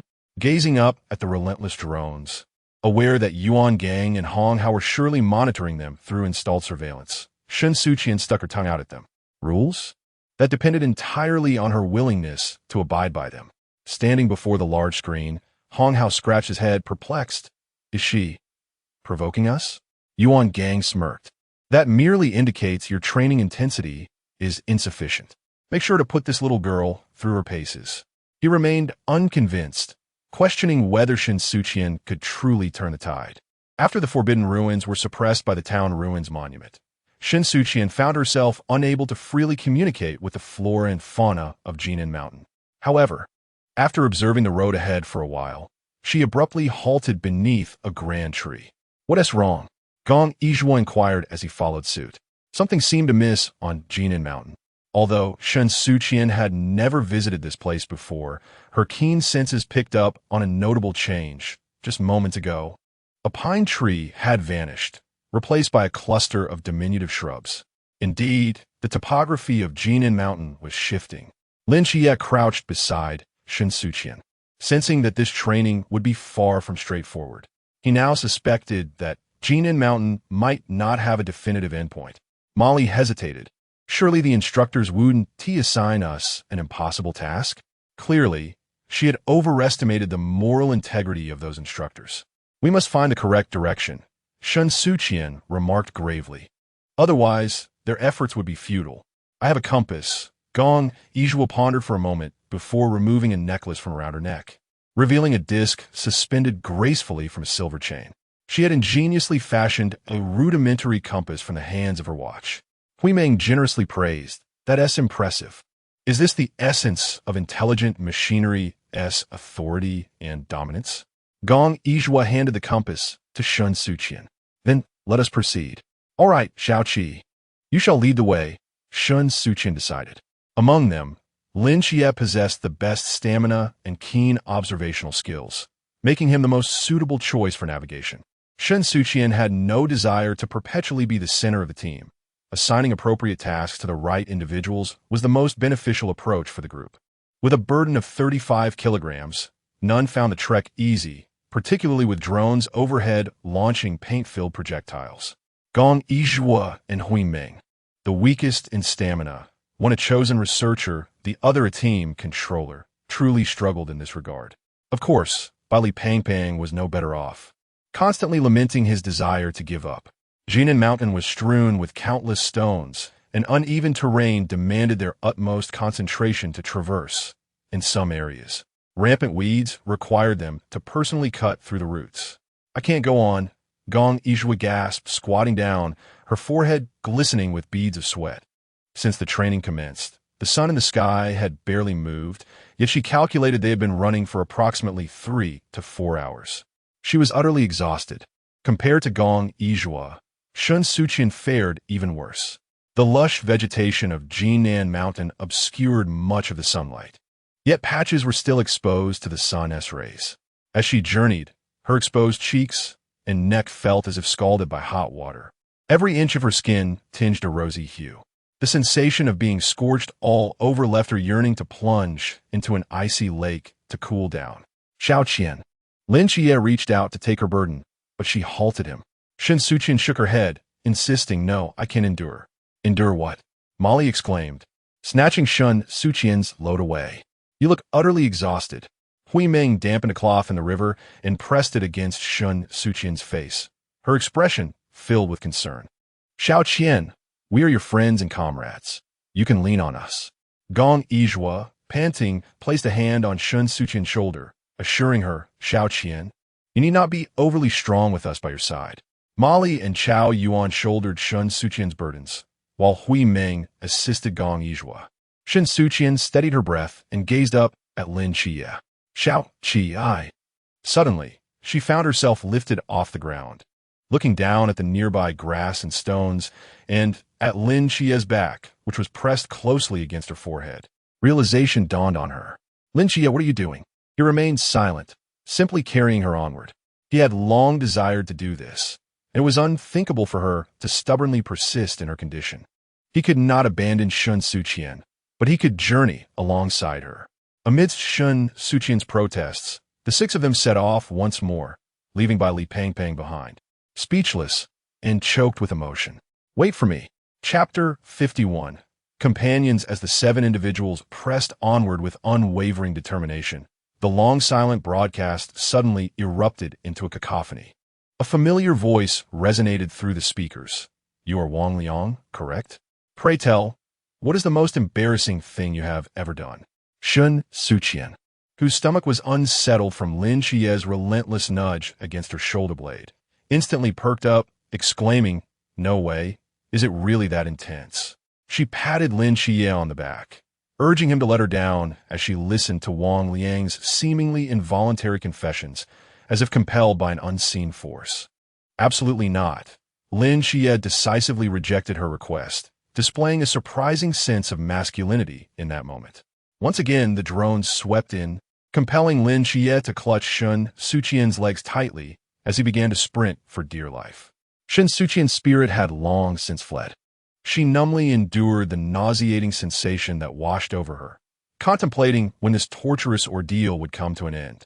The transformation began after they crossed a small river. Under Shen Suqian's insistence, Lin Xie finally set her down, but after they all traversed the shallow stream, a glance back revealed that Shen Suqian had vanished. This trial for the new recruits, empowered by forbidden items, altered the very terrain of Jinan Mountain randomly, obstructing the recruits from discovering the correct path. Yet, no one anticipated that this very mechanism, designed to unpredictably reshape the mountain's landscape, would be exploited by those with ulterior motives. With Lin Xie gone, Molly stepped into his stead to support Shen Suqian, who appeared eager to hoist her up. Shen Suqian, desperate to avoid the nauseating sensation, firmly grasped Molly's arm and said, "No, no, the sun is nearly setting." Uncertain of what forbidden item the instructor had employed to manipulate Jinnan Mountain's topography, Shen Suqian abruptly realized that the sun, which had been suspended motionlessly in the sky, had resumed its natural movement. The day was swiftly waning. Gong Yizhuo approached, taking Hui Meng's hand. "The compass is still in Lin Qiye's possession." Hui Meng inquired, "Shouldn't we devise a way to reunite with Lin Qiye?" Shen Suqian's expression grew grave. "The terrain of Jinnan Mountain is shifting every moment. It will be exceedingly difficult to locate them." Chao Yuan relieved Shen Suqian of part of her burden, reclaiming his share from Molly, while Shen Suqian took on some of Gong Yizhuo's load. Although a straight path might not be the correct choice, it was the only option available to them at present. Suddenly, Shen Suqian rolled aside to evade a stray paintball, and, as anticipated, the swarm of drones descended upon them once more. "Run!" cried Molly as she and Shen Suqian each grabbed hold of one person, and without further ado, the four began to sprint for their lives. Through the weight carried by the new recruits, Yuan Gang rubbed the cup's rim, contemplating the fateful design that had separated Shen Suqian, Gong Yizhuo, Molly, and Hui Meng. "How is it that you wish for the four of them to be together?" Shen Suqian appears to be amiable, loyal to others, and possesses considerable potential and talent for leadership. However, she harbors a significant issue that cannot be overlooked. Yuan Gang's gaze was heavy as he fixated on the electronic identification photo of Shen Suqian displayed on a large screen. Due to the misfortunes of her childhood, Shen Suqian lacks trust in this world and remains guarded against those around her. These are quintessential manifestations of insecurity. The first step she must take is to forge an unbreakable bond of trust and camaraderie with her companions. A commendable leader, in addition to possessing exceptional analytical and commanding abilities, must also place profound trust in their peers. It is high time for Shen Suqian to learn to rely on her comrades. Yuan Gang believes that Gong Yizhuo, Molly, and Hui Meng will serve as another key to unlock Shen Suqian's heart. What does it mean to have friends? Shen Suqian, who has seldom felt love since childhood, does not comprehend this concept. Throughout her tumultuous 12 years of growth, she has only had Lin Qiye as her friend, united by their shared misfortunes. Until this moment, when Molly, disregarding all else, lunges forward to grasp her wrist, Shen Suqian suddenly realizes she has always believed herself to be inadequate, convinced that no one in this world could genuinely love her. Yet, the reality is quite the opposite. Her childhood was marred by relentless domestic abuse, a near rape by her biological father, a brush with death at the hands of close relative on Changkong Mountain, and being sent to a mental institution by her own mother despite her determination to resist. Shen Suqian's early years were fraught with an abundance of misfortune, calamities that even adults would struggle to bear, yet her youthful frame endured it all. At 17, in fleeting moments, she encourages an innocent girl, also a victim of domestic violence, to muster the courage to expose the devil's atrocities. She quietly eliminates threats to the ordinary people of Songnan City, having personally vanquished the ghastly figure known as the Ghost Face. She has saved Zhao Kongqing's life on a torrential night. She has fought for the legal rights of all women and children in Daxia at the peacekeeping office. She has never allowed her childhood adversities to shape her into the person she despises most. The world has kissed her with pain, yet she responds with song. Shen Suqian deserves the finest love this world has to offer. The fault lies with her parents, not with her. On the edge of a cliff, Molly's wrist bore lacerations from the sharp rocks, blood and mud mingling. Yet she never loosened her grip on Shen Suqian for even a moment. Below them stretched the river, and before them were three youthful and beautiful faces. Hui Meng tugged at her other hand, attempting to assist Molly in pulling her up. Observing their unwavering expressions, Shen Suqian sighed. "It is merely training. Even if I were to fall, I would not perish. So why are you so desperately trying to save me?" The blood trickling from Molly's wrist flowed down her hand into her fingertips, and Shen Suqian did not flinch, allowing a drop to land on her cheek. Crimson bloodstains traced lines across her face as Molly locked eyes with her. "Stop talking nonsense. Hold on tight." The incessant hum of drones filled the air, paintballs erupting in relentless bursts, while Shen Suqian struggled to break free from their grasp. Seemingly indifferent to everything, she finally displayed a hint of urgency. "Don't worry about me. Do you wish to be eliminated alongside me?" The prospect of shared defeat was not entirely unappealing. Gong Yiju's face was smeared with mud and dirt, her appearance disheveled. Kneeling before the three, she smiled at Shen Suqian. The green paintball struck her chest, yet she remained half-kneeling, valiantly using her body to shield the others from the aerial onslaught. Such a noble sacrifice, even though Shen Suqian understood this was merely a training exercise, caused her heart to quiver with emotion. New recruit Gong Yiju eliminated. The announcement reverberated through the hills of Jinan Mountain, and as she gripped Molly and Huiming's hands tightly, Shen Suqian's shoes sought purchase on the cliffside, finally allowing her to flip and ascend. As she rolled on the ground, she unexpectedly grasped a handful of pebbles and hurled them skyward with all her might. What a sight it was! Bai Li, wide-eyed, tilted his head back as if he could swallow an entire egg whole. Lin Chie stood amidst the forest, also gazing upward. The small stones transformed into countless shooting stars, soaring into the dim night sky. The darkness deepened. The drones, battered and dirty from the pursuit, were struck directly by the diminutive projectiles. They plummeted wildly, one after another, scattering across Jinan Mountain. The twinkling lights of their tails flickered in the night, coalescing into a breathtaking spectacle. The meteor shower, unleashed by Shen Suqian's own hand, extinguished the brilliance above, creating a true celestial display. All the new recruits were left in awe. Shen Qingzhu brushed aside the leaves overhead, her gaze fixed on the cascade of meteors falling, a mixture of jealousy and something else unspoken stirring within her. Amidst the broadcast, a furious Hong-Hao erupted in rage. Bellowing, new recruit Shen Suqian has violated the rules and is eliminated. Faced with the news of her own elimination, Shen Suqian merely smiled, then let it be. She and Gong Yiju sat back to back, taking on the burdens of Huiming and Molly. "You two, don't disgrace us." Molly felt the emptiness in her palms, a whirlwind of emotions swirling within her. Why do this? Compared to a total defeat, it is more advantageous for just me to die. Gong Yiju, unable to withstand the relentless barrage of paintballs, reflected on the frenzy of the drone attacks. Had Shen Suqian not broken the rules, neither Huiming nor Molly would have escaped. 1 for 2 seemed a fair trade. She clutched the weights, urging, "Let us move quickly and not let our bravery go in vain." Molly and Huiming, hand in hand, silently ventured into the forest after casting a lingering glance at her and Gong Yiju. The final image etched in their minds was of Shen Suqian's dust-laden face marked by a faint crimson trace, along with her distinctly red-tinted eyes. Chapter 52. Divine Descent. The climate in Songnan City has always been conducive to human habitation.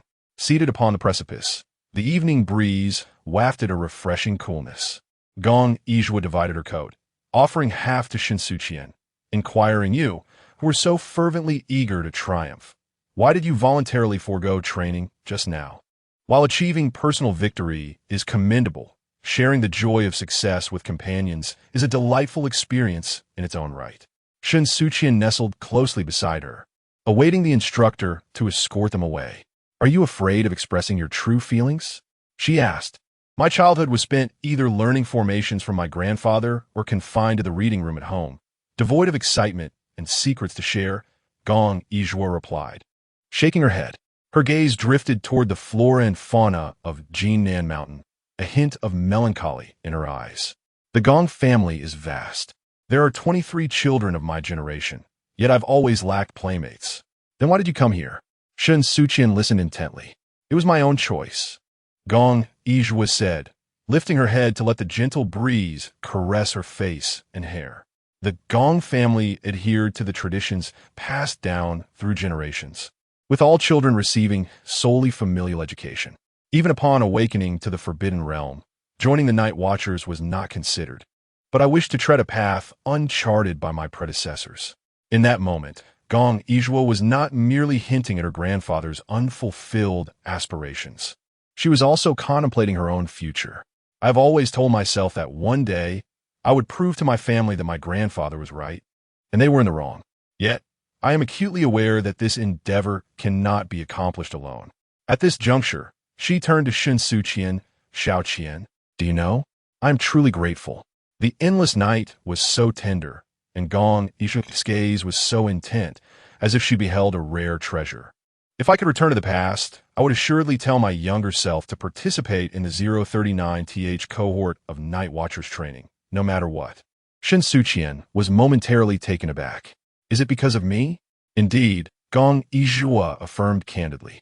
Before meeting you, I never imagined I could deserve a victory. Perhaps the goddess of fortune had once brushed past the thread of my fate, leading me to Tsangnan and to you. Her sincerity was so profound that Shen Suqian found herself unable to meet her gaze. Why so suddenly sentimental? I'm not one for this sort of thing. At this point, she furrowed her brow slightly. The warmth of the previous atmosphere abruptly shattered. Ajwa, why hasn't the instructor come to fetch us yet? In the temporary base within the basement, Yuan Gang slammed the table with a resounding force. Missing? What do you mean missing? His strength seemed capable of shattering the table to pieces. The heavy equipment had been fitted with positioning devices, and both Shen Suqian and Gong Yizhua were equipped with trackers for 4 individuals. Now you tell me someone is missing? A foreboding sensation enveloped Yuan Gang entirely. His brow twitched, for he feared that hostile forces had infiltrated the Night Watchman, and right within this very rookie training camp. Hong Hao seized a knife from the side, declaring, I shall personally seek them out. Of course, it was imperative to search. You remain here, while I lead the way to find them. Yuan Gang's tone was sharp, as he expressed his determination to discover the malevolent entities daring to engage in such mischief beneath his very nose. Suddenly, a dark mist ascended from nowhere, swirling ominously from all directions. Shen Suqian and Gong Yizhua stood cautiously from the ground, brushing aside the stray hair from her forehead. Shen Suqian fixed her gaze upon the uninvited guest that had materialized before her, warily inquiring, Who are you? It seemed evident that the newcomer bore ill intentions. I am the agent of the divine. Sakari transmitted telepathically, her tone laced with concern, not only for Shen Suqian, but for herself as well. Shen Suqian, at this moment, you cannot even harness your original power. If there was anyone who had gone to great lengths to seek her demise, it could only be the lunatics of the ancient God Church. Shen Suqian had no doubt about it. As anticipated, a cloaked figure emerged from the woods, bowing slowly before her. I am Ming Lu of the ancient God Church, here to pay respects to the goddess of winter and the god of vengeance. Shen Suqian tightened her grip on the only straight knife bestowed upon them by their instructor for cutting weeds, secretly on guard while maintaining an air of haughtiness. Pay respects? You are hardly worthy, merely a rat afraid to show its face. Ming Lu dismissed Shen Suqian's words, seeing them as mere last words of defiance. Today, I shall take your life on behalf of the ancient God Church. Do not blame me, since you refuse to join us. You must become a soul lost under the blade of the ancient God Church.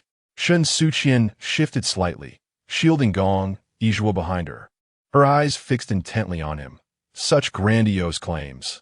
Under whose deity do you serve?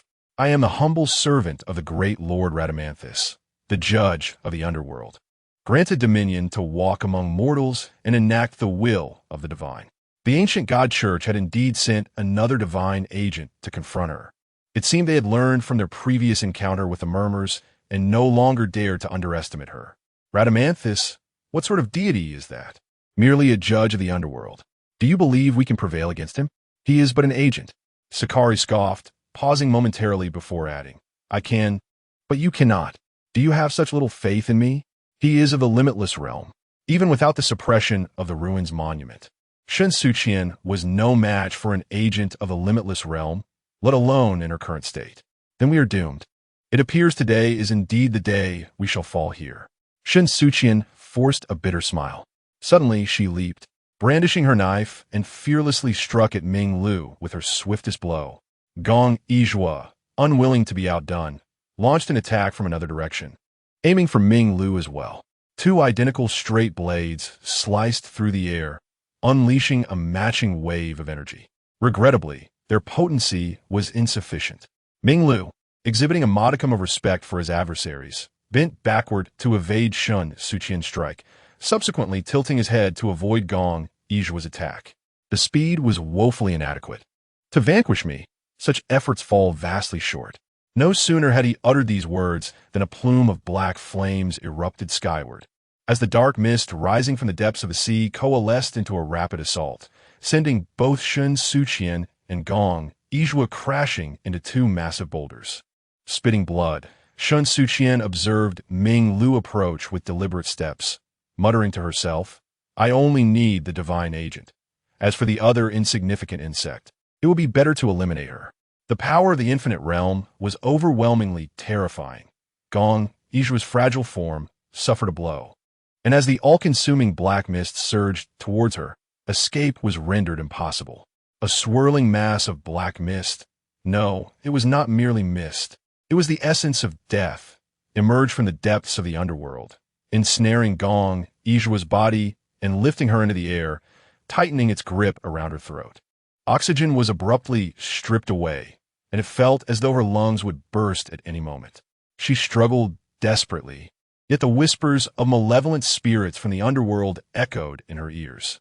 The cacophony of maniacal laughter and haunting cries intertwined, plunging Gong Yijua into unbearable agony. Without a moment's hesitation, Shen Suqian propelled herself off the ground, striking at the deathly tendrils ensnaring Gong Yijua with her blade. However, it was futile, as the dark essence showed no sign of waning. Thus, she resolutely pivoted her weapon, charging once more at Ming Lu, exclaiming, "You hideous creature! Do not lay a finger on her." The straight blade in her grasp seemed to possess a life of its own, glimmering fiercely in the night.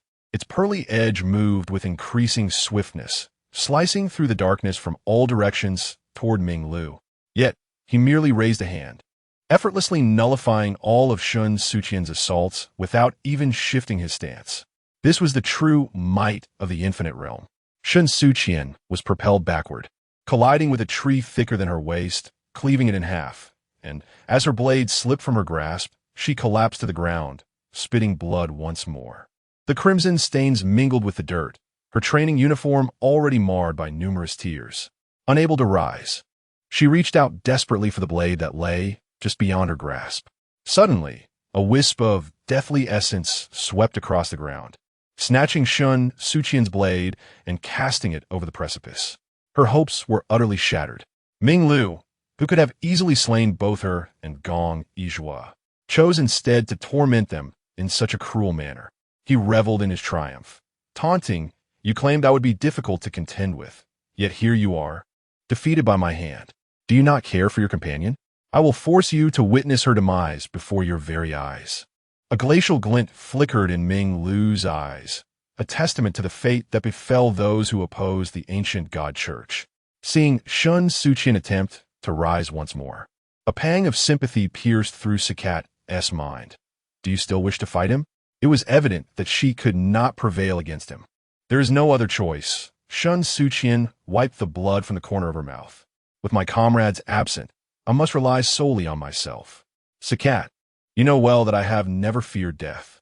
Yet she could not bear to witness the demise of those she cherished before her eyes.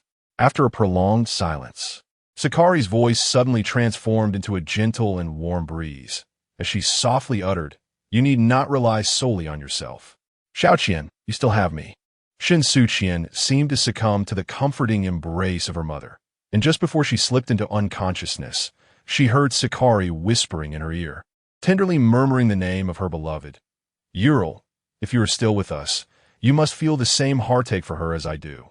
The visage of her husband lingered vividly in her memory, and the ice-blue eyes, resting within the soul of the human girl, slowly fluttered open halfway. As dark clouds loomed over the city, while the citizens of Daxiao were enveloped in slumber, a powerful and piercing chill surged from the northern expanse of Chongkong Mountain, racing through the clouds and the sea, ultimately descending upon Songnan City. Hush! Can you hear it? It is the whisper of all things. The world is proclaiming, "Welcome the goddess of winter as she descends." Chapter 53. The bow of Ural, what manner of figure is this? Ice blue hair, half gathered and cascading down her back, snow boots treading upon the grotesque stones at the cliff's edge, as Shen Suqian's form gradually melds with the ethereal silhouette behind her. In an instant, her flowing black hair transforms into a brilliant blue, a crown adorned with snowflake-shaped gems settling atop her head, and her tightly shut eyes quiver slightly. Suddenly, she opens her eyes. Gently raising her hand, an unseen chill spirals upward, entwining with the deathly aura that envelopes Gong Yijua's body, consuming the deathly essence emanating from the river of Hades. This power far surpasses the boundless realm, an essence no mere human could possess. This is not Shen Suqian. This is the goddess of winter. Down below, Hong Hao, stationed in the underground, is the first to perceive this inexplicable surge of formidable power. He promptly calls Yuan Gang, chief. A divine power fluctuation has emerged atop Jinan Mountain.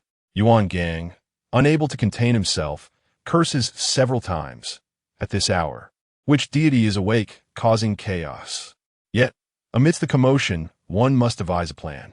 Furrowing his brow, Yuan Gang instructs, continue your observation. I will contact the captain to see if we can summon a human prodigy for assistance. However, he did not anticipate that as soon as he ended the call, Hong Hao's urgent barrage of calls would follow. Captain, there are fluctuations from two divine beings. The authority and essence of these two deities bore striking similarities. Had it not been for Hong Hao's meticulous observation, one might indeed mistake them for a single god. This is absurd. Yuan Gong, perplexed, wonders what in the world Sangnan possesses that draws their attention, both of them hastening to this place. Yet, this is not the time for such musings.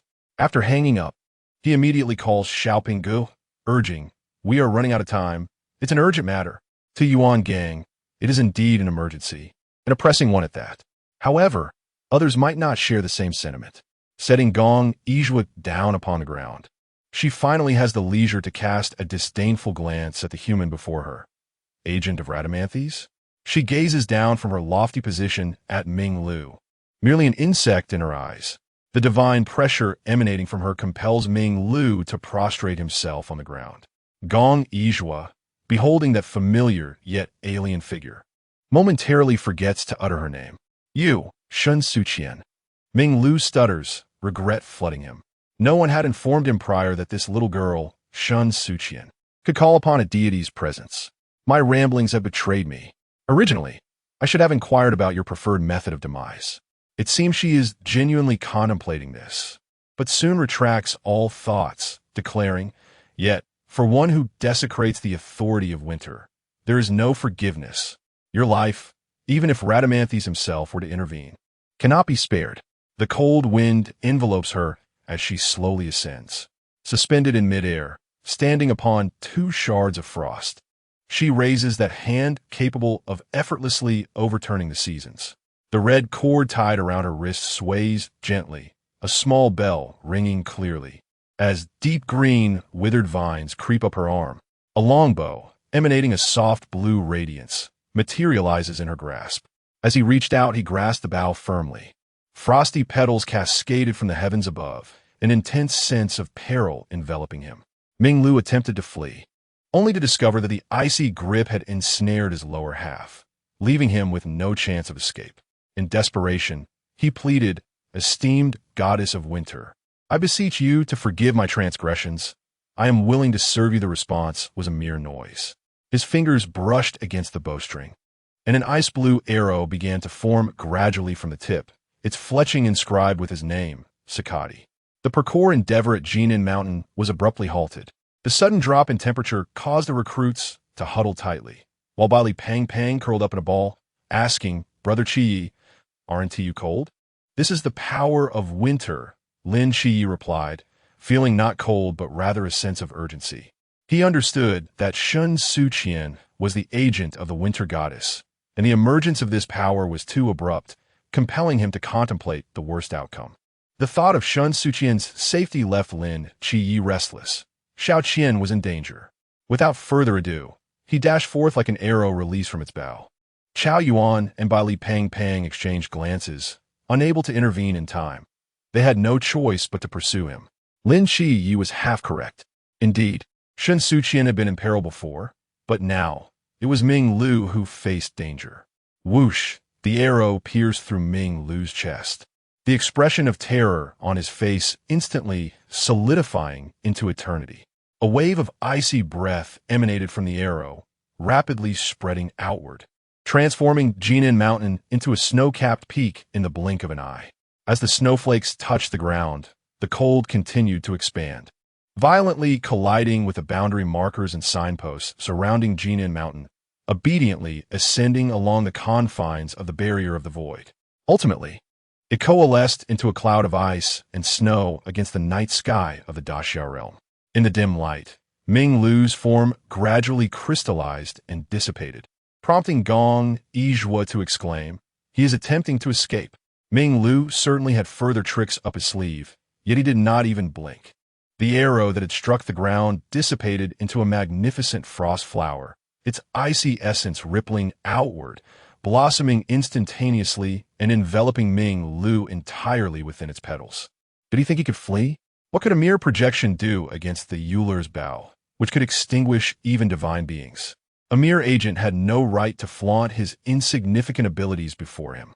With his thumb and forefinger poised together, he plucked the bowstring, his countenance remaining impassive.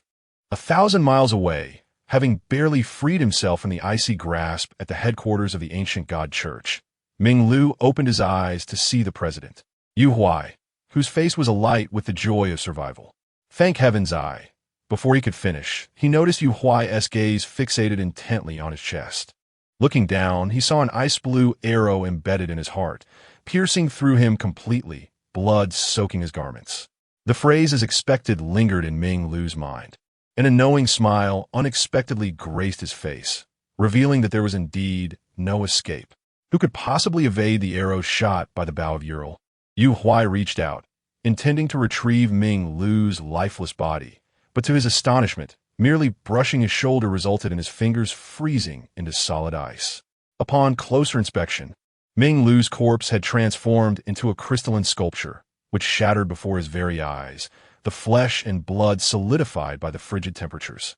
The melting remnants on the ground bore a divine warning: "Stay away from my agent." As the water receded, Yu Huai remained crouched, murmuring, "The goddess of winter, Scotty, the god of revenge, Valley, and not to mention the god of hunting, Ural. This divine agent is indeed formidable."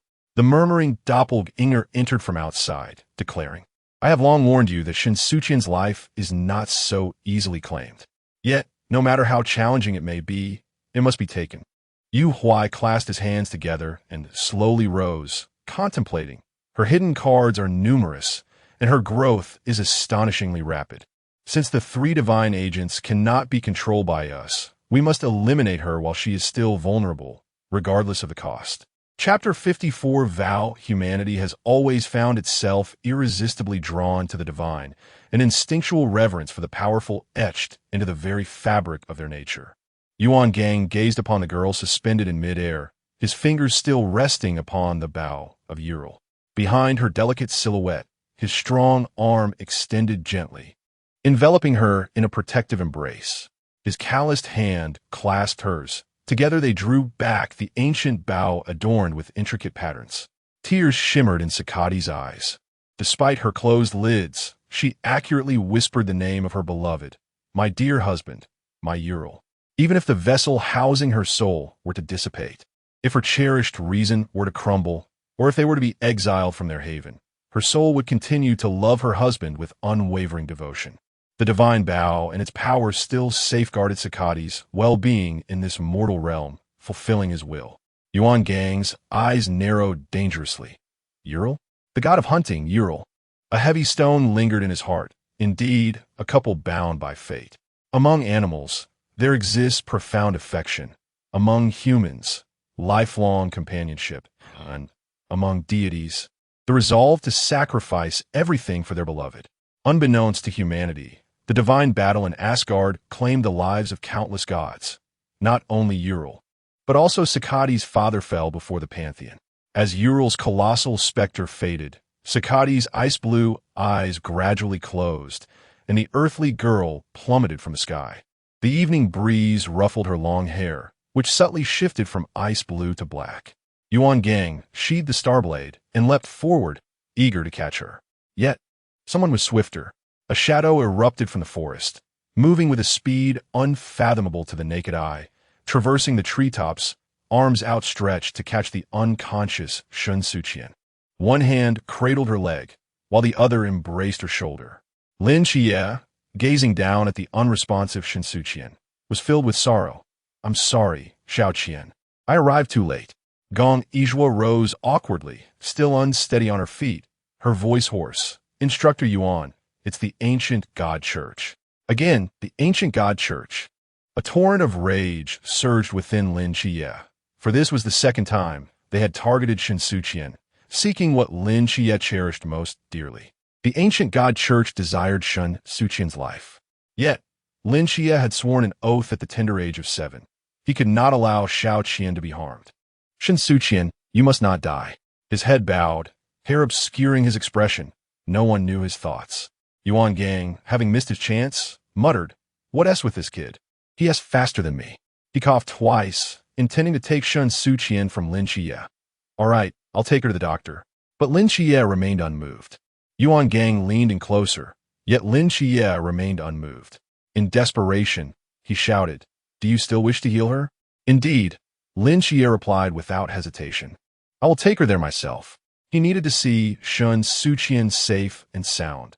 Otherwise, he would never forgive himself. Yuan Gang attempted to assert his authority as an instructor. "What? Do you not trust me?" "Lin Xie, do not forget. Your training is not yet complete. If you require clarity, I can provide it." Lin Xie cast him a sidelong glance before redirecting all his attention back to the pale girl in his arms. Perhaps trapped in an inescapable nightmare, a single tear slipped from the corner of Shen Suqian's eye. Lin Xie's breath caught. Training was vital, but for him, without Xiao Qian, even achieving the top rank would bring no joy. All the honors in the world could not compare to her radiance. Hurriedly arriving, Huiming rubbed her arms, uncertain whether it was from the cold or the goosebumps. "Goodness, it seems Lin Xie is also love-struck." Molly, as expected, continued her sharp-tongued demeanor. "I thought you had noticed long ago." His feelings were too evident, even to the point of neglecting to conceal them. Since the first day in the training camp, none could overlook Lin Xie's infatuation except for someone like Shen Suqian, an unwaveringly straightforward girl, who firmly believed she and Lin Xie were the best of friends. The medical team ascended the mountain to carry away Gong Yizhuo. Yuan Gang forcefully suppressed Lin Xie's delayed rebellion. "If you truly care for her, then let go now. Every minute you delay increases Shen Suqian's peril. I trust you know what must be done to strike at the heart of the matter." Shen Suqian prided herself on her fearlessness. Yet Lin Xie's rebellion was easily resolved. He simply needed to grasp hold of what he cherished most to compel his compliance. On the now darkened Jinnan Mountain, the medical team hurriedly bore 2 stretchers down the slope. Yuan Gang surveyed the surroundings. The icy powers that accompanied the winter goddess had dissipated. Yet the forest still bore traces of frost flowers and icicles. He sighed in resignation. "Everyone, return to base. Training is suspended. No need for a pause. I can find my way." The bat had brought intelligence from Jinnan Mountain, and a fleeting shadow of ink flickered in Lin Xie's pupils, subtle and ephemeral. "But can you tell me why you are so confident in the rewards of this training? So certain we will be swayed? What is it that you possess that is irresistible?" "It is something you cannot refuse," Yuan Gang informed him, "a forbidden item." Lin Xie nodded, expressionless. "Very well. I shall certainly win." Shen Suqian's pale visage resurfaced in his mind. Throughout his life, she had feared the tears of girls, while Lin Xie dreaded both the monthly visitor and her tears. He had changed his mind. The ancient god sect's repeated assaults on Shen Suqian had severely crossed his boundaries. He could now ascertain that this was a provocation from the ancient god sect. He must become increasingly formidable to safeguard both Xiao Qian and those he holds dear. In that moment, a blazing fire ignited within Lin Xie's heart, an insatiable yearning for strength consuming all his thoughts, transforming into a seed that broke through the soil of his spirit. Ultimately, it took root and flourished. Lin Xie vowed that one day, he would attain such power that all beings in this world be they divine or mortal, would dare not lay a finger on Shen Suqian. Chapter 55. The goddess of night, upon discovering that the two divine powers stem from the goddess of winter and her consort, the god of hunting, Yuan Gang finally exhaled with a sense of relief. Although Shen Suqian had been urgently taken to the hospital for treatment and remained unconscious, Yuan Gang felt at liberty to contact Xiao Pinga, instructing him to inform the human prodigy, who was still traversing the river, that his presence was no longer required. The danger had been averted. There were still many secrets surrounding Shen Suqian. However, Yuan Gang did not feel compelled to unravel her past. As long as her heart aligned with that of the Night Watchers, a few secrets would not pose a significant issue. Moreover, with the ancient god's relentless pursuit of Shen Suqian, first through her delirious murmurs and then via the weeping willow, Yuan Gang understood that she, being such a vengeful individual, would undoubtedly seek retribution against those treacherous rats who had persistently stabbed her in the back. It was certain that she would not spare the ancient cult, especially if fortune favored those cultists. Above the Yangtze River, clad in hemp garments and driving a cart, the young attendant hung up the phone and turned back. Master Chun, the commander has informed us that we no longer need to proceed to Chang'an. The matter has been resolved. Resolved? A slightly aged voice emanated from within the cart. Were there not two deities involved in this situation? The commander mentioned that the divine entities backing the dual agent from Chang'an have intervened, and everything is now in order. It must be that girl named Shun, Master Chen mused, believing he was grasping the truth. The deities behind her, the goddess of winter and the god of vengeance? The young attendant scratched his head in confusion. It is said to be the goddess of winter and her husband. But Master, does this mean she can be considered a triad agent? Whether she qualifies as a triad agent is beyond your determination, or mine for that matter. We must inquire with the divine beings behind her. Master Chun coughed lightly, feeling a faint chill in the air. He could not help but marvel at how the entire sky over the Great Xia had been frozen. Indeed, it was a grand display. The rumors were not unfounded. The goddess of winter was indeed formidable. Master, do you possess a deep understanding of the goddess of winter? I am but a humble mortal. How could I possibly comprehend the divine? Master Chen pushed open the small window, gazing at the dissipating ice-blue sky above. I have merely heard of a certain grievance. The tale spoke of how the father of the goddess of winter, Xiaqi, was executed by the gods of Asgard, prompting her, armed with a bow, to single-handedly storm Asgard in pursuit of vengeance for her father. The young attendant listened with rapt attention. And what transpired thereafter?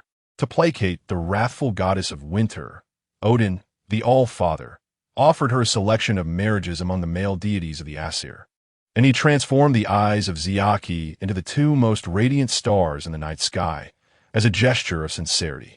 Noticing the attendant's insatiable curiosity, Master Chen chuckled softly.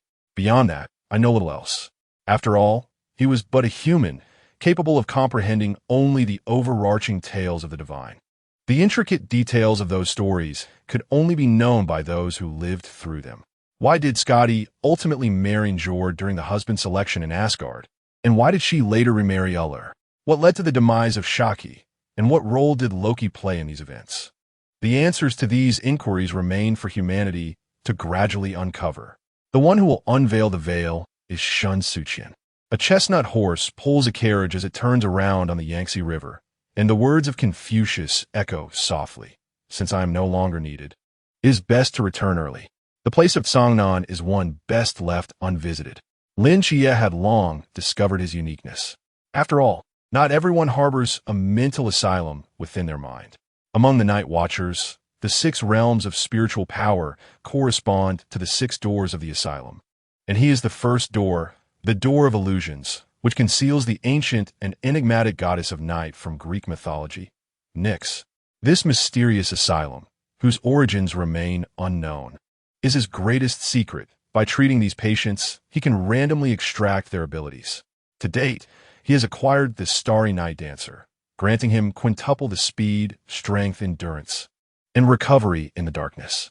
Moreover, with the ability to communicate with creatures of the night, Lin Xie possesses a considerable chance of success in the trials of Jinan Mountain.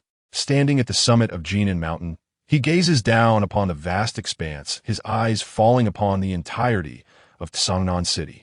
As he beholds this city that holds all his memories, a sense of nostalgia envelopes him. The longing for his aunt and Yangjin, combined with the concern for Shen Suqian, converges into a winding river of emotions, flowing ceaselessly onward, until the stroke of midnight, when the night is at its deepest. Lin Xie remains immersed in his thoughts, unaffected even by the exhilarating news of successfully crossing Jinan Mountain. The progress of Nix's healing is frozen at 51, which signifies that she can temporarily leave the asylum within Lin Xie's mind and venture into the outside world. During the second ability extraction, he gains the core power of the Goddess of Night, Eclipse of Darkness, wielding control beneath the Shroud of Night. Holding Nix's wrist, Lin Xie steps forth. Arriving at the training camp. Danaeus, is this your divine realm? Clad in a black gauze gown embroidered with star patterns, Nix stands beneath the night sky. Gazing at her son, Lin Xie shakes his head. No, this is the real world. A flicker of confusion passes through Nix's eyes as she surveys her surroundings. Recognizing that this is indeed, never mind, as an understanding mother, she refrains from engaging in debate with her beloved child. Nix falls silent, gazing into the myriad lights of the city. Lin Xie reminisces, unfortunately, I cannot leave this place now. Otherwise, I would take you on a tour. Though I do not comprehend your words, Nix gently places a hand on Lin Xie's shoulder, her gaze filled with a motherly love. However, my dear child, as long as you wish, beneath this night sky, I can take you anywhere your heart desires. Lin Xie was momentarily taken aback. The words spoken by Nikes truly stirred his heart. Glancing towards the distant corner of the city, he seemed to have resolved within himself, I wish to see my family. There was no need for disturbance. A quiet glimpse would suffice to fill him with contentment. In the underground command center, Yuan Gang, who was sipping water, suddenly crushed his teacup, bewildered. How can there be a divine presence again? Surely not. Is it returning? Having just seen off Sakati and Uriel, where has this malevolent entity emerged from? He fixated on the rooftop of the dormitory. It was impossible. Shen Suqian had already been sent away from the training base for treatment. Who could have stirred up such trouble? Grasping the star blade, Yuan Gang's figure dashed forward with such speed that it was almost impossible to discern his direction. Yet he himself knew precisely where he was headed. While running, he took out his phone. Hello, it's me again. Indeed, another deity had arrived at the training camp. On the other end, Xiaopinga was ready to curse. Yet this aura was entirely unfamiliar and inconsistent with all the deities currently detected by Daxia, compelling Yuan Gang to exercise utmost caution. He assured Xiaopinga over the phone that this time it truly wasn't Shen Suqian's doing. She had already been dispatched from Jinan Mountain. How could she possibly cause such a ruckus? Above the Yangtze River, Chun Fuzi, having returned halfway, was begrudgingly forced to continue working overtime. The chestnut horse pulled the cart as it set off once more towards Songnan. Tongzi once again hung up the phone. Master, the commander says this time the deity should be different. It is an unknown divine being. Chun Fuzi, disturbed in the dead of night, let out a cold snort. I see that these youngsters have forgotten to take care of the elder. With all this back and forth, let us hope he doesn't expend great effort only to find it in vain. Chapter 56. Family Lin Xie and Nike stood side by side on the rooftop of the old town, the latter intently observing the expressions on Lin Xie's face. Following his gaze toward the mother and son engaged in conversation within their home. Sensing the divine power emanating from outside, Yangjin's eyes briefly glimmered with a cold light before vanishing, silencing the frantic cries of the little black dog, whose thoughts remained a mystery to him. Lin Xie's aunt, hearing the commotion, emerged from her bedroom. What is happening? It's nothing. I accidentally broke a plate. Yangjin crouched down to gather the shards, but was promptly halted by Lin Xie's aunt. I'll take care of it. You might hurt yourself. Mom, I can manage, Yangjin insisted, resolutely continuing to clean up, not allowing her the chance to assist. As Lin Xie watched this heartwarming scene, his eyes unwittingly glistened with unshed tears. Nike spoke softly, Donis. Is this your friend? Gazing at the trio, a mother, her son, and a dog, Lin Xie replied, they are family. Nikes appeared poised to inquire further, but ultimately merely ruffled Lin Xie's hair. Donna's, where do you wish to go next? Regaining his composure, Lin Xie suppressed the swell of vulnerability and emotion, turning his attention to another area of Songnan City. Yuan Gang had come from the capital, not only bringing advanced training equipment, but also a seasoned medical team. A temporary medical center had been established on the rooftop of the Third People's Hospital in Songnan City, with dedicated personnel attending to patients round the clock. Shen Suqian and Gong Yizhuo were present there. When Lin Xie and Nikes arrived, Shen Suqian had just taken her medication, her face turned towards the window, lying quietly as if asleep. Thanks to the medical team's care, her complexion had improved significantly, displaying a hint of rosy color, yet she still appeared languid, devoid of vibrancy. Lin Xie was captivated by her, prompting Nikes to ask again, Donna's, is this your friend? Lin Xie shook his head. She is family. He slowly raised his hand, his fingertips seemingly tracing the features of Shen Suqian, and sensing his reluctance. Nikes gently patted his shoulder. Donna's, would you like to talk to her? Lin Xie felt a surge of desire, but hesitated. He lowered his head, concealing all his impulses. No, I wouldn't want to disturb her rest. However, Nikes, puzzled, furrowed her brow, as if struggling to comprehend Lin Xie's hesitation. It seemed she was calling her name. Lin Xie abruptly looked up to find Shen Suqian, having awoken at some point, sitting up in her hospital bed, smiling at him. The extraordinary perception bestowed upon him by the realm of mortal deities allowed him to effortlessly discern the shape of her lips as she spoke. Xiaoqi, I'm feeling better. I've opened the door for you. As the floodgates of memory swung open, the cherubic face of young Shen Suqian intertwined with the image of the girl before him, plunging Lin Xie into the depths of the past. A decade ago, on a similarly dark night, he was haunted by the screams of a deranged woman, unable to find solace in sleep. Shen Suqian, who resided in the adjoining hospital room, had climbed over to his side, knocking on the window. At that time, Lin Xie was bewildered by her audacity. But now he comprehends that Shen Suqian had summoned the power of the winter goddess, resolutely making her way to him. The night was heavy with darkness as she rapped at the window, and in his blindness, he was flustered, at a loss. Thus, Shen Suqian soothingly urged him, Xiaoqi, you are the best. Please open the door for me. In truth, they had never changed. They had merely matured. The dust-laden memories were vividly reclaimed in this moment, rendering Lin Xie speechless. Yet he instinctively knew he must be by Shen Suqian's side. He had never so profoundly realized that he could not exist without her. He, too, had been shattered by calamity, had plummeted into darkness, ultimately sliding into the abyss. Yet he was fortunate.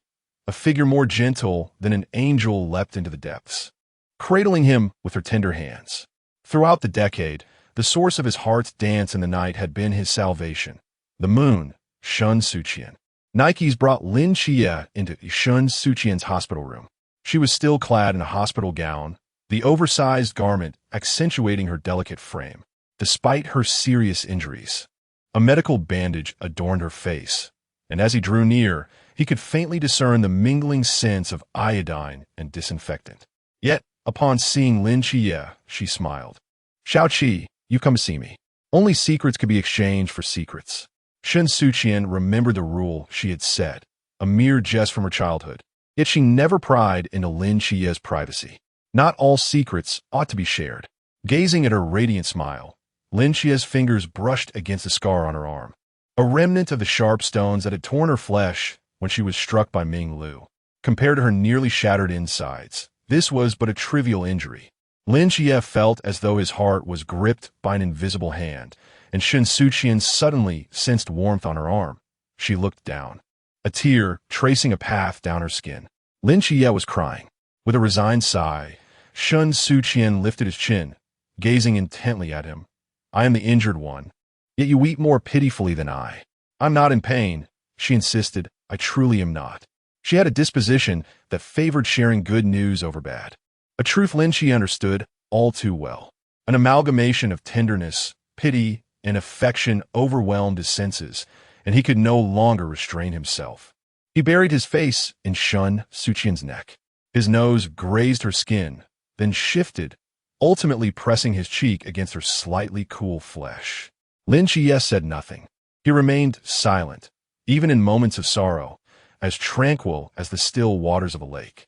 Shen Suqian tenderly entwined her fingers within his hair, while her other hand gently rested upon the nape of his neck. Accustomed to portraying the protector in front of Lin Yi, she remained oblivious to the fact that he had long since grown weary of such an existence. He could no longer bear to be merely protected by Shen Suqian. He had prayed countless times, yearning for her to lean on him just once, rather than shouldering everything alone. Lin Yi leaned forward, wrapping his arms around Shen Suqian's slender waist, adopting an innocent and trusting posture akin to a lamb willingly offering itself as a sacrifice to its deity. Uncertain to whom he was making a vow, Lin Yi declared, "Shao Qian, the ancient god church shall no longer harm you."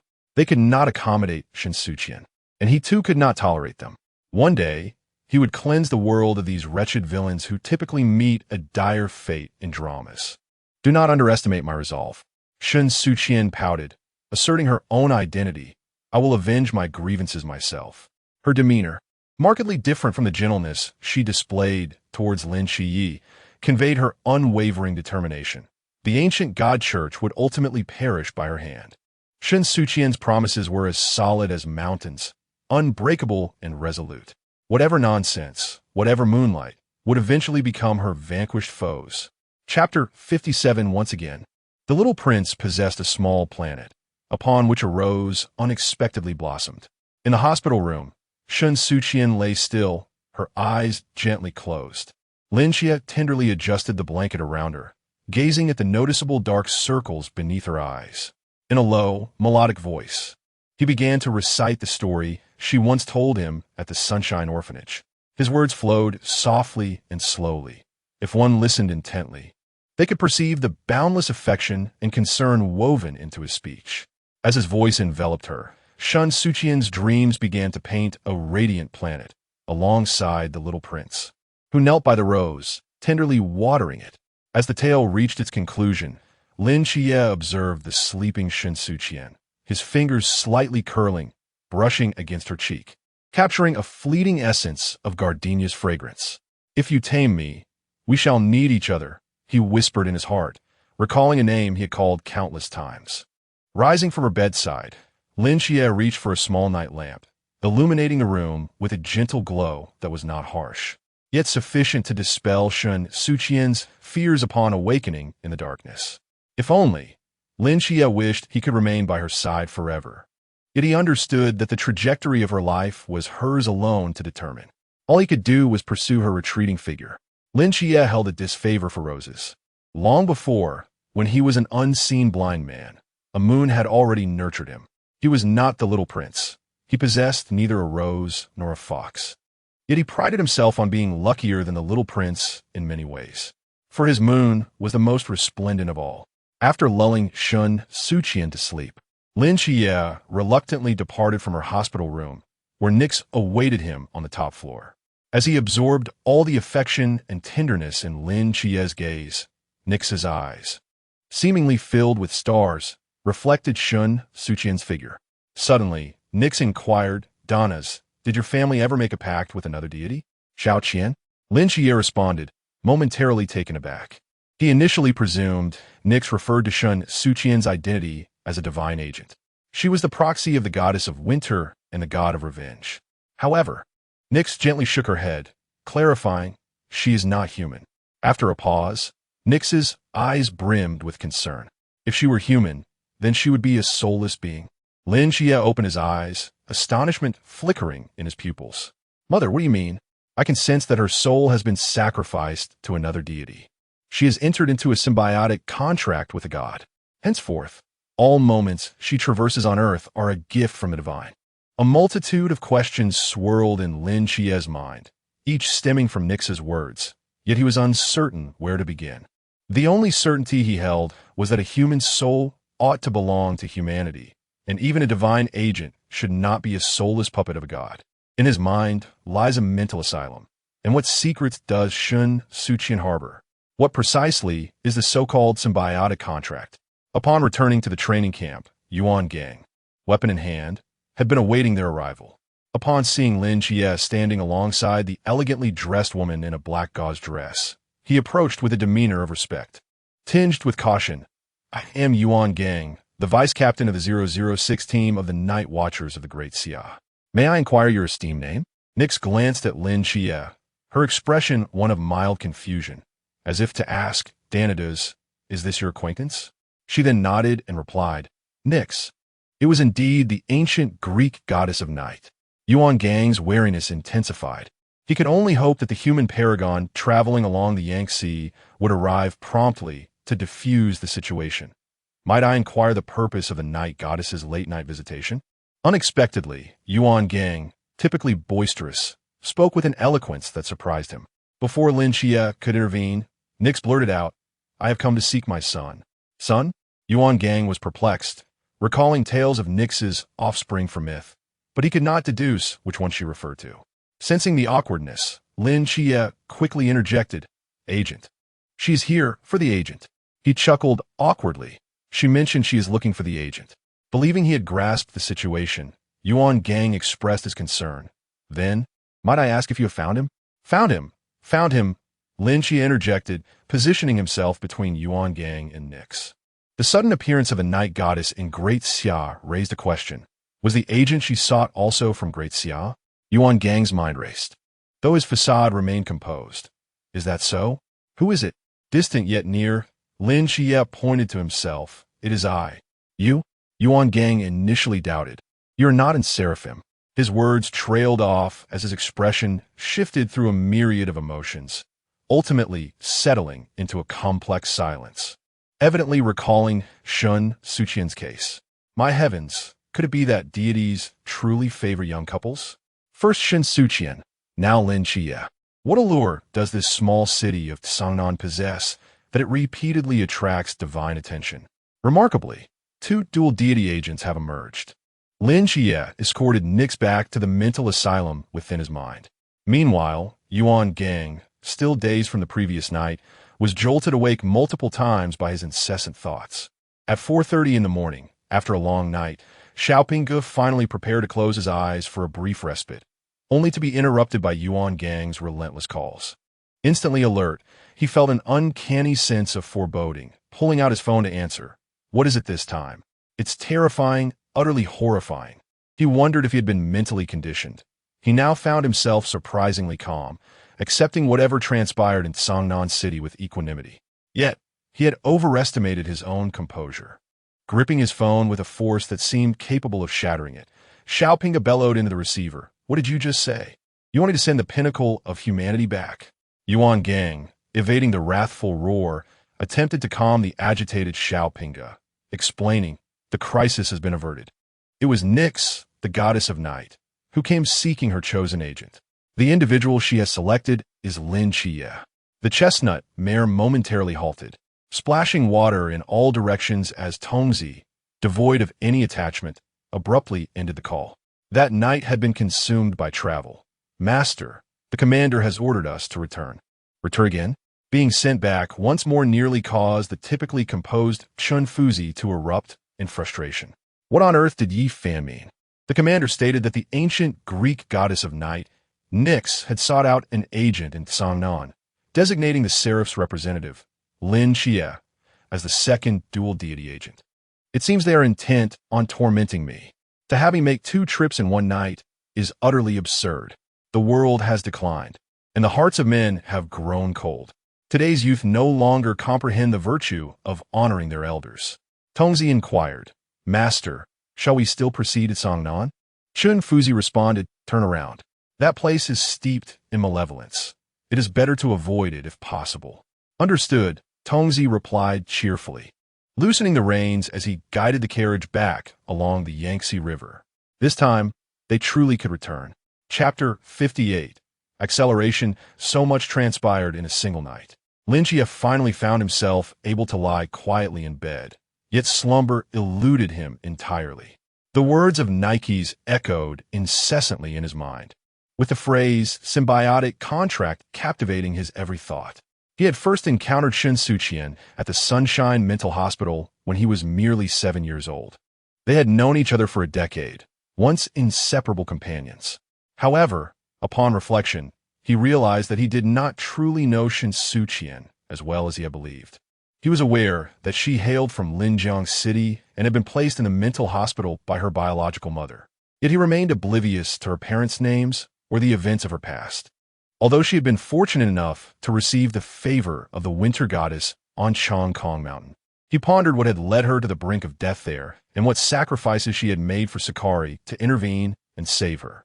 He was in the dark. Shen Suqian seldom spoke of her bloodstained past, as if she had long since come to terms with it. Yet Lin Xia understood that she had never truly forgotten. Who could forget such a harrowing history? Restless, Lin Xia remained awake until dawn broke. He finally sat up in bed, as if he had resolved to make a significant decision. Shen Suqian's rule was secrets exchanged for secrets. Lin Xia was willing to offer his most profound secret in exchange for the one concerning the symbiotic contract. The Third People's Hospital of Sangnan City was quite renowned, drawing many patients daily. After a refreshing sleep, Shen Suqian ventured to find Gong Yizhua in her hospital room to accompany her downstairs to bask in the sunlight, only to be confronted by Yuan Gang, who had also spent the night awake. With a gaze that made her shiver, Yuan Gang scrutinized Shen Suqian from head to toe, utterly perplexed by the source of her predicament. "Why are you staring at me like that?" Shen Suqian inquired warily, clutching a red bean bun. "I neither perform nor sell myself." "What are you thinking?" Yuan Gang stammered, taken aback. "I'm merely curious." He attempted to approach her, but Shen Suqian retreated defensively, her expression replete with repulsion. Reluctantly conceding, Yuan Gang raised both hands in surrender. "I won't come any closer. I just want to ask, what similarities do you believe exist between you and Lin Xia?" Shen Suqian chewed thoughtfully, reflecting seriously. "Having both resided in a mental hospital, does that count?" It seemed she had struck a chord. Shen Suqian casually made a jest, and to her surprise, Yuan Gang took her seriously, stroking his chin in contemplation. Could it be that the feng shui at Sunshine Mental Hospital is particularly favorable? Perhaps we should suggest to the headquarters to conduct comprehensive examinations for the patients there, just in case there are any overlooked cases. With an expression that conveyed exasperation at his naivety, Shen Suqian regarded Yuan Gang as if he were foolish. "You're indulging in superstitions. I might have to report you." Interrupted in his thoughts, Yuan Gang seethed with frustration. Were it not for the fact that both she and Lin Xia were involved, he would not have been subjected to a scathing reprimand from the sleep-deprived Xiaopingge. He coldly declared, "The doctor has informed me that you and Gong Yizhua are both fine and may be discharged." Suddenly learning that her days of idleness were about to conclude, Shen Suqian's complexion turned ashen. She attempted to salvage her situation. "I believe my arm still hurts significantly. Could it be that I have a fracture that hasn't healed yet? Spare me, you haven't injured your bones at all. Then it must be that my internal injuries are yet to mend." The medical team was not merely for show, and Sakari's prowess was no trifling matter. Although Shen Suqian's injuries were severe, under the influence of the human body's remarkable self-healing capabilities, with a little caution to avoid excessive strain, she could indeed be discharged. After all, she was there for training. Remaining in the hospital was hardly a worthy endeavor. Yuan Gang cast a sidelong glance at her. Instructor Han in the training camp is preparing to drill the new recruits, teaching them new sword techniques. "Are you certain you do not wish to attend?" In an instant, Shen Suqian leaped from her hospital bed, her eyes shimmering with excitement. "Instructor, I believe I am already well. Let's discharge." Only by facing formidable opponents from the infinite realm could Shen Suqian truly comprehend her own insignificance.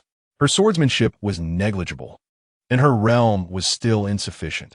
Had it not been for Sakari's sudden display of power that day, both she and Gong Yizhua would have perished on Jinan Mountain, falling victim to Ming Lu. Experiencing such helplessness was enough for a lifetime. Ultimately, Sakari's strength was not her own. True strength lay in Shen Suqian's ability to empower herself. She recognized the shortcomings in her swordsmanship, yet she was undeterred, ready to endure hardship. If she failed once, she would try twice. If twice failed, then 100 times. She refused to believe that mere sword techniques could confound her. The instructor assigned to the new recruits, Han Li, was this year's champion of the night watchman swordsmanship, renowned for his formidable techniques and singularly unfortunate luck that would ensure losses in any lottery. Upon returning to the training camp, Shen Suqian encountered him for the first time and received his unique attention. I have observed your training a few times. Your arm strength is decent, but your speed leaves much to be desired. He demonstrated his swiftness before her, severing a strand of her hair with a speed almost imperceptible to the naked eye. Assuming a posture characteristic of a master, Han Li proudly raised his chin. If you lack skill, you must practice more. As the hair fell to the ground, Shen Suqian, taken aback, narrowed her eyes and softly remarked, "Instructor, my hair is quite precious. Are you aware of how many people lament their baldness nowadays? If you wish to show off, why not use Lin Qia's hair as an example? He has plenty, after all." Han Li froze, realizing he had overstepped, inadvertently severing a significant lock of hair. Meeting her penetrating gaze, he visibly faltered, avoiding eye contact with Shen Suqian. He cleared his throat twice. "You should focus on running for now. Once you can attain my shadowy afterimage, I will teach you sword techniques properly." Askan Li da Parta. Lin Xie approached, having concluded his practice with Molly. "Xiao Qian, I will accompany you." "No need." Shen Suqian waved her hand, seemingly deep in thought about something of great significance. "What occupies your mind?" "I merely feel that as someone who has never wielded a blade, lacking the innate talent you possess and the extensive experience of someone like Molly, it seems implausible to achieve rapid advancement in such a short span of time." However, as if a realization dawned upon her, Shen Suqian turned to Lin Xie with a smile. "Although I may not possess these two attributes, I do have my own advantages." She glanced at her palm, and in the next moment, she raised her hand. Lin Xie observed as a gust of frigid air encased the swaying branches, slowing the trembling of the leaves. Beneath the monument of the town, Shen Suqian's divine energy could only barely summon a modicum of coldness, and the accumulation of chill was limited. Yet with sufficient precision and control, it could indeed be utilized. If I cannot hasten my own speed, then perhaps I can endeavor to diminish my opponent's velocity. In a cold environment, humans naturally become sluggish, expending greater energy to sustain their bodily functions. And the icy chill that invades the joints further hampers movement. On the battlefield, where circumstances shift rapidly, her blade need not be the swiftest among all. As long as it ensures she is faster than her adversary. Is that not sufficient? Chapter 59. Sluggishness, soul, and body. Shen Suqian pondered whether there existed a resemblance between the dominion of time and the harshness of winter. Though she had never encountered the deity of time, she had met its emissaries. The king's face possessed the ability to pause time, to decelerate the flow of time affecting an individual. In a certain sense, the cold could also be perceived as a manifestation of time's sluggishness. After the swordsmanship lesson concluded, Lin Xie discovered Shen Suqian lost in thought on the steps of the training ground. The cool mineral water bottle rested against her cheek, failing to elicit the anticipated shiver. Instead, a pair of striking black and white eyes gazed back at him. "What are you thinking about?" "Practicing." Shen Suqian lifted the leaf in her hand, and through Lin Xie's enhanced perception, she could discern every intricate vein of the leaf without needing to bow her head. He seated himself beside her. "What have you achieved from your practice?" "Look, this is a leaf."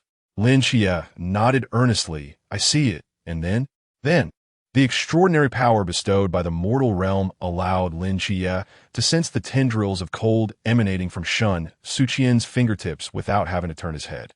However, unlike before, the base of the leaf remained unfrozen. Only the tip gradually developed a delicate frost under the influence of the cold. Shen Suqian was a prodigy in every sense. Willing to serve as a test subject, Lin Xie retrieved the leaf from her hand and placed his own fingers into hers. "Let me give it a try. Are you not afraid of getting hurt?" She blinked, recalling that the chill of the Sicarte could harm the soul. There were two methods of freezing. One merely affected the physical plane, leaving no lasting impact. This was the type Shen Suqian had previously employed against the instructors. The other, however, infused the power of the winter goddess into the human body, eroding the essence of the soul. It was the latter she had invoked upon the leaf. This meant that once the cold, under her control, infiltrated Lin Xie's body, his soul would henceforth be subject to Shen Suqian's grasp, unable to be liberated. Thus, during the confrontation with the masked squad, she refrained from using this latter form of cold, as her intent was victory, not to take the lives of her comrades. In response to Shen Suqian's counterquery, Lin Xie mirrored her sentiment. Would you harm me? He was willingly captured. Lin Xie permitted Shen Suqian to grasp his vulnerability, for it lay within her. A warmth, foreign yet inviting, radiated from his palm. Though merely the average temperature, it felt as heated as molten lava. Shen Suqian lowered her gaze, unable to meet Lin Xie's eyes, slowly releasing her grip, only to have it seized once more. In the depths of her ink-dark pupils, her own reflection flickered. Lin Xie asked regarding the soul, "Do you have anything to share with me? Perhaps a symbiotic contract?" Not far away, a throng of individuals huddled together. Hui Meng and Gong Yizhua craned their necks to observe the situation, while Molly, with her arms crossed and an expression of serene calmness, couldn't resist glancing at the two individuals seated together. Li Pang gazed up at Molly with a look of infatuation, his fists clenched in front of his chest, his eyes unwilling to blink. Chao Yuan, with his eyes shut tight and hands clasped together, seemed impervious to the distractions of the world, embodying a heart devoted to the Buddha, Amitabha. Suddenly, a soft gasp arose nearby. Hui Meng tightened her grip on Gong Yizhua's hand, and after exchanging a glance, she began to silently scream. They are holding hands. Gong Yizhua scoffed. He is merely infatuated with Xiao Qian. Holding back the unspoken part of her thought, she felt that Shen Suqian was unworthy. Why did he have to take action? Chao Yuan, seemingly unfazed, remarked. Perhaps it is because childhood sweethearts are the most compatible. Master, are you not going to continue chanting? Gong Yizhua turned to see his face filled with curiosity, his entire demeanor broadcasting his eagerness to indulge in gossip, prompting her to huff in disdain. She knew it well. Gossip was an innate human trait. No, I must interrupt them. The more she thought about it, the more she felt it was her duty to rescue the blossoming young girl from the clutches of her ill-intentioned childhood companion. She took a step forward, only to have her legs suspended in midair, forced back down. Looking down, she realized it was Hui Meng who had wrapped her arms around her waist. Determined to defend the Su Yi couple, Hui Meng blinked innocently. You mustn't. We cannot disturb them. Molly huffed coldly. Only the strongest deserve the favor of beauty. The educational philosophy of the Mo family leaned towards a wolf-like mentality. Only the exceptional within the family were worthy of the finest resources. Li Pang looked on in admiration. Wow, so impressive. Chao Yuan strained to widen his eyes in defense of Lin Xie, questioning her.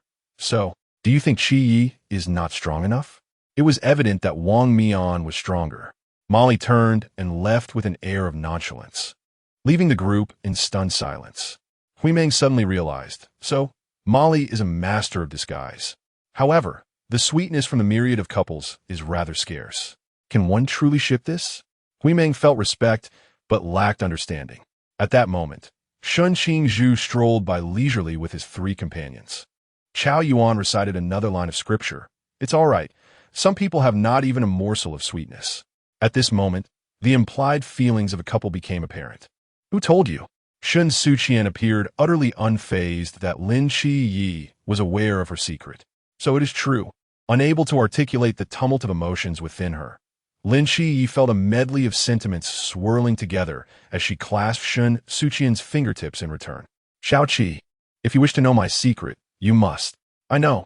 This was the first time Lin Xie interrupted Shen Suqian, unable to bear it any longer. Therefore, I am prepared to reveal one of my greatest secrets. In exchange, Shen Suqian must also divulge her secret to him. Lin Xie's intention was by no means to completely invade Shen Suqian's heart. However, he could not bear the thought of his beloved Qian being in peril while remaining oblivious to it. Having already surrendered his own lifeline, the existence of any hidden secrets became inconsequential. Their trust had long been forged over a decade, seamlessly intertwined and inseparable. After gazing at him for a moment, Shen Suqian attempted to evade. I do not wish to listen. I have no secrets to exchange with you. She rose, intending to leave. yet found herself unable to withdraw her hand from Lin Chie's grasp. A flicker of irritation crossed her mind as she exclaimed, "Lin Chie, what is it that you truly desire?" Tilting his head back, his eyes, resembling those of a lamb, were filled with fervor and sorrow, and Lin Chie's lips trembled slightly. "Qian, I am merely concerned for you." Helpless against the situation, she resignedly sat back down. "Do you truly wish to know?" A glint of mischief sparkled in his eyes as Lin Chie lowered his head, cautious not to reveal the triumphant smile dancing in his gaze. He understood that it was not solely him who was at a loss with Qian. Shen Suqian was equally unable to navigate her feelings for him. "Indeed, I wish to know," she said, a slight smirk tugging at her lips. "Then you shall speak first." Chapter 60. The Symbiotic Pact. It seemed that the organization was carefully choosing its words. Lin Chie paused for a moment before speaking. Yet he harbored no doubt that Shen Suqian would believe him. "In my mind lies a psychiatric institution, the psychiatric hospital of the gods." Prior to his entrance into this enigmatic establishment, a girl named Jinyan had won Nix's bracelet and left a letter for Lin Chie. The letter clearly stated, it would be best not to disclose the affairs of this psychiatric hospital to others. "Do not tell others?" Shen Suqian inquired, perplexed. "Then why reveal it to me?" Was Lin Chie so relentlessly pursuing the secret of the Symbiotic Pact, even though it was evidently not a matter of good fortune? Shen Suqian lowered her gaze, her memories momentarily disordered, as if she were traversing time back to 12 years ago on Chongkong Mountain, where she lay in a snowdrift, gasping and awaiting death. Lin Chie spoke earnestly. Xiao Qian is not just anyone. He was no fool. He understood what the 6 doors of that psychiatric hospital represented, and he was all too aware of the troubles that would ensue should this secret be unveiled. Yet, he still chose to confide in Shen Suqian. It was an exchange of secrets, a revelation. Shen Suqian smiled softly and shifted the topic. "So, you might become the agent of the 7 gods?" Indeed, it was Lin Chie. Could this script not be that of the story's protagonist? The aura of a leading character was almost dazzlingly absurd. Lin Chie remained unfazed, perhaps. Even so, that is a matter for a distant future. Each realm corresponds to a door, and at present, he was but a flickering light. Lin Chie divulged everything regarding the psychiatric hospital to Shen Suqian, even the fact that the man he had slain, Li Yifei, had become a caretaker within its confines. Finally, his expression grew more solemn. "I have shared my secret. Now it is your turn. What is the Symbiotic Pact?" "The Symbiotic Pact." Shen Suqian tilted her head back, her fingers entwined in her cascading hair. Although she smiled, there was no trace of mirth in her eyes. On the contrary, her clear gaze was filled with sorrow. It was the favor of the divine, yet also a curse. 12 years prior, the headlines of Xia's news were filled with sensational stories or gossip, yet the account of a 5-year-old girl accidentally slipping from Chongkong Mountain, nearly meeting her demise, rescued by a rescue team, stirred not a single ripple. However, for Shen Suqian, it was the greatest upheaval of her life. The Silver Moon Wolf brought her the divine decree, yet alongside this opportunity came the lifelong imprisonment of freedom. "Human, you still have a chance to reconsider. Do you understand what the Symbiotic Pact entails?" The gaze of Sakati traversed the entirety of Chongkong Mountain, bestowing upon 5-year-old Shen Suqian a measure of divine compassion. "I do not know, but I wish to live." Although Shen Suqian had endured years of domestic violence, at just 5 years old, her mind was far more mature than her peers. She may not have comprehended the Symbiotic Pact, but she understood the essence of life and death. She has yet to free herself from the grasp of her unscrupulous parents. She has not yet visited her grandmother's grave to lay a bouquet of daisies. She has yet to savor the authentic ginger candy hidden within the most obscure alleys of Songnan City. There remains an abundance of unfinished business, and she cannot succumb to death. The essence of humanity rightfully belongs to humankind, even as an intermediary for the divine. One merely enters into an equitable covenant with the gods. Once the Symbiotic Pact is forged, your soul becomes mine, your life belongs to me, and from that moment forth, it is no longer solely yours. Sakati has sustained grievous injuries. Had it not been for Uriel's selfless sacrifice of his entire divine power, He would never have survived the onslaught of the gods from Asgard. As he fled to the Great Xia, only the Longkong mountain embraced him, permitting him to recuperate in the snowy heights. Yet this respite proved futile. He must find a vessel to escape this place. My body lies concealed beneath Longkong Mountain, and my spirit yearns for a new container. Upon signing the symbiotic contract, your body will become my new vessel, and in equal measure, I shall bestow half of my power within you, thus freezing your corporeal form. Given that Shen Suqian willingly consents, Sakati finds no reason to refuse. He still harbors vengeance. He cannot remain eternally upon Longkong Mountain, and the present Shen Suqian is his most promising choice. Should he lose this vessel, he may find it exceedingly difficult to discover another. Not everyone possesses the ability to communicate seamlessly with the Silver Moon Wolf, to whom all things are imbued with spirit. To freeze one's form, Shen Suqian's consciousness has begun to blur. She wishes to inquire what that truly signifies, yet she lacks the strength to voice her thoughts. Kind-hearted Sakati provides clarification. The dominion of winter will encase your body in ice. You shall not grow, nor shall you age, but this is not eternal life. You will still face death. No, I do not want this. Tears streamed down Shen Suqian's face, her mind filled with the image of that gentle countenance, every wrinkle etched in her memory. She once remarked, "If I could witness our little Qian grow and start a family, my life would have no regrets." Now, bereft of her grandmother, she must grow. Shen Suqian desires to live and to grow, moved by the profound sorrow emanating from humanity. Sakati swallows the denial that he had initially intended to utter. So be it. Let this be an occasional act of kindness. I shall do all within my power to suppress it, but the duration is limited to 12 years. Should you fail to bestow your strength upon a worthy individual after 12 years, you shall remain a prisoner of winter. This is the price humanity must pay to bear the divine power. Thus it is. In truth, I should have perished 12 years ago. The Shen Suqian standing before you now is merely a prisoner who has survived by relying on the power of the goddess of winter. The symbiotic contract signifies a union of dual souls. Sakati places his essence within Shen Suqian's body, and her lifelong pursuit becomes the fulfillment of the goddess of winter's wishes. She must exact revenge for Sakati. In a moment of bewilderment, Lin Xie found himself unable to regain his composure.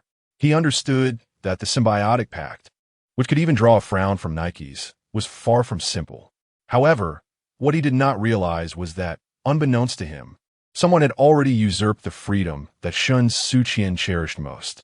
Lin Xie felt utterly powerless. What constitutes a suitable individual? Grasping Shen Suqian's hand, he implored, "Am I worthy?" Yet, he was met with uncertainty. Shen Suqian shook his head, for the powers of Sakari could only be wielded at her discretion. The gaze of the winter goddess was discerning. Apart from the king, Shen Suqian had not encountered anyone deemed worthy of her might. Ultimately, she remained human, unaware of the divine. Yet, she understood clearly that the symbiotic pact was, in essence, a master-servant contract. Sakari was the master, and she was the servant, destined to live a life devoid of freedom. Chapter 61. The art of the Blade Han Li's swordsmanship was swift, a fact that Shen Suqian had long been aware of. However, during this particular contest, she successfully intercepted the gleam of the blade that Han Li directed towards her. The straight blades clashed, and Han Li expressed surprise, remarking on her increased speed. "It is not I who has quickened." Shen Suqian gently shook her head. "It is you who have slowed down, Instructor Han." With a delicate gesture of her fingertips in the air, Han Li lowered his gaze and, as expected, noticed that the wrist and knuckles gripping the straight blade were subtly tinged with an icy chill, faint yet undeniable. The town suppression monument, it seemed, could not entirely contain the divine ruins.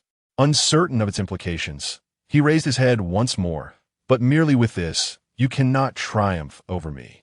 "I am aware," she replied, as she leapt onto Han Li's blade and spun rapidly in the air, unleashing a luminous arc of light akin to daylight. The blade sliced through the inky night. Han Li turned his head just in time to see a fine strand of hair severed, drifting down like a delicate feather. Shen Suqian was diligent, and only she and Lin Qian knew the extent of her effort during those nights spent practicing swordsmanship with him. She despised defeat and could not allow herself to be labeled as a loser. After all, she was a disciple of Chun Mai, and she could not tarnish his reputation. With this thought in mind, Shen Suqian gripped the straight blade once more and charged forward, her silhouette resolute and unwavering. From his vantage point, Lin Xie observed Shen Suqian's sparring with instructor Han, his eyes reflecting both concern and, more prominently, pride. He felt genuine joy for Shen Suqian, elated that his little Qian was no longer a weakling in need of protection. She could defend herself. Molly, evaluating Shen Suqian's swordplay from a professional perspective, commented that her fundamentals were mediocre, her stance unsteady, and her speed lacking. Upon hearing her words, Gong Yizhua was the first to leap to Shen Suqian's defense. How long have we even been practicing swordsmanship? Little Qian has made remarkable progress. Hui Meng stifled a laugh. Ajua, I recall that you were not quite so encouraging when you first arrived. Gong Yizhua had grown up amidst the fierce competition of the Gong Yi family, where every peer was a rival she had to surpass, and the outcome was predictable. She had never won, having been unable to draw formations. Thus, upon her arrival at the training camp, she wore a stern expression in her white robe, her frosty demeanor akin to a walking block of ice that intimidated many of the new recruits. Who could have anticipated that she would evolve into this? I have yet to finish my thought, Molly said, blushing as she observed Gong Yizhua's indignant demeanor. With a helpless smile, she added, but little Qian is working diligently. Hard work can compensate for lack of talent, and heaven rewards the diligent. I believe that given time, Shen Suqian will undoubtedly become one of the finest swordsmen among the Night Watchers. Dinner, as usual, consisted of steamed buns and raw meat. Bai Li, looking rather pallid, gnawed at his food while complaining. When will we improve our meals? This fare is hardly fit for human consumption. Yu Meng, Xuin Tukfudi, responded. I thought you'd have grown accustomed to it by now. We've been eating this for nearly 2 months. We're a few more months compared to that.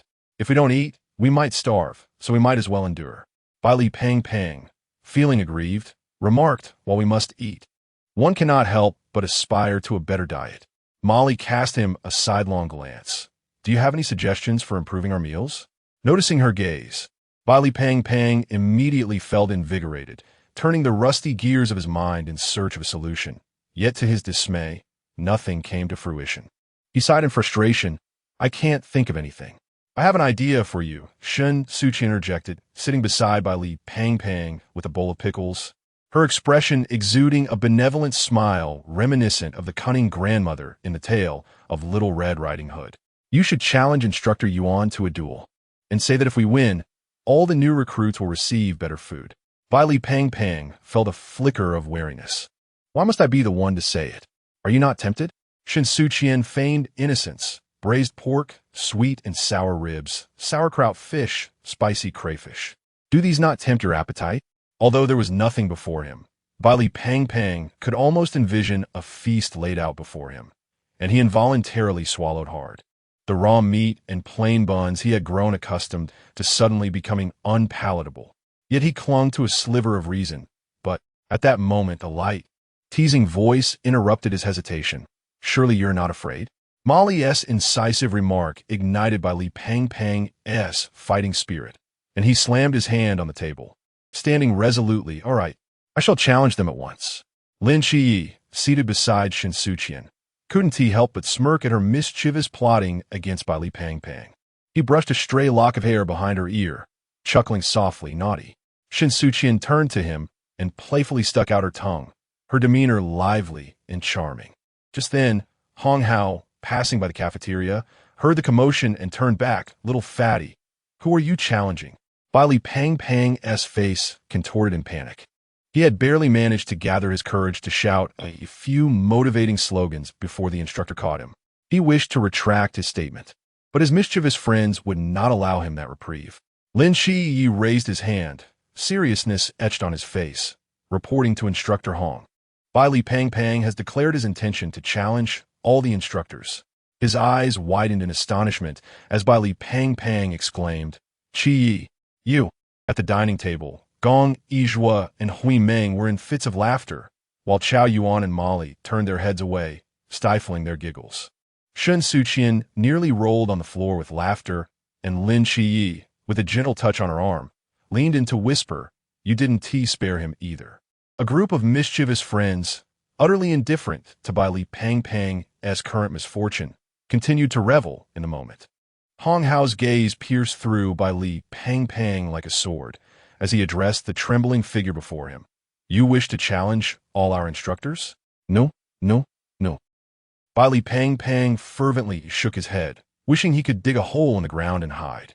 He attempted to backtrack, but Chao Yuan, disregarding their brotherly bond, delivered the final blow. "Report." To Bai Li Pang's utter disbelief, he answered nonchalantly, "If he wins, you instructors must provide all the new recruits with extra meals. Improve the food. Though he is devoted to Buddhism, he does not adhere to a vegetarian lifestyle, nor does he wish to consume raw meat at every meal. Sacrificing the rotund Bai Li Pang for the happiness of all is a transaction that guarantees profit without loss." How delightful! In that moment, a sinister smile crept across Hong Hao's face, reminiscent of a malevolent spirit emerging from the depths of hell. "Then I shall accept your challenge. However, this time it will be a confrontation between all of you recruits and our entire cadre of instructors." Receiving the command from Yuan Gang through his earpiece, Hong Hao nodded, hands clasped behind his back. "If you prevail, your rations will be improved, but if you fail," he displayed a villainous grin, "the training load will be doubled for everyone." Chapter 62. The second contest. Originally intending to jest with Bai Li Pang, I inadvertently found myself ensnared in the situation. Shen Suqian was filled with regret. Yuan Gang and Hong Hao acted swiftly, formulating a rough outline of the rules within a single night. The contest would encompass 3 aspects: overcoming obstacles, swordsmanship, and marksmanship, each worth 1 point. The party accumulating the most points would emerge victorious. However, what astonished Shen Suqian the most was that none of the new recruits harbored any aversion to this contest. Rather, they were all eager to participate. "Xiao Qian." When Mei Ming rushed over, dragging Bai Li Pang behind her, Shen Suqian was honing her ability to control the cold air. The town monument had suppressed part of her divine powers, limiting her ability to summon cold. Yet, the scarcity of this power made it easier to enhance her control. "Mei Ming, do you need something from me? It's Pang who is looking for you," she urged, pushing the bashful Bai Li Pang forward. "Aren't you supposed to ask Xiao Qian for suggestions?" He hesitated. "Do you want me to recommend some candidates for the challenge?" Yes. He nodded, his demeanor surprisingly shy, especially around Shen Suqian, despite being quite loquacious with others. How peculiar. Unbeknownst to Shen Suqian, had she probed into this matter, she would have received Bai Li Pang's earnest retort: "One must not deceive a friend's wife." As a self-proclaimed good brother of Lin Shiyi, he certainly intended to keep a respectful distance from Lin Shiyi's soulmate. As for swordsmanship, it went without saying that Xiao Qi's talent was unparalleled, though Mo Li was no less impressive. Shen Suqian contemplated, "As for marksmanship, perhaps external aides are prohibited from participating in the competition." Hong Hao interjected coolly, his figure already retreating, yet his voice lingered in the wind. "Shen Suqian, do not even think about competing in marksmanship." His implication was clear: no one would compete with her, and she should relinquish any such hopes. Humanity could not contend with external aids. With the strategy thwarted, Shen Suqian resigned. "Then I recommend you let Mo Li handle the shooting, while Xiao Qi takes the sword." Mo Li was reliable, her shooting skills consistently impressive, making her the most outstanding candidate aside from someone like Shen Suqian, who was akin to an external aid, while Lin Shiyi's marksmanship. "Let us just wish him luck." Shen Suqian's analysis was astute. It was that she was unwilling to grant others opportunities, but based on their training results. They had nearly monopolized the top ranks in every category of the training camp. To ensure victory, selecting the strongest candidates was undoubtedly the wisest course of action. "Then who will handle the obstacle course?" "If you ask me, I would recommend him." Shen Suqian slightly raised her chin, gesturing towards a space behind Mei Ming and Bai Li Pang, where Shen Qingzhu was cheerfully strolling away with his 3 companions. "Him?" Bailey Pang Pang and Shen Suqian are not well acquainted. In the training camp, he only associates closely with his 3 loyal companions. However, he comprehends why Li Liang, Li Jia, and Deng Wei hold Shen Suqian in such high esteem. Who could possibly reject an elder brother willing to fight for you? Shen Suqian nodded, asserting that he is indeed the best choice. Can I persuade him? Why not? Hui Ming playfully slapped Bailey Pang Pang on the back, dispelling his self-doubt. She resolutely declared, I refuse to believe that there are still individuals here willing to consume raw meat. On the very first day of eating raw meat, Shen Suqian nearly staged a rebellion. Had it not been for Sun Lao's merciless oppression, he would have likely resorted to pummeling the raw meat and kicking the white buns. Hui Meng, with determination, urged Bailey Pang Pang. Aren't you the most astute in matters of social etiquette? Now is the perfect opportunity for you to put your skills into practice. Bailey Pong Pong's father had instilled in him the importance of social niceties, which is why he had brought so many luxury watches to distribute among everyone. Yet, as Lin Xie remarked, if the world were reduced to mere social niceties, it would signify its utter demise. Bailey Pang Pang, propelled into action, approached Shen Suqian to negotiate. Molly and Gong Yizhua each held 2 bottles of water and approached, distributing them to Shen Suqian and Hui Meng respectively. Gong Yizhua smiled, inquiring, So what do you think? Does everyone have confidence? Indeed, replied Shen Suqian with a nod. Bailey Pang Pang was filled with fervor, eager to astonish the instructor. If he could indeed achieve this, it would be a commendable feat. Molly harbored a strong disdain for the privileged, and Bailey Pang Pang, having grown up with a silver spoon, epitomized the very type she abhorred. The noble had intentions, yet the divine maiden remained indifferent. Bailey Pang Pang had much to learn if he wished to pursue Molly. As night fell, Lin Xie found himself restless, immersing his thoughts in the confines of the psychiatric hospital. The second door remained unopened as he traversed the corridor, stepping into the garden where Li Yifei was accompanying Nix for a stroll. The grass was lush, and the air was vibrant with life. The scenery of the psychiatric hospital of the gods remained unchanged year-round, with its garden forever adorned in splendid bloom. Upon catching sight of him, Nix's face brightened. Donatus, you have returned. Yes, mother. You appear troubled. Is there anything I can assist you with? Observing Lin Xie's lackluster demeanor with concern, Nix placed a comforting hand on his shoulder. Donatus, do not keep your worries bottled up. Perhaps I can help. Mother, do you know how to dissolve the symbiotic contract? Sensing Lin Xie's despondency, Nix appeared to recall the image of the girl who had smiled at them in the ward. Donatus, the symbiotic contract is not unbreakable. It is merely challenging. Even as the goddess of night, the creator, Nix did not perceive it as a simple matter. Yet Lin Xie grasped this revelation as if it were a lifeline, his eyes brimming with hope. What must be done? At this moment, he was entirely captivated by the first half of the statement, leaving him devoid of the energy to contemplate Nix's latter words. Nor did he ever consider how exceedingly challenging this task must be, one that even the deities found daunting. Nix informed him that the covenant of symbiosis could only be nullified if the dominant party willingly chose to dissolve it. Undoubtedly, the principal entity of this symbiotic covenant was a deity seemingly born with an innate superiority over humanity. However, the pressing question remained, would the goddess of winter willingly relinquish Shen Suqian as her vessel, returning instead to the desolate heights of Chong Kong Mountain? Enduring the torment of such constrained freedom, Sicardi, consumed by thoughts of vengeance, would not find solace until the enmity with the gods of Asgard was resolved. He would not spare Shen Suqian.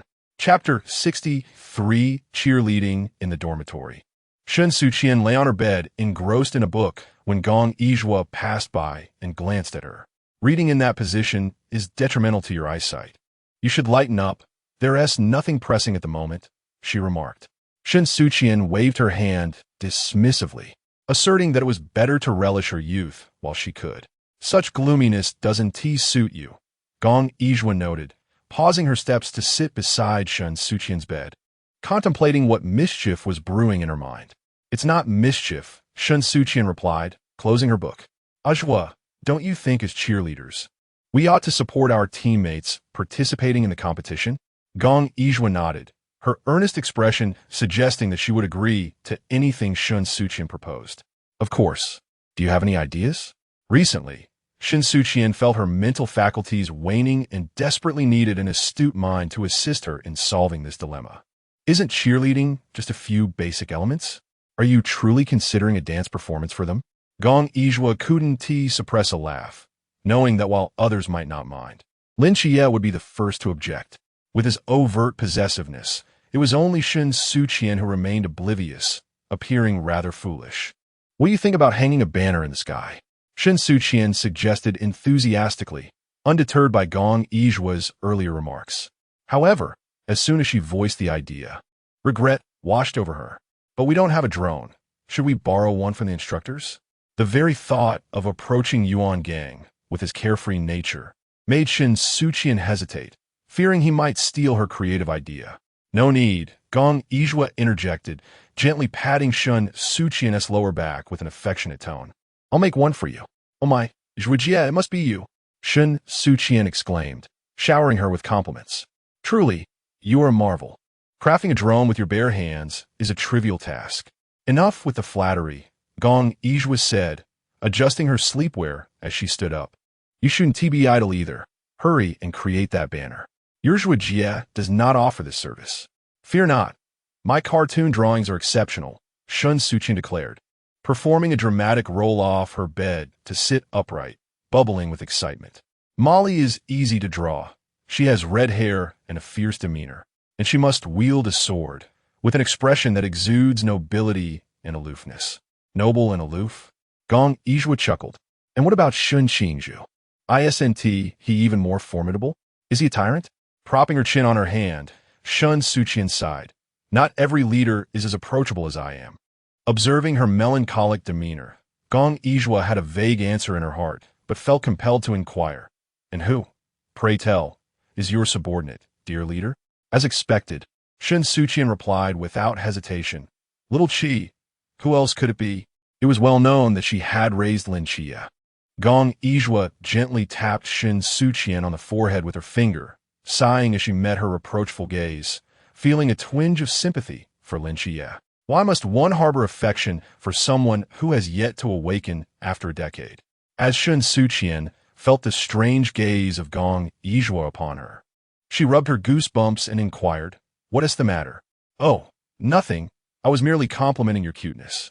Pulling out a chair, Gong Yizhua began to laboriously construct a drone by hand, while Shen Suqian miraculously produced a piece of white fabric and an oil-based pen to create her artwork, showcasing her array of tools.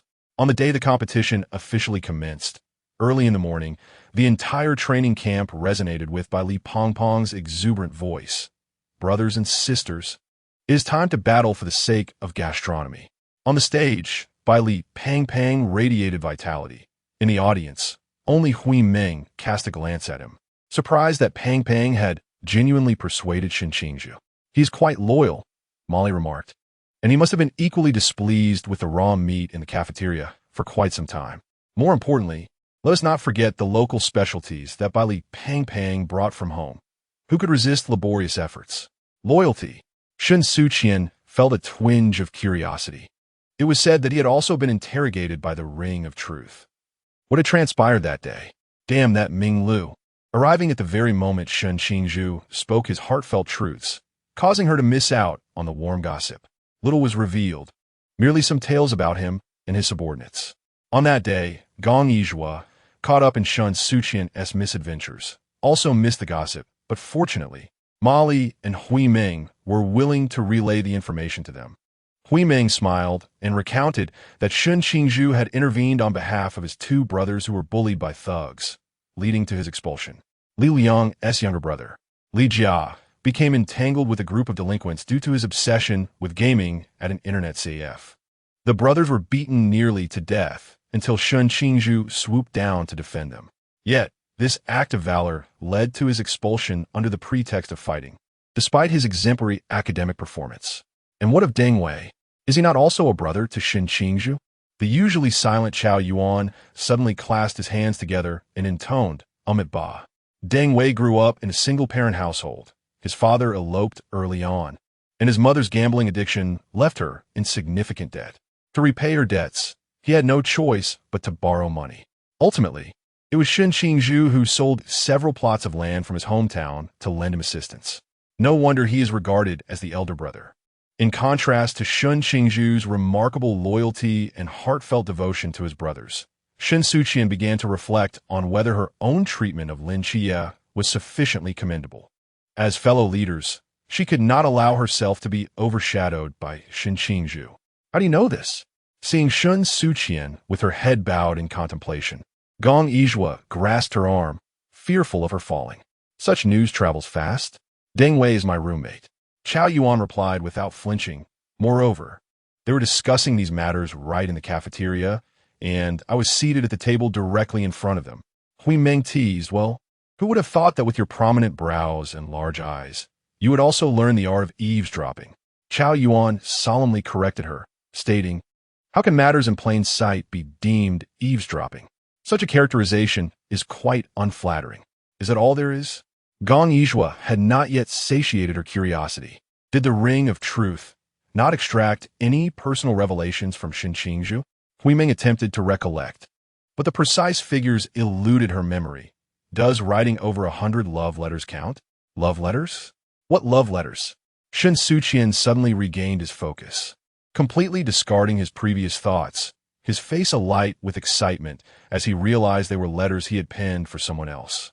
Ahem, ahem, ahem. Molly suddenly erupted into a loud cough, prompting the group to turn around. There they saw another Shen Suqian, exuding an air of entitlement as if everyone owed him 2 million, flanked by his 3 subordinates, parading through the streets. Shen Suqian dared not utter another word, and Hui Meng fell silent as well. Leaning closer to Gong Yizhua, Shen Suqian whispered, he shouldn't have heard that, before the words could dissipate. The seemingly departed Shen Suqian suddenly turned back, casting a light glance at Shen Suqian. Gong Yizhua understood. He had heard. Tears streamed down Shen Suqian's cheeks, feeling aggrieved. He was now thoroughly subdued. Chapter 64. 3 squash as Lin Jie hurriedly arrived, burdened with a plethora of items. He caught the tail end of Bai Li's declaration of war.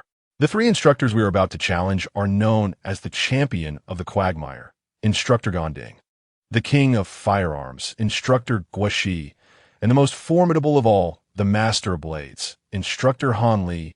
Xiao Qian, have you been waiting long? Lin Jie unfurled a black umbrella from within his cloak, shielding Shen Suqian from the sunlight that threatened to fall upon her. He then presented her with a sun hat, a mask, and a sun-protective jacket, watching as she donned them all, fully armored. Shen Suqian shook her head, her eyes curving into crescent moons of laughter. I haven't waited long. You arrived quite swiftly. My apologies, I was inattentive and left these items in the cafeteria, with the black umbrella providing shelter for both. Lin Jie's gaze held a note of remorse, his strikingly contrasting eyes appearing pitiful. He always endeavored to care for Shen Suqian meticulously, ensuring that no detail was amiss. If she showed even the slightest hint of discomfort, he would be the first to feel guilty. This is entirely my responsibility. I forgot. Not you. She raised the umbrella higher, wishing to include Lin Jie in its shade. I must thank you for retrieving these items for me. Otherwise, I would have had no chance to observe the upcoming contest properly. With the sun so fierce today, it would be a miracle if I didn't faint. The 2 of them, entangled in a debate over whose fault it was, prompted Molly to intervene, exasperated by the overly sentimental scene. One might think we were watching a romantic drama. As devoted supporters of the quintessential childhood friends pairing, Gong Yizhua chimed in with playful laughter. Surely, Xiao Qian is the most beautiful leading lady. Please, is this truly the time for such flirtation? Gong Yizhua approached Molly, offering a gentle massage to her shoulders. Our entire meal depends on you. Do your best. M.O. Molly, brimming with confidence, replied, rest assured.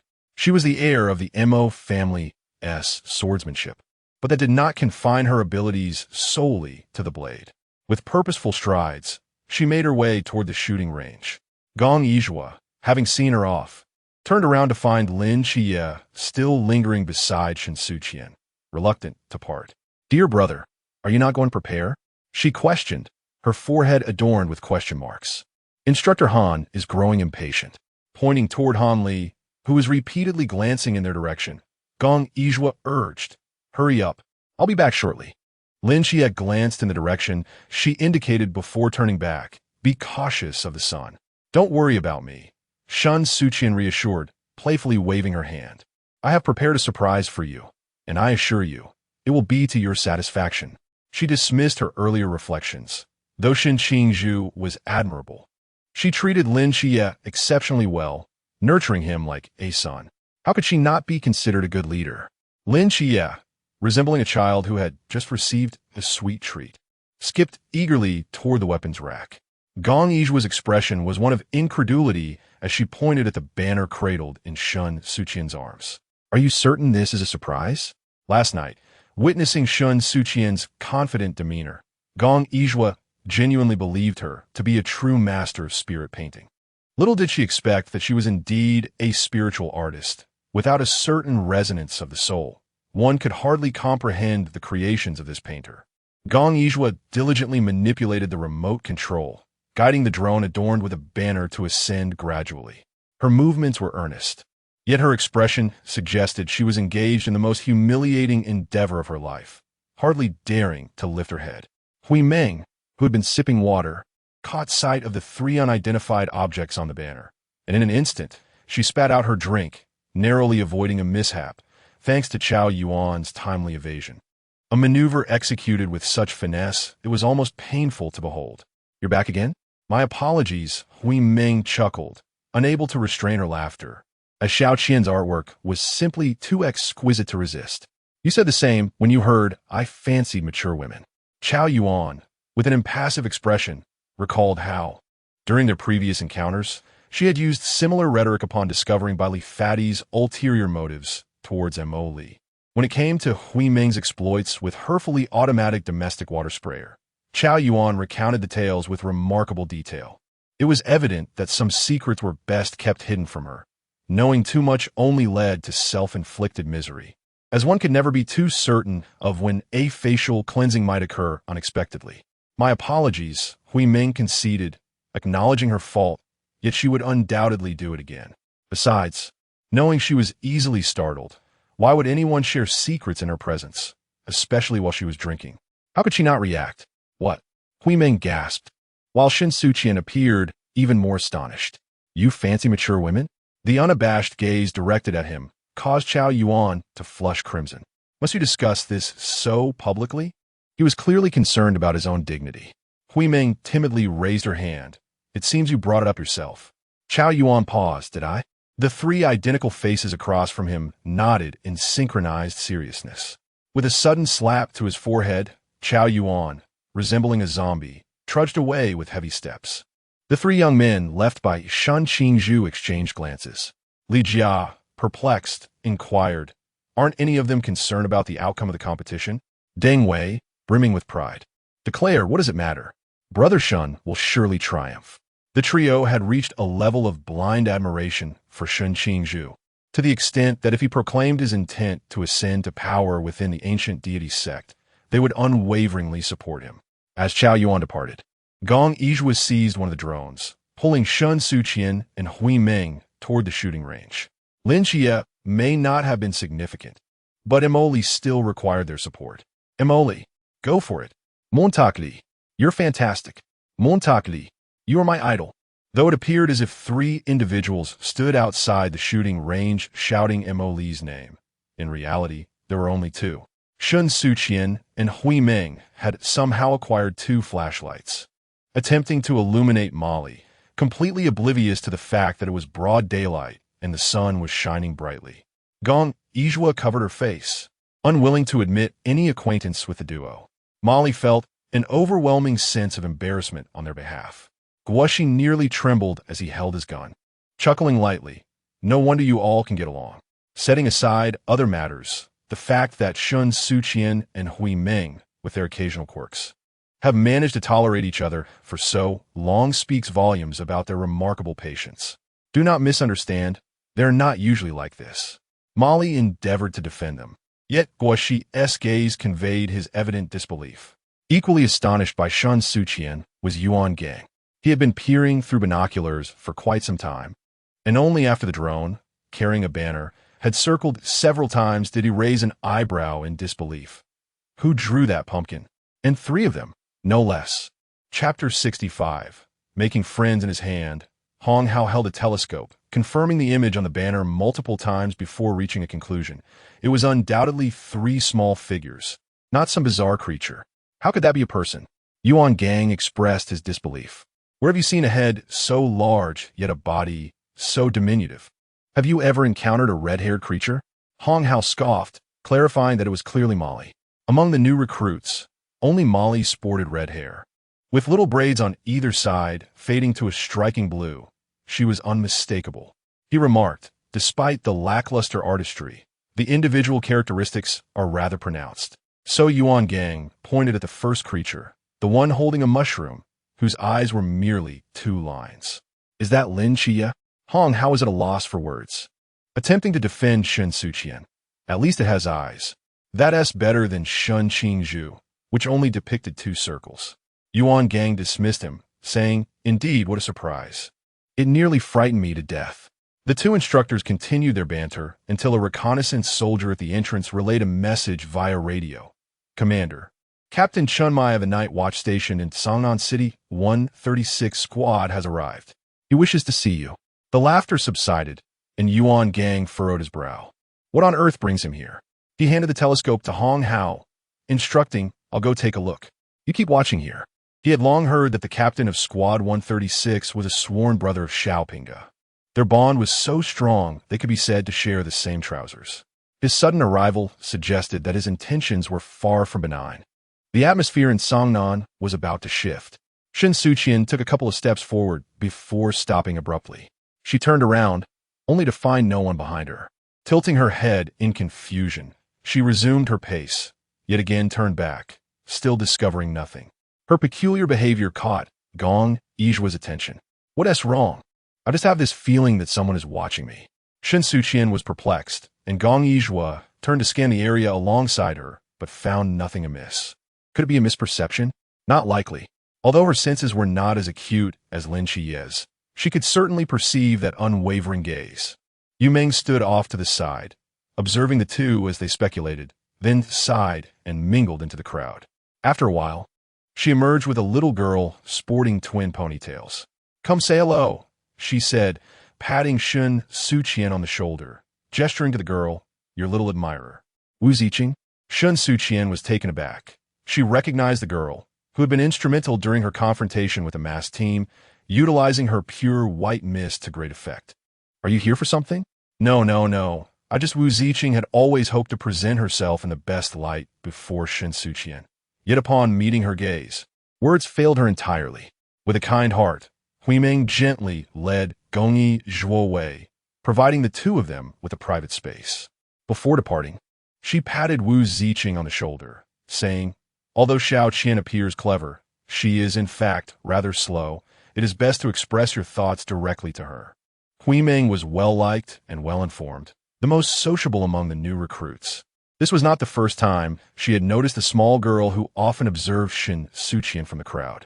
Of course, besides Shen Suqian, Molly and Xiao Yuan had also taken note of her, and Lin Qian needed no introduction. When it came to Shen Suqian, he was always attentive. What is the matter? Seeing her face flush, Shen Suqian drew the umbrella closer, shielding them in that tranquil space. Perhaps Shen Suqian's gaze was too gentle, giving Wu Ziqing the courage to speak. Captain, I wish to be your friend. As one of the useless members ranked beyond 600 in the Forbidden Ruin sequence, pure white mist had always been regarded as ineffective. Yet Shen Suqian taught her that one's worth is not dictated by others, but determined by oneself. Even the weak can achieve victory, and the strong are not invincible. Shen Suqian appeared unapproachable, often disguising herself with a fa ade of sharpness. Yet Wu Ziqing could see through the spikes to the tender heart beneath. How could such a Shen Suqian not attract those who longed for warmth? Do not call me captain, Shen Suqian said, locking eyes with her. I am no longer your captain. The battle with the faceless squad had ended, and Shen Suqian was no longer the leader of the team. nor was Wu Ziqing her subordinate. For nearly 2 months, she had followed her shadow discreetly, yearning for just one more glimpse, yet she had never dared to take that first step. Wu Ziqing was quite patient, but when she thought she had been rejected, the courage that had briefly surged within her vanished entirely. Wu Ziqing was not a timid person. Children raised in single-parent homes often exhibit a resilience that surpasses that of those with happier childhoods, maturing earlier. However, after Shen Suqian's rejection, an indescribable sense of disappointment welled up within her. She forced a smile at Shen Suqian and was about to turn away. "I apologize for the trouble." "Wait." A slightly cool hand gently grasped her wrist. Wu Ziqing felt a firm sensation in her palm, and when she opened her hand, a piece of fruit candy lay quietly upon her palm's lines. Shen Suqian smiled at her. "Do not call me captain. Use my name." Wu Ziqing was taken aback and did not respond. Shen Suqian feigned displeasure and deliberately remarked, "I do not have a friend who only calls me captain." The once withered sapling in her heart blossomed anew, rapidly growing under the moonlight, its branches adorned with layers of lush green leaves. Wu Ziqing broke into a smile. "Xiaoqian." At that moment, a figure darted under the umbrella, embracing both Shen Suqian and Wu Ziqing. Huiming wrapped an arm around each of them, exclaiming, "Oh, our girls' group has grown. We shall no longer worry about Lin Qie bullying Xiaoqian." How could he bear to bully Xiaoqian? Gong Yizhuo also squeezed in. It is hard to imagine that such an umbrella could accommodate 4 individuals. Yet, despite the playful banter, the 3 of them instinctively pressed Shen Suqian beneath the umbrella, shielding her from the sun's harsh rays. Emoli triumphed over Guaxi, and Shen Suqian stubbornly insisted that it was her banner that had inspired her victory. Glancing at the red-haired squash, Emoli felt no inclination to engage in conversation. She covered her face with a wry smile. "Yes, yes, you are the best." As she walked by the shooting range and observed the 4 of them, Emoli attempted to join them under the umbrella. However, the umbrella was simply too small, making it impossible for her to squeeze in. Just as she contemplated retreating, Gong Yizhuo wrapped an arm around her shoulder, pulling her head into the shelter. Unfortunately, her body still remained exposed to the elements. However, they need not worry about the umbrella's inadequacy, for soon a figure dashed over from the training ground, lifting Shen Suqian into the air with ease. The black umbrella vanished from above, and the blinding sunlight forced the girls to squint. Once their eyes adjusted to the light, they beheld Lin Qie tossing Shen Suqian high into the air. "Xiaoqian, I have one."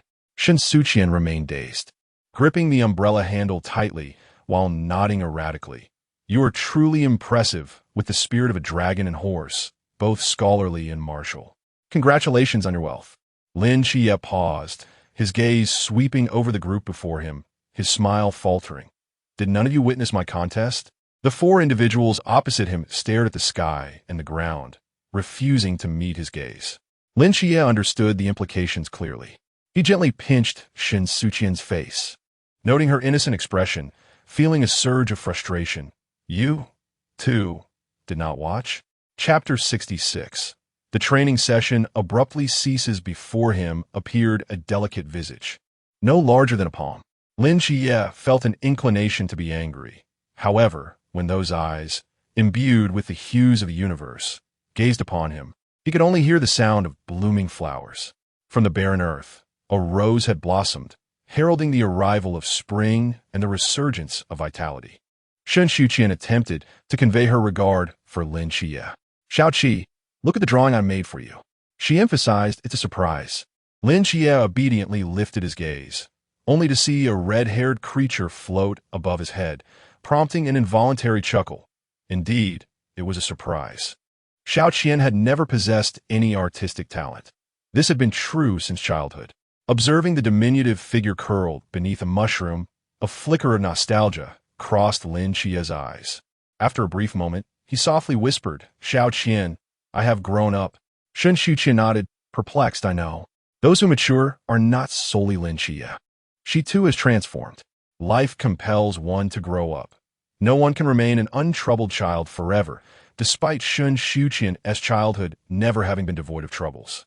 His fingertips traced her profile, gently gliding along the distinct contours, descending gradually and brushing over the mask. Lin Xie's fingers hovered at her lips, his gaze revealing a restless yearning that Shen Suqian could not comprehend. Xiao Qi, he hushed, pressing his fingertip against her lips through the mask, and she felt the warmth of his touch seeping through. Momentarily stunned, she yearned to articulate something, an inexplicable sense of foreboding enveloping her, the source of which eluded her grasp. Yet, before Shen Suqian could utter a word, Lin Xie withdrew his hand, his smile innocent and harmless, as if the overwhelming sense of crisis that had emanated from him was merely a figment of Shen Suqian's imagination. Xiao Qian, your drawing is truly beautiful, he sincerely praised. The thoughts that had begun to coalesce in her mind shattered once more. Following Lin Xie's finger, Shen Suqian suddenly grasped something profound. Reason and emotion intertwined, and she instinctively wished to retreat, but resolutely restrained herself. Xiao Qi, I just remembered something I need to discuss with Ajua. I must go. She hastily excused herself, clutching a horn, while the exuberant Li Pang seized Lin Xie's shoulder. Brother Xie, what are you staring at? Following the unmoving gaze of Lin Xie, Shen Suqian's retreating figure was strikingly conspicuous, as if each strand of her hair whispered of her fluster. Li Pang sighed. A man in love is truly insufferable. She appears quite frightened, he noted, casting a discreet glance at the instigator. What have you done to her? Nothing, Lin Xie replied with nonchalance, his fingers idly brushing together, feeling an unexpected pang of regret for having momentarily lost control. Swallowing his unspoken words, he composed himself, and when he looked up again, he had reverted to the familiar demeanor known to Shen Suqian. The gradual boiling of a frog in warm water may be effective, yet his patience was wearing thin. Gazing at Shen Suqian as she plunged into Gong Yijua's embrace, Lin Xie sighed internally, murmuring to herself, Xiao Qian, please do not keep me waiting for too long. In the face of crisis, the instinctive little rabbit had darted into Gong Yijua's arms, standing between Molly and Huimeng, encircled by both her and Wu Ziqing. Shen Suqian finally felt liberated from the chilling sensation that had recently gripped her, as if she had been reborn. Gong Yijua gently patted her back and inquired, what is the matter? Did Lin Xie bully you? It was difficult for Huimeng to create a private moment for the two of them, only to find that Lin Xie was so ineffectual that Shen Suqian had fled back. No, Shen Suqian honestly shook her head, suppressing the peculiar feeling stirring within her. The instincts of humanity made her subconsciously want to glance back at Lin Xie. Yet the keen intuition of a small creature forcefully restrained her movements. Noticing something was amiss, Huimeng adjusted her expression, momentarily setting aside her identity as a CP fan. Xiao Qian, what is wrong? While she indeed supported the Suqian and Xie pairing, it was essential to respect Shen Suqian's own feelings. The matter of drinking water from the bull's head had never been particularly meaningful. If Shen Suqian truly harbored no affection for Lin Xie, Huimeng could always find another pair to ship. Isn't all Qian delightful? I'm really fine. Aware that she had caused her friend's concern, Shen Suqian vigorously shook her head, as if attempting to dislodge the water from her mind. Perhaps she had misconstrued the situation. How could Lin Xie have displayed such an expression towards her? Akin to a fierce beast targeting its desired prey? Surely, she had been mistaken. Xiao Qie was the most obedient and compliant. The contest with the instructor ultimately concluded with the victory of the new recruits. Bai Li, exuberant, leaped about, brandishing a megaphone to rally everyone, brothers and sisters, for the sake of delicious food. Charge! A throng of starving ghosts raced towards the mess hall, kicking up white dust as they sprinted faster than a galloping steed. Shen Suqian grasped Gong Yijua's hand, and their group prepared to head towards the mess hall. It was at this moment that the unexpected occurred. A clear female voice suddenly resonated through the broadcast. Attention, new recruits. We have just received a directive from higher authority. This training session is hereby suspended. All personnel, please assemble at the training ground and await instructions from Instructor Yuan. The announcement repeated, plunging the training ground into an immediate silence as all stood at attention, sensing the unusual aura of impending crisis. The dream of a feast had completely evaporated, and Bai Li turned back in confusion. What is happening? It seems something has gone awry. Lin Xie swiftly positioned herself alongside Shen Suqian, enveloping her within her protective circle, gently grasping her wrist. The coolness of her skin was touched by the warmth of a human body, causing Shen Suqian to stiffen momentarily. Although Lin Xie's temperature was not excessively high, it felt akin to searing lava in comparison to her. As her arm moved slightly, Lin Xie sensed the exquisite touch in his hand vanish. Shen Suqian had freed herself from his grasp. The emptiness of his palm was painfully evident, and Lin Xie was filled with regret, knowing he should not have acted so impulsively, which had indeed aroused Shen Suqian's wariness. However, at this juncture, regret was futile. After breaking free, Shen Suqian did not turn her head, nor did she spare him a glance. With his head lowered, Lin Xie tightened his grip on her wrist, betting on her tenderness, convinced she would never deny him a second time. The warmth of his palm pressed against Shen Suqian's wrist. He exerted little force, yet held her even more firmly. This time, his gamble paid off, for Shen Suqian did not shake him off again. Chapter 67. Departure from the camp 20 minutes prior. A thunderous argument erupted within the instructor's office. Chen Mai's illustrious name had reached Yuan Gang long before, even during his time in the capital, as he was the brother-in-arms of the captain of his team, a constant topic of conversation. However, he never anticipated that Chen Mai would display such audacity. It was clear from the moment he boldly arrived at Jinan Mountain that he bore ill intent. Yet, when Yuan Gang heard his words, he could not help but raise his voice in disbelief. "What did you say?" Unfazed, Chen Mai remained resolute. Like a seasoned fisherman hardened by years of experience, you must grant leave to the new recruits. This is not a discussion, it is a notification. Amused by Chen Mai's brazen demeanor, Yuan Gang retorted coldly, "The training of new recruits is no trivial matter. This is a training camp, not your squad's garrison. According to the rules, new recruits must undergo a full year of training without exception. This is a time-honored tradition upheld by the Night Watchers. And even I have no grounds to alter it. Neither do you. And what of Shen Suqian? I demand her leave. I will take her home." Chen Mai was not surprised by Yuan Gang's refusal, yet this did not signify his willingness to relent. "And Lin Xie, I intend to take him as well." He slammed his hand on the table, rising with impatience. "Yuan Gang, I am not here to negotiate. My two team members are already lying in wait outside the training camp. If you refuse, we will take them by force." He delivered his ultimatum, resolute in his determination to secure their release. Both Shen Suqian and Lin Xie served as dual divine agents, and upon the revelation of this information, the gaze of the ancient god church swiftly turned toward the quaint city of Sangnan. Chen Mai's alarm had been sounded by Shen Suqian's previous injury. The training camp could not ensure her safety, nor could it protect Lin Xie. As the guardian of his own, it was his duty to shield them. Sensing the unwavering conviction in Chen Mai's voice, Yuan Gang found his composure returning. He furrowed his brow. "Captain Shen, as far as I know, your Team 136 has always maintained a low profile. I fail to understand why you would mobilize such a spectacle to negotiate with me. Recently, Sangnan has seen an influx of unwelcome intruders." After a brief silence, Chen Mai's irritation surfaced. "I am uncertain of their intentions, but I can sense that their target is this training camp." He leaned forward, palms pressed against the table, his gaze piercing as it bore into Yuan Gang's. Here lie two unprecedented dual divine agents from Daxia, along with the young heir of the Bailey Group. Recalling the bounty, Chen Mai scoffed. "Surely, you must be aware that the life of that Bailey heir has been appraised at 800 million on the black market. Not $8, not $80, but a staggering 800 million. How many desperate souls would risk their lives for such a fortune?" Chen Mai did not need to articulate this.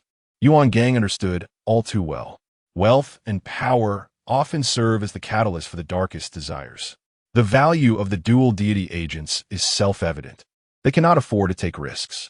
As if persuaded, Yuan Gang sighed. "What do you propose we do? Like a golden cicada shedding its shell, we must fragment our forces. Since that group of rodents aims for this training camp, we should release the recruits, thereby disrupting their plans and preventing the possibility of the Night Watchmen capturing all the new blood in one fell swoop." However, these recruits had only just undergone 2 to 3 months of training.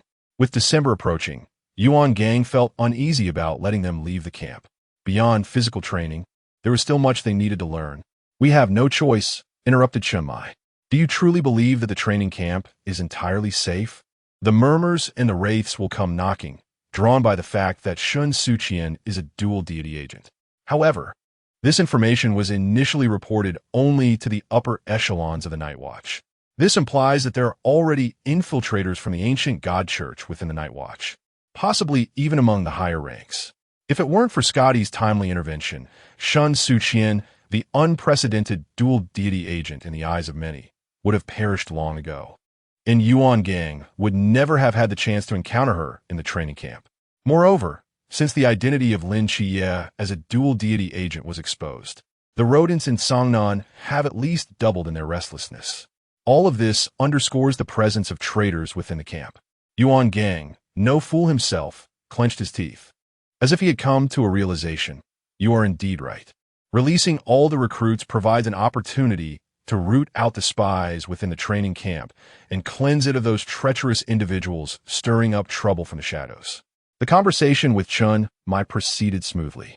After leaving the office, Yuan Gang arrived at the training ground to announce this news to everyone.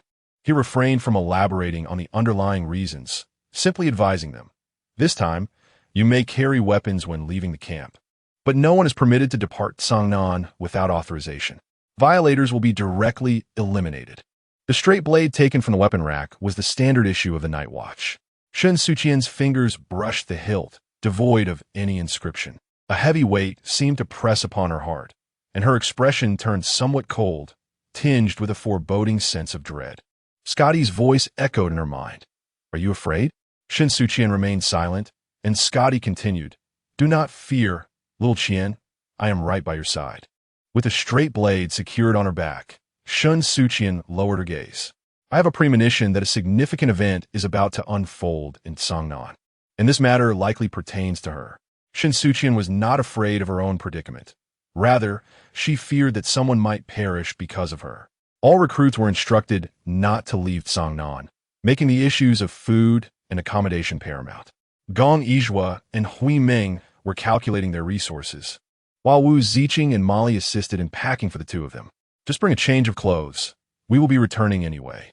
Shen Suqian closed her suitcase. Though it was said to be a holiday, it certainly would not last long. "Xiao Qian, do you not find it peculiar? Molly is also carrying a box, and there has never been a precedent for a break during the Night Watch training. Moreover, it is not currently a holiday.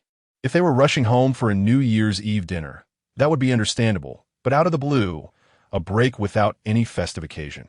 Could something have occurred?" This is the first time Shen Suqian has heard Molly speak so extensively. She, too, finds it strange, yet without any evidence. She refrains from voicing her concerns to avoid troubling her friends, offering them some words of comfort instead. Perhaps it is merely a moment of conscience from the instructor. Noticing the two individuals still calculating their assets, she interjected, urging them not to dwell on it. "I have an empty house in Songnan. The four of you can comfortably squeeze in." The house left to Shen Suqian by her grandmother is a standard two-bedroom apartment, perfectly accommodating Gong Yizhua, Hui Ming, Wu Ziqing, and Molly in pairs for sleeping arrangements. According to Chun Mai, she and Lin Qiye should still be serving in a certain military unit up north, thus unable to return to the old city. They certainly wish to avoid any chance encounters with acquaintances. However, since none of them are locals of Songnan, and no one in the old city would recognize them, it would be perfectly acceptable for them to stay temporarily. After all, the house remains vacant. Chapter 68:6 Ever since receiving the notification of training suspension, Shen Suqian had felt an unsettling disquiet. This feeling peaked upon the appearance of Chun Mai. By a small vehicle, Hong Ying, who had not been seen for some time, joyfully waved and called out their names. Xiao Qian, Qi. The ominous premonition was instantly cast aside as Shen Suqian dashed forth like a sprinter, leaping into Hong Ying's embrace. "Sister Hong Ying, what brings you here?" "Of course, I'm here to pick you up," Hong Ying replied, wrapping one arm around Shen Suqian while affectionately patting Lin Qiyi on the shoulder. "What is the matter? Am I not welcome?" Shen Suqian quickly defended herself. "How could that be? I missed you both terribly." On the very first day at the training camp, she struggled to eat or sleep well.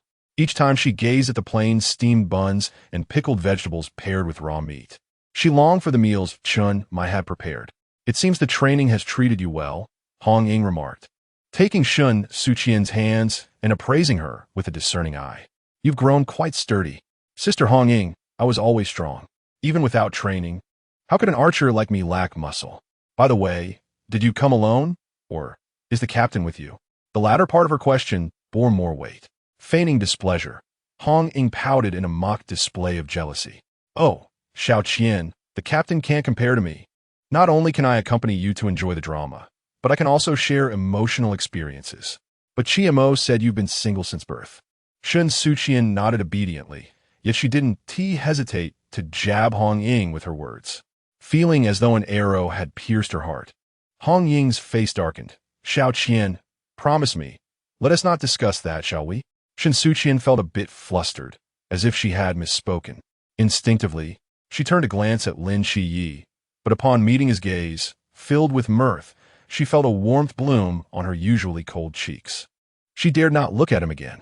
Hong Ying seemed to sense something amiss and was about to inquire when a figure approached.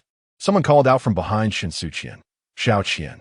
The familiar voice startled her, and as she turned around, she found Chen Mai's tall and dependable figure right before her. Captain, you're here too? Of course, when you're on break, I must come fetch you. Chen Mai replied succinctly, embodying the demeanor of a father picking up his child after school. However, Shen Suqian was not so easily deceived. She had always trusted her intuition. After all, it was a woman's sixth sense. Is something wrong with Song Nan? No, Shen Mai answered without hesitation.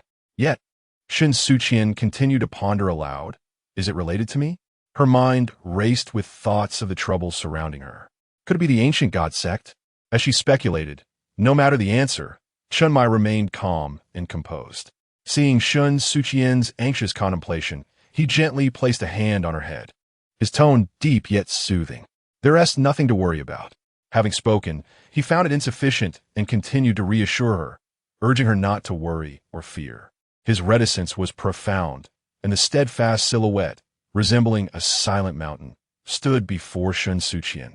In the tranquility of his composed gaze, it seemed as though nothing in this world could harm her, not even the source of her fears. Upon seeing Chen Mai, Lin Xie wished to approach and greet him, but was firmly restrained by Hong Ying. Xie, tell me honestly, have you had a falling out with Xiao Qian? After a moment's reflection, Lin Xie shook his head earnestly. No. Hong Ying pursed her lips, suspecting Lin Xie was deceiving her. Sister has been through it all. If something's amiss, confide in me. Perhaps I can offer some advice. Noticing Lin Xie's unwavering gaze on Chen Mai and Shen Suqian, Hong Ying tugged at him, saying, Stop staring. The captain hasn't seen his daughter in 2 months. His paternal heart has no outlet for its affection. Even cooking feels joyless. Now that he has finally seen his little quilted jacket, he won't be satisfied until he has exchanged a few comforting words. With a mischievous glint, she added, Xiao Qian doesn't even dare to glance at you. Could it be you confessed your feelings and faced rejection? Lin Xie smirked with a hint of resignation, but shook his head. No confession, but she might have sensed something. It was common knowledge that Shen Suqian was rather oblivious. Lin Xie hadn't expected her to have realized anything earlier. He was simply elated that she had picked up on something now. At least, it was a step forward. Observing the boy's fluttering heart smile, Hong Ying clicked her tongue. You must tread carefully. The captain previously had no objections to office romances, but that may not be the case anymore. Lin Xie paused in surprise. The captain has begun to oppose it? More accurately, the captain now opposed any suitor approaching his little cabbage. This illustrated the difference between sons and daughters. If Lin Xie were to pursue a cabbage, Chen Mai would merely pat him on the shoulder and advise against being a scoundrel.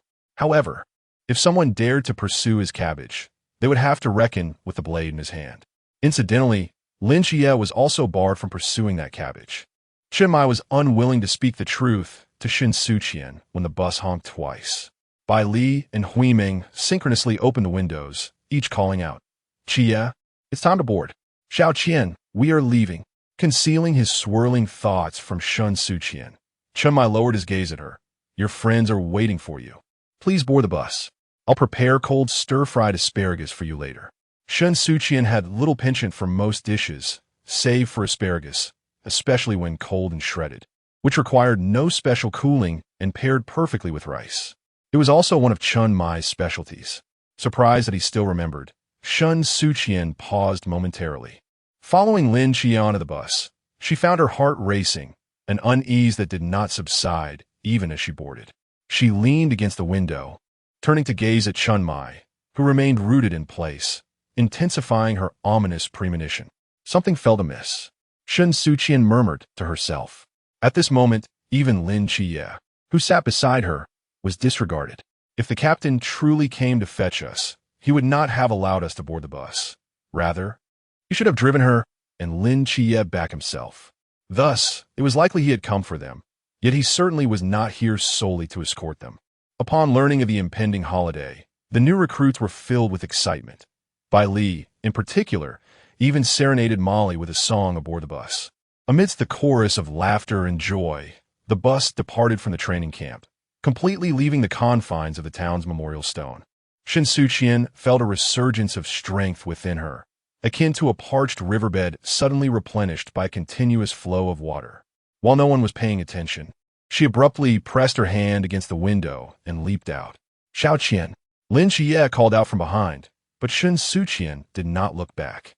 Even at this juncture, she remained resolute, encasing the entire bus in frost to prevent him from following her. Among the recruits, her mental prowess was the highest. She was determined to seal the windows and doors, rendering it impossible for anyone to pursue her. Thus, the rebellious Shen Suqian swiftly made her way back to the training camp. Standing defiantly before Chun Mai, "You deceived me just now. You came here because there's trouble in Songnan, am I correct?" Chapter 69. Missiles Chun Mai harbored numerous secrets within his heart, be it the mysteries of Songnan City or the conspiracies of the ancient God Church. He had never intended to divulge these matters to Shen Suqian. Yet, he was acutely aware of her character. Once she had set her mind on something, she would not relent until she obtained the answer she sought. Thus, he replied, "Xiao Qian, there are 7 of us. Without internal strife, we will spare no effort to fend off external threats." His implication was clear. Regardless of the challenges that lay ahead, Team 136 would overcome them, and there was no need for Shen Suqian and Lin Qian to be concerned. However, Shen Suqian did not overlook the fact that Chun Mai still had not addressed her question. "I do not wish to hear such things. You need only tell me what troubles Songnan City is facing." Chun Mai raised his hand, intending to caress Shen Suqian's head, but she, for the first time, evaded his touch, reminiscent of a sulking child. She sternly informed him, "Team 136 is not merely 7 people. It comprises 9. Both she and Lin Qian had long regarded themselves as integral members of Team 136. They were comrades who could fight side by side and should also share burdens as family. Moreover, even if Chun Mai remained silent, she knew that the forces behind these troubles were undoubtedly targeting her and Lin Qian. After all, who in the Jinan mountain training camp possessed greater value than the dual god agents? Chun Mai remained silent, and as Shen Suqian's thoughts spiraled, her anger intensified. "I know without your words that the ancient God Church is predominantly composed of deluded followers, making the divine agents who join them even more precious, especially those of the limitless realm. Sakati killed Ming Lu at Jinan Mountain, and the ancient God Church could not remain idle, could they?" Chun Mai wished to protect her and Lin Qian, but Shen Suqian had never wished to be merely a protected one. "This trouble is of my own making. I will bear the consequences. Xiao Qian, this is not the time for you to be stubborn." Chun Mai finally responded, emphasizing that this was not a matter of her causing trouble, but of the ancient God Church plotting against the dual god agents. First, it was the deluded, then Ming Lu. Who would be next? Would it be the divine agent sent by the ancient God Church to assassinate Shen Suqian? Would it be Changhua Huai? Chun Mai, concerned for Shen Suqian, sought to shield her from all dangers. Yet, gazing into her tear-filled eyes, he began to question whether he had erred in his approach. Very well, the ancient God Church indeed. Before he could finish, Chun Mai sensed a looming crisis from the sky.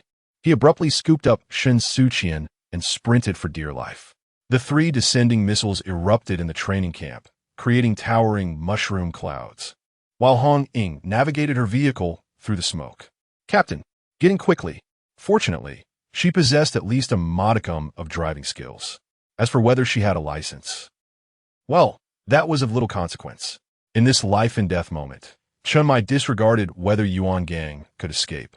Once he boarded the vehicle, he switched places with Hong Ying and flung Shen Suqian into the back seat, nearly causing her to hit her head.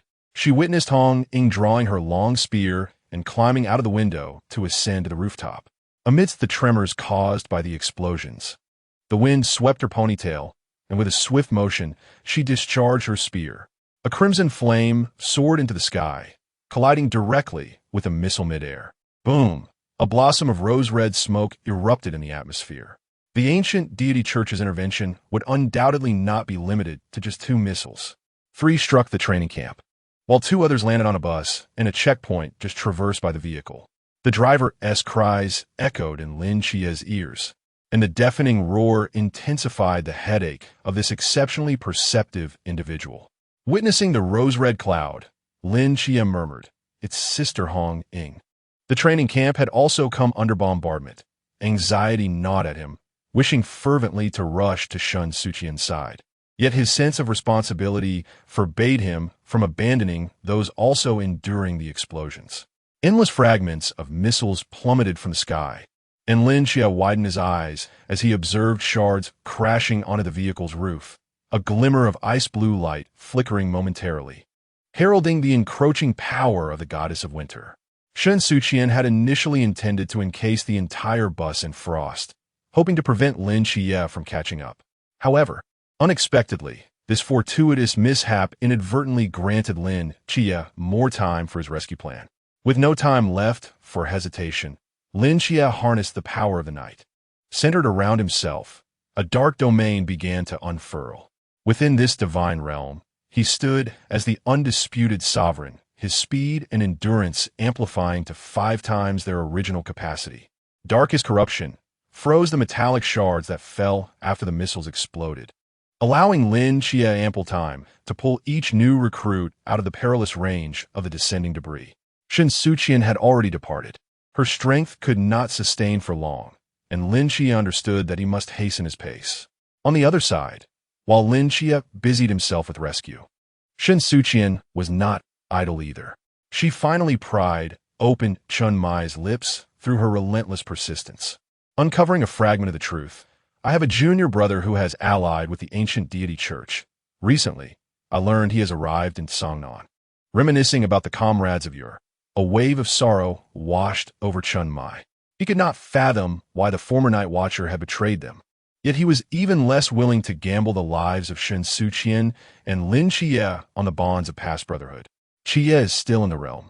We cannot allow him to take risks. The long spear returned to Hong Ying's grasp as she dove into the vehicle. Likewise, for Xiao Qian. We too are unwilling to wager your safety.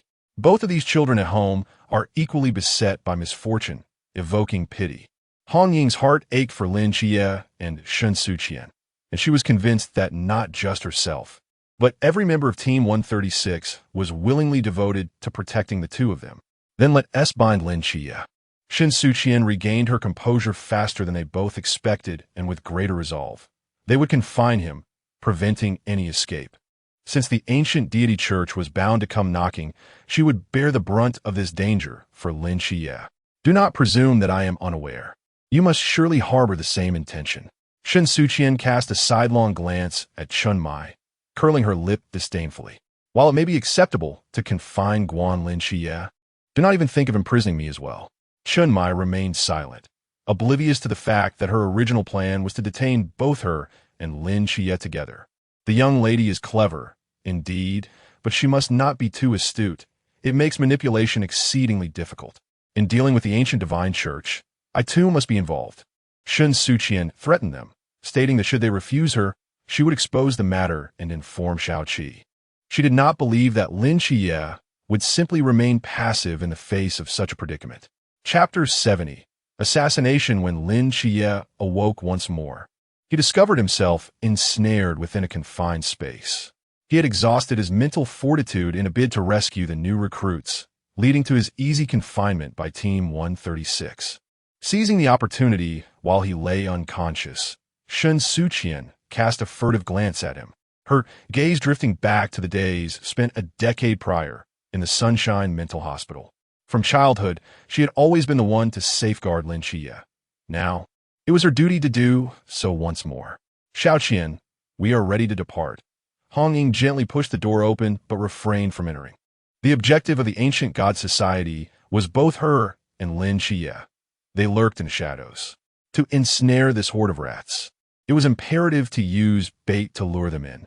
Shen Suqian volunteered, her enmity with the ancient god society irreconcilable. Even if they ceased to provoke her henceforth, she would not spare them. Do not worry, everything will be fine. She placed a reassuring hand on Shen Suqian's shoulder, gently shaking her to ease her tension. The instructors at the training camp were battle-hardened. Their commander Yuan, a formidable force in the Sea Realm, would ensure that no matter how many operatives the ancient god society dispatched, they would return empty-handed. Moreover, they had their own strength to rely on. Sister Hong Ying. Ming Lu is a master of the Infinity Realm, and even he faltered against me. The individuals from the ancient god society are not fools. Should they seek to eliminate me, it will not be an easy task. Shen Suqian shook her head, asserting, compared to me, Bai Li Pang Pang is the more conspicuous target, and thus more susceptible to an attack. If the ancient god society collaborates with those intent on acquiring 800 million, Bai Li Pang Pang will find himself in grave peril. This is Changnan, not Guangzhou or Shenzhen. While the Bai Li family may wield considerable influence in those cities, here in the unfamiliar Changnan city, it would be far too easy to take Bai Li Pang Pang's life. Furthermore, he lacks proper protection, accompanied only by Chao Yuan, who cannot readily draw his weapon. Hong Ying's expression shifted. Then we must go find him. Indeed, we must seek him out. A thought seemed to flicker in Shen Suqian's mind, prompting a smile. But I believe others have already rushed to his aid. Many, in fact. She would never forget her life in the training camp. Had it not been for her joining the night watch, she would have never encountered so many friends. Each of them had shown her unwavering sincerity. These resolute individuals approaching her were the most invaluable treasures bestowed upon her by the training camp. Shen Suqian was not mistaken. Compared to her, Bai Li Pang Pang, as an assassination target, was indeed more easily resolved. In the face of absolute power, even the most formidable obstacles would retreat. The hotel building was engulfed in flames. A chaotic inferno. Chao Yuan fled in disarray, his face smeared with dust, as Bai Li Pang Pang cried out for help. It's hopeless. Gao Juan Thito Sapi. The crimson light of the Wujia void pierced the heavens, prompting Bai Li Pang Pang to glance back at him. Are you friend or foe? How should I know? Chao Yuan's tone grew increasingly impatient. He yearned to rush towards Bai Li Pang Pang, yet he was compelled to remain vigilant, glancing at the approaching figure. Be cautious. There's someone behind us. Indeed, it was a case of wolves in front and tigers behind. Had he known this five-star hotel would be so perilous, he might as well have chosen to stay at a humble inn. Now it seemed he might truly stake his life in this predicament. The night was shrouded in mist, the streetlights flickering dimly, casting the towering shadow of a man as he slowly approached them. On the opposite side of the street, a man bearing 3 knives loomed with malicious intent, his gaze predatory. 2 individuals had appeared before him, but undoubtedly there was a third lurking outside, poised to provide backup. Bai Li Pang Pang, having endured countless assassination attempts throughout his life, felt a pang of irritation. If it weren't for his bodyguard team's absence, this group would not dare to flaunt their audacity before him. He sneered, his expression darkening as he finally displayed a hint of the Bai family's arrogance. The night watchmen have resorted to murder for profit? We are no longer the night watchmen, the approaching man replied, his voice steady. We hail from the sanctuary. Bai Li Pang Pang may have been oblivious to the significance of the term sanctuary, but Chao Yuan, who had narrowly avoided confinement there for the rest of his life, understood all too well. The night watchmen would not tolerate the extreme offenders of the forbidden grounds, and the sanctuary was where they imprisoned these vile criminals. A significant portion of the offenders in the sanctuary had once been night watchmen themselves. Chao Yuan, having once taken innocent lives due to the Black King's decimation, could have easily ended up in the sanctuary himself had it not been for the unwavering protection of the Night Watchman's commander, instead of undergoing training at Mount Jiahua. After Chao Yuan elucidated the nature of the sanctuary, Bai Li Pang scoffed. At least you were once Night Watchman. Don't you feel any remorse for earning money this way? Do not conflate us with those outside. The man frowned, decisively distancing himself from the other group. We come to kill you merely to repay a debt of gratitude. What debt? Do not waste time. It is futile. The man did not respond, but with a bellow, his imposing frame began to compress, transforming him into a squat figure. Your life is destined to end here today. The Forbidden Grounds, Sequence 214, Tissue Recombination. As the name implies, it allows for the compression of muscle tissue, unleashing a far greater strength. Chao Yuan's expression turned grave. Bai Li Pang, be careful. Even if he could handle one assailant, he could not manage them all. Moreover, should he draw his blade, he would lose all reason, making it imperative for Bai Li Pang to escape. Clutching his weapon, Chao Yuan deliberated whether to confront this man first or the one behind him bearing 3 knives. Before he could decide, Bai Li Pang's Yaoguang began to dim, and from within his protective shield, he shouted, "Help! Are you really not coming to assist me? I have no time." Every inch of Chao Yuan's body was taut, embodying a stance prepared for battle. Opposite him, the man slowly drew the knife, strapped to his back. He was ready to charge forward, but a thick mist began to envelop the surroundings under the cover of night.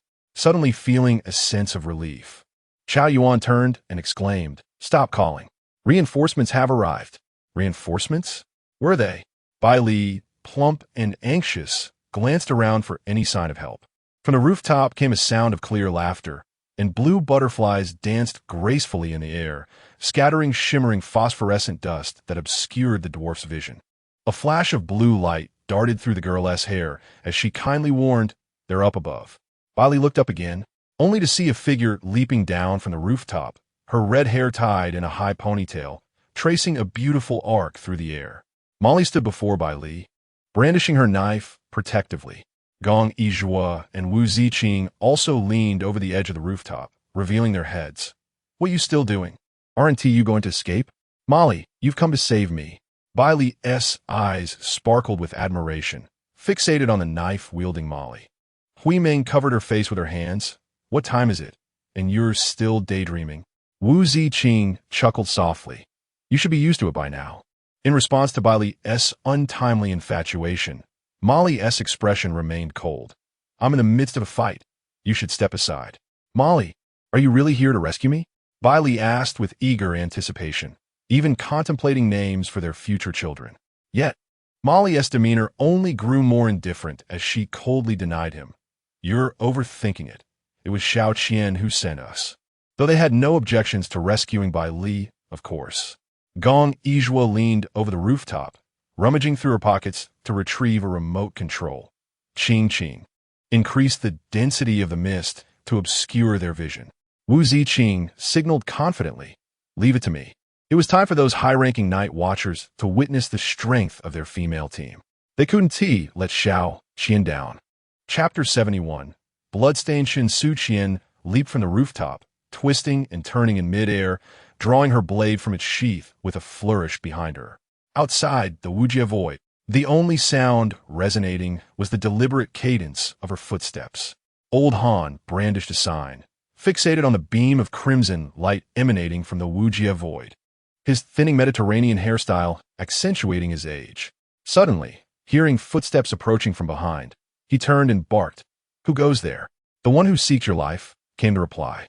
Shen Suqian did not blink, her star blade spinning gracefully in her grip as she attuned her ears to the voice of Sicardi. "Xiao Qian, are you prepared?" Though the message was veiled, both she and Shen Suqian understood its gravity. Once you take the step, there is no turning back. Sicardi's voice was thick with anxiety and concern.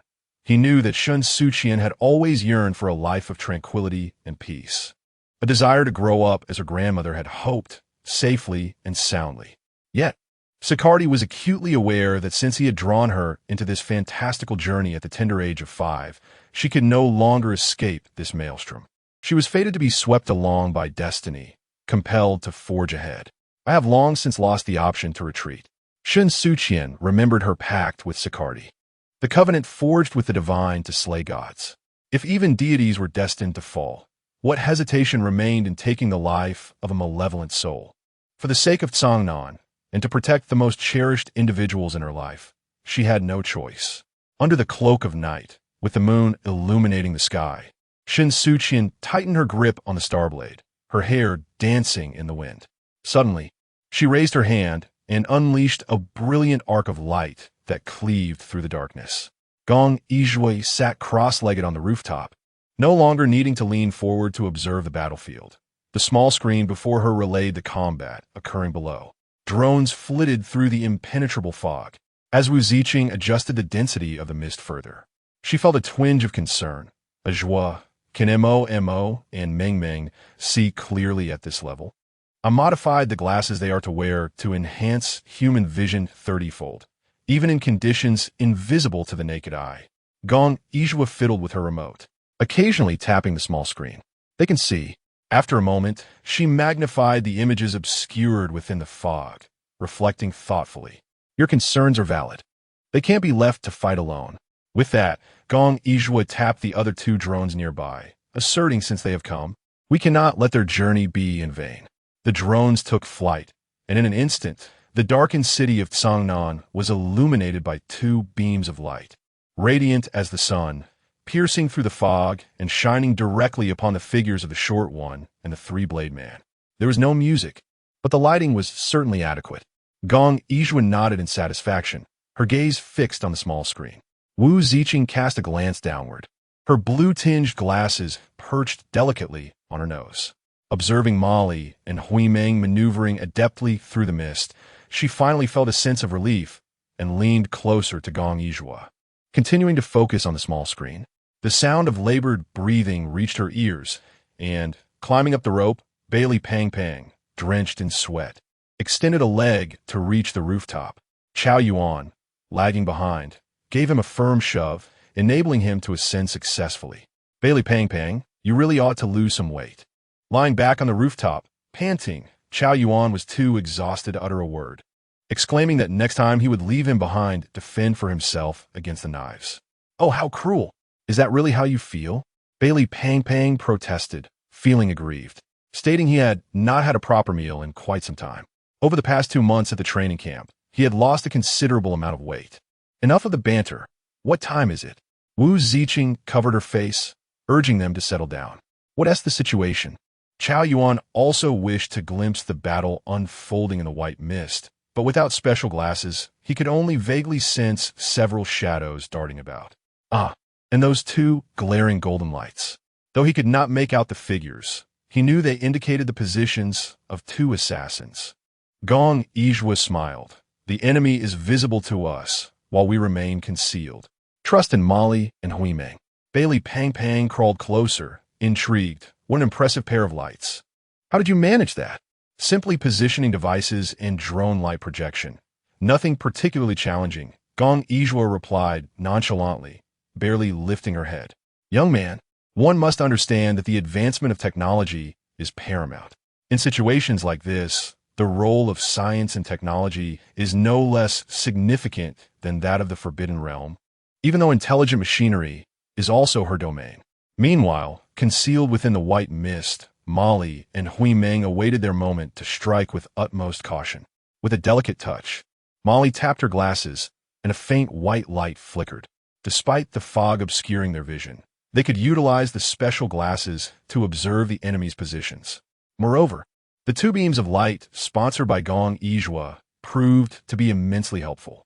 No matter which direction the short man and the three-bladed man fled, the beams relentlessly pursued them. With the formidable star blade swinging forth, Molly's expression turned grave and austere, and a chilling scream echoed through the mist as the three-bladed man's right arm fell to the ground, blood splattering everywhere. Yet, her strikingly beautiful visage remained as cold as ever, even exuding an uncanny allure, stunningly breathtaking. Although Gong Yizhui and Wu Ziqing did not engage directly, the success of this battle was undeniably reliant on their assistance. Suddenly, Chao Yuan, sitting nearby, lifted his head and squinted, sensing the murderous intent. He had anticipated an ambush. Gong Yizhua remained steadfast, extending her hand to press the red button beside her. Within the no, a pale blue glass dome radiated outward from the button's center, enveloping the four of them. She sighed, contemplating how precious Bailey Pong Pong's life seemed, stirring a hint of temptation within her. A slender line of blood traced across the neck of the old man Han, a droplet bursting into the air. Shen Suqian leaned against her knee, gasping for breath. She was not fatigued. After all, as the divine agent of the Chuan realm, eliminating an assassin lurking outside posed no significant challenge. Yet, within her heart lay a burdensome weight, akin to a colossal stone pressing down. Shen Suqian placed great importance on her humanity. She held no faith in the divine and felt no reverence for deities, which allowed her to accept the promise of slaying a god. However, Han was human.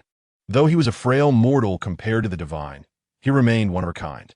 To take his life with her own hands was not a trivial matter for Shen Suqian. Regardless of the mental preparation she had undertaken, she was ultimately still human. In that moment, as the blade fell, Han lost forever the chance to reopen his eyes and behold the world, and Shen Suqian's hands became irrevocably stained with blood. Chapter 72. The great wind, disaster, and arrow shot from the opposite side struck the pale blue protective shield with remarkable speed, producing a deafening sound. Bai Li, plump and frightened, snatched Xiao Yuan's coat and held it above his head, trembling uncontrollably. Observing his fear, Wu Ziqing attempted to reassure him, saying, "Do not worry. Gong Yizhua is quite formidable." At her words, he turned to gaze at Gong Yizhua's composed demeanor. At that moment, with Lin Xie and Shen Suqian absent, Gong Yizhua stood as the pillar of strength for them all. Noticing her apparent lack of fear, Bai Li felt a surge of confidence. Seeing the successive arrows failing to breach the pale blue shield, he discarded the coat, rose to his feet, and declared war on the female archer across from him. "You, if you have the guts, come over here." With hands on hips, he boasted, "With Gong Yi protecting me, I fear you not." He laughed boisterously, while Gong Yizhua silently began to pack her equipment, gently patting Bai Li's shoulder. "Do you still have the energy to escape?" "Escape, my life?" Bai Li paused, glancing at Xiao Yuan, who was shaking dust off the coat, and then at Wu Ziqing, who was shouldering the star blade once more. Finally, his gaze fell upon Gong Yizhua. The smile at the corner of his lips faltered, and he appeared utterly devastated. The shield of protection. With a sharp crack, the shimmering blue light above shattered before Bai Li could react. The protective shield, fracturing like gossamer threads, teetered precariously. Gong Yizhua clutched the electronic screen and remote controller tightly. "Enough talk, run." Another arrow soared towards them, and the shield, unable to bear the burden, disintegrated completely, exposing the four of them to the opposing archer's line of sight. Bai Li was dragged away by Xiao Yuan, wailing, "Gong Yi, why did the shield break so quickly? Please, I am merely a mere specter." Gong Yizhua did not look back. Her eyes rolled almost to the heavens. "It's a miracle that we even came to save you. How dare you be so picky?" Truly, she found men insufferable. Molly heard the commotion of the four fleeing on the rooftop and felt a flicker of concern. Hui Meng, shrouded in mist, called out to her, "Mo, go assist. Leave this to me." Blue butterflies flitted through the white fog, and shimmering phosphorescence fell from the sky. Hui Meng sheathed the star blade, extending her hands to release the elusive phosphorescence into the air. Amidst the unrelenting beams of light, the dwarf, agitated, swung his fists in the mist, unable to see Hui Meng's form. Fearful of the unknown blades that might strike from any direction, he continued to defend himself with frantic punches. Yet, this tactic might have been somewhat effective against Molly, for before the metamorphosis, it was merely an ant attempting to shake a tree, utterly unaware of its own limitations. As the mist thickened, the phosphorescence settled upon the dwarf, tiny fragments of blue light penetrating his shoulders and crown. A piercing wail of a dying soul echoed in by Li's ears, sending a shiver down his spine. What was that sound? The final lament of the damned. Gong Yizhua's expression remained impassive. To be transformed into a butterfly was indeed a stroke of fortune for him. In the realm of perilous forbidden zones, the dream of transformation, while perhaps lacking in close combat prowess, excels in its formidable area of effectabilities. The phosphorescent powder cascading from the fluttering wings of the butterfly, upon contact with skin, engenders a potent corrosive effect reminiscent of sulfuric acid, eroding every inch of the victim's flesh until they are ultimately transmuted into a blue butterfly. Furthermore, this powder serves to bewilder the minds of adversaries and numb their nerves. Amidst a veil of white mist, two swarms of butterflies emerged as the dream of transformation. Wielding the star blade, waved her hand to disperse the throngs of azure butterflies. The intricate patterns etched upon their wings shimmered with a captivating yet lethal allure. Historically, beauty has often concealed venom. When Shen Suqian arrived, she found Molly engaged in combat with a female archer. With a swift leap, Molly slashed her blade, inflicting a wound to the archer's back while simultaneously cleaving her feathered arrows in twain. This archer, a member of the Qi realm, found herself utterly defenseless before Shen Suqian. "Your bow leaves much to be desired," Shen Suqian remarked coolly, approaching with her own blade drawn, hardly inclined to showcase the Uriel bow to such a trifling gesture.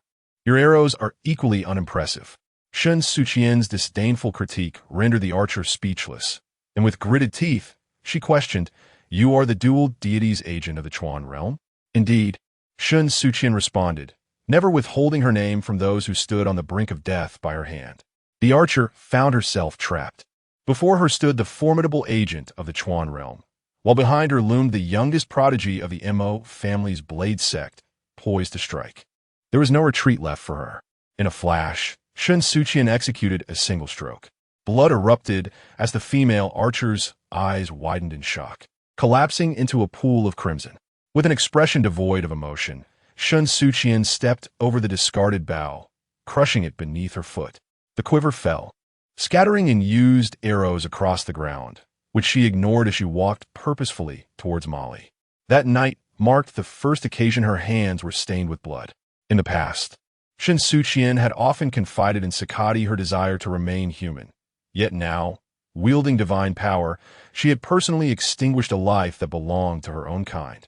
A sense of indescribable fear enveloped her heart, as she truly worried that one day she would no longer embody the humanity she had so fiercely upheld. Molly, observing her, recognized the turmoil and melancholy within Shen Suqian. Having been educated by her family and having undergone psychological guidance herself due to her own bloodshed, she approached and embraced Shen Suqian tightly, whispering, "Shao Qian, wielding the blade is to protect more lives. You are not in the wrong. You will not falter.